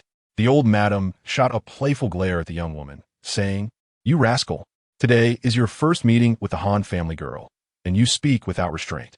As a sister-in-law, you should exhibit some decorum. Do not embarrass yourself." Despite her words, the old lady wore a smile, evidently fond of her granddaughter-in-law. "Junior, why not introduce Miss Han to everyone in the room, so she isn't left in the dark?" the old lady suggested cheerfully to Sun Hongjun. Sun Hongjun rose, taking Han Xue's hand, and approached the group. "Xue, this is my third aunt, this is my fourth aunt, and my eldest and second aunts are not in the capital." He introduced the others, noting, "This is my eldest uncle's wife, and this is their youngest daughter, Su Exine." When he reached Su Exine, Han Xue deliberately studied her closely, sensing a faint resemblance, yet unable to pinpoint it. Perhaps the earlier surprise stemmed from this. After all, it was uncommon for two strangers to share even a hint of similarity. After exchanging greetings with everyone, Han Xue returned to her seat beside the old madam, who continued to hold her hand. "I have heard much about you from Junior. In my lifetime, aside from my own daughter-in-law, I have never encountered another woman skilled in such arts. I was eager to meet you, and now that I have, I feel a delightful affinity for you. I have no grand gifts to offer, but please accept this bracelet," the old lady said, removing a jade bracelet from her wrist and placing it upon Han Xue's. "See how lovely it looks on a young person. The vibrant green against your fair wrist is simply enchanting, unlike this old woman, who cannot showcase its beauty." The old madam praised. Han Xue, feeling unworthy of such attention, replied, "But this bracelet is far too precious. I cannot accept it. Please, old madam, take it back." Han Xue was still unaccustomed to the custom of gift-giving upon meeting. The bracelet was clearly of great value. How could she accept it so readily? "You child, why are you being so modest? Gifts from elders should be graciously accepted. Isn't that right, Juna?" the old lady asked Sun Hongjun, who smiled in response. "Xue, since it is a gift from your grandmother, you should accept it. She holds you in high regard." Han Xue found herself with no choice but to nod in acceptance. Since it was a gift from her elder, she could not decline and thus graciously accepted it. The elderly lady was delighted and proceeded to inquire about various matters concerning Han Xue's family. Han Xue, not wishing to conceal anything, answered each question one by one. Her demeanor was respectful, yet neither servile nor overbearing, responding with warmth and courtesy. The others in the room observed her with nods of approval, recognizing she was far from being a mere rustic girl. They were genuinely intrigued by Han Xue, peppering her with numerous questions, which she answered with a smile, creating a harmonious atmosphere within the room. As laughter and conversation flowed, a girl named Suxin kept her gaze shifting between Han Xue and Han Xue. It had been years since she last saw her cousin. She had caught a glimpse of his striking presence when he last visited the city. The memory of his captivating demeanor had lingered in her heart. Why was that woman, surnamed Han, so fortunate as to win his favor? Was it merely her appearance? Such beauty seemed familiar, as if she had encountered it before, not just in her daily reflections, but somewhere else. Where could it be? Although Han Xue engaged in conversation, her senses remained sharp. She felt someone scrutinizing her, and this gaze felt different, imbued with something else. Upon closer observation, she realized it was Suxin. Their eyes met momentarily, revealing a hint of reluctance and an enigmatic essence in Suxin's gaze. Han Xue was taken aback. What could this girl mean? Their exchange of glances was fleeting, and they each diverted their eyes, choosing not to regard one another further. Nonetheless, Han Xue remained alert, sensing that Suxin was not to be underestimated. Moreover, Suxin's lingering gaze upon Han Xue suggested a hint of affection. Amused, Han Xue reflected on her time with Han Xue. She had never encountered a rival until now, especially not at this juncture in their relationship. In this peculiar era, there existed an odd notion surrounding cousins, fostering a belief that growing up together naturally led to a union in marriage. Was Suxin perhaps contemplating the same? Despite the emergence of this new cousin, Han Xue felt no substantial threat. Her bond with Han Xue had reached a depth that could not easily be shaken by mere appearances. Confident in her standing, she harbored no fears. With a radiant smile akin to a fiery rose in summer, her beauty elicited admiration from all present. Han Xue gazed at Han Xue, captivated. He adored her smile above all. It radiated confidence and brilliance, compelling all who beheld it to share in her joy. Chapter 579. Jealousy. Despite the minor interruption caused by Suxin, the meeting with the Xue family was, overall, quite pleasant. Time passed swiftly amidst laughter and conversation. Shortly after noon, Han Xue and Han Xue bid farewell to the Xue family and departed from Choning Temple. Once they left the back courtyard and walked some distance away, the Xue matriarch began to weep, lamenting, "Our Xue Yun was so unfortunate, leaving us at such a tender age. Had she been here, how could Juner possibly marry another? Alas, look at that girl from the Han family. My granddaughter, how could you be so ill-fated?" The elderly lady's sorrow deepened with each word. Those nearby hurried to console her, saying, "Mother, please do not be so distressed." Xue Yun was frail from childhood. Reaching the age of 16 was already a considerable achievement for us all. It's in the past now. Please try not to dwell on it. One of the daughters-in-law of the Xue family quickly stepped forward to offer comfort. If only we had secured a marriage alliance with the Shun family back then. Had we done so, even if Xue Yun had passed, she would have retained her status as the legitimate wife, preventing a country girl from taking her place. Another daughter-in-law, who was Han Xue third cousin, chimed in, "Moreover, if the Xue family and the Shun family were to unite again, even in Xue Yun's absence, Suxin could marry him, thus avoiding the disgrace of seeing the title of the Duchess of Jing'an bestowed upon that woman." The third cousin spoke with palpable frustration. "Enough, cousin. Are you trying to create more turmoil? The old lady is already heartbroken. Your words only pierce her heart further." The fourth daughter-in-law shot her a disapproving glance, silencing her. "What you said is not incorrect. We should have solidified the marriage back then. If Juner had committed before leaving home, the Duchess of Jing'an would undoubtedly be our Xue family's daughter." The old lady lamented, "I was foolish to think Juner could manage without a mother. Xue Yun, with her condition, would have faced challenges. Had she truly married into that family, I feared the Yun family would act deceitfully. It is all my fault." Tears streamed down her face as she sobbed uncontrollably. Suxin approached her grandmother, offering her handkerchief to wipe her tears. "Grandmother, please do not cry. Fate governs all. We cannot dictate its course. That woman merely possesses good fortune. How could a country girl be worthy of my cousin? Perhaps one day he will tire of her and cast her aside. Even if he were to cast her aside, what does it matter? She is bound by the emperor's decree, with the empress herself as matchmaker. In this lifetime, my cousin cannot abandon her, the old lady replied, attempting to steady her emotions with a sigh. Upon leaving Choning Temple, Yun Xue boarded a carriage. Naturally, Shen Hongjun accompanied her, riding alongside as they made their way to the bustling parts of the city. They had just agreed not to return home for lunch, but to find a tavern where they could enjoy a meal instead. After several days apart, they were eager to make the most of their time together. Shen Hongjun, familiar with the capital, led them to a fine establishment along Chang'an Avenue. Yun Xue and Shen Hongjun occupied a private room on the second floor, while others, like Lan, remained in the hall below. The tavern staff was efficient, promptly delivering the food and drinks. Sitting across from each other, as the dishes were laid out before them, Shen Hongjun invited Yun Xue to eat. Ziyuan, what does the Su family do? They seem rather affluent, judging by the attire of the people inside. Yun Xue's curiosity about Shen Hongjun's relatives piqued. Shen Hongjun smiled, serving her food while sharing stories about the Su family. It turned out that the Su family's patriarch had once served as a salt inspector, and their eldest son was currently an official in charge of salt transport in the Lianghuai region. The second son was also involved in the salt trade. Given the substantial profits associated with salt, the Su family had long been prosperous, making them quite wealthy indeed. When Shen Hongjun's mother married into the Duke of Zhen's household, her dowry was the largest in the capital, surpassing even that of a princess. This was why the Yun family had always coveted the Su family's wealth. Yun Xue nodded, realizing the significance of this lineage. By the way, that cousin Suxin is quite lovely. I wonder if she's betrothed? Yun Xue deliberately remarked. Shen Hongjun gazed at her for a long moment in silence, making her feel slightly embarrassed. Why are you looking at me like that? Shen Hongjun smiled, his eyes crinkling. Xue, are you a bit jealous? After all this time together, I've yet to witness your jealousy. It's always been me who felt envious. With so many admiring you, Sun Zhengsong, Jiang Qingtao, your charm is boundless. What has happened now? My dear Xue, have you also begun to experience the pangs of jealousy?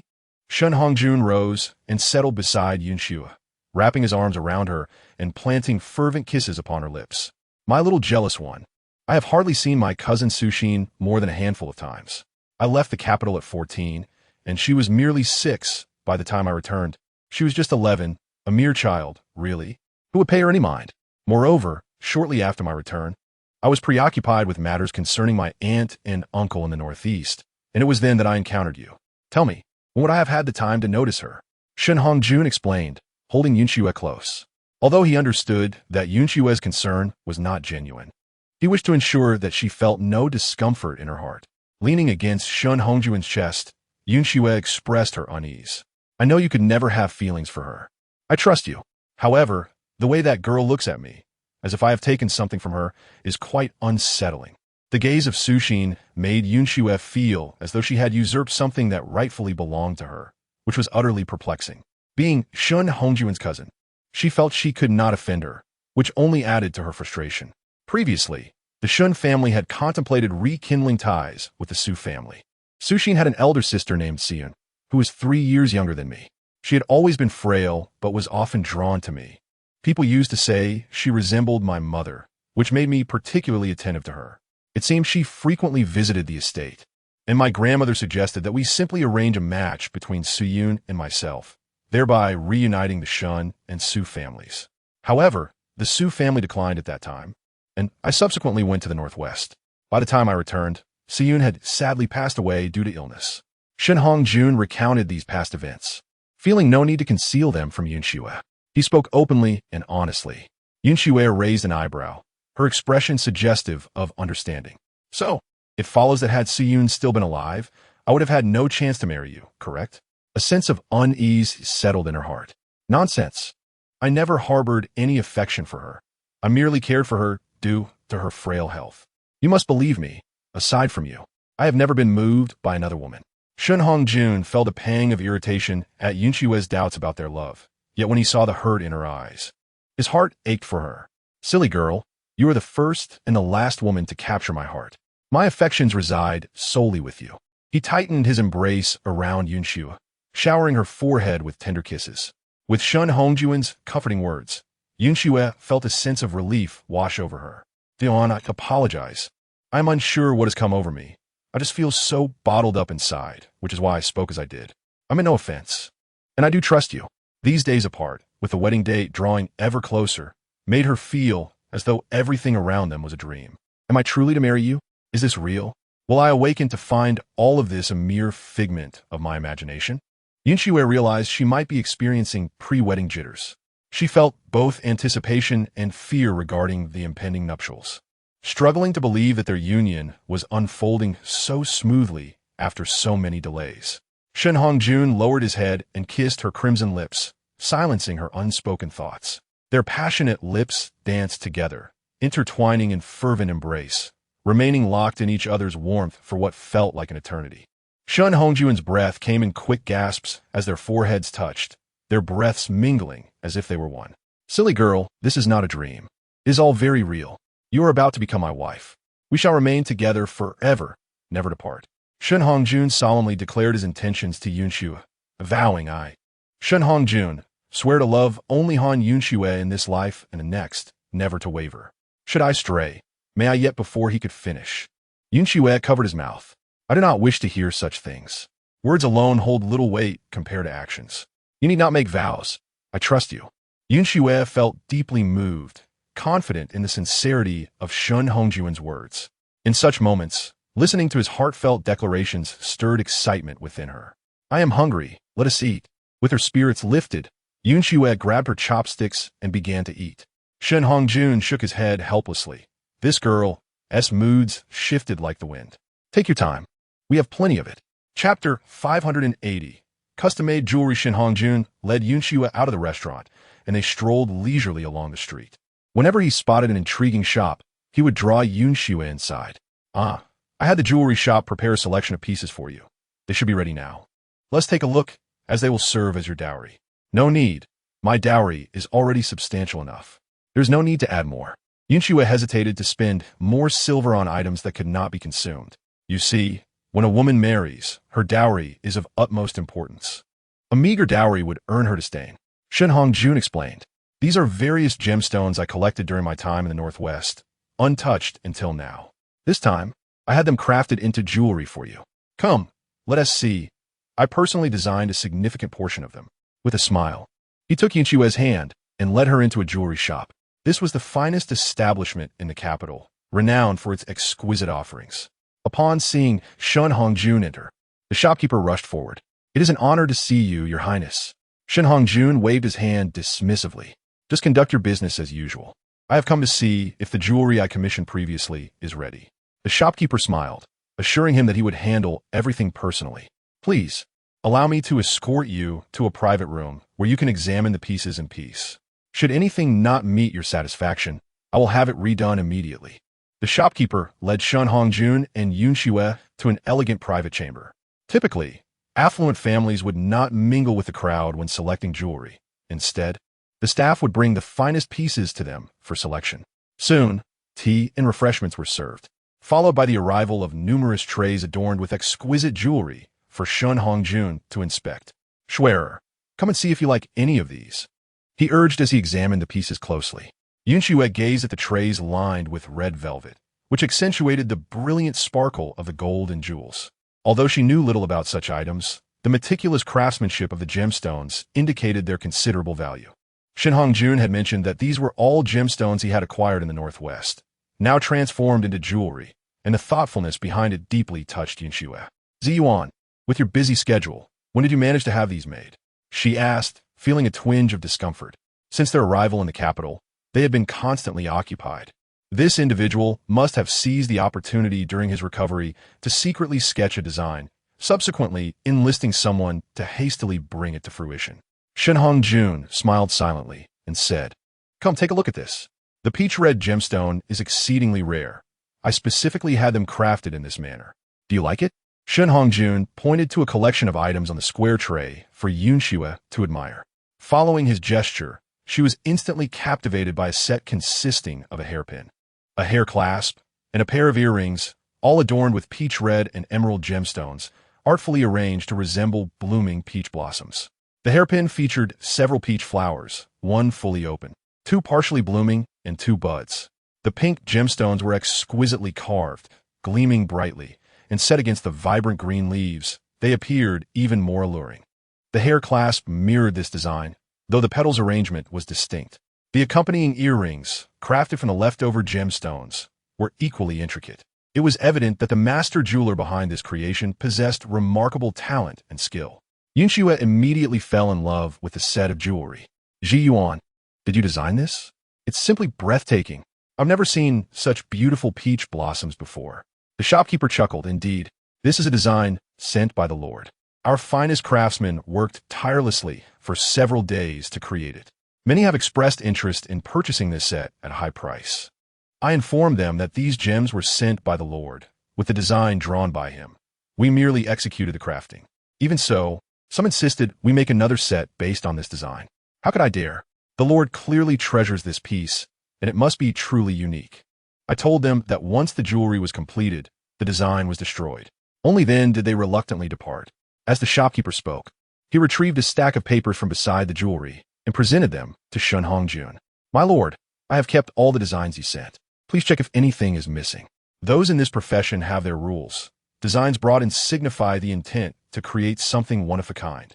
Once the jewelry is completed, the designs must be returned, and one cannot retain any copies. After all, clients requesting custom pieces are usually high-ranking officials, and offending them is unthinkable. Before Han Xue could reach for the stack of papers, Han Xue snatched it away and tucked it away. These are tokens of your affection for me. I shall cherish them, she said with a smile. Han Xue chuckled. The finished jewelry is here. What need have you for the designs? He did not press for their return, as they were meant for her, and she could do as she wished. Now look at this, he continued, holding up a sapphire. It may be nearly impossible to find another like it in the world. He handed Han Xue a hairpin, whose style was not particularly unusual. Yet the sapphire atop, it was impressively large, almost the size of a quail egg, smoothly polished, with a deep, mysterious blue hue reminiscent of timeless eternity. Surrounding the sapphire were small rubies and colorless transparent stones, lending the hairpin an unparalleled aura. The Lord speaks truth. I have managed this jewelry shop for over 20 years and have never encountered such a sizable sapphire, the shopkeeper remarked in agreement. Such a piece is truly priceless. Han Xue then guided Han Xue to observe other items, most of which were embellished with various gemstones. Although Han Xue was not particularly knowledgeable about gems, she could discern that the jewelry was of exceptional quality. Among them were several emeralds of pure clarity and lush green color, rendering them utterly mesmerizing. Additionally, the craftsmanship was exquisite.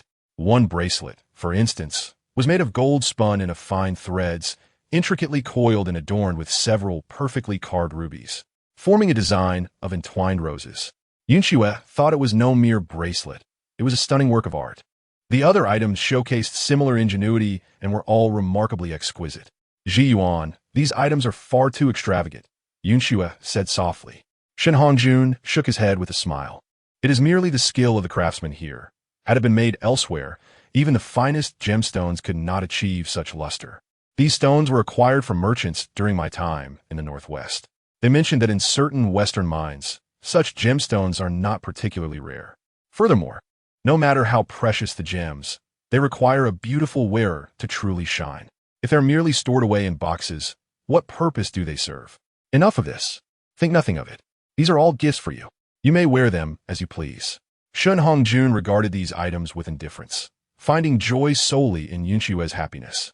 Behind her, the servants, such as Rulan and Han Wan, wore beaming smiles. The Lord's treatment of the young lady was a testament to his deep affection and regard for her, and as her attendants, they naturally felt elated for her. My lady, once you marry the Lord, you shall become the lady of the marquis.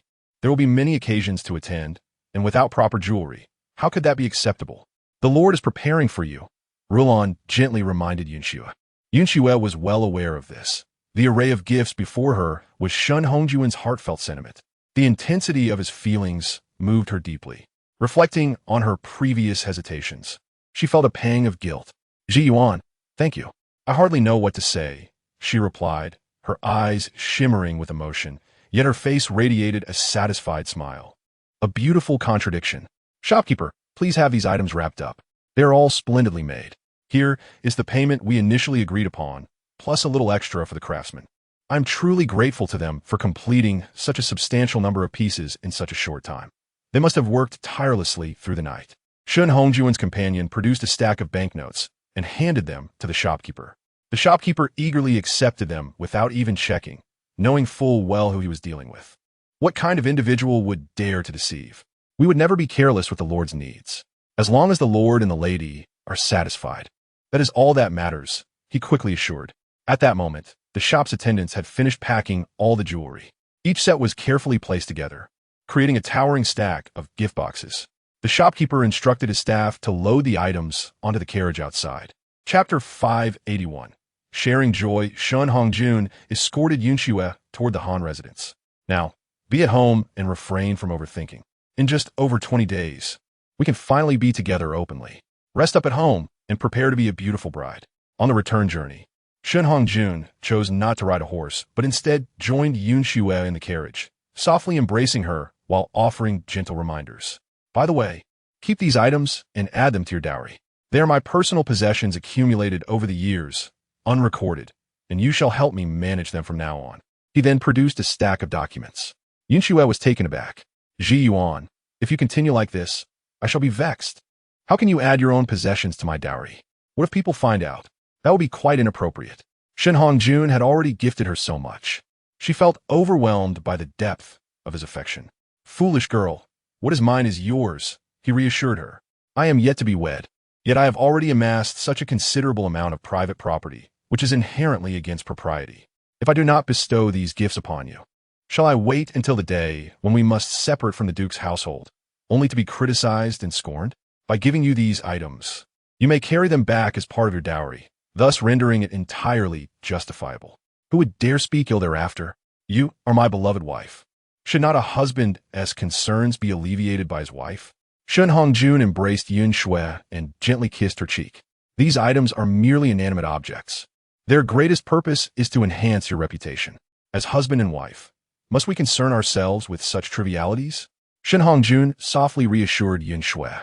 In response, Yan Xue wrapped her arms around Shun Hongjuan's neck and tilted her head to kiss his lips, overwhelmed with emotion that could only be expressed through such affection.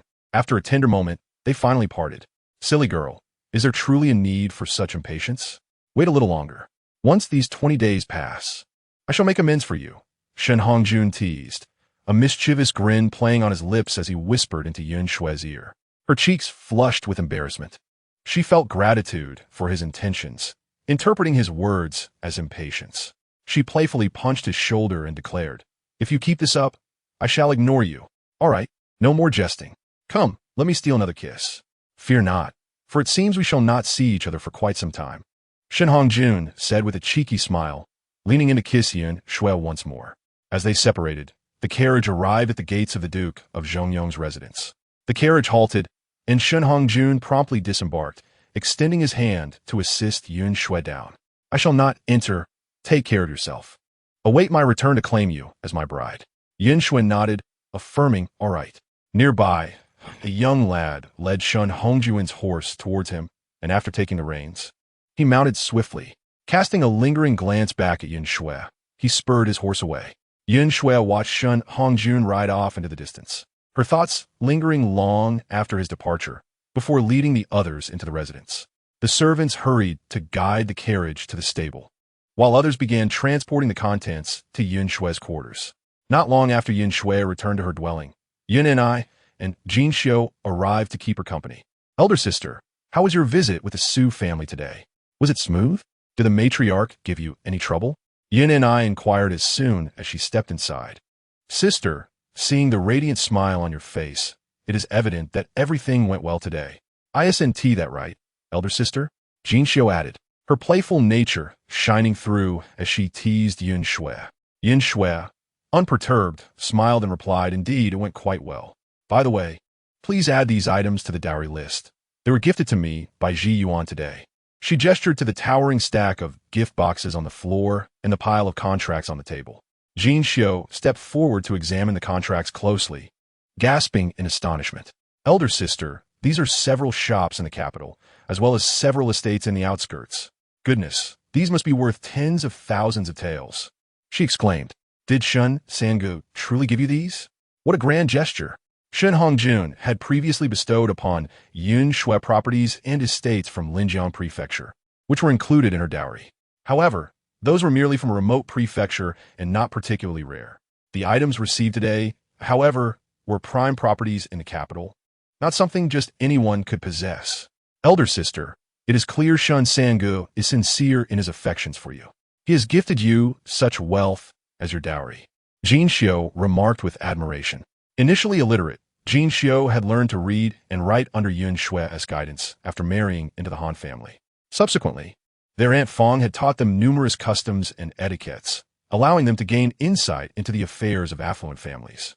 In general, a wealthy household clearly delineated its assets. A woman's dowry was not to be encroached upon by her in-laws, but in daily life, she would receive a fixed allowance each month. Should she desire more, it would have to come from her own dowry. Of course, a capable husband who cherished his wife might not adhere strictly to this rule, though such cases were rare. The larger the household, the more numerous the wives, and the favored first wife often received little affection. A man like Shin Hongjun, who would bestow his wealth upon his fiancée as part of her dowry, was a rarity indeed. Jin Xiu felt genuinely happy for Yun Xue for encountering such a good man. Yun Xue sat there with a smile, enveloped in a halo of happiness. "Would you like to see the jewelry that Ji Yuan sent? Happiness is best shared," she said, her heart yearning to proclaim her joy to the world. Naturally, Yin and I and Jin Xiu were curious.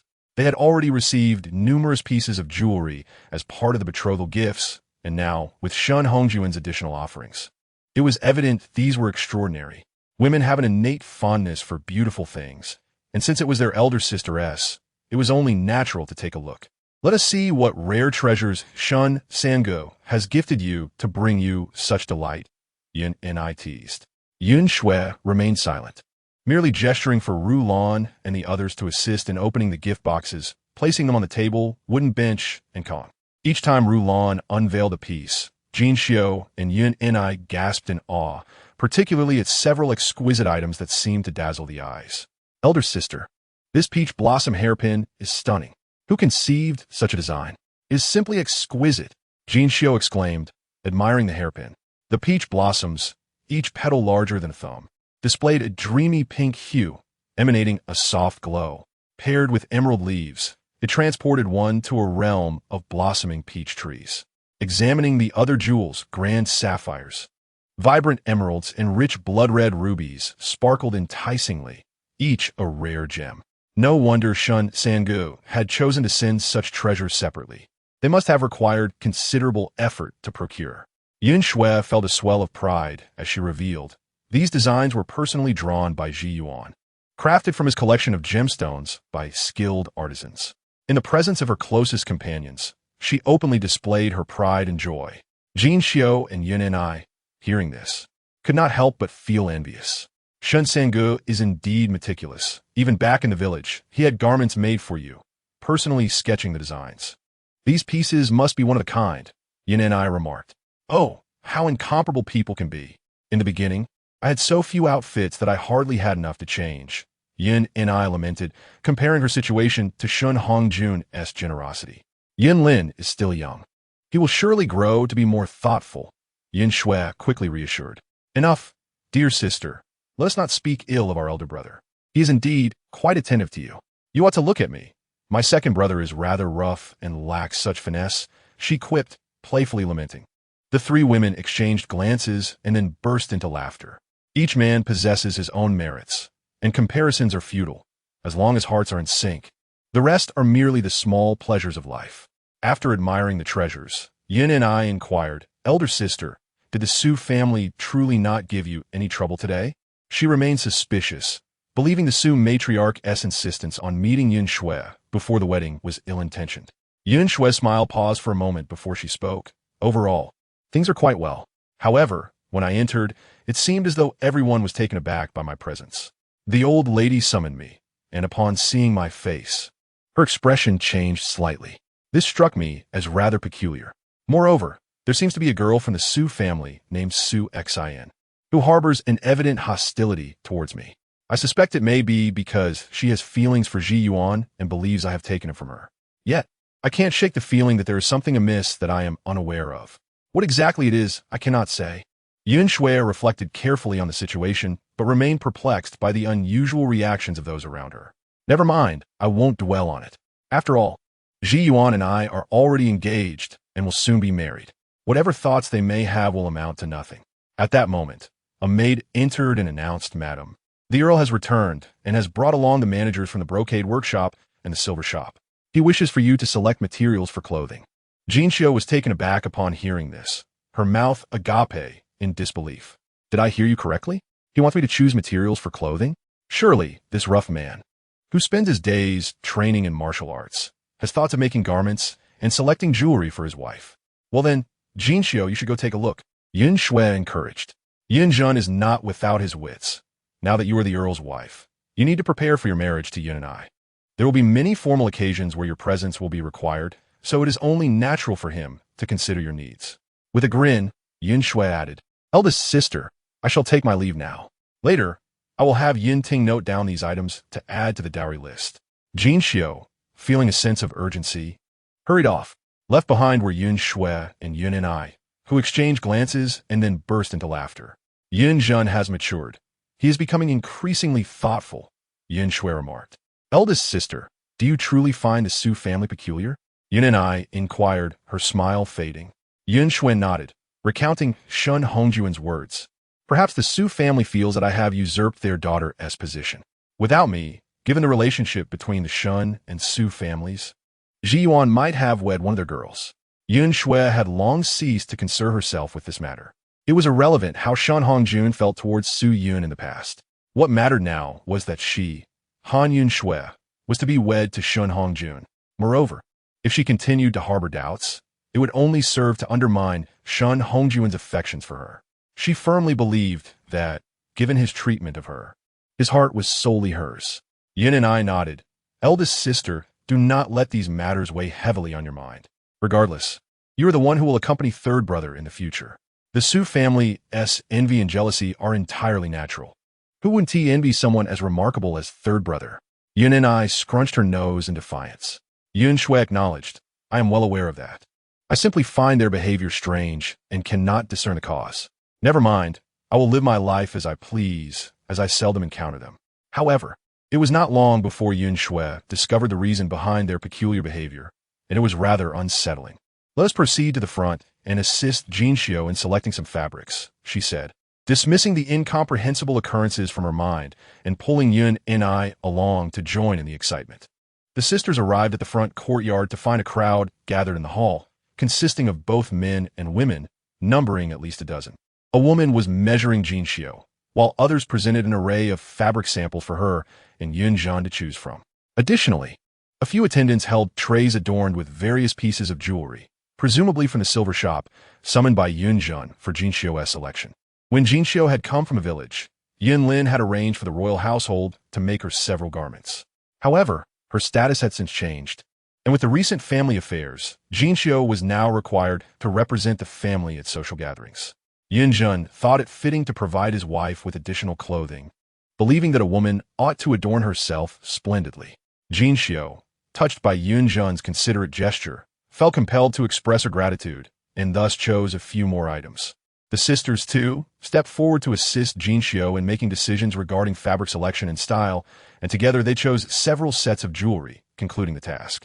Han Xue considered and instructed that measurements be taken for Yun Zhan, Tian Fu, Yun Ting, Yun Lei, and the others so that they might each receive a few new outfits. The manager of the brocade workshop assured her that the garments would be completed and delivered by the 10th day of the 12th month. Han Xue then arranged for the payments, and the managers humbly insisted this was a tribute to Yun Zhan. He waved them off, requesting they charge the standard prices. Ultimately, both shops offered generous discounts while ensuring they did not incur losses. Once the visitors departed, Han Xue looked at Yun Zhan with a beaming smile. "What inspired you today to arrange for my clothing and jewelry?" She adored Yun Zhan's straightforwardness and had never found it lacking. Complaining to Yan Xue and the others was merely a casual expression of her feelings. To her surprise, just as she had mentioned it, her husband had orchestrated such a thoughtful gesture, filling her heart with joy. Yin Zhen chuckled, Oh, it was nothing. I happened to pass by today and thought of it. With the new year approaching, you should have some new garments and jewelry. Do you like these? Of course, second brother and second sister-in-law love them. Did you not see how her mouth was agape in astonishment? She was positively glowing with delight. Yun ni chiming, eliciting laughter from everyone and creating a warm atmosphere in the hall. The next day, the 20th of the 12th month, after breakfast, Han Xue sat on a wooden platform by the window, engaged in needlework. The warmth from the fire made the room quite comfortable, and the light streaming in from the southern window was adequate. With little to occupy her time, she decided to make some small garments for Shen Hongjun. Given his countless kindnesses towards her, she felt compelled to reciprocate in some small way, crafting something with her own hands as a token of her appreciation. As she worked diligently, a young maid entered and whispered something in Rulan's ear. Rulan approached Yun Xue, saying, "Miss, the young lady from the Su family, Su Xian, has arrived and wishes to see you." Yun Xue paused her stitching, realizing that Su Xian, with her overt demeanor, would not easily let matters rest. I suspected as much. Her attitude was so blatant. How could she possibly let go so soon? Yet, she seems rather impatient.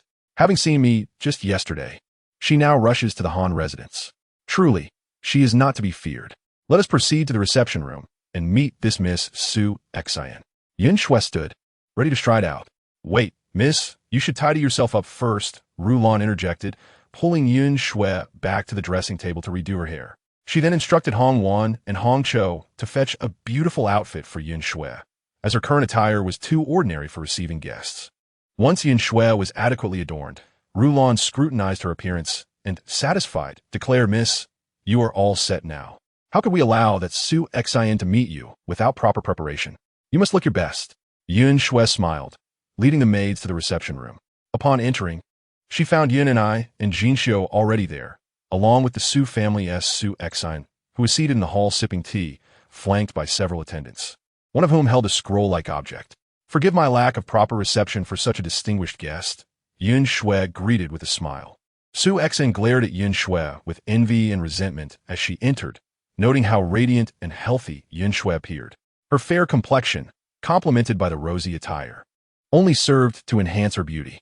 With vibrant red lips and gleaming skin, Yun Xue's natural allure rendered makeup unnecessary, a sight that was truly enviable. Although she harbored no fondness for Yun Xue in her heart, Su Xin smiled outwardly and said, "I hope my sudden visit to disturb the esteemed sister of the Han family will not cause any displeasure." Upon hearing Su Xin's words, Yun Xue felt honored by Su Xin's presence. She took a seat at the main position and smiled back at Su Xin. Su Xin glanced at Yun Xue and then at the ladies already present, Jinxiu and Yunqi.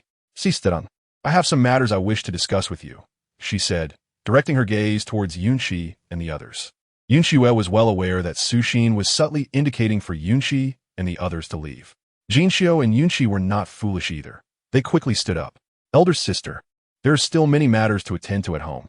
We shall excuse ourselves from accompanying the guests." With that, Jinxiu made her way out. Yunqi followed suit, bidding farewell to Su Xin before leaving. They held great trust in their elder sister. Even if faced with a delicate girl like Su Xin, Yun Xue would not be at a disadvantage, and there was no need for them to worry. However, Yunqi remained cautious and did not call Rulan and the others to join them outside. Instead, she discreetly signaled Rulan to pay attention and report back to her should anything seem amiss. Once Jinxiu and Yunqi had exited, Su Xin finally spoke up. "After meeting you yesterday, I felt an unusual familiarity, as though I had encountered you before. Upon returning home, my elders discussed how your appearance bears a striking resemblance to my late sister." Su Xin looked intently at Yun Xue, enunciating each word with care. "My grandmother remarked that when she first saw you, she nearly believed my sister had returned to life." The aunts in our family echoed this sentiment, stating that encountering you felt akin to meeting my sister. Yun Xue could hardly fathom that Su Xin would utter such extraordinary claims. She paused, then recalled that the sister Su Xin referred to as likely the late Suyun, as mentioned by Shen Hongjun. The thought that she resembled Suyun was utterly absurd to Yun Xue. She scoffed at such notions. In this vast world, it was hardly surprising for individuals to share similar features. With a serene smile, she replied, "Indeed, it is not uncommon for unrelated individuals to share a likeness. What is peculiar, however, is that these two similar-looking individuals are both cherished by the same person. One wonders if one of them is merely a substitute. Su Xin continued to smile, yet her gaze remained fixed upon Han Xue, as if attempting to penetrate the depths of her thoughts. Han Xue understood Su Xin's implication. Han Xue was enamored with Su Yun, and in her absence, he had sought out someone resembling her, Han Xue, as a stand-in. Suddenly, Han Xue found herself intrigued by the notion of Su Yun. Did she truly bear such a resemblance? Chapter 583, Similarities, Part 2. Han Xue did not take Su Xin's words to heart. The bond she shared with Han Xue was undeniable, even if, in his youth, he had harbored feelings for a girl named Su Yun. That was surely a thing of the past. After 3 years of companionship with Han Xue, if she still held doubts, it would signify a profound lack of gratitude. Moreover, Su Yun had been gone for many years. Han Xue was not so petty as to hold a grudge against someone who had long since departed. Yet she pondered whether there truly existed individuals who bore an uncanny resemblance to her. Su Xin, it seemed, shared some similarities with her. Was her sister also somewhat akin in appearance? Han Xue scrutinized Su Xin closely, but could not quite pinpoint what they shared in common. Su Xin, noticing the skepticism in Han Xue's demeanor, felt a twinge of urgency. I have brought a portrait of my sister. Sister Han, why not take a look and see if you find any resemblance? As she spoke, she turned to her maid, instructing her to present the scroll to rule on. Han Xue realized that Su Xin had come prepared. Curiosity piqued. She extended her hand to receive the scroll and slowly unrolled it.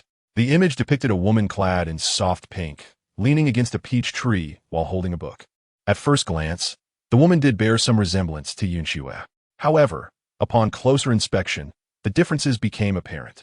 The woman's delicate eyebrows were gently arched, unlike Han Xue's long, straight brows. Furthermore, her eyes, imbued with a hint of melancholy, lacked the brightness and vitality of Han Xue's. The figure in the portrait was slender and graceful, yet her furrowed brow suggested a certain frailty, contrasting sharply with Han Xue's vibrant health and energy. One could assert that even if the real person stood before her, Han Xue would need to consciously temper her own aura before comparison could yield any semblance of resemblance. Shaking her head, she thought it ludicrous to consider herself a stand-in for the woman in the painting. What level of visual impairment would Han Xue possess to make such a comparison? People often clung to their own desires and refused to accept reality. Sister Han, do you not think you and she bear a striking resemblance?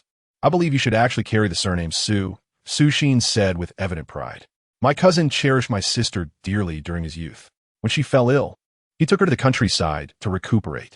They were inseparable, perfectly matched.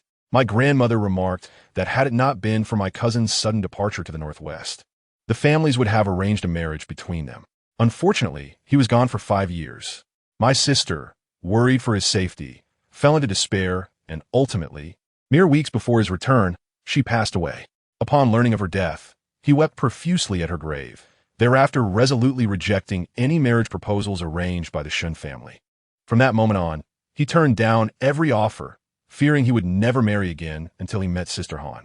Sister, do you think my sister could not bear to see him alone, and thus led him to you? When he sees you, it is as though he is gazing upon my sister. As Su Xin spoke, she produced a handkerchief to dab at her eyes. One could not deny that Su Xin's words were rather sharp. Had anyone else been in Han Xue's position, or if she had any lingering doubts about Han Xue, she might have been incensed by such comments. Yet Han Xue remained unfazed, merely smiling.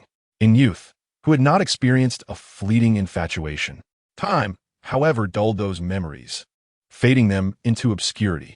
Regardless of past affections or admirations, they had long since dissipated. Ji Yuan was no ordinary man, a hero among heroes. He had countless admirers. Yet all she knew was that from this moment forth, she would stand by his side. He loved her, cherished her, and doted upon her. Their fates intertwined. They would share life and death, united in this existence. Everything else was inconsequential. Han Xue's smile remained serene and lighthearted. How much affection could a 14-year-old boy truly have for an 11-year-old girl? Would it linger throughout a lifetime? Such a notion was preposterous. Moreover, the resemblance between Han Xue and Su Yun was that of a matured Su Yun, one in her mid-teens. Han Xue firmly rejected the idea that Su Yun, at 11, would look identical to her 15 or 16-year-old self. The most significant changes in one's appearance typically occurred during those formative years. Did one not see countless beautiful children grow into less appealing adults? If a girl blossomed into a young woman at 15 or 16, how could she possibly resemble an 11-year-old child? Han Xue had never seen the grown Xian. How could he possibly be so fixated on her likeness as to seek out someone who mirrored her? Such words may deceive young girls. But to attempt to ensnare Han Xue is rather juvenile, don't you think? Moreover, when Han Xue first encountered Xue, her appearance was strikingly different from what it is now. The Xue of that time bore no resemblance to the person depicted in that portrait. Miss Xue, I am uncertain of your intentions in sharing this with me today. However, I do not believe that Ji Yuan sees me merely as a substitute. Xue smiled and shook her head, speaking with calmness. Furthermore, even if I were a mere stand-in, what of it? The one who is to marry Ji Yuan is I, and the one who will share a lifetime with him is also I. Why should I concern myself with such trivialities? Is it not better to cherish the present? Xue's demeanor provoked Xue's nerves. She had not anticipated that the famously fiery Han Xue would remain so composed in her presence. Was she not supposed to be angry? Should she not question who her cousin truly favored? Should she not impulsively confront him in a fit of rage? If she did so, even if they were to marry later, her cousin would surely grow weary of her. Thus, he would seek another who resembled her sister. Is there anyone in this world who could resemble her sister more closely? At that moment, she would be able to fulfill her own desires and marry her cousin. Would she not? Why, then, was this woman's reaction so utterly contrary to her expectations? Why, as a substitute for my sister, do you not find it pitiable? My cousin does not truly care for you. His heart belongs to my sister. It is only because she is no longer here that he seeks someone who resembles her. His affections have always been for my sister. Xue could not restrain herself, exclaiming loudly. Xue raised an eyebrow. And what of being a substitute? At least Ji Yuan is willing to have me as one. Unlike certain individuals who desperately wish to be a stand-in, yet remain unworthy in his eyes. Miss Xue, would you not agree? Xue regarded Xue with an air of amusement, her eyes betraying no hint of concealment. Xue, unable to contain herself, slammed her palm on the table and rose to her feet. I have never encountered such a shameless woman. To be treated as a substitute, yet you revel in it. How can my cousin possibly be attracted to a woman like you, if not for your resemblance to my sister? A country bumpkin like you would never dream of marrying my cousin and becoming a marchioness. Xue inwardly marveled. So this is how a lady of high standing speaks? One eye-opener. She had assumed that the daughters of the capital were all well-versed in propriety, yet here stood a shrew. Indeed, Xue spoke the truth. Was it not her ancestors' good fortune that granted her such luck? Alas, why does her sister not watch over her? Why did she allow Ji Yuan to notice another, yet overlook her own sister? Miss Xue bears a striking resemblance to her sister. What a pity. What a joke. Han Xue, who has grown amidst the mountains and fields, has seen all manner of people. Why would she fear a mere young girl like you? You are still too immature to challenge me. Xue, already infuriated, found herself further incensed when Xue unearthed her innermost thoughts. You shameless woman, I shall inform my cousin and reveal your true nature. With that, Xue stormed out, and the servants of the Su family hurried to follow, departing without so much as a farewell. Do not forget your family's portrait. I have no use for it, nor does it ward off evil, Xue called after them coolly. Xue was nearly apoplectic with rage, having forgotten to take her sister's portrait in her haste. She shouted at her maid, "Hurry and fetch my sister's portrait, you fool." The maid quickly turned back to retrieve the portrait before hastily rejoining her mistress. Xue remained seated, making no move to follow. Miss Xue, travel well. I shall not see you off. While Xue could forego the courtesy of seeing guests off, Roland could not. Otherwise, the Han family would appear quite impolite. Thus, Roland instructed swiftly before hastening after the Su family. Once she had seen them off, Roland turned and made her way to the study in the front courtyard, where Yun and I awaited her. Roland recounted the exchange between Xue and Xue, causing Yun and I to gasp in astonishment. Can my elder sister truly endure such a fiery temperament? We cannot allow this to fester. She promptly sought someone to inform Han Xue, urging him to come at once, for he had been frequently visiting the Marquis residence to oversee renovations. Roland, do hurry back and check on my sister. If she becomes angry, let her express it, We cannot allow her to bottle it up. Dunnieri the rulan anxiously. Yes, second young miss. Do not worry. I shall go at once. Rilon, spurred by Yunni's words, hastened back. Chapter 584. Genuine affection. Shun Hongjun was currently directing the servants in tidying up the marquis residence as his wedding date drew near, and someone was needed to oversee the affairs there. The emperor had granted him leave from court duties during this time, with Fu Bo leading the workers diligently. And with Yun Lin sending additional craftsmen, the renovations appeared close to completion within 5 or 6 days. Following that, they would need to clean up and arrange the household items, and everything would be nearly ready. Suddenly, a servant approached Shun Hongjun, exclaiming, "My lord, the second young miss requests your presence urgently." Shun Hongjun paused, surprised. "Yin and I is looking for me? Has something happened to Yin Xue?" A sense of dread gripped his heart as he hurried next door. As he walked, he inquired, "Did Yin and I mention the nature of the matter?" "Today, a Miss Sushin from the Su family visited. She spoke with the eldest young miss in the reception hall for quite some time before leaving in a huff. Afterward, our second young miss sent me to find you." The young servant, having been attentive, recounted the events succinctly. "Sushin, what business does she have with Yun Xue? Could it be that, as Yun Xue suggested, this girl harbors feelings for me? How absurd. What sort of girl does the Su family produce?" Shun Hongjun felt a flicker of irritation. The crux of the matter lay in his uncertainty regarding Yun Xue's feelings. He had only just managed to convince her to let go of the past yesterday. Upon arriving at the marquis residence in haste, he saw Yun and I waiting by the second gate. His unease deepened. "Yin and I, what is happening?" Yin and I shot him a glare. "You ask me what is happening? I ought to be asking you.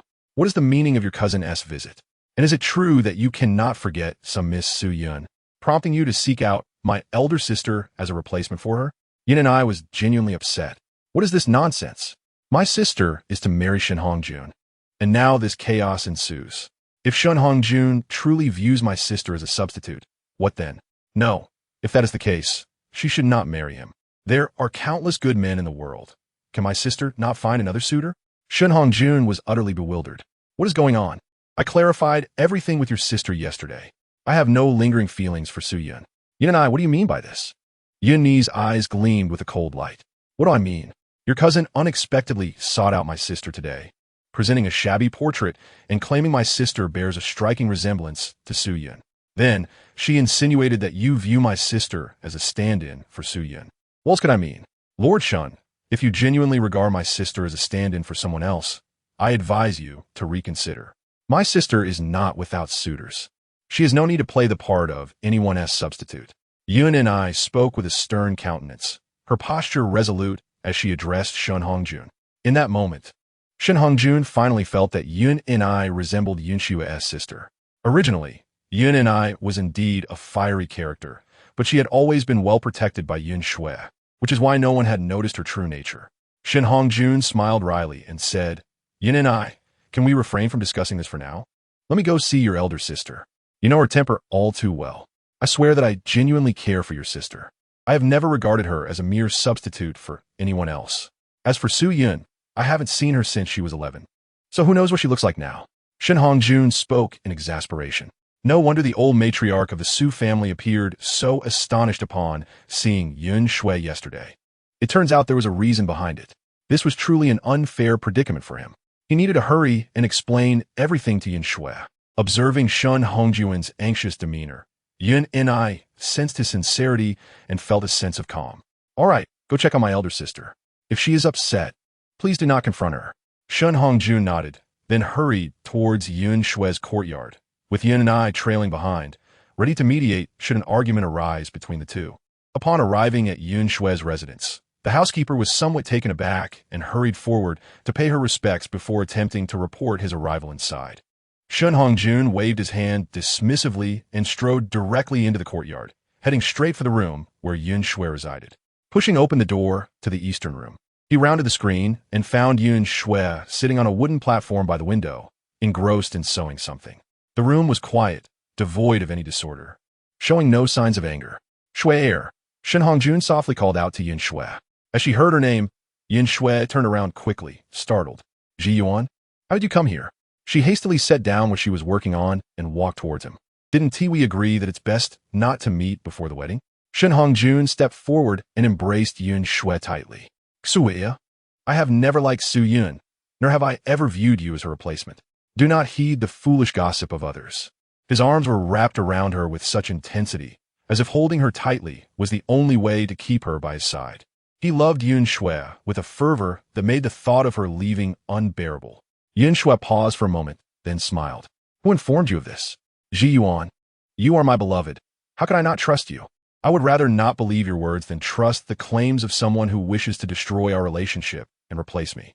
Surely, I'm not so foolish as to doubt you, especially when I know how you treat me. Even if I bear a resemblance to Su Yun, it is certainly not because you cannot forget her. I refuse to believe that an 11-year-old girl could possibly resemble me now. As she nestled in Shen Hongjuan's embrace, her gentle voice began to soothe his previously agitated heart. Xue, you are my treasure. I am incredibly fortunate to have encountered such a wise woman like you. In this lifetime, I shall love you alone. Shen Hongjun cupped Yun Xue's face, their foreheads touching as their gazes locked. He noticed the clarity in her eyes, devoid of any displeasure or hidden feelings, confirming that she truly was unbothered. At that moment, he felt completely at ease. Just then, he recalled how Yun and I had scolded him earlier, realizing that they were indeed sisters. Her anger mirrored Yun Xue's fierceness, prompting a light-hearted chuckle. Yin Lin is doomed. He shall have a tigress in his household.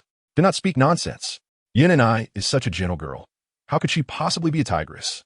The real tigress is here. If you dare wrong me, I might just devour you. Yin Xue playfully slapped Shen Hongjun and then pulled him down to sit beside her. I truly did not take it to heart, for I believe in you. Our 3 years together, facing life and death, have forged a bond that no mere substitute can sever. Yin Xue spoke softly. In truth, Su Yun and I are not that similar. Our temperaments are entirely different.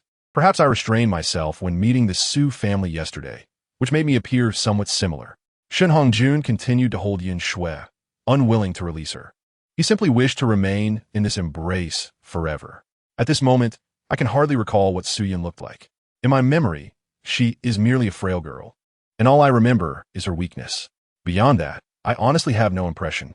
9 years have passed, and I have experienced so much that I cannot retain trivialities. In my eyes, you are you, the one and only Han Xue. No other woman can shine as brightly as you do. When I first met you, you were dressed as a boy, a true tomboy. What I remember most vividly is your warm, radiant smile.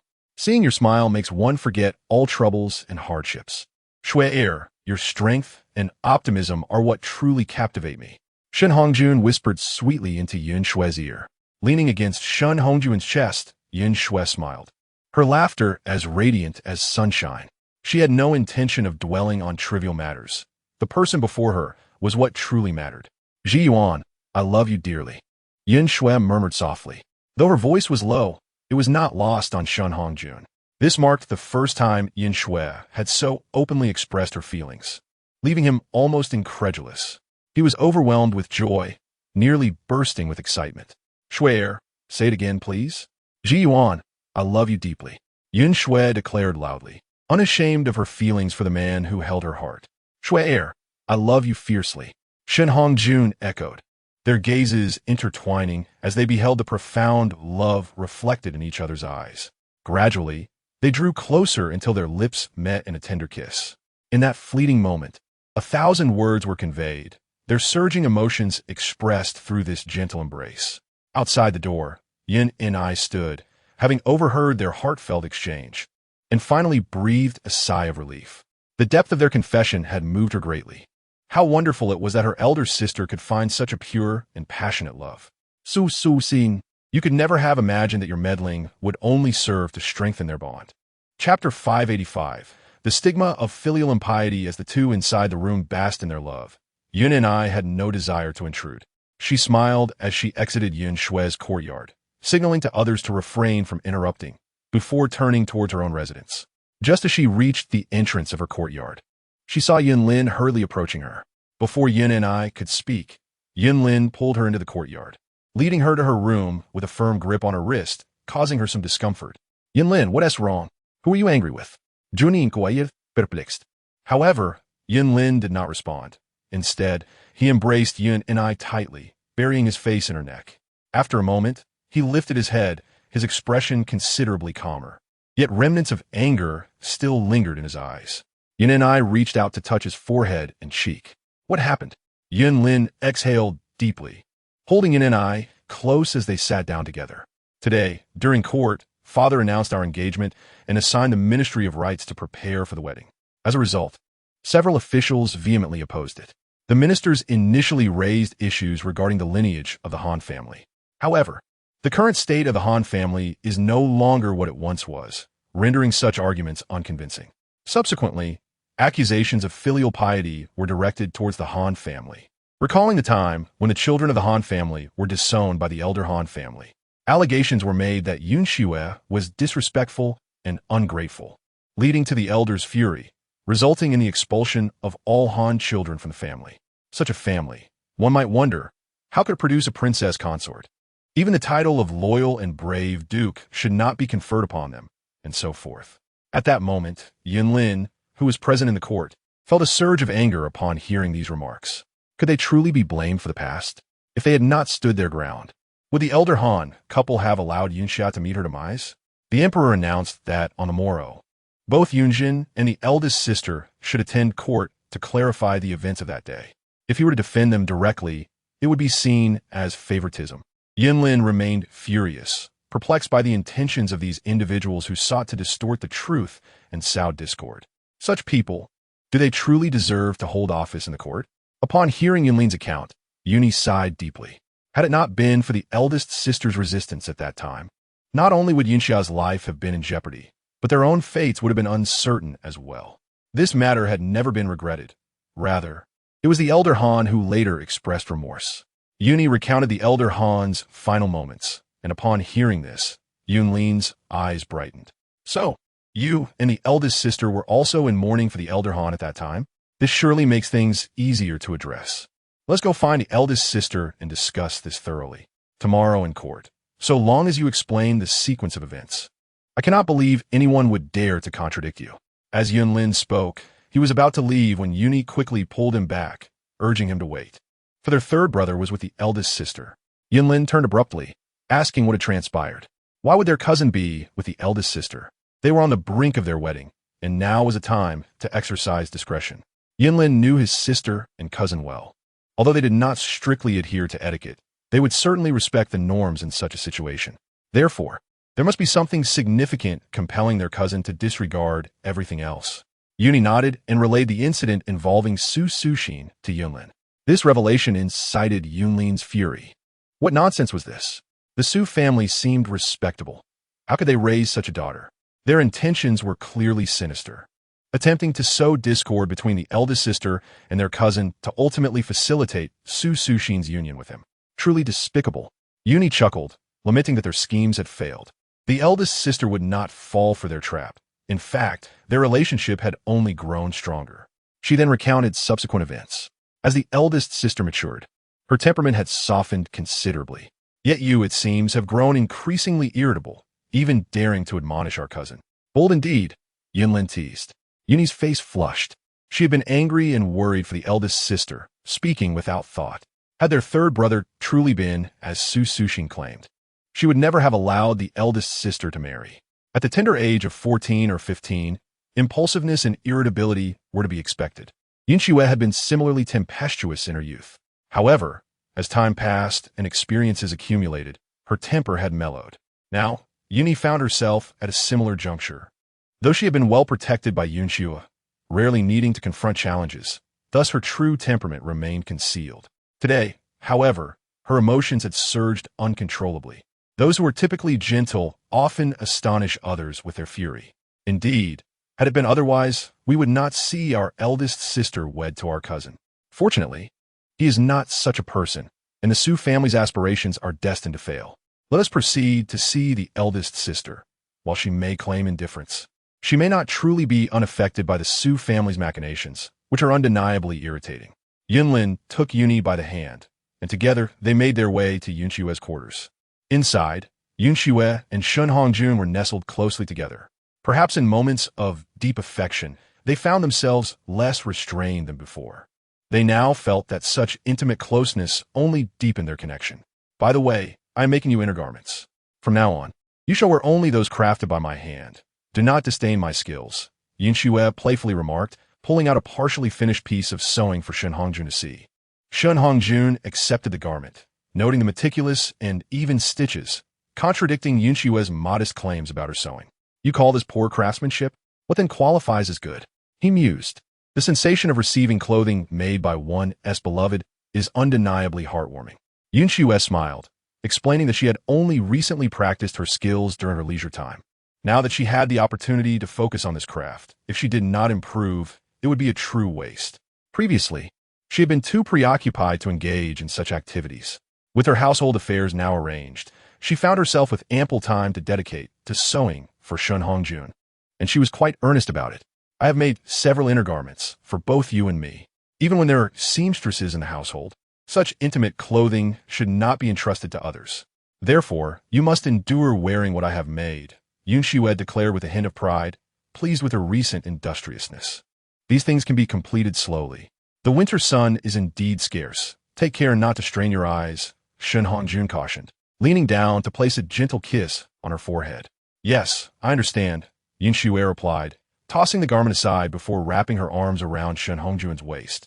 Nestling against him like a languorous cat, Han Xue chuckled at her demeanor, his eyes filled with affection as he carefully embraced her, cradling her in his lap. Look at you, all cozy and comfortable. Han Xue was unperturbed. She simply relished being close to him. Suddenly, they heard Yunlin's voice calling from outside. Han Xue, is my eldest sister there? Han Xue and Han Xue exchanged knowing smiles. Let's go see. They're likely concerned we have become too engrossed in each other, which might tarnish your reputation, Han Xue teased softly. Reluctantly, Han Xue released her hold on him, and they walked hand in hand from the room. Yunlin, Yuni, I am perfectly well. You need not worry, Han Xue assured them, assuming Yunlin had come to offer counsel. Yunlin smiled. Eldest sister, I am pleasantly surprised by your open-mindedness. This is indeed the right attitude. Those people harbor ill intentions. If you were to quarrel with our cousin, it would only serve their desires. Surprised? I am the one who is surprised. Today, Yuni directed her ire at me, Han Xue remarked, recalling how she had initially thought it was aimed at her. It seems the temper of a Han girl is indeed formidable. Yunlin, beware. Should you ever provoke Yuni, you may find her transformed into a fierce tigress. Han Xue laughed heartily, glancing at Yuni. Han Xue paused, looking between Yuni and Han Xue, scarcely able to believe that her sister would dare to confront him. Well, Yuni certainly has spirit. I had always worried that her gentle nature might render her vulnerable. Now it appears my concerns were unwarranted. Han Xue prided herself on her understanding of her sister. Yuni was rational and composed, a stark contrast to her own impulsive temperament. Yet, she remained concerned that her sister's gentleness might lead others to perceive her as easy to bully, especially with Yun and I about to wed into the royal family. What if others perceive her as weak and easily bullied? Today's events have revealed to Han Xue that Yun and I is not without temper. She simply had not shown it before. The ability to confront Han Xue is indeed commendable. With such strength, Yun and I shall not be trifled with in the future. Sister, our visit is not solely due to the matters concerning the Xue family, Yunlin began, addressing her elder sister and cousin. There's another pressing issue we must discuss. Today's court session is significant for the future standing of the Han family in the capital. Moreover, it is related to Yun Xia, which is why I ensured her return to the Duke's residence last night. The Grand Princess was inconsolable upon Yun Xia's departure from the royal palace, and thus we had to bring her along too.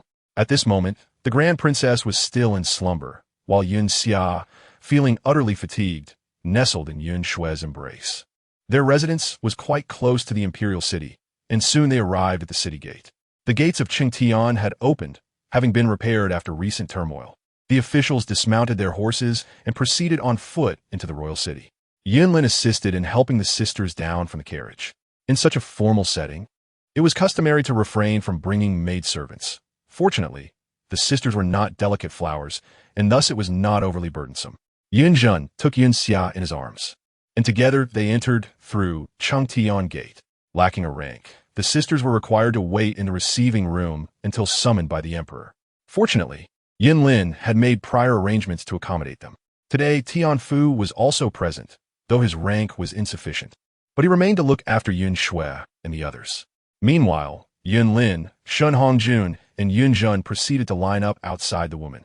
As the hour of Mao approached, the drums atop the woman echoed, and all officials arranged their attire before entering in order of rank.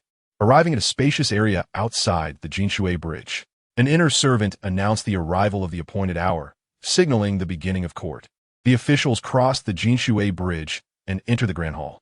Emperor Yonghui was a diligent sovereign, holding court daily without fail, and today was no exception. He settled upon the dragon throne and surveyed the assembly. Esteemed ministers, do you have urgent matters to present? The officials began to voice their concerns, and within less than an hour, the routine matters were addressed. Yesterday, Inspector Liu of the Diziyuan had reported charges against the loyal and valiant Duke Han for disobedience and ingratitude. I, alongside Prince Rue, have spent time at the Han residence. However, this matter is not suitable for their defense. Today, I decree that the Han family be summoned to the court to clarify the events of yesteryear. Esteemed ministers, let us hear what the children of the Han family have to say. A hush fell over the assembly as they recalled the previous day's events, with many discreetly taking a step back. The Han family had indeed risen swiftly, yet they posed no significant threat. After all, Han Yunjun was merely a military commander, a position of little influence in court affairs. However, with two daughters of the Han family set to marry the distinguished Shin Hongjun and the emperor's eldest son, Prince Rui, the envy among the ministers was palpable.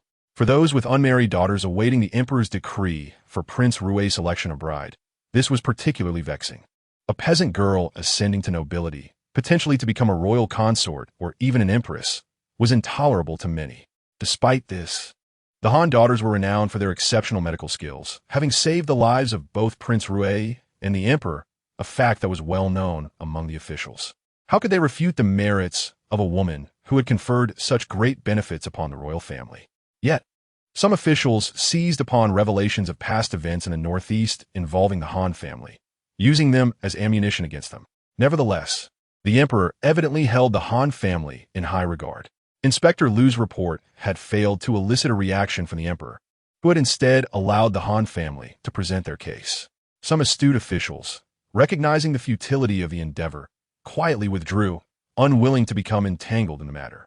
Only those harboring resentment remained eager to strike a blow against the Han family, determined to prevent the title of royal consort from being bestowed upon them without contest. At this juncture, an inner servant announced the remaining members of the Han family to the Grand Hall. Yun Xue and Yun Ni, each holding Yun Xia's hand, walked in the center, flanked by Yun Ting and Yun Lei, along with Tian Fu, as they approached the court. Most officials were familiar only with Yun Jun, and many had never seen the rest of the Han children. They turned to scrutinize the young men and women who entered. The 6 newcomers were striking, entirely unlike the rustic country folk they were presumed to be. The 3 young men stood tall and composed, resembling evergreen trees, exuding a calm demeanor that impressed the shrewd officials. The 3 young women, though modestly lowering their gazes, carried themselves with remarkable poise, devoid of the bashfulness typically associated with young ladies of noble birth. Each was a vision of beauty. Even the youngest, merely 5 or 6 years old, radiated the potential of a stunning beauty. The little girl, resembling a fluffy snowball, had large, dreamy eyes, and instead of feeling intimidated by the throng, she stood confidently beside her sisters, allowing the assembly to take in her presence. Suddenly, captivated by something, she broke into a smile, her expression blooming like spring flowers, accentuated by deep dimples that lent her cherubic face an irresistible charm. Her sisters were equally captivating. One shone like the blazing sun, vibrant and radiant, while the other resembled the gentle moon, serene and refreshing. Although they bore a striking resemblance, their differing qualities evoked entirely distinct impressions. Such remarkable young women were difficult to forget. The ministers were astonished. They could hardly fathom that the Han daughters were so exquisitely beautiful. No wonder they attracted the attention of distinguished figures like Shun Hongjun and Prince Rue. Among the officials, reactions ranged from awe to envy, with a mix of emotions swirling within the assembly. At that moment, the Han family knelt in unison, performing 3 bows and 9 kowtows, proclaiming, "Long live our emperor." Emperor Yonghui gestured for the Han children to rise before addressing them. Yesterday, it was reported that while residing in the countryside, you were accused of disrespecting your grandparents. of failing to honor your elders. Today, with all the ministers present, you are permitted to defend yourselves. Speak of the events as they transpired. If it is indeed proven that you disrespected your elders, I shall impose severe punishment." Han Xue and the others rose in unison, expressing their gratitude. "Thank you, your majesty, for your benevolence." At this moment, Han Xue stepped forward as he held an official title and was expected to voice their grievances. He recounted how, upon returning to their village, their grandparents and some relatives had mistreated the couple, Han Yong and his wife. He detailed the tragic events leading to Han Yong's downfall, the premature birth and tragic demise of Lu Ziyun, who left behind the infant Yun Xia. "Your Majesty," Han Xue continued, "our ancestors regarded my sister Yun Xia as a harbinger of misfortune, insisting that she be drowned. My sister resisted, which led to her defiance against our grandparents. It was an act of desperation, otherwise my sister might have lost her life long ago." After speaking, he glanced back at Yun Xia, declaring, "How could such a lovely child be deemed a misfortune? Over the years, my sister has cared for us and raised her without any ill fortune befalling us. Rather, the Han family's fortunes have flourished. How can anyone deem my sister a calamity?" The court officials, observing the innocent and charming little girl, found themselves in agreement with Han Xue. Who could bear to see such a delightful child harmed? While the past grievances recounted by the Duke of loyalty and bravery evoked sympathy, they paled in comparison to the charges against the eldest daughter of the Han family for defying her grandparents and exhibiting disloyalty. "Your Majesty, I believe that the Han family's actions are indeed a grave act of filial impiety, indicative of their low character and unworthy of holding official positions." At this juncture, the official Lu rose again, asserting his stance loudly. Han Xue, who was not particularly eloquent, was incensed by Lu's remarks. "Are you suggesting that my sister should consent to our grandparents' desire to drown our sister? She is but a newborn child. How can you be so devoid of humanity?" Lu, however, shook his head, claiming, "What does humanity have to do with this? Filial piety has always been paramount. One must not contradict their grandparents. To rebel against their elders is to act unfilially. In ancient times, Guizhu buried his son, sacrificing his own flesh and blood for the sake of filial duty. Why must your sister defy our grandparents' wishes and insist on keeping that infant?" Lu's argument was compelling, referring to the ancient tale of Guizhu as an exemplar of filial piety. "Why can your sister not emulate such virtues? Why must she confront our grandparents, defy familial bonds, and act in a manner unworthy of a respectable woman?" Others joined in support of Lu, echoing his sentiments. The Han family members were engulfed in fury, with Han Xue and Yun Ting exchanging angry glances. Yet, they found themselves a loss for a rebuttal. "Your Majesty, esteemed officials, may I, a humble woman, speak?" exclaimed Han Xue, her voice ringing out amidst the tension. Chapter 587, The Court Debate, Part 2. Han Xue could no longer endure the injustice. These corrupt officials distorted the truth. If she remained silent, she would surely be driven to despair. Lu turned to her, barking, "How dare you speak in the court? A woman from the countryside has already been granted an audience by His Majesty. Silence yourself, lest you be expelled." Han Xue clenched her fists, her nails digging into her palms, yet she resisted the urge to lash out. Today was not a day for impulsiveness. Such behavior would only worsen the situation. "Your Majesty, I am an eyewitness to these events. Am I not permitted to speak in my defense?" The emperor nodded, granting her permission. "You may speak, but should your words prove false, you shall face severe consequences." "Yes, I shall comply," Han Xue replied, her demeanor composed and defiant, her piercing gaze sweeping over the assembled officials. "Your Majesty and esteemed officials, I hail from humble beginnings and lack the scholarly prowess to compare myself to the sages. The tale of Guizhu is indeed a timeless parable, and I feel unworthy to even mention it." Han Xue continued, "Yun Xia is my beloved sister. If I fail to protect her, allowing her to perish upon her birth, would that not be a betrayal of filial duty? My mother, before her passing, entrusted me with the responsibility of raising my sister. If I cannot safeguard her, how could I face my mother's memory?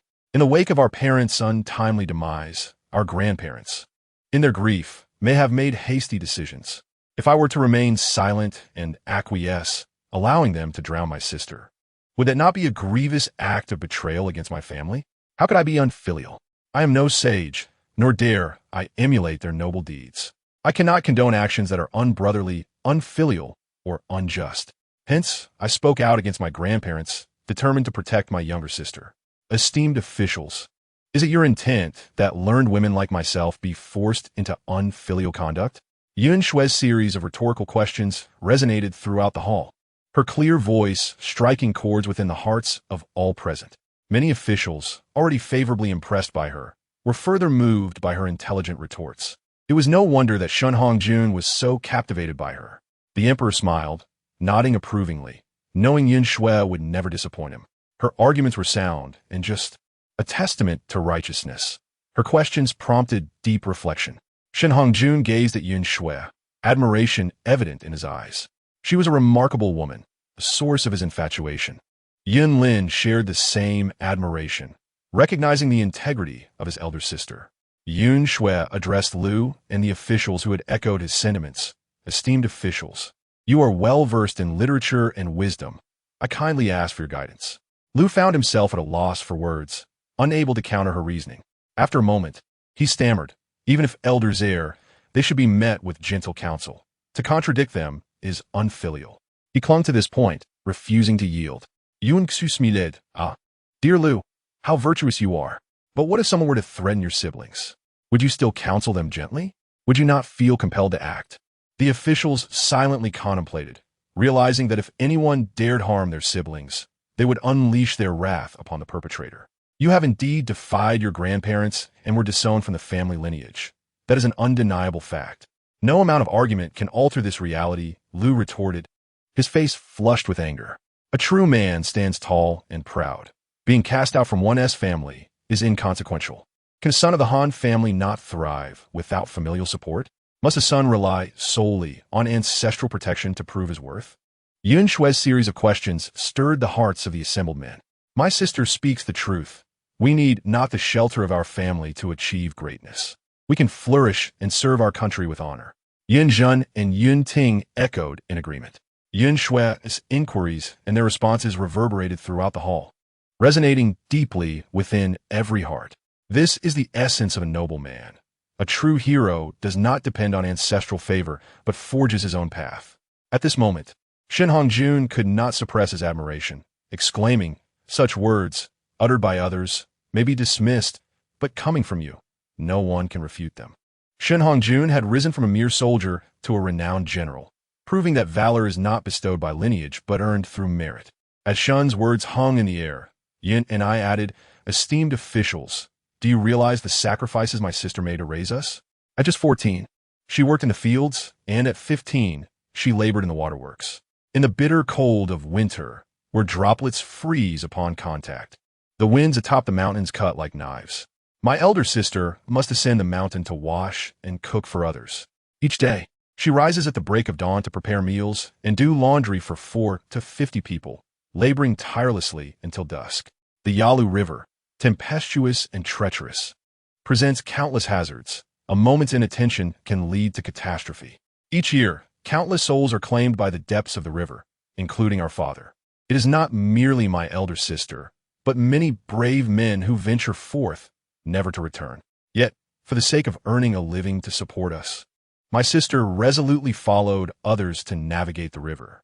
During those times, we would gather by the riverbank, anxiously waiting for her safe return. As Yun and I recounted this, tears streamed down her cheeks, and Yun Ting and Yun Lei could not contain their own sobs. At this moment, Tian Fu interjected, declaring, I do not bear the surname Han, but I belong to the Han family. My sister rescued me from the merciless hands of my uncle and aunt, bringing me back to the Han household. Since then, I have been a part of this family, and my sister has treated me with more affection than a biological brother. Without her, I would be nothing but a pile of bones, unable to join the fray and serve the court. The Han family, bound by loyalty and righteousness, took it upon themselves to care for their younger siblings after the death of their parents. They did not covet wealth, having resolutely rejected the advances of the county magistrate's son, unwilling to become a concubine.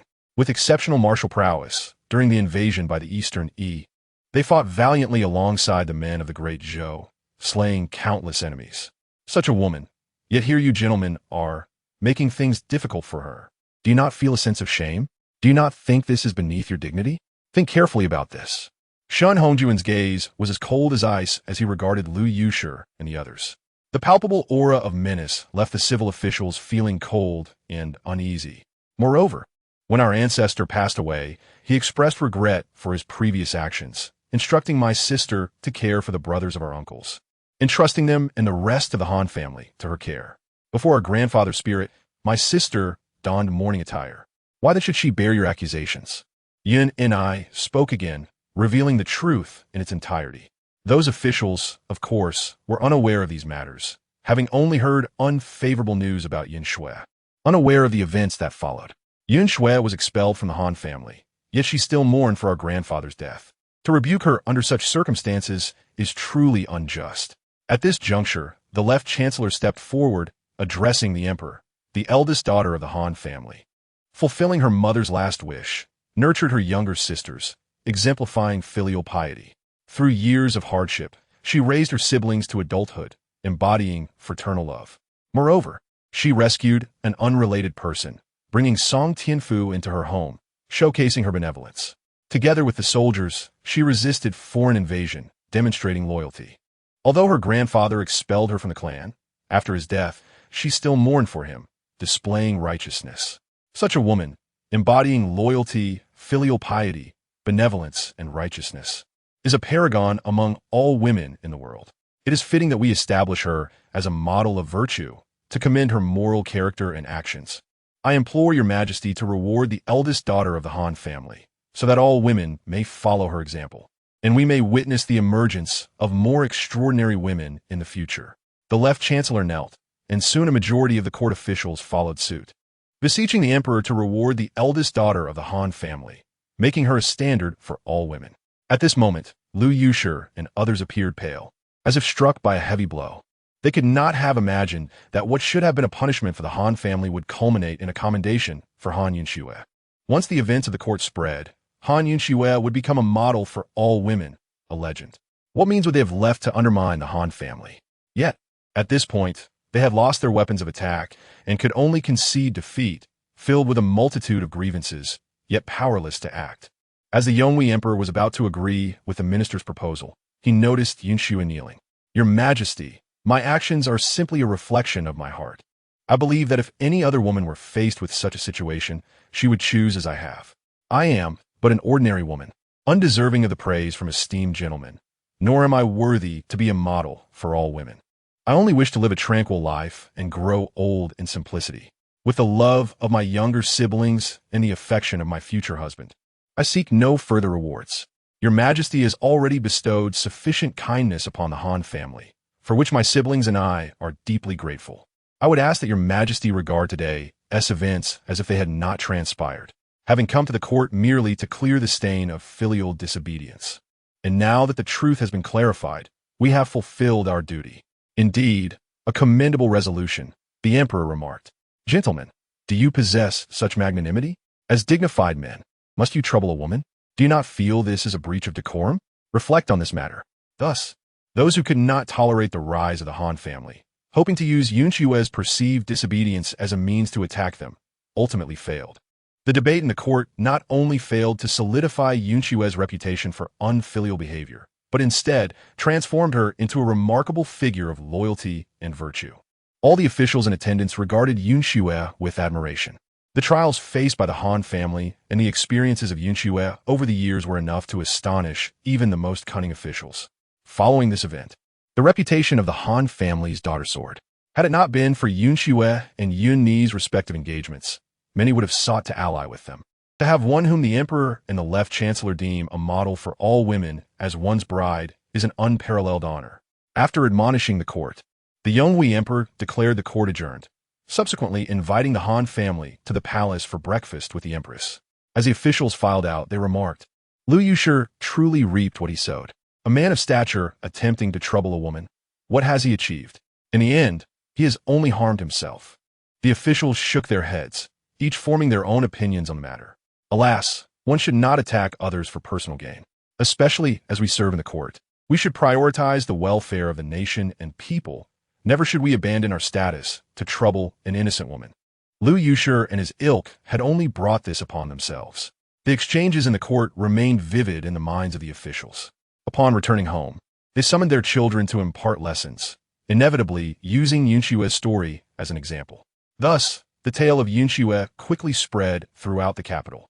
Before long, the citizens of the capital were well aware of the eldest daughter of the Han family's deeds.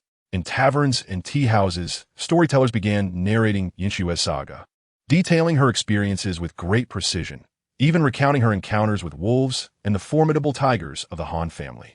This was, of course, a collaborative effort between Yunlin, Shen Hongjun, and others, with Yun Ting penning the accounts. Since the people desired to share the tale, it was better to present it openly rather than allow it to be distorted. In no time, Han Xue's story became a household name. After meeting the empress, the Yonghui emperor graciously invited the Han family to share breakfast before allowing them to return home. Once home, Han Xue secluded herself, focusing on preparing clothing for Shen Hongjun, remaining blissfully unaware of the events transpiring outside. Elder sister, look at these invitations. They have all arrived in the last 2 days.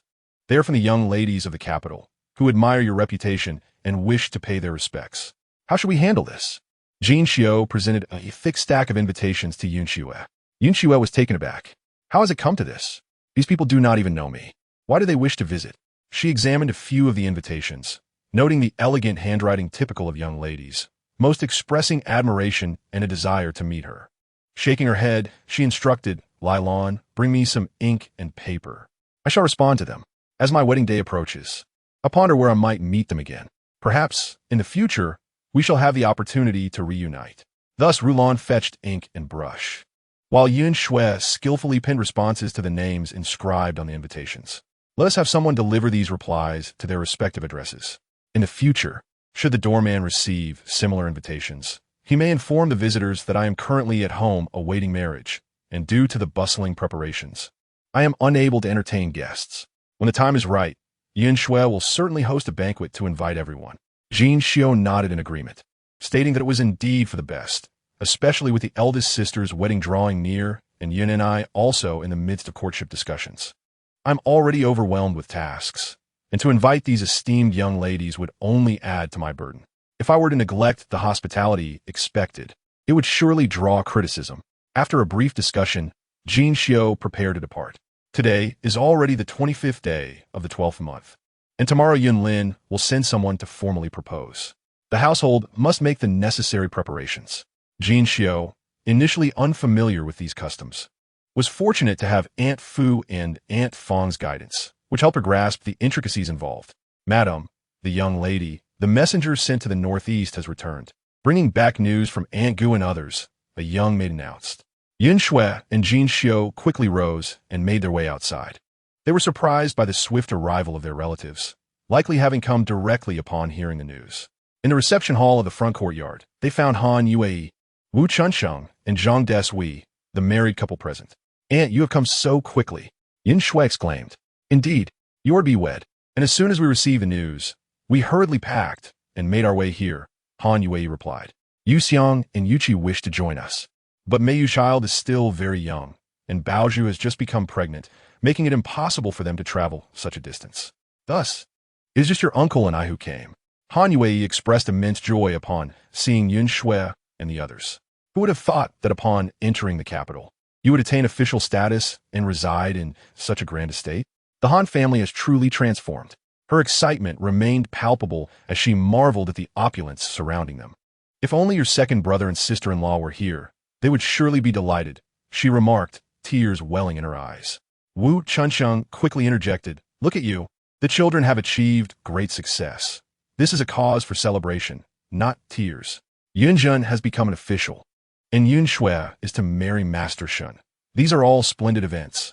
Indeed, Aunt, our family is blessed with a series of joyous occasions. Your timely arrival is fortuitous, as someone is coming tomorrow to formally propose to Yun and I. As esteemed elders, you and uncle will be perfect to receive the guests, Yun Xue said, gently guiding Han Yue to a seat as she smiled. Yun and I is also engaged? Which family? Han Yue inquired, had curiosity piqued. It is none other than Yunlin, whom we raised.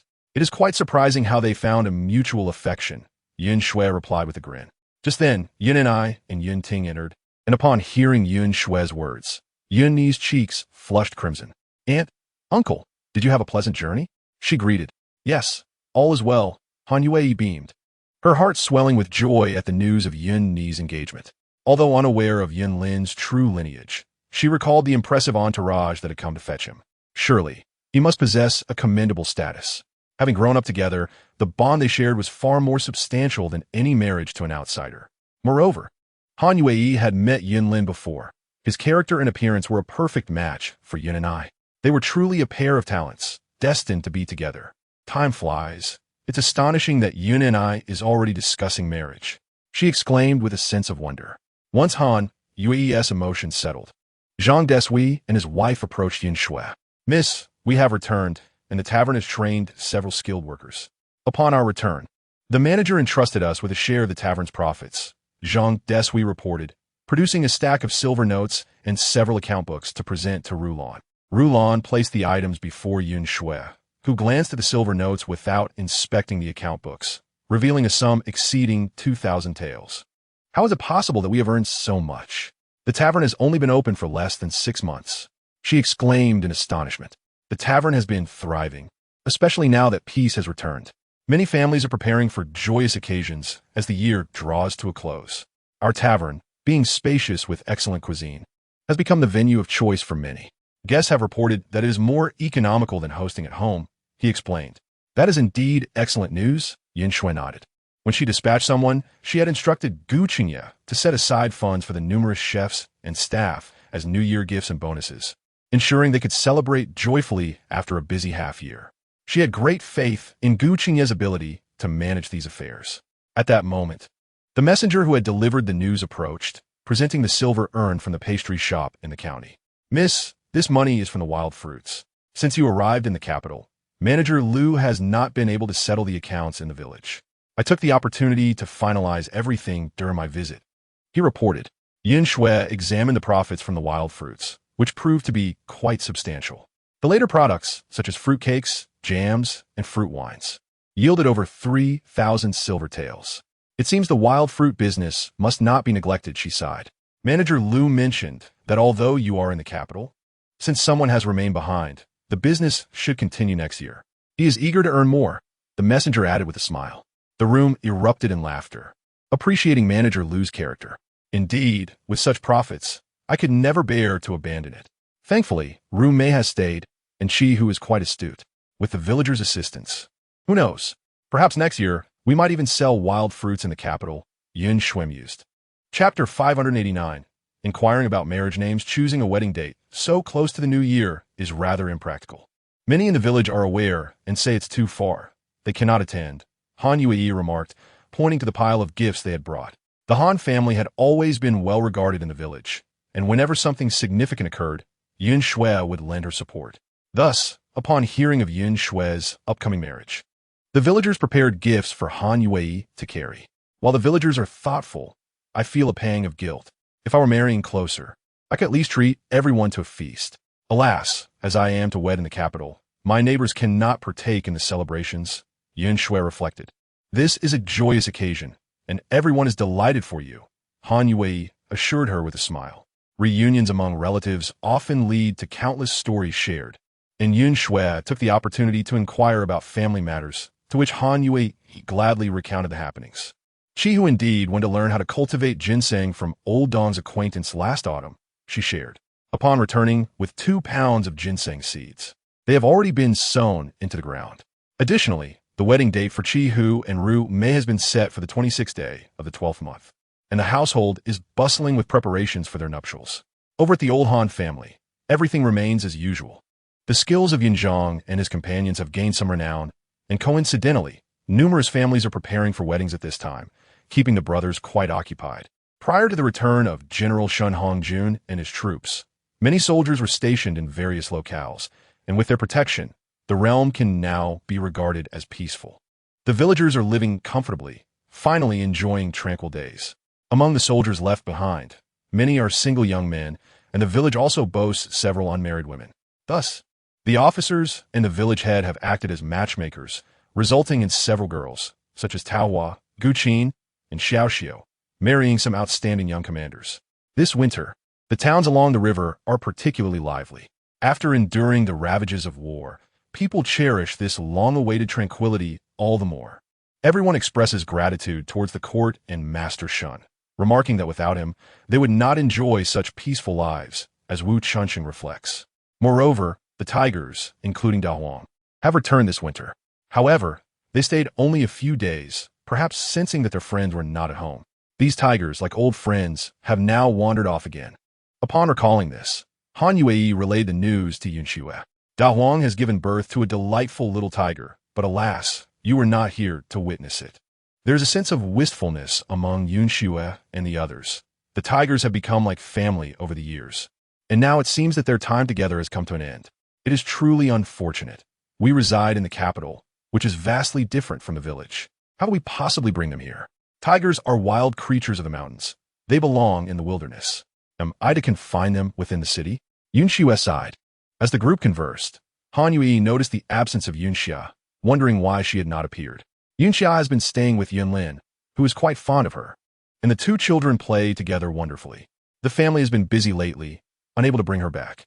The eldest princess is reluctant to part with Yun Xia, and Yun Xue believes it matters little where she resides. Perhaps it is best to let her stay there for now.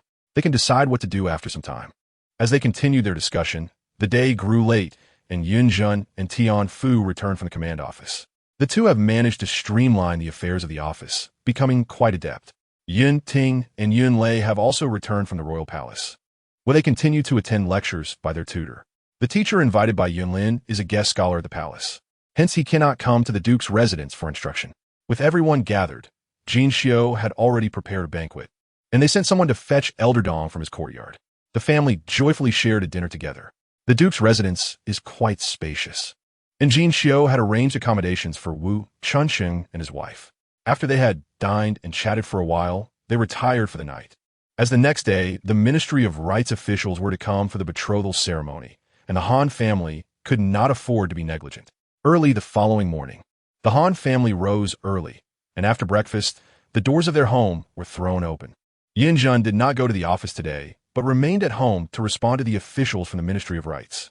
Since Yin Ni's parents have passed, Yin Jun, as the elder brother, must step forward to handle these matters.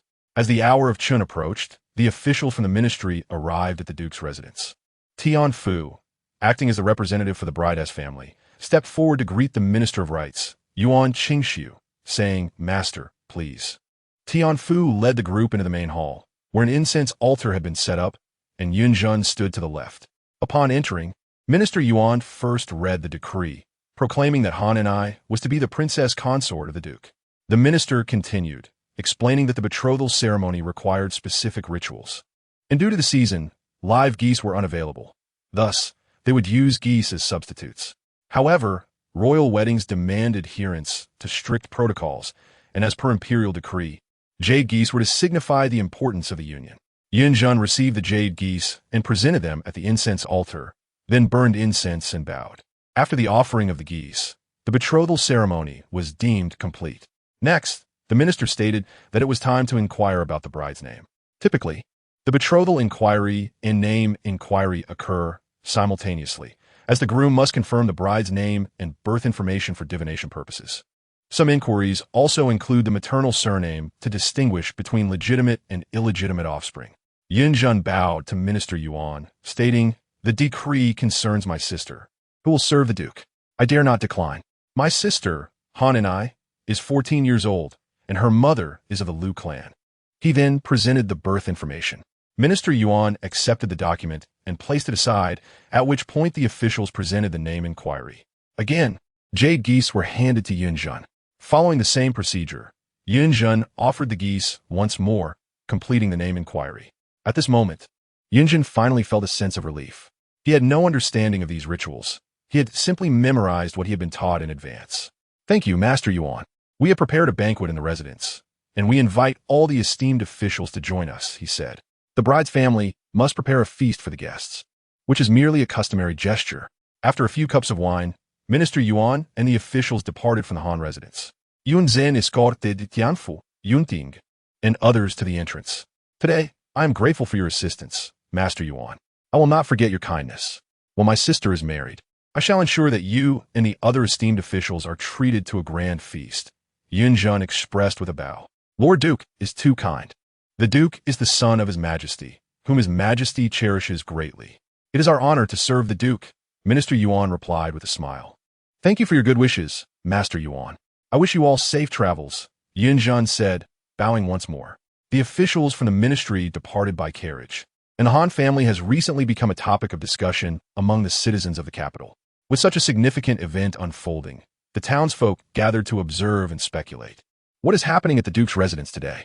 So many officials have arrived, and the occasion is quite grand, one remarked. Surely, they are here for a betrothal. Did you not see all those gifts being brought in, led by a pair of jade geese? Geese are only used for weddings, another explained. Moreover, the betrothal must surely involve someone of noble lineage. Perhaps it is a royal prince, someone knowledgeable interjected. Our emperor has but one prince who has come of age, the one titled Duke Rue. Is it possible that the Han family will give birth to a princess consort? Another gasped in astonishment. The crowd murmured in disbelief, expressing their admiration for the Han family's newfound status. Meanwhile, inside the Duke's residence, after seeing off the officials, Yunjun Tianfu and the others returned to the main hall, where Han Xue and Han Xue, along with Wu Chunsheng, had also gathered. Han Xue, Yunjun, do tell us, who is Yin and I to wed? This betrothal has drawn quite the crowd, and I caught sight of so many officials. The conversation between Yunjun and the official was incomprehensible, and I noticed they used jade geese as well. Han Yue was utterly perplexed. She simply could not comprehend the situation. Who exactly was Yunlin?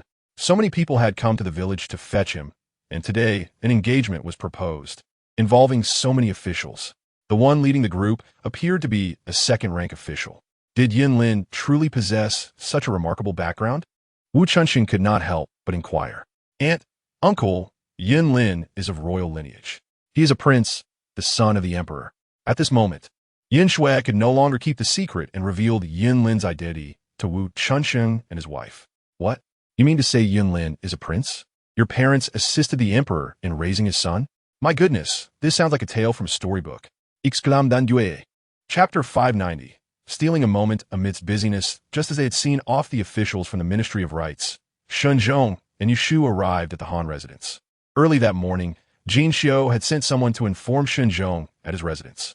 Shenzhong and the others had hurried over, mindful of the timing, as it was still early with the officials present. Shenzhong had nearly recovered from his injuries and appeared in good spirits, while Yushu looked quite well too, attended to by her maids and servants. Upon entering, they greeted Wu Chunsheng and his wife with utmost respect. Father-in-law, mother-in-law, are you both well? Seeing her parents, Yushu burst into tears. She had never been apart from her mother for long, and this time she had traveled so far. How could she not feel anxious? Han Yue, upon seeing her daughter, also shed tears, and the mother and daughter wept together. Wu Chunsheng, being a man, did not wish to weep like his wife, yet he felt a heaviness in his heart. Shenzhong and Wu Chunsheng quickly stepped forward to separate the mother and daughter, saying, now that you have reunited, why continue crying? Look at Yushu. She appears to be doing well. As long as she is thriving, there is no reason for further tears. Meanwhile, Shenzhong also consoled Yushu, urging her to stop crying. Jin Xiu and Yun Xue hastily invited Shenzhong and the others to sit down, and the gathering soon became lively with chatter and laughter. Just then, Yun Xia entered, leading a little girl. Aunt, uncle, Yun Xia exclaimed as she rushed over, smiling and extending her little hands toward Han Yue, who quickly lifted her up, asking, did you miss your aunt? Yes, I missed you very much, Yun Xia replied, her big eyes sparkling, as she wrapped her arms around Han Yue's neck. The Grand Princess, seeing her sister being embraced, pouted in displeasure. Why only hug my sister and not me? Without hesitation, Yun Xue scooped up the Grand Princess. The little girl had gained weight since leaving the palace. Her round, chubby face was adorable. Yun Xue carefully observed the Grand Princess's complexion, noting it was much healthier than before, rosy and vibrant, almost devoid of the previous pallor. The Grand Princess had only been away from the palace for about 20 days, yet the transformation was unexpected. Firstly, with Yun Xia by her side, the Grand Princess was in high spirits and played joyfully every day. Secondly, her increased activity from running and jumping had naturally led to a better appetite, resulting in improved health. Lastly, The little girl had taken to practicing martial stances early each morning with Han Xue, which, while not significantly impactful, certainly contributed to her overall well-being. Witnessing such a noticeable change in the child brought joy to Han Xue. Qing'er, over there are your aunt and uncle. Would you like to say a few words to them? In the Wang residence and the Han household, everyone addressed the Grand Princess as Qing'er, treating her as a typical girl rather than a royal. The Grand Princess glanced at Han Xue and Wu Chunsheng, nodded, then asked Han Xue to set her down. She walked a few steps toward them, saying, "Aunt, Uncle, Qing'er pays her respects." Though small, she understood the significance of such a gesture. Wu Chunsheng and Han Xue quickly rose, saying, "No, please don't." As Yunlin was a prince, his sister was indeed a princess. They felt unworthy of such respect. Just as they were about to kneel before the Grand Princess, Han Xue intervened, saying, "Aunt, Uncle, please sit down. Qing'er is in our home, and she must adhere to our customs." After Han Xue had stood up, she set Han Xue down, who then approached the Grand Princess, tugging at her hand. "Come on, let's go play in my courtyard. Stay with me for a few days. I haven't been able to enjoy my time there." The Grand Princess nodded, indifferent to where she stayed as long as her sister was with her. "All right, as long as you are there, Qing'er is happy anywhere. Aunt, Uncle, big sister, sister-in-law. We're heading back to the courtyard now." Han Xue waved to everyone as she led the Grand Princess away. Once Han Xue and the Grand Princess had departed with several maids, Han Xue inquired, "What is going on? When did Han Xue become friends with the princess? Is she going to become a companion reader for the princess in the palace?" Han Xue was not an ignorant countrywoman.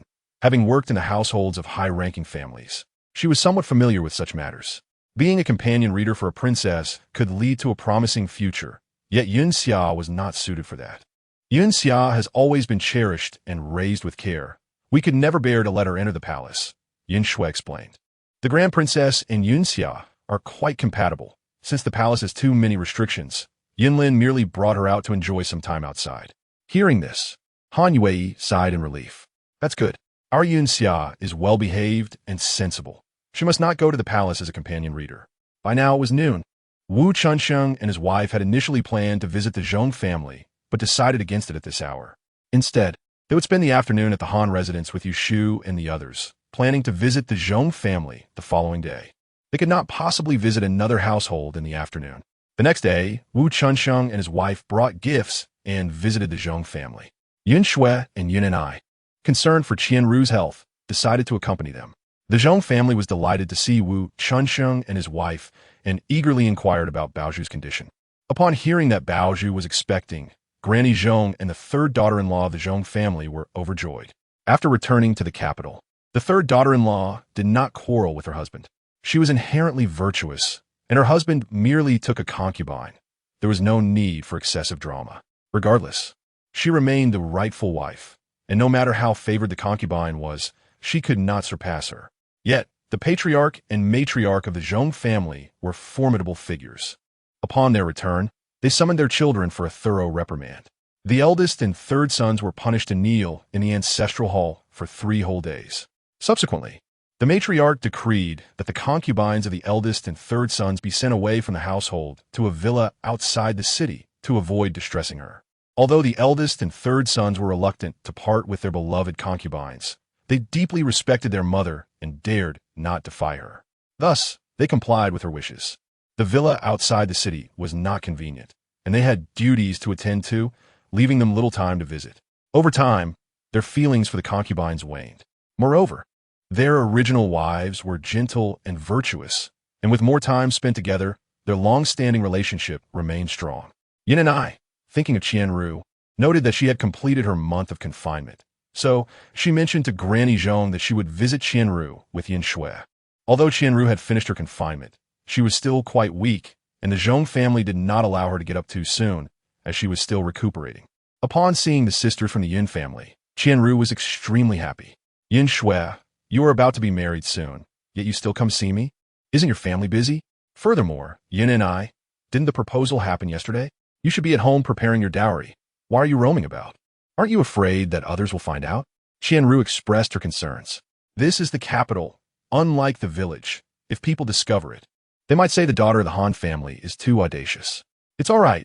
I merely worry about you and came to check on you.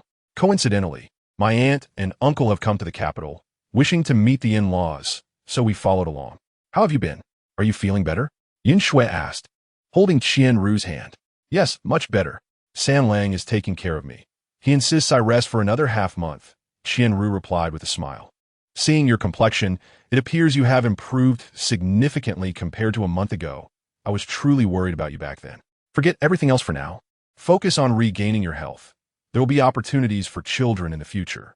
Upon witnessing the blissful smile on Qian Ru's face, Han Xue felt reassured that Zhong family's San Lang genuinely cherished her. Yin and I took Qian Ru's hand to check her pulse and, after a moment, said, You're recovering well. Brother-in-law is right. It's best to rest for another couple of weeks.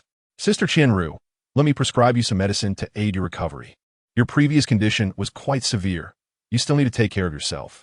Qian Ru suddenly recalled something and asked Yin and I, By the way, I have always been curious. How is it that you were able to conceive several times? What is the reason behind it? In the future, if I conceive again, will I face the same situation? Qian Ru inquired with some worry. Yin and I pondered for a moment before responding, Well, it's hard to say. Situations like yours are quite rare. I've only come across a few similar cases in my master's notes. However, the records do not detail what happened afterward, so I cannot be certain. It's possible that such occurrences relate to a woman's constitution. For now, let us focus on your recovery. I will prepare some tonics for you. Last time, it was mainly due to your constant traveling that your body was unable to sustain the demands of pregnancy. Restoring your health is the most crucial matter. Han Xue, listening from the side, recalled that multiple births are indeed related to a woman's physical condition. She remembered a neighbor from her past life who gave birth to triplets, 3 daughters. Later, the woman became pregnant again and, upon examination, discovered she was expecting another set of triplets, which frightened her into terminating the pregnancy. Han Xue genuinely worried that if Qian Ru were in a similar predicament, it could be perilous. Nevertheless, since Qian Ru had already given birth to 1 child, perhaps such a situation would not arise. Chapter 591, Moving, Part 1. In the winter, days are short and nights long, making time pass swiftly. With the arrival of the 12th month, everyone busied themselves preparing for the new year. The Han family was also occupied with Han Xue's impending marriage, making the days feel even more fleeting. On the 6th day of the 12th month, the Ministry of Rites sent representatives to conduct the engagement ceremony. The basic customs remained unchanged. Only the words of the Minister of Rites had slightly altered, and Yunjin's responses had also shifted a bit. Yunjin maintained his usual demeanor, reciting the prescribed responses as instructed. After the engagement ceremony, the next steps would be the betrothal gifts, setting the date, and welcoming the bride, which certainly could not be rushed. Additionally, royal weddings are intricate affairs and cannot be expedited. Han Xue anticipated that the wedding would likely occur in April or May of the following year at the earliest. Yin and I and Han Xue could only remain at home, waiting for their marriages while engaging in some needlework. The two sisters often found themselves together, sewing. Since the last incident, Shen Hongjun had not visited the Han household, as he was preoccupied with his own impending marriage. The Jing'an Marquis had already completed renovations, overseen by Uncle Fu, who directed all the maids and servants to thoroughly clean both the interior and exterior. The Marquis was spotless, awaiting their move. Young master, when shall we begin moving our belongings over? Uncle Fu inquired of Shen Hongjun. Let's start moving within the next few days. Organizing everything will take some time. We need to settle in quickly as the wedding is on the 16th, and time is running short, Shen Hongjun replied, having already planned for this. The Duke of Jinghua, Shan Xian, had healed from his injuries and sent someone to fetch his wife back. The old duke was furious upon hearing this news, but felt powerless. He couldn't possibly beat his son again, could he? In his anger, the old duke declared that once Shan Hongjun moved, he would bring the old lady to reside in the Marquis. Yunshi had developed even more resentment towards the old duke and the old lady after staying at the village for a few days. However, she dared not show it. Upon returning to the residence and paying her respects to the old duke and the old lady, she found herself blocked at the door and subsequently returned to her courtyard to lament to Shen Xian. Shen Hongjun had no intention of staying in the duke's residence any longer. After Shan Xian's previous remarks, there was no room for reconciliation between them. Moreover, with Yunshi back, Shen Hongjun had no desire to remain in the duke's residence. Hence, he was eager to move. Young master, you have quite a number of belongings. Just the people in the residence will take several days to move everything. Should we bring in additional help? Uncle Fu was well aware of Shun Hongjuan's wealth. Shun Hongjun had already packed everything in the duke's residence and filled his courtyard with various boxes. This did not even include the items in his private treasury, which were sealed and could be moved directly. No need. I have already summoned my guards. Shun Liang and Shun Fu are waiting outside. Shun Hongjun smiled, knowing that these matters were not beyond him. Well then, let's begin moving things now. The sooner we relocate, the sooner we can settle in, Uncle Fu agreed. Very well, off we go. Shun Hongjun was anxious. With less than 10 days until the wedding, there was no time to waste. Thus, Uncle Fu led the young and strong servants from the Marquis, while Shun Hongjun brought his 500 personal guards. They returned to the duke's residence to begin moving their belongings. In the courtyard where Shun Xian resided, she and Yun Shi were conversing. After nearly a month at the village, Yun Shi could not help but pour out her grievances to Shun Xian upon returning home.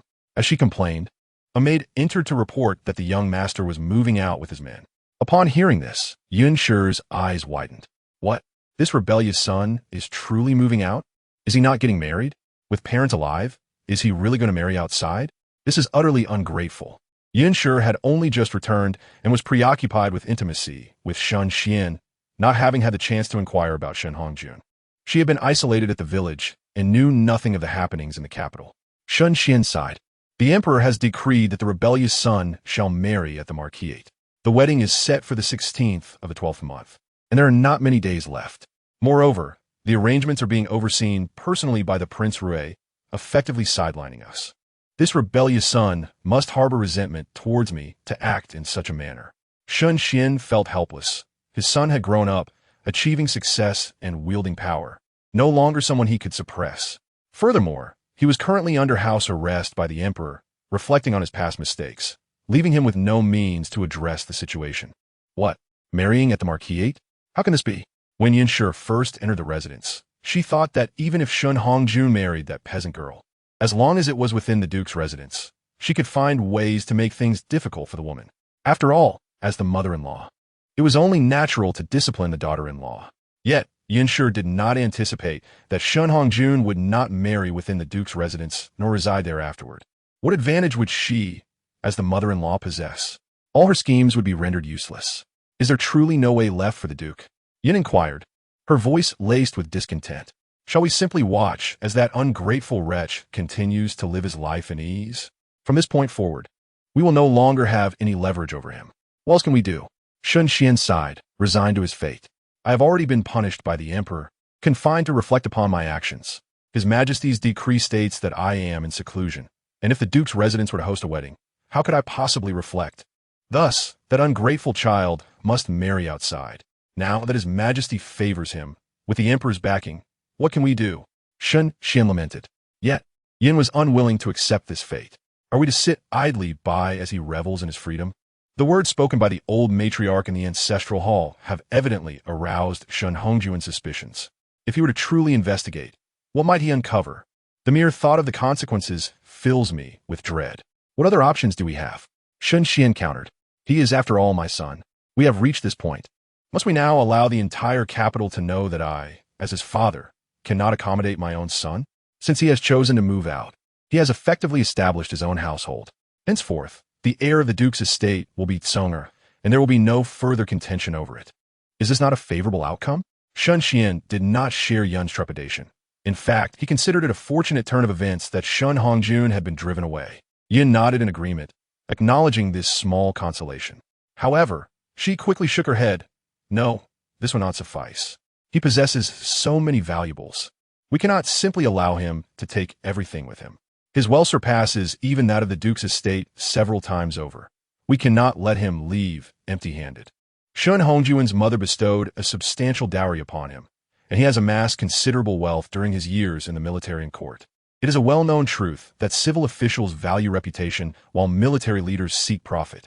The spoils of war, after being submitted to the court, allow the commanding officer to retain half.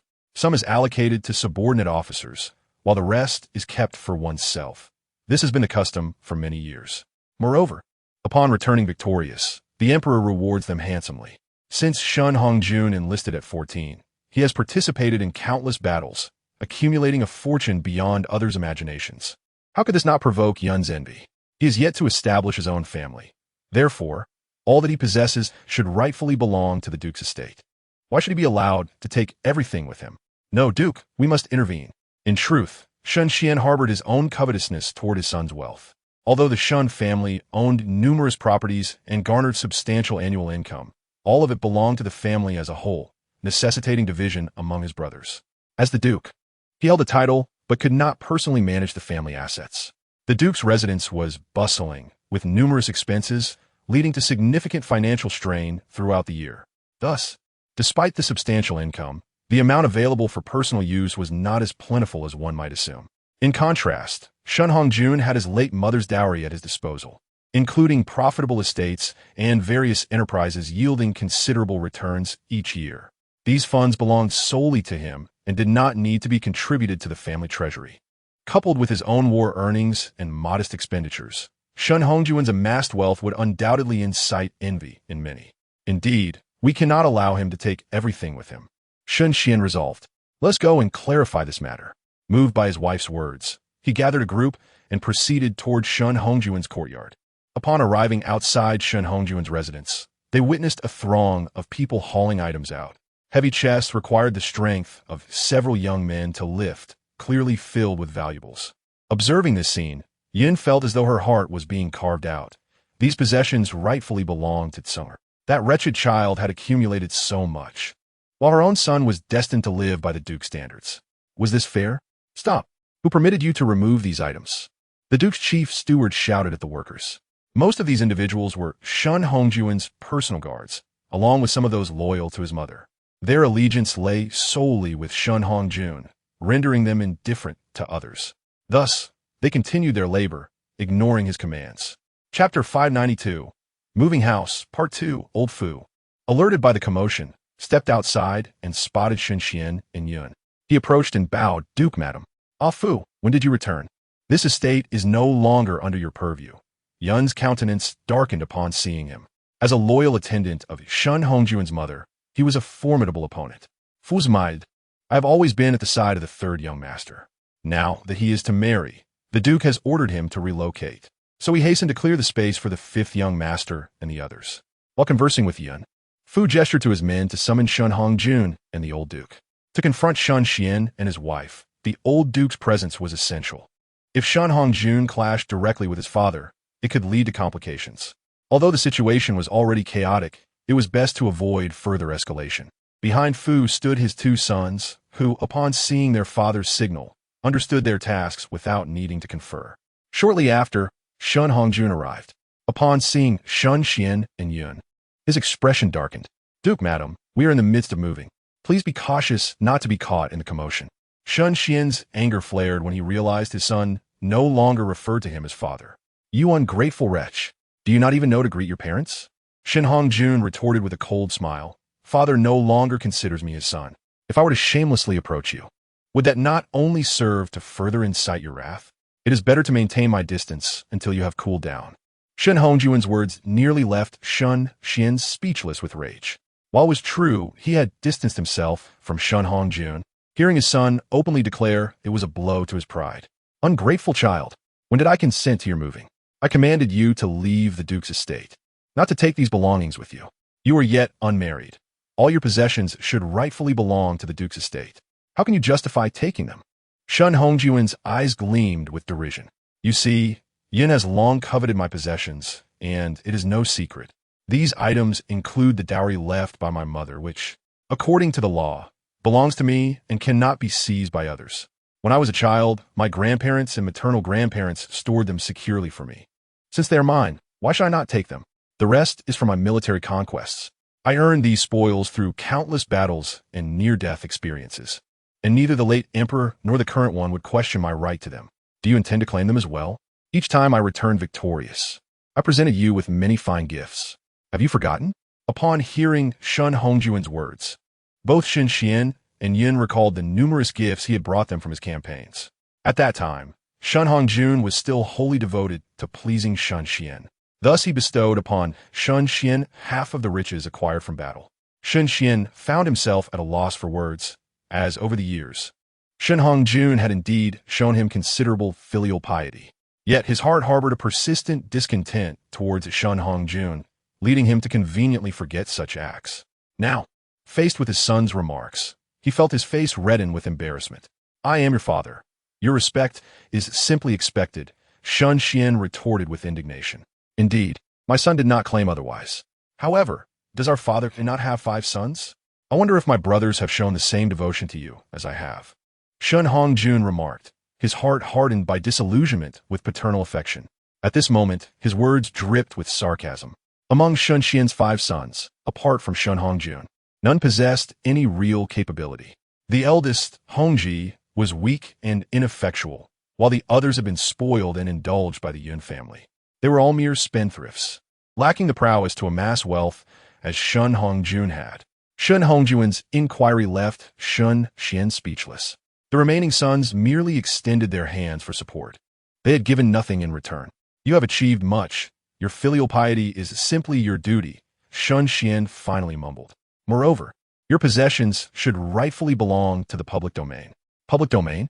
My possessions, aside from my mother's dowry and the spoils of war, are the gifts from the late emperor and his majesty.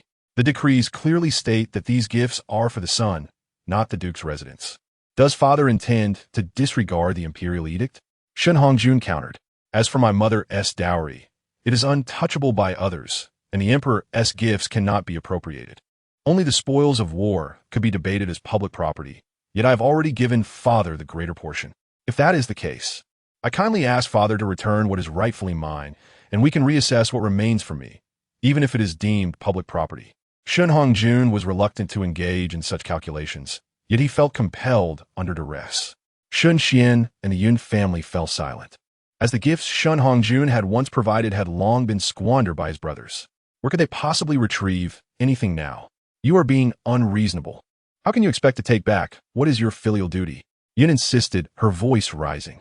"Since it is public property, it must be classified as such from the outset.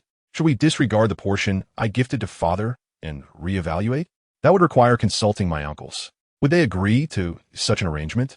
Shen Hongjun focused solely on Shun Xian. "If it is public property, it implies that all members of the duke's household are entitled to a share. According to Shun family customs, once brothers marry, the duke's title is inherited by the eldest son, and all brothers must separate from the duke's residence and establish their own households. However, the legitimate brothers not only receive a portion of the estate, but are also allowed to manage the duke's external affairs, with profits shared among them. Therefore, if we calculate in this manner, the wealth I possess ought to be shared by all." Shun Xian found himself at a loss for words. Should these possessions be considered public, how much would he retain?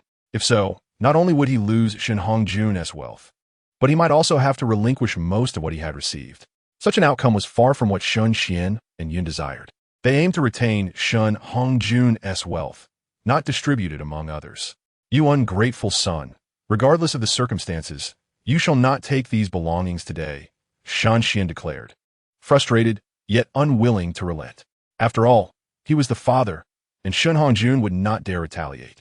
As long as Shun Hongjun aspired to a political career, he could not bear the stigma of being deemed disobedient or unfilial.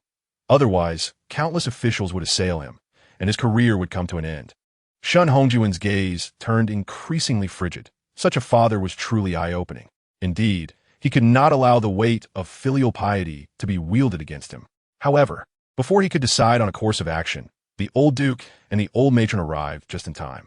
"I am not dead yet, and you already behave so audaciously. You dare to call others ungrateful when you are the true ingrate," the old duke bellowed. "Shun Xian, today you shall permit Hongjun and the others to depart peacefully. Otherwise, I will report you to the palace for your disobedience and lack of filial piety." Upon seeing his father, Shun Xian felt a surge of trepidation. He had only recently recovered from an injury inflicted by him. "Father, you cannot be so biased. You have 4 grandsons. They possess nothing and can only scrape by on their allowances. This ungrateful son, however, has amassed a fortune and must be made to relinquish it. Ridiculous. What Hongjun possesses, he earned through his own blood and sweat. Why should it be shared with others? If your other sons are capable, let them earn their own keep. If they lack the ability, they should live within their means. Why must Hongjun's success be a burden to them? How have they treated Hongjun? Do they treat him as a brother? The old duke lamented, casting a sorrowful glance at his son. Does this son of mine have straw for brains? How has he become so foolish? He should not make life difficult for Shun Hongjun. In the future, Hongjun might still care for his younger brothers. However, by tormenting Shun Hongjun, was he not inadvertently sowing resentment towards his brothers? Shun Hongjun had always treated them with decency, and upon his returns, he would bring gifts for them. He had long believed that if he could win over his father and brothers, they would eventually accept him. After all, they were all of the Shun lineage, bound by blood and familial ties. Yet, under the influence of the Yun family, the other sons had developed a pronounced aversion to Shun Hongjun. They accepted gifts but continued to mock him, never acknowledging him as an elder brother. Over the past 2 years, the rift between Shun Hongjun and Shun Xian had only deepened. Now, the brothers regarded Shun Hongjun as an adversary. The old duke, upon realizing that this predicament was brought about by both his son and daughter-in-law, felt a surge of anger. He turned to Shun Hongjun and said, "Hongjun, pay them no mind. Your grandfather has spoken. Move out." With the old duke's words, the others felt liberated from any reservations. Uncle Fu gestured for everyone to hasten and load the belongings onto carts for removal. Shun Xian and Yun, filled with resentment, dared not intervene any further. Shun Xian had already been punished with house arrest. Should his father take further action, his position as duke would be irrevocably jeopardized. The old matron, who had remained silent until now, finally spoke. "Xian, come to my quarters. Do not bring your wife. Come alone." She had previously hoped her son would come to his senses, but witnessing his increasingly foolish actions had become unbearable. Realizing her son was too dim-witted to figure it out on his own, she decided to offer him guidance. Meanwhile, Shun Hongjun and the others continued to transport their belongings, with carts steadily departing from the duke's residence and heading toward the marquise. Watching the procession of carts, Yin felt her heart ache. That wretched old fool. If he hadn't intervened, how could that worthless son have moved out so effortlessly? With these possessions, my children could inherit a substantial estate. Yet now, she could only watch helplessly as the belongings passed by, unable to take any action. Shun Xian followed the old matron to her quarters. "Xin'er, for these years, your mother has been engulfed in guilt for not being able to raise you by her side. Thus, she constantly reminds your brothers not to hold anything against you, for that is what she owes you. However, you are nearly 50 years of age. How can you still be so muddled in your affairs? Juner has now matured into a man of stature and influence. Even if you harbor disdain towards him, you cannot allow the father-son relationship to deteriorate to such an extent. He is your son, and, irrespective of the circumstances, he must show you respect, and that is indisputable. Yet, you must not exploit this to act with impunity. Juner possesses capabilities that should bring you joy. As a duke, you may not require your son as assistance, but what of him? The heir to the duke's estate can only be one. What about the others? Besides your title, what else do you have to offer them? Can you secure a promising future for them? Juner currently commands the Grand General's office. If he utilizes his resources wisely, he could pave a good path for Xia'er and the others. Do you truly wish for Xia'er and his siblings to live an unfulfilled life in the future?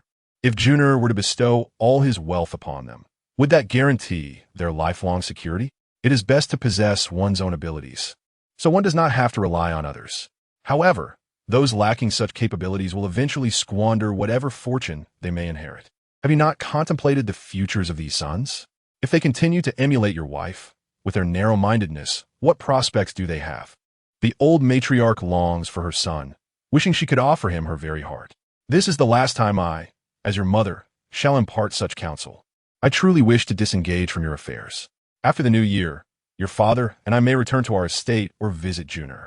I cannot abide your wife, and I refuse to cohabitate with her any longer.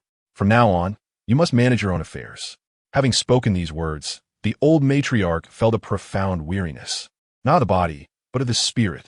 As a mother, a grandmother, and the matriarch of the duke's household, she, despite her favoritism towards Shun Hongjun, yearned for the flourishing of the duke's estate.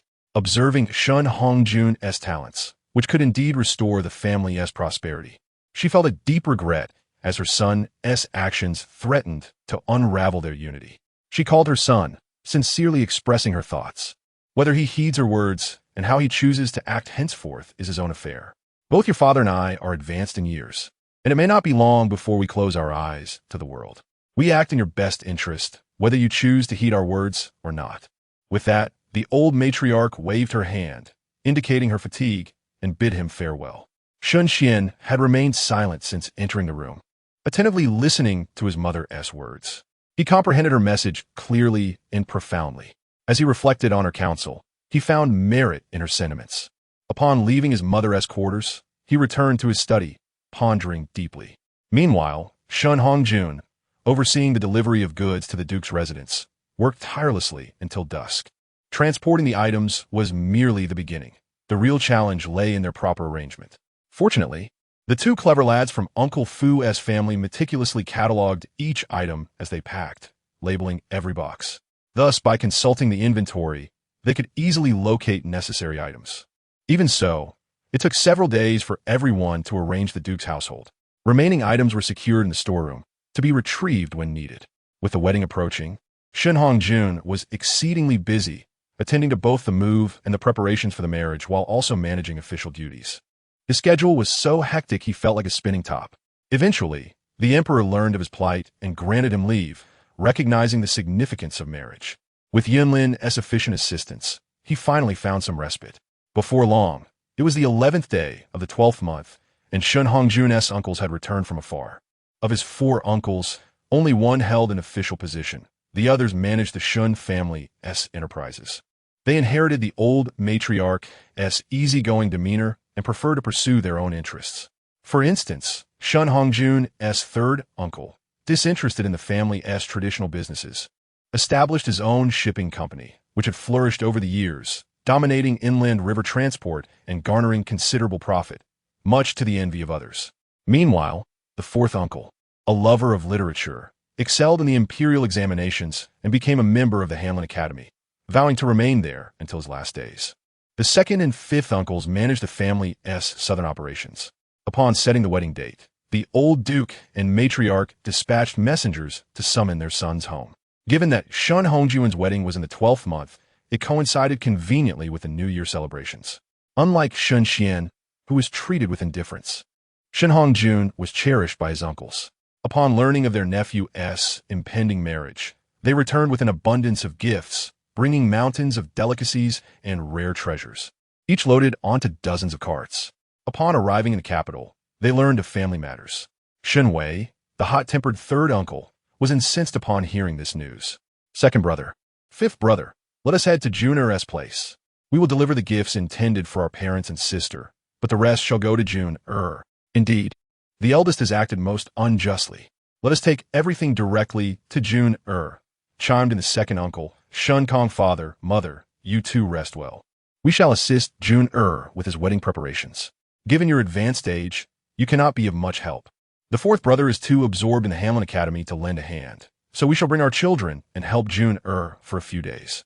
The old duke nodded. "Good, you have returned. We shall entrust these matters to you. I have little hope for the eldest." He sighed heavily. The brothers then turned to inform their wives before leading their children out of the duke's residence. They had yet to unload their cargo, so they extracted only the gifts for their family, reserving the remainder for Sun Hongjun. Each uncle, accompanied by his eldest son, hurriedly drove a multitude of carts to Sun Hongjun's residence. Upon hearing of his uncle's arrival, Sun Hongjun rushed to greet them at the entrance. Upon meeting, he noticed their faces were weary and travel-worn. "Second uncle, third uncle, fifth uncle, when did you return? Why did you not rest? It is I who should pay my respects to you, not the other way around." "Enough, you need not waste words. We are here to celebrate your marriage, so naturally, we came back for the festivities," Sun San said with a smile, playfully punching Sun Hongjun's shoulder. "At long last, you are to be wed. We have been waiting for years. Look at your younger brothers, Hong Tong, Hong Jiao, and Hong Hua. They have already married and are now parents. And yet, you have only just decided to marry. You've fallen far behind your brothers." Sun Sen expressed his joy at seeing Sun Hongjun while simultaneously lamenting. "Upon hearing of your engagement, we hurried back with a plethora of gifts." Upon returning to the duke's residence, a palpable stillness enveloped the halls, devoid of any signs of impending celebrations. Sun Hongjun's fifth uncle, Shun Zhang, was brimming with grievances. Eventually, your grandfather elucidated the situation, inciting your third uncle to abandon his duties in a fit of anger. He rallied us to forsake the Duke's abode and instead brought everything to your side. Coincidentally, our arrival allows us to assist you in the preparations for your wedding. Your father remains absent, and without an elder to guide you, how can you navigate these matters? Chapter 594. Wedding preparations. These items were sent by your uncles, primarily provisions, consisting of fine delicacies that one might not encounter in the capital. Now that you are a marquis and the most distinguished among the younger generation, your wedding feast must not be lacking. Rest assured, these provisions will serve for the banquet, ensuring your reputation remains intact. Han Xue smiled as he spoke. Furthermore, the three of us, along with the younger trio, will be residing here for the time being. Let us hasten to have the items brought inside and arrange accommodations for us to rest. The journey has truly exhausted us. The affection displayed by the three uncles left a lasting impression on Junior. As he spoke, his eyes glistened with unshed tears.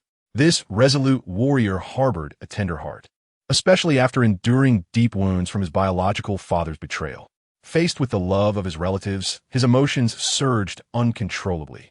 Observing Han Xue state, Han Xue could not help but give him a light punch, chiding you, a man of war, have witnessed death countless times. Must you display such a pitiful demeanor? Enough. We are utterly fatigued. Listen a rest.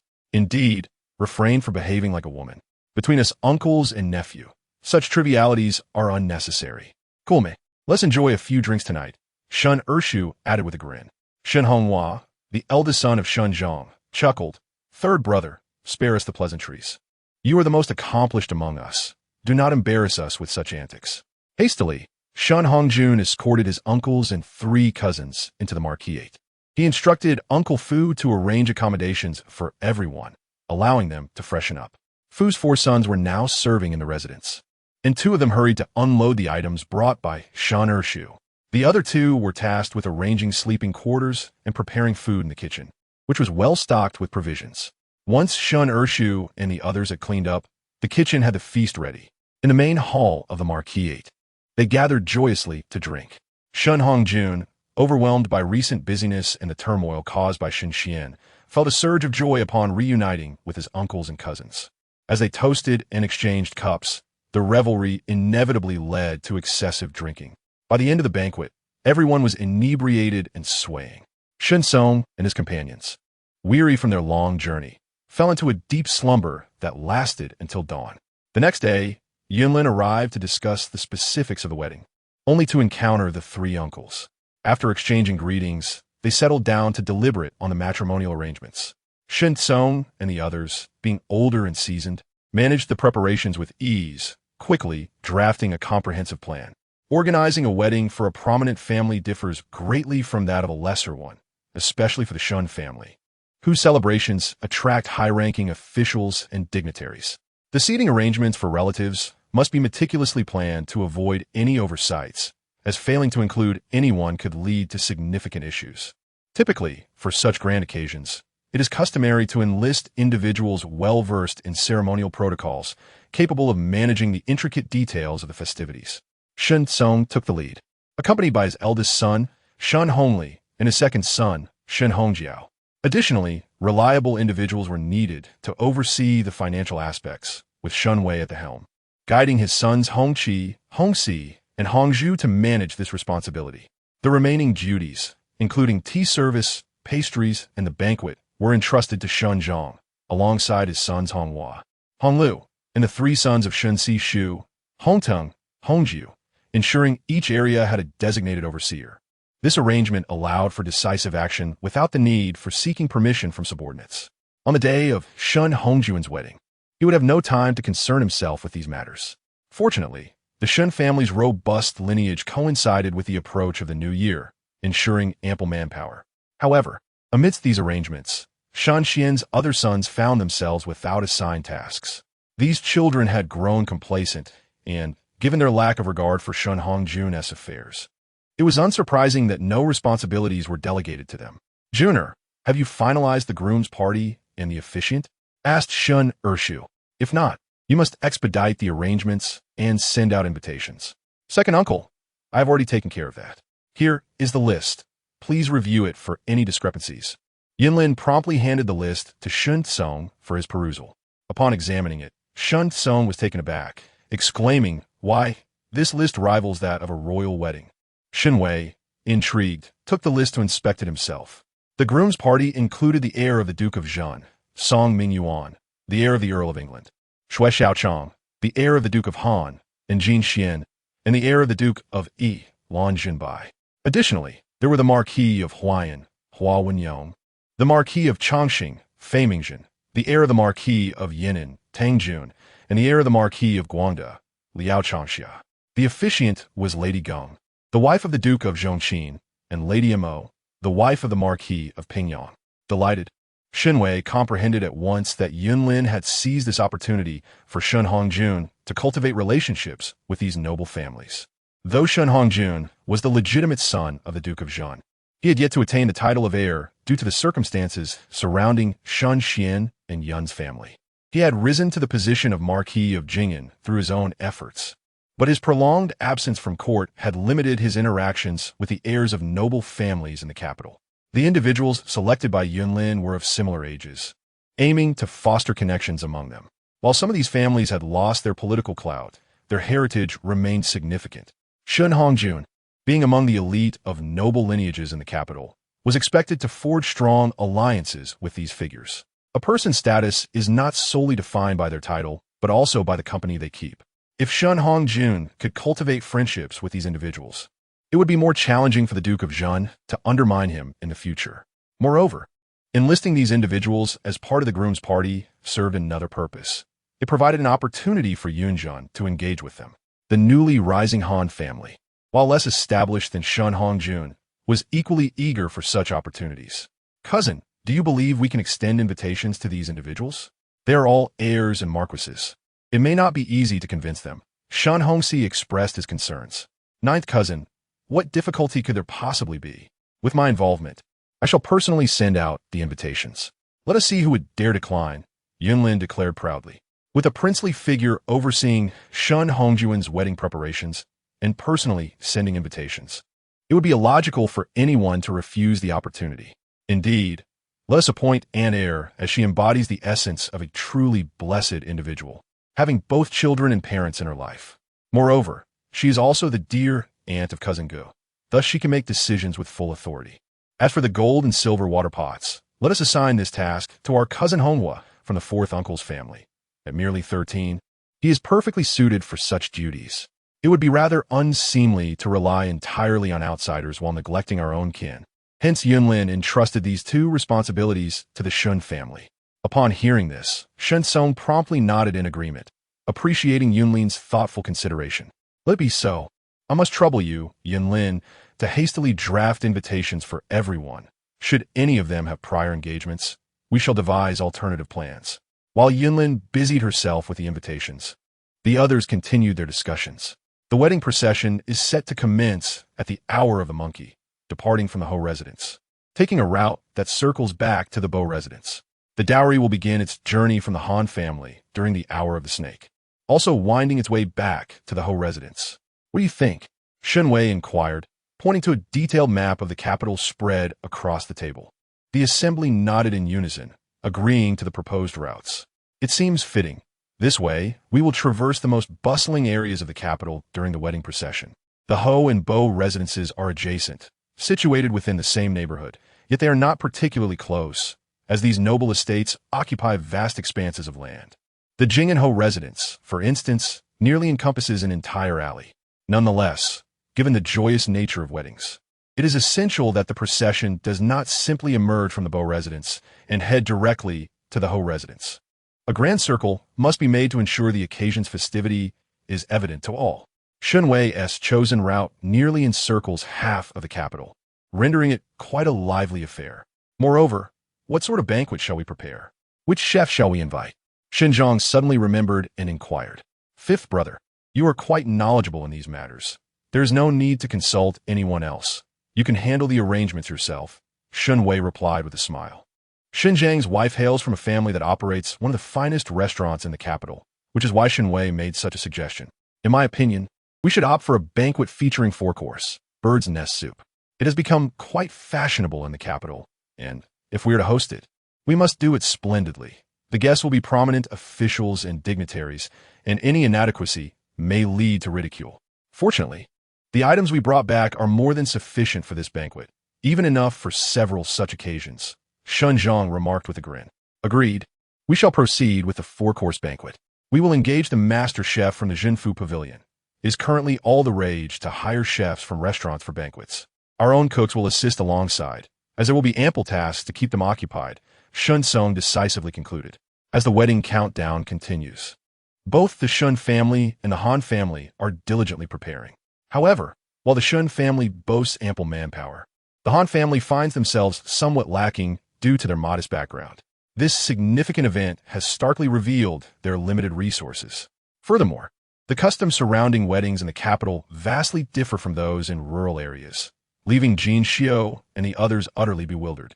Fortunately, Grandmother Zhong had foreseen this predicament and sent all 5 daughters-in-law from her household to assist.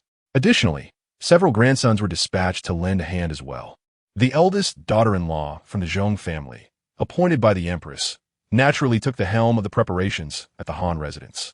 Aunt Fong, having spent much time in the palace, possessed some knowledge of these matters but had never experienced them firsthand. Thus, she provided support from the sidelines. The daughters-in-law from the Zhong family each took on specific responsibilities, proving themselves highly capable. Elder sister, take a look. This is the marriage protocol that Yunlin just sent over. The customs for weddings in the capital differ vastly from our hometown, Yun and I remarked as she approached Han Xue, who was leisurely seated on a wooden bench by the window. The midday sun shone pleasantly, filtering through the papered window, casting a warm glow. In the capital, weddings are held in the evening, which is rather peculiar. Back home, it is customary to wed during the day. Leaning against a large pillow, Han Xue took a sip of her floral tea, feeling quite at ease. Elder sister, while everyone else is in a flurry of activity, you seem remarkably relaxed. It is rather enviable, Yin and I observed, captivated by her sister's demeanor. Recently, it appeared that Yun Xue's spirits were high and her mood stable, a stark contrast to the anxiousness described by her sister-in-law during the preparations. Yun Xue met her sister's somewhat envious gaze with a smile. When it is your turn to marry, you shall find yourself bustling about like a spinning top. Today is my wedding day. It would be quite unbecoming for me to be overly involved in the arrangements. After years of hard work, I finally get to take a breather. With both of you around, I need not worry about a thing. I can simply await the bridal sedan chair. Besides, you and Jinxiu are both quite competent.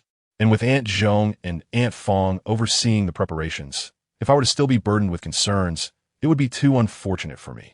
Tilting her head with a playful glint in her eye, Yun Xue teased, Indeed, I have no need to fret.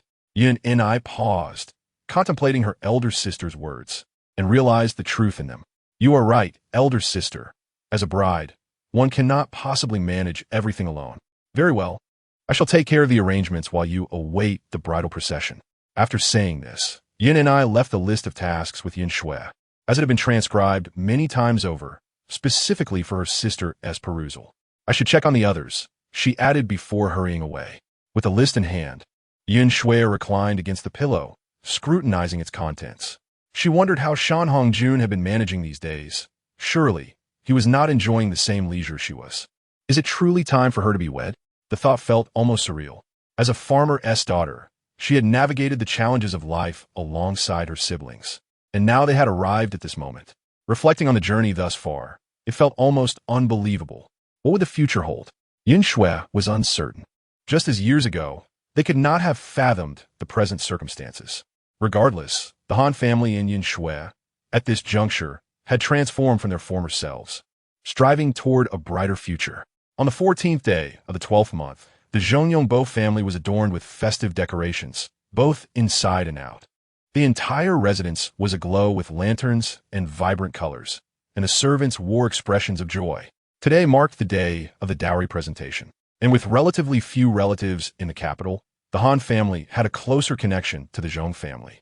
Initially, everyone anticipated a modest turnout, but to their surprise, as the hour of the snake approached, carriages began arriving in droves at the Bo residence. The guests hailed from various noble families across the capital, many accompanied by their unmarried daughters. As guests arrived, Jin Xiu swiftly organized the staff to greet them, and soon the Bo residence was bustling with activity. filled with ladies of all ages, elegantly attired and tastefully adorned. The atmosphere was vibrant and lively, a splendid display of color and cheer.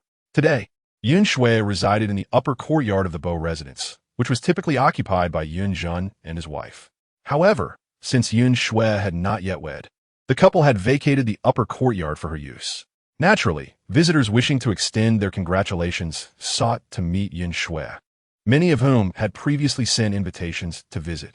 Han Xue's story had become well known throughout the capital, and these guests were eager to witness her grace firsthand.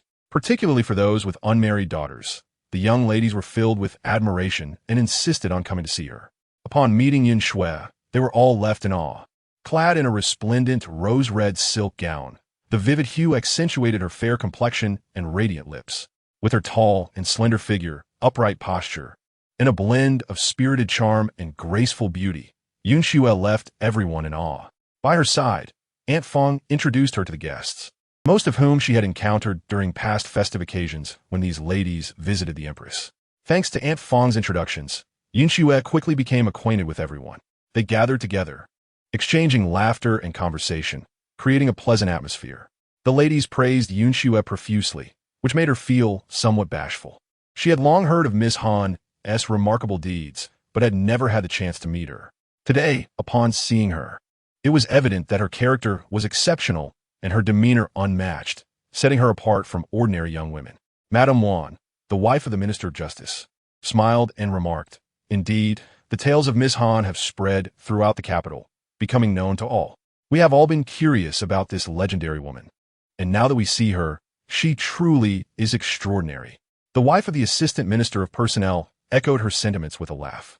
Such praise left Han Xue feeling quite embarrassed. After all, her experiences were merely those of an ordinary family, yet they had become noteworthy upon reaching the Grand Hall. Han Xue had spent her time in the estate and was not aware of the rumors circulating about her. Miss Han has now become a role model for daughters across the city. My daughter has been eager to meet her ever since hearing of her exploits. Coincidentally, with your upcoming marriage, we felt compelled to visit uninvited, another lady explained, pulling her daughter forward to introduce her. Yinner, haven't you always admired Miss Han? Now that you've met her, should you not come forth and pay your respects? Behind this lady stood a girl of about 13 or 14, who smiled and stepped forward. "I have heard of you, miss," she said with shining eyes filled with admiration directed at Han Xue. Since learning of Han Xue's stories, she had often insisted on meeting her, and today her wish was fulfilled. The lady chuckled. "Well, are you pleased now?" This was directed at her daughter. The other guests, instead of mocking, called over their own daughters to meet Han Xue. Most of the girls were around 13 or 14, with some slightly older, aged 15 or 16. Each one was remarkably attractive, poised, and courteous, instantly endearing themselves to others.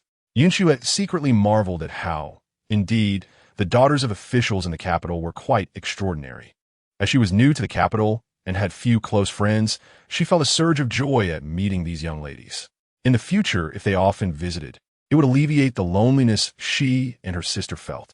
The Han sisters were well known in the capital, and to befriend the future Madame Jing'an and the future Princess Ray was indeed a blessing for her. As long as Miss Han does not mind, we can maintain our friendship.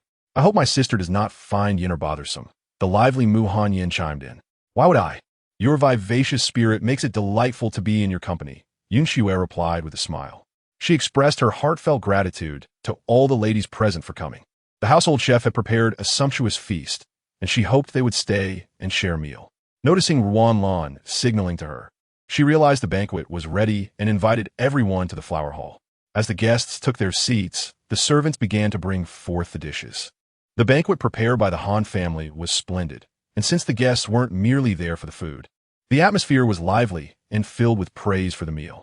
After a few rounds of drinks and dishes, everyone became more familiar with one another, and conversations flowed, predominantly revolving around Han Xue and her sister. Many inquired about their experiences in the Northeast, and without hesitation, Han Xue shared tales of the region, which captivated her audience. Just as they were engrossed in conversation, a maid entered to announce that an old acquaintance from Lingjiang Prefecture had arrived. Chapter 596, The Wedding Preparations, Part 1. Upon hearing that an old friend from Lingjiang Prefecture had come, Han Xue was puzzled, wondering who it could be. "Please excuse me for a moment," she said before stepping away to investigate. "Ah, sister, you're here. Han Xue exclaimed upon recognizing the wife of Governor Tong. Madame Tong shot Han Xue a playful glare. Why wouldn't I come? How else would I get to reprimand this troublesome girl? Didn't we agree that I would attend your wedding? Yet here you are, not even thinking to inform us. You're certainly asking for trouble. With that, she burst into laughter, approaching Han Xue and scrutinizing her closely. You look wonderful. Since coming to the capital, you've become even more beautiful.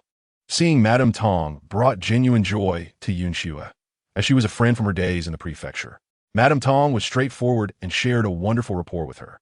One feels invigorated by joyful events, and naturally, one's complexion improves, Han Xue replied, acknowledging the truth in her words. After they settled down, Madame Tong continued. I heard from Lu Zhonggue that you've been keeping your distance from me. I found out and decided to come to the capital myself. You know my family is also here. It was a perfect opportunity to visit my relatives. It's been 3 years since I last came, and it was time to return. What Madame Tong did not mention was that she hoped to explore opportunities to have Governor Tong transfer back. He had been in Lingjiang Prefecture for nearly 3 years, and it was time for a change. Han Xue and Shen Hongjun were also part of her plans. But with Han Xue preoccupied with her wedding, it was not the right time to discuss such matters. By the way, Mrs. Li and Mrs. Zhou knew I was coming and asked me to bring you gifts as a token for your wedding preparations, Madame Tong said, handing Han Xue a list of gifts. Han Xue accepted the list gratefully, thanking her sisters for their thoughtfulness in bringing gifts over such a long distance. She was genuinely touched by the kindness of the ladies she had met in the prefecture. Sister, why not join us in the flower hall? I shall introduce you to the others. Knowing them can only be beneficial, Han Xue suggested, understanding Madame Tong's reasons for returning to the capital. Madame Tong was delighted by the offer. Thank you, dear sister. Han Xue led Madame Tong into the flower hall, introducing her to the gathered ladies. This is an elder sister I met in Lingjiang Prefecture who traveled a great distance to attend my wedding. The ladies turned to assess Madame Tong, and smiles spread across their faces. Sister, please take a seat. Today we celebrate Miss Han's wedding preparations. Let us enjoy this occasion together. Someone of Han Xue's regard must surely be remarkable, and Madame Tong's demeanor suggested she was no ordinary woman. It was wise to befriend her, lest one offend her. Thus, the atmosphere towards Madame Tong was quite amiable. By the time they inquired, it turned out that this was the wife of the governor, which made everyone even more enthusiastic. For officials who were sent out, any opportunity to return to the capital bodes well for their future. Perhaps this esteemed official, Lord Tong, will have a bright future ahead. Such a person is best not to offend. In the realm of officialdom, one must not be short-sighted. The group of ladies gathered together, chatting and laughing, creating a lively atmosphere. The guests lingered at the Han residence until just past noon before gradually taking their leave. Before departing, they all urged the Han Xue sisters to stay in touch whenever possible. After bidding farewell to the ladies who had come to assist with the wedding preparations, Han Xue engaged in conversation with Lady Tong, who lingered at the Han residence for a while longer before finally taking her leave. Once the official families departed, everyone breathed a sigh of relief. The key was that they were not very familiar with one another, and there was a lingering fear of inadvertently offending someone. All right, let us hastily finalize the dowry and see how many items we have in total. We must ensure the numbers are accurate, Han Xue remarked. The originally agreed-upon dowry was 180 items. Later, Shen Hongjun gifted Han Xue numerous estates and shops, along with a considerable amount of exquisite jewelry, which added approximately 30 more items to the total. After some discussion among the daughters-in-law of the Jin and Zhong families, they contributed additional precious herbs and supplements, bringing the total dowry to 216 items. All the dowry was neatly packed, tied with red silk, awaiting transport the next day. Han Yue finally felt relieved, exclaiming, I have never seen such a grand dowry. Han Xue is indeed fortunate. Master Shin dotes on her, and the princess and the prince are also supportive. Once this dowry is presented, others will surely not underestimate her. Han Xue chuckled, saying, in my opinion, all these items are unnecessary. It would be better to just give me the silver instead. She joked purposefully. The eldest daughter-in-law of the Zhong family shot her a disapproving glance. What nonsense! Which family marries off their daughter with so much silver? That would be a laughingstock. The others, including Yushu, Qianru, and Jinsi, stifled their laughter, while Han Yue and Aunt Fong also glared at Han Xue. reminding her that she was soon to be married and ought to be more prudent with her words. You, Han Xue shook her head with a smile. Han Xue laughed and expressed her gratitude. Aunt Zhong, aunties, and elder sisters, thank you all for your efforts during these days. Child, why are you so formal with us? Ever since we visited the village, our families have gotten along splendidly. We regard you as our own children. Now that you are getting married, isn't it natural for us to come and help? Baiju remarked cheerfully. Besides, we are relatives now. If we don't help you, who else could we assist? Laughter erupted once more, and then everyone went to rest. The daughters-in-law of the Zhong family decided to stay at the Han residence, as they needed to prepare for the wedding feast and attend to the groomsmen who would be coming to urge the dowry the next day. If the feast preparations were flawed, it would indeed be embarrassing. They took it upon themselves to assist in overseeing things. Qianru had just recovered, and Han Xue was cautious not to let her overexert herself, so she returned home with the sons of the Zhong family. The next day, on the morning of the 15th day of the 12th month, all the groomsmen had arrived at the Jing'an Marquette. Shun Hongjuan's grandparents had come the previous evening, and some relatives from the Shun family were already there to offer their congratulations. Prominent families, such as the Su family, the maternal relatives of Shun Hongjun, and the Yun family, the maternal relatives of the old duke, were among the esteemed guests and closest relatives. Typically, they would arrive early and remain until the newlyweds acknowledged their kin. The old lady had no relatives left from her family, so this occasion lacked some familial presence. However, the Yun family, being both Shun Xian's maternal family and in-laws, held a significant position and should have been highly regarded. Yet, it was somewhat awkward since the groom was Shun Hongjun, which complicated matters. Furthermore, due to the recent discord between the Yun family and Shun Xian, only a couple of representatives from the Yun family attended. In contrast, many relatives from Shun Hongjuan's maternal family, the Su clan, were present. All of Shun Hongjuan's uncles, except for the one serving as an official in Lianghuai, had come. The maternal uncle was to take a seat of honor, and the Shun family treated him with utmost respect. At this moment, the main hall was bustling with activity. The 8 groomsmen, invited by Yunlin, were not merely sons of nobility, but also marquises. Each donned a splendid dragon robe, adorned with jade belts, exuding an air of authority. Their golden crowns and vibrant robes illuminated the hall with a dazzling brilliance. The illustrious noble families of the capital were nearly all present, and remarkably, these gentlemen were all relatively young, around 24 or 25 years old, each handsome and charismatic, making them the Siarmi de la Siarmi. The sight left the maidens blushing, with their heads bowed, gazing shyly at the ground. Old lady, you haven't seen outside. It's quite a sight, almost intimidating, Liang Momo observed, peeking outside before returning. Our third young master has actually invited the sons of various houses to serve as groomsmen. The old lady nodded, having been informed of this by her second son the previous day. It was indeed thanks to Yunlin's efforts that this was possible. In nearly 200 years since the founding of the Great Zhou dynasty, countless nobles have been honored. However, only those truly renowned families remain prominent to this day, and they were all gathered here. Such a scene would astonish anyone who witnessed it. The old lady smiled, confident that the guests coming to offer their congratulations would be equally astounded. The thought of such a gathering amused her greatly. As the hour approached, the group exited the Marquette and set off towards the residence of the Duke of Loyalty and Valor, following the prearranged route. Shen Hongjun led the way, followed by the 8 groomsmen. The sight of so many individuals clad in imperial dragon robes parading through the streets was bound to create a sensation. Behind them, a group of young men carried the boxes for the wedding preparations, each of them spirited and upright, marching in unison. Passers-by could not help but stop and watch in awe. As Shun Hongjun and his entourage walked for about 30 minutes, they arrived at the gates of the Han residence. Waiting outside were Changliang and several young men, who promptly lit the firecrackers that had been prepared. In an instant, the sound echoed thunderously before the Han residence, drawing a crowd of curious onlookers. Which family is celebrating? What a grand affair! Some passerby inquired. Haven't you heard? This is the eldest daughter of the Duke of Loyalty and Valor, marrying into the Jing'an Marquette.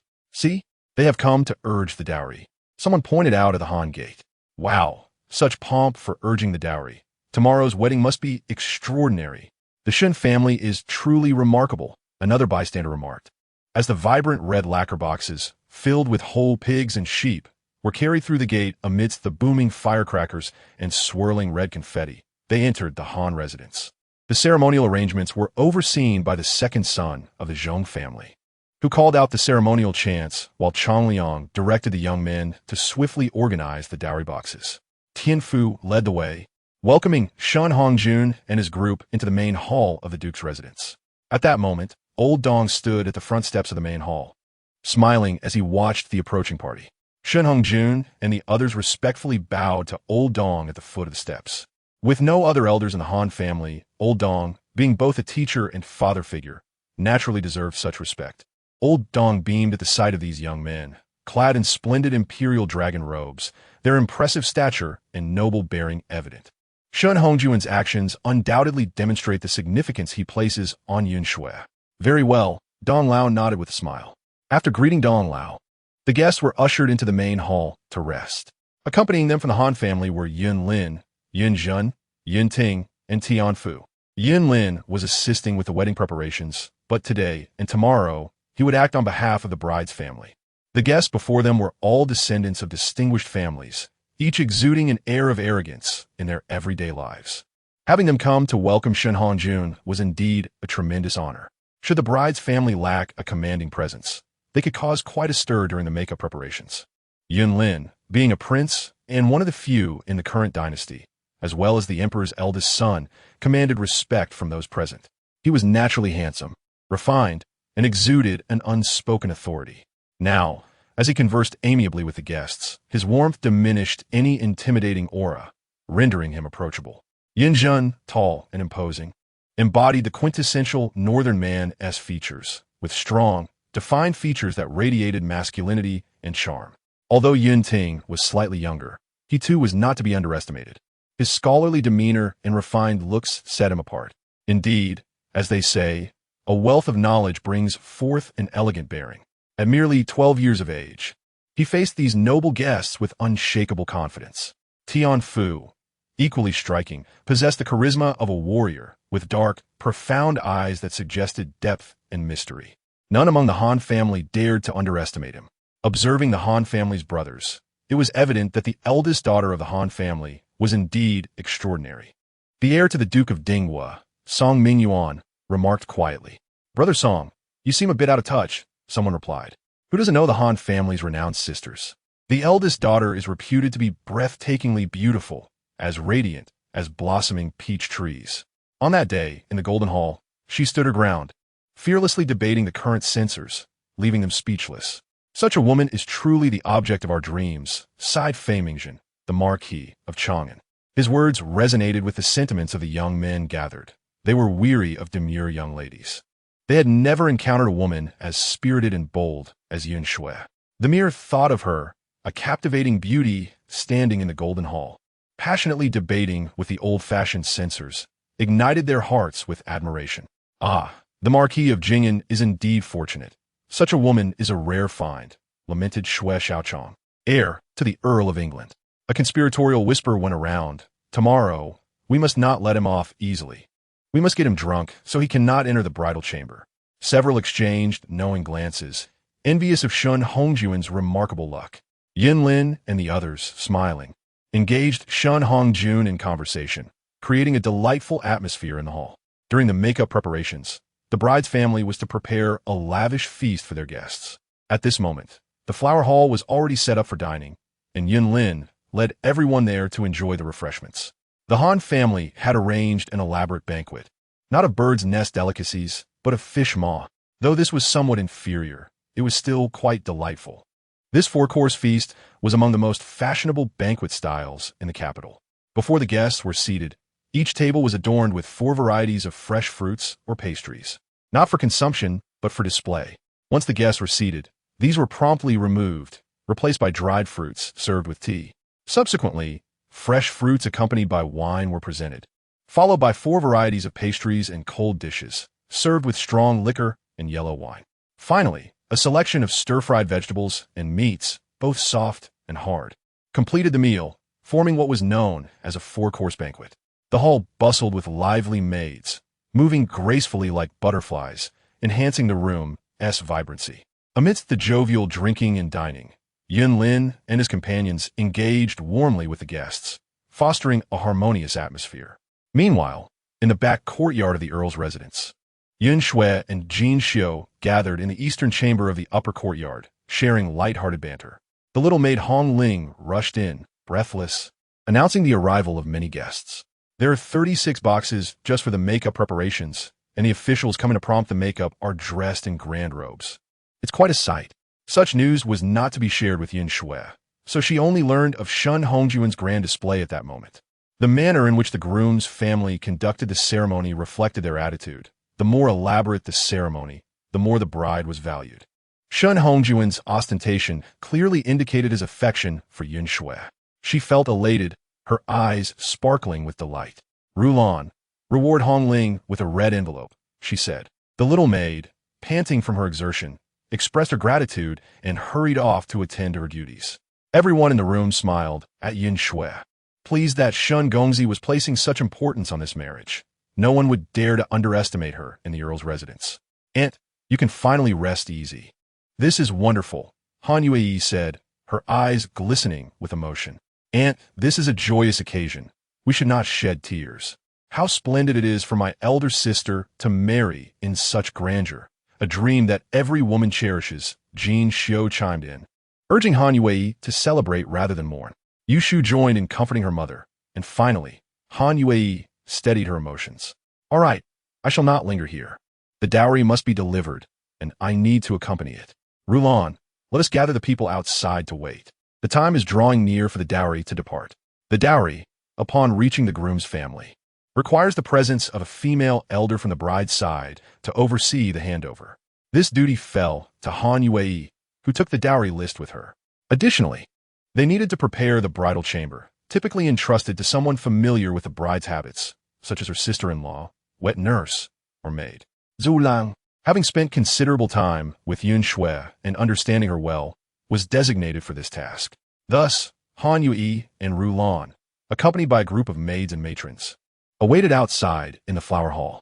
At the beginning of the hour of Shun, Han Xue's dowry exited the Han family's gates.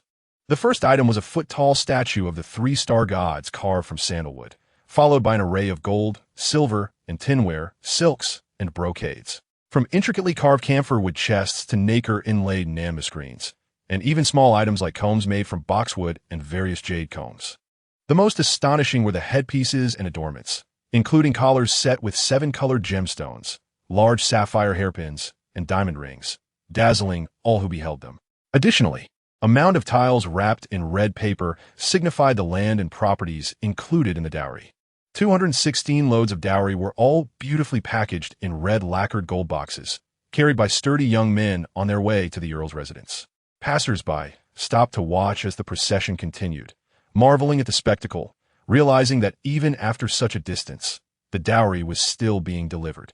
It was clear that there would be at least 200 loads, and the Earl of Zhongyong's family was indeed remarkable for assembling such a magnificent dowry. In the capital, the dowry was meticulously scrutinized, ultimately amounting to 216 items, a sum considered quite respectable. On the 16th day of the 12th month, the residences of the Duke of Zhongyong and the Marquis of Jing'an busied themselves early in the day. Han Xue enjoyed a deep and tranquil slumber, waking at dawn. As she lay in her chamber, caught between sleep and wakefulness, she overheard the voices of Hong Wan and Han Xue in the outer room. Should we not awaken the young lady? Han Xue inquired softly. It is already the early hours, and those who will assist her with hair and makeup have arrived. Why the haste? Han Wan responded. The bridal sedan chair will not arrive until the afternoon. 2 hours are ample for her hair and makeup. If we wake her too early, she may tire by evening, which is unacceptable. Our lady must appear radiant today. Upon hearing this, Han Xue couldn't help but chuckle. She was already rising later than usual. She dressed and called for Hong Wan and the others to enter. The maids came in to assist Han Xue with her grooming. Then she changed into a simple yet elegant red outfit. Breakfast is ready. What would you like to eat, my lady? Hong Wan asked. Just some congee pickles, and flour rolls will suffice. I prefer not to indulge in anything too rich in the morning, Han Xue replied, a habit ingrained over the years. Hong Wan instructed Hong Ling to fetch breakfast, and Han Xue had a light meal. After breakfast, Yun Shi and Yuju came to accompany her in conversation. while Jinxiu and Qianru helped organize the items she would be taking with her later. The eldest daughter-in-law of the Zhong family and others came to check on Yunxue, and upon seeing her relaxed demeanor, they all smiled. They had never encountered such a composed bride before. Yunxue's calmness was commendable. Excellent. We shall take things step by step. No need to rush, for haste often leads to mistakes. Aunt Fong nodded in approval, pleased that her guidance had not been in vain. Exchanging glances with the eldest daughter-in-law of the Zhong family, the latter gestured for the younger women to step outside. Once they had left, the eldest daughter-in-law produced a red silk-wrapped item and placed it in Yunxue's hands. Here, take your time to examine this. A young lady must prepare for her marriage. Remember, in such matters the man leads. Follow the Marquis's lead. Yunxue was puzzled about the contents of the parcel and attempted to open it. But Aunt Fong gently restrained her hand. You may look at it later in the bridal chamber when you have leisure. Suddenly, Yunxue understood what the object was and quickly tucked it away in a box, placing it in the trunk she would be taking with her. The eldest daughter-in-law continued to advise, once you step out, you belong to the Shun family. Always prioritize the Marquis's wishes and discuss matters thoroughly with him. As a young couple, there will inevitably be some disagreements, so mutual understanding is essential. Yunxue, lacking a mother, felt the weight of these words deeply, especially as Aunt Fong had imparted similar sentiments days prior. Thank you, Aunts and Aunt Fong. You treat me as if I were your own daughter, and I will forever cherish this kindness, she said, her voice tinged with emotion, recalling the absence of her mother on such a momentous day. Dear child, let's not dwell on sorrow. Today is a day of joy, and tears are not permitted. The second daughter-in-law of the Zhong family embraced Yunxue, gently patting her back. We are all your family now, and should you face any grievances, do not hesitate to confide in us. We shall stand by you, the others chimed in unison. Yunxue felt comforted, dabbing her eyes with a handkerchief. I understand, and besides, I am quite formidable. Ji Yuan wouldn't dare to bully me. She chuckled, lightening the mood. As the time approached, Aunt Fong instructed Hong Wan and the others to prepare warm water for Yunxue's bath, and specifically provided a fragrant powder used by the palace ladies to be added to the water. Soon, the warm water was ready, and everyone left the room. Alone in the bathing chamber, Yunxue soaked in the fragrant water, enchanted by the delightful scent. Not only did it leave her skin smooth and supple, but it also enveloped her in a delightful aroma, which she relished. After emerging from the bath and drying herself with a cloth, she donned a bright red belly band and undergarments, layering them with an outer garment. She then called for assistance to tidy up. A servant emptied the wooden tub, while Hong Wan and Han Xue helped dry her hair. In winter, hair takes longer to dry, but the warmth from the heated room kept her comfortable. After several towels, her hair was sufficiently dried, and she let it cascade freely while waiting for it to dry completely. As noon approached, she had her lunch brought in and ate before her hair was fully dry. Once satisfied, Han Xue and the others helped her into thin cotton garments suitable for winter weddings, followed by a regular outer dress to protect her inner garments from makeup. At that moment, the second daughter-in-law of the Zhong family arrived, bringing along a designated matchmaker to assist Yunxue with her makeup. Yunxue took her place at the vanity, where the matchmaker began the process. A bride must first prepare her face, and the matchmaker, holding a freshly boiled egg, removed the shell and rolled the egg white across Yunxue's face. Next, she used a thread to remove any fine hairs from Yunxue's face. Yunxue felt a slight warmth and wondered if her face would appear red and swollen. Your skin is exquisite, fair, and radiant. You need not apply much rouge. You're already striking, the matchmaker remarked as she applied various cosmetics. Meanwhile, Yunxi and the other young ladies gathered around, eagerly watching Yunxue's transformation. Eldest sister is already beautiful. She simply dislikes adornment. Today, she must be splendid, Yunxi insisted. Indeed, Yunxue will undoubtedly be the most beautiful bride, Yuzhu added with a smile. Yunxue sat patiently at the vanity, allowing the matchmaker to work her magic. Through the copper mirror, she saw a different version of herself, vibrant and lovely, radiating happiness. Her lustrous black hair was skillfully arranged into an elegant updo, accentuating her delicate neck and beautifully shaped earlobes. Her long brows were meticulously enhanced, making her striking features even more pronounced.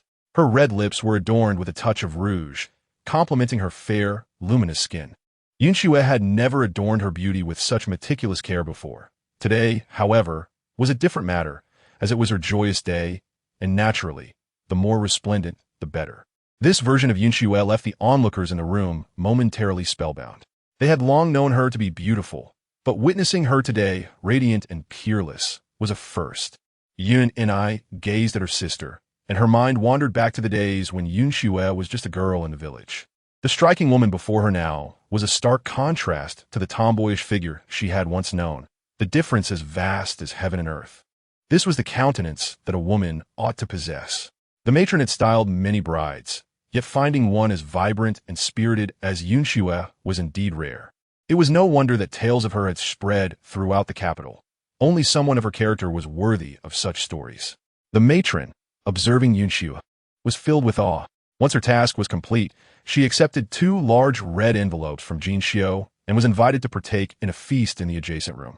Han Xue stepped forward, assisting Han Xue into a magnificent red bridal gown, crafted from the luxurious brocade adorned with gold and silver threads that Shun Hongjun had gifted her. The gown, a brilliant crimson base embellished with intricate patterns, shimmered like the morning clouds in the golden and silver embroidery. Yushu helped Han Xue into her vibrant red phoenix tail skirt, similarly embroidered with elaborate designs, the vivid colors accentuating her fair skin, making her appear breathtakingly stunning. Aunt Fong personally adorned Han Xue with the phoenix crown, while the eldest daughter of the Zhong family draped the bridal veil over her. Han Xue presented Han Xue with a gold necklace inlaid with 8 treasures. Qianru assisted with jade bangles, and Yun and I adorned her with a pair of ruby earrings. Even Hong Wan eagerly took part, helping Han Xue into intricately embroidered shoes featuring colorful mandarin ducks. What a beautiful bride she was. Our Han Xue would undoubtedly be the most exquisite bride of all, Aunt Fong remarked with a smile. In the Jing'an Marquis's residence, bustling activity had commenced from the break of dawn. The Shun family, with nearly 2 centuries of lineage, was thriving. Numerous relatives had traveled from afar, and the guests in the capital alone were plentiful. Additionally, the presence of in-laws further swelled the gathering. Officials from the court, both civil and military, arrived to extend their congratulations. After all, the Shun family held considerable prestige in the court, and with the emperor's decree for the marriage and a prince overseeing the wedding, such honors were indeed rare. The atmosphere in the Marquis's residence was lively, yet fortunate for them. Shun Tsung and others had arranged everything meticulously, ensuring that despite the throngs of guests, order prevailed. As guests looked around, they noticed the absence of Shun Xian and her husband, prompting some to wonder. How could the son of the Duke of the State not be present at his own wedding? Those in the know explained that the Duke had been ordered by the Emperor to reflect in solitude, and thus could not attend. The Duchess, reportedly unwell, was also unable to come. Moreover, there were whispers among the informed that the Duke had never favored the Jing'an Marquis, having neglected him since childhood, and now that he was marrying, the Duke made no effort to assist. As the hour approached for the bride's procession, 2 rows of musicians, numbering around 40, stood at the Duke's gate, playing lively and festive tunes. Shun Hongjun, clad in a resplendent red robe, with a cross of red draped across his chest, rode a chestnut horse, beaming at the front. Behind him was the grand bridal sedan, its crimson canopy adorned with red silk flowers at each corner. 16 bearers, all young men in their 20s, donned red attire, and looked vivacious as they carried the sedan. Following them were the relatives of the Shun family, all wearing smiles, exuding joy. As the appointed time arrived, the musicians commenced their lively performance, making their way to the Han family. After half an hour, the procession reached the gates of the Duke of Loyalty and Courage. At the entrance stood Tianfu, Yunting, and Yunlei, along with several younger relatives, blocking the way. Upon Shun Hongjuan's arrival, they teased, "Brother-in-law, you must satisfy us today before you can enter." Shun Hongjun dismounted and respectfully clasped his hands, requesting mercy from his younger brothers. In truth, their obstruction was merely a customary gesture. They had no intention of truly impeding Shun Hongjun, understanding how eagerly their elder sister had awaited this marriage. "To pass through this door, we must see your sincerity," Yunlei quipped playfully. Upon hearing this, Shun Hongjun promptly signaled Shun Liang to step forward and present several red envelopes to the 3 brothers. When Yunlei opened one and discovered 1,000 taels of silver notes inside, he was taken aback. "How's this for sincerity?" Shun Hongjun chuckled, having anticipated the brothers' customary antics and prepared the envelopes accordingly. Yunlei quickly nodded in approval. Just then, Yinqing suggested, "Let us compose a couple of poems to urge the bride. It's a tradition we cannot forego." They had no real intention of making things difficult for Shen Hongjun, simply adhering to the customs. Among the entourage accompanying Shen Hongjun were several individuals of notable talent, who soon crafted 2 poems for the occasion. With no further retort, Yinqing stepped aside, saying, "Brother-in-law, please proceed inside." At that moment, Changming and Changliang, accompanied by a group of younger relatives, called out, "Groom, we are here too." Shunliang, holding a basket of red envelopes, tossed a handful into the air. The younger ones rushed to seize the envelopes, exclaiming in delight, "Look, they contain 8/10 of silver coins. Our groom is truly generous." As the crowd parted, Shen Hongjun led the procession through the grand entrance, arriving at the flower-draped gate. A group of young maidens stood, giggling nearby. "Groom, those children have all received their envelopes. You cannot show favoritism." Hong Ling grinned, her large eyes fixed on Shen Hongjun. Without a word, Shen Liang took another handful of envelopes from the basket and scattered them to the girls, who laughed as they scrambled for them. Shen Hongjun then made his way to the main hall. In the hall, Dong Lao, Wu Chunsheng, Yunlin, and others awaited, and upon seeing Shen Hongjun's spirited demeanor, they nodded in approval with smiles. Shen Hongjun approached to greet everyone, and Yunlin led the guests to the flower hall for the banquet. "The bridal sedan has arrived. Our groom is so generous. The envelopes are filled with 8/10 of silver coins, and I managed to grab several," Hong Ling exclaimed as she hurried in. Yun Xue was now fully prepared. At this moment, the second daughter of the Zhong family took a comb and, in a symbolic gesture, styled Yun Xue's hair 3 times. A maid then entered with a bowl of lotus seed and lily soup, which Yun Xue sipped lightly. Another maid announced that the groom was on his way. Aunt Fong, feeling a tinge of nervousness, urged Yun Xue to sit properly. Soon after, someone proclaimed that the groom's family had arrived. The second daughter of the Zhong family promptly welcomed the groom's second aunt, exchanging pleasantries before both entered the inner chamber together. Aunt Fong and the others conversed briefly with the groom's second aunt, who then produced a large red veil and placed it over Yun Xue's head. Together with the second daughter of the Zhong family, they helped Yun Xue out of the inner chamber and into the flower hall, where the guests from both the Shun and Han families awaited, all wearing cheerful expressions. Shen Hongjun approached Yun Xue, and together they respectfully bowed to Elder Dong to bid farewell. They promised to lead a diligent and frugal life together. Elder Dong spoke a few words before tears began to flow. Yun Xue, kneeling on the ground, could not hold back her own tears. The crowd hurriedly comforted him, and only then did Elder Dong begin to feel better, after which Shen Hongjun helped Yun Xue rise. Yunjin stepped forward offering, "Sister, let me carry you to the bridal sedan." He squatted down as he spoke, amidst the sound of firecrackers. Yun Xue was carried out of the house by Yunjin and placed into the bridal sedan, covered by a bright red veil. She was unable to discern her surroundings, only perceiving a sea of red before her. She felt the sedan being lifted and swayed as it began its journey.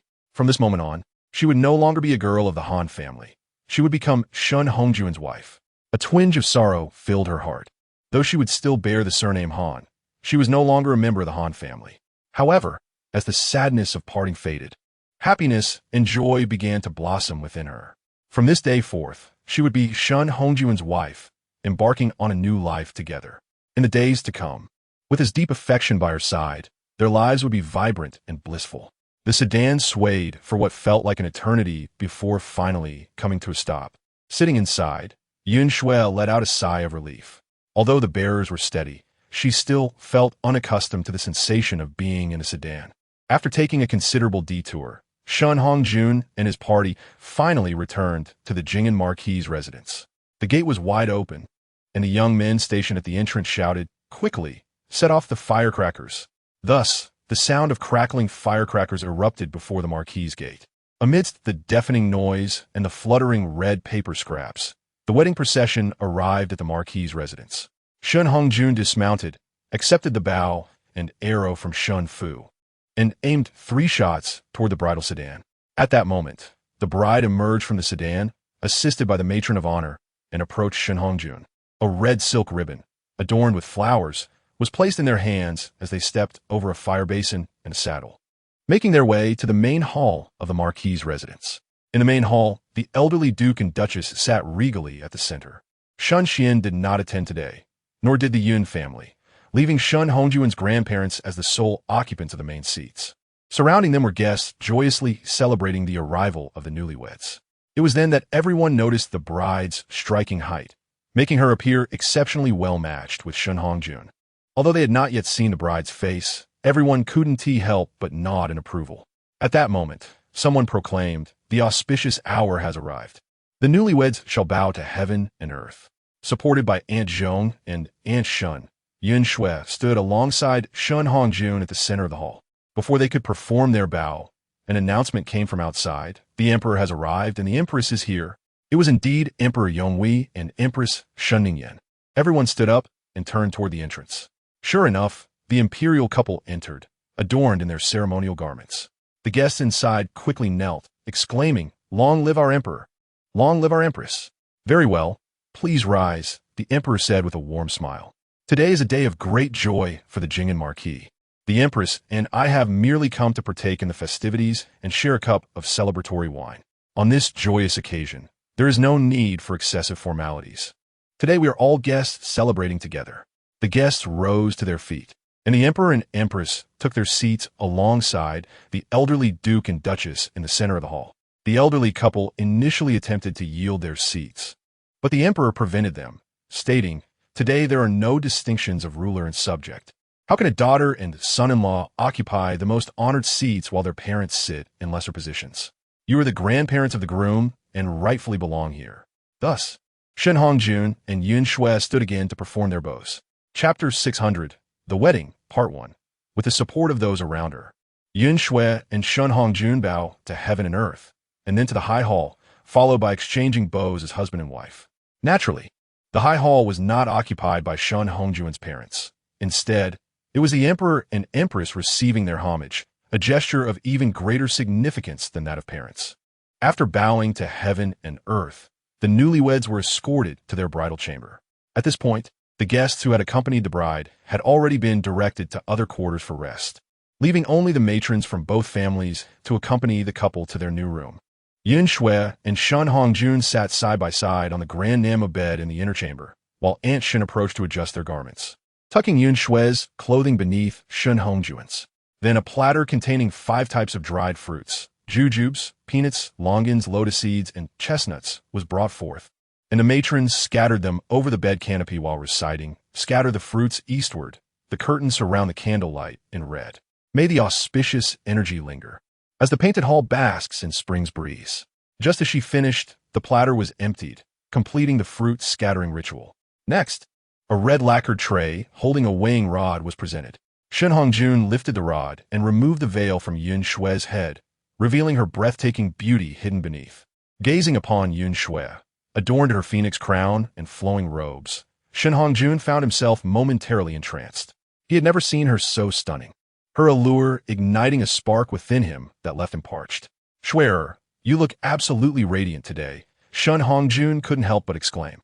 Aunt Zhong and Aunt Shun chuckled at his words, and the surrounding maids joined in the laughter. The bride was indeed beautiful. Aunt Shun presented the prepared cups of wedding wine to the newlyweds. They each held a cup, intertwining their right arms, and drank from their glasses. After finishing the ceremonial wine, Aunt Shun skillfully tossed the cups onto the floor, achieving a perfect balance, one upright and one overturned, a sign of good fortune. At this moment, a maid brought in dumplings symbolizing descendants. According to the customs of the capital, these dumplings were made by the bride's family and brought to be boiled for the couple. Shun Hongjun picked up a dumpling and fed it to Han Xue. She was fully aware that the dumpling was likely undercooked. Yet she opened her mouth to take a bite, only to exclaim, "It's raw." This remark elicited laughter from everyone in the room, as it was all in good spirit. At this point, the ceremony was nearing its conclusion.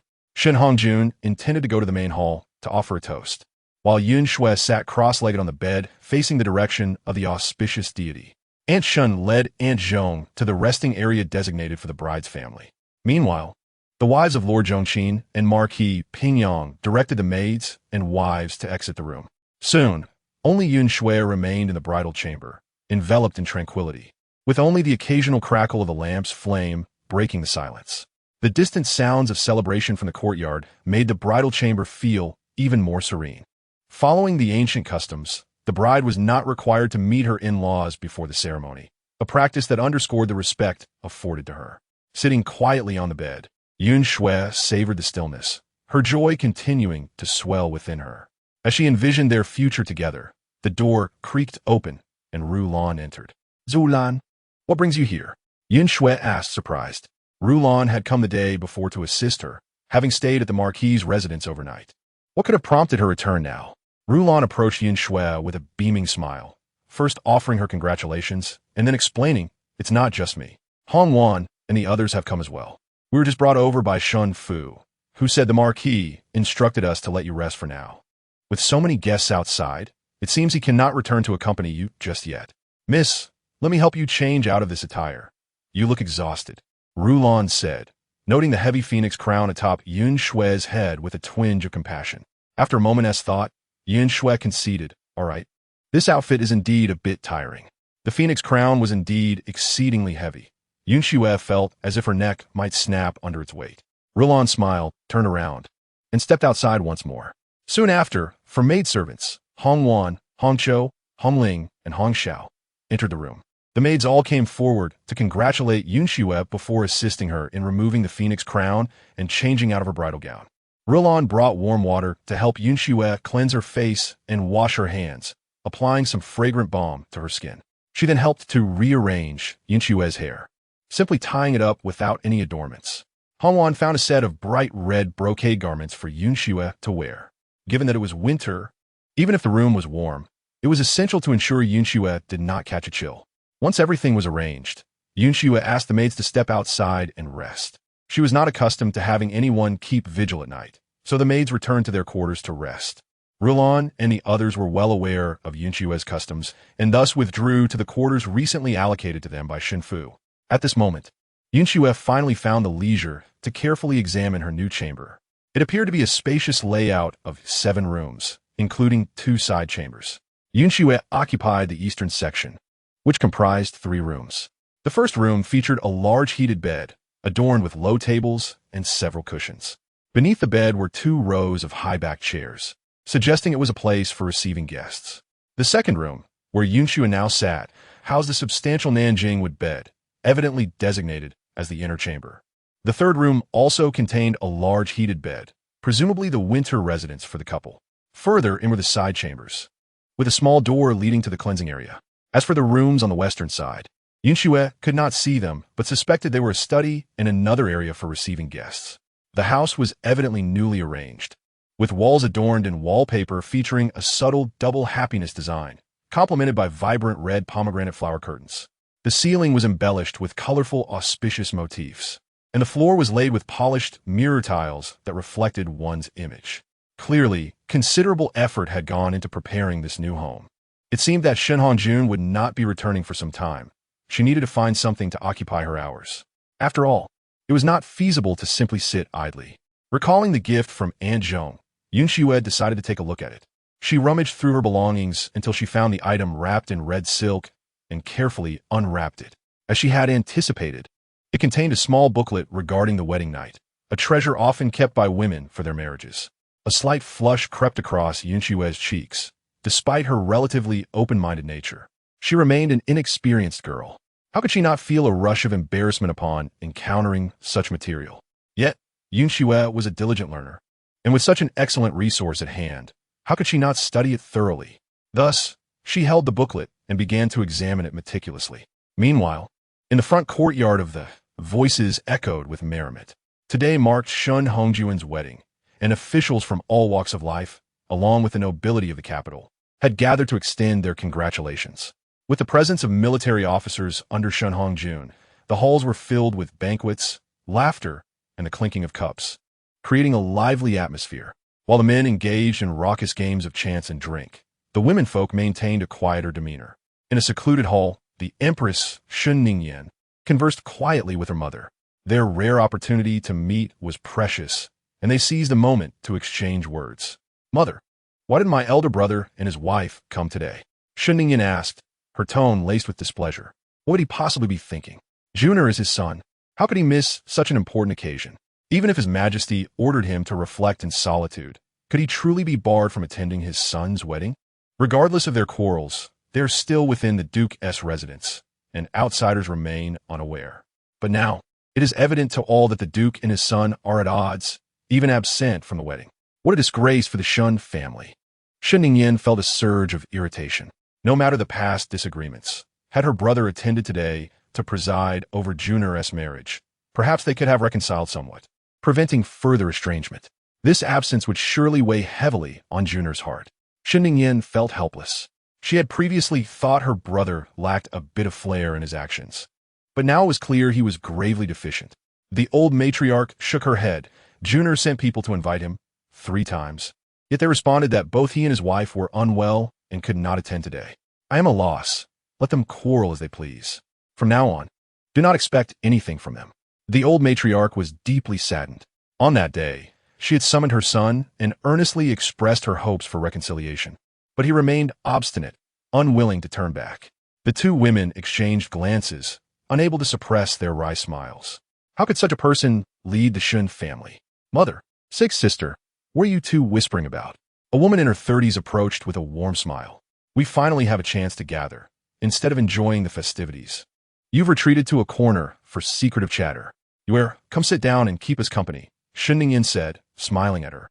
The old matriarch had borne 5 sons and 3 daughters. The first 5 were sons, followed by 3 daughters.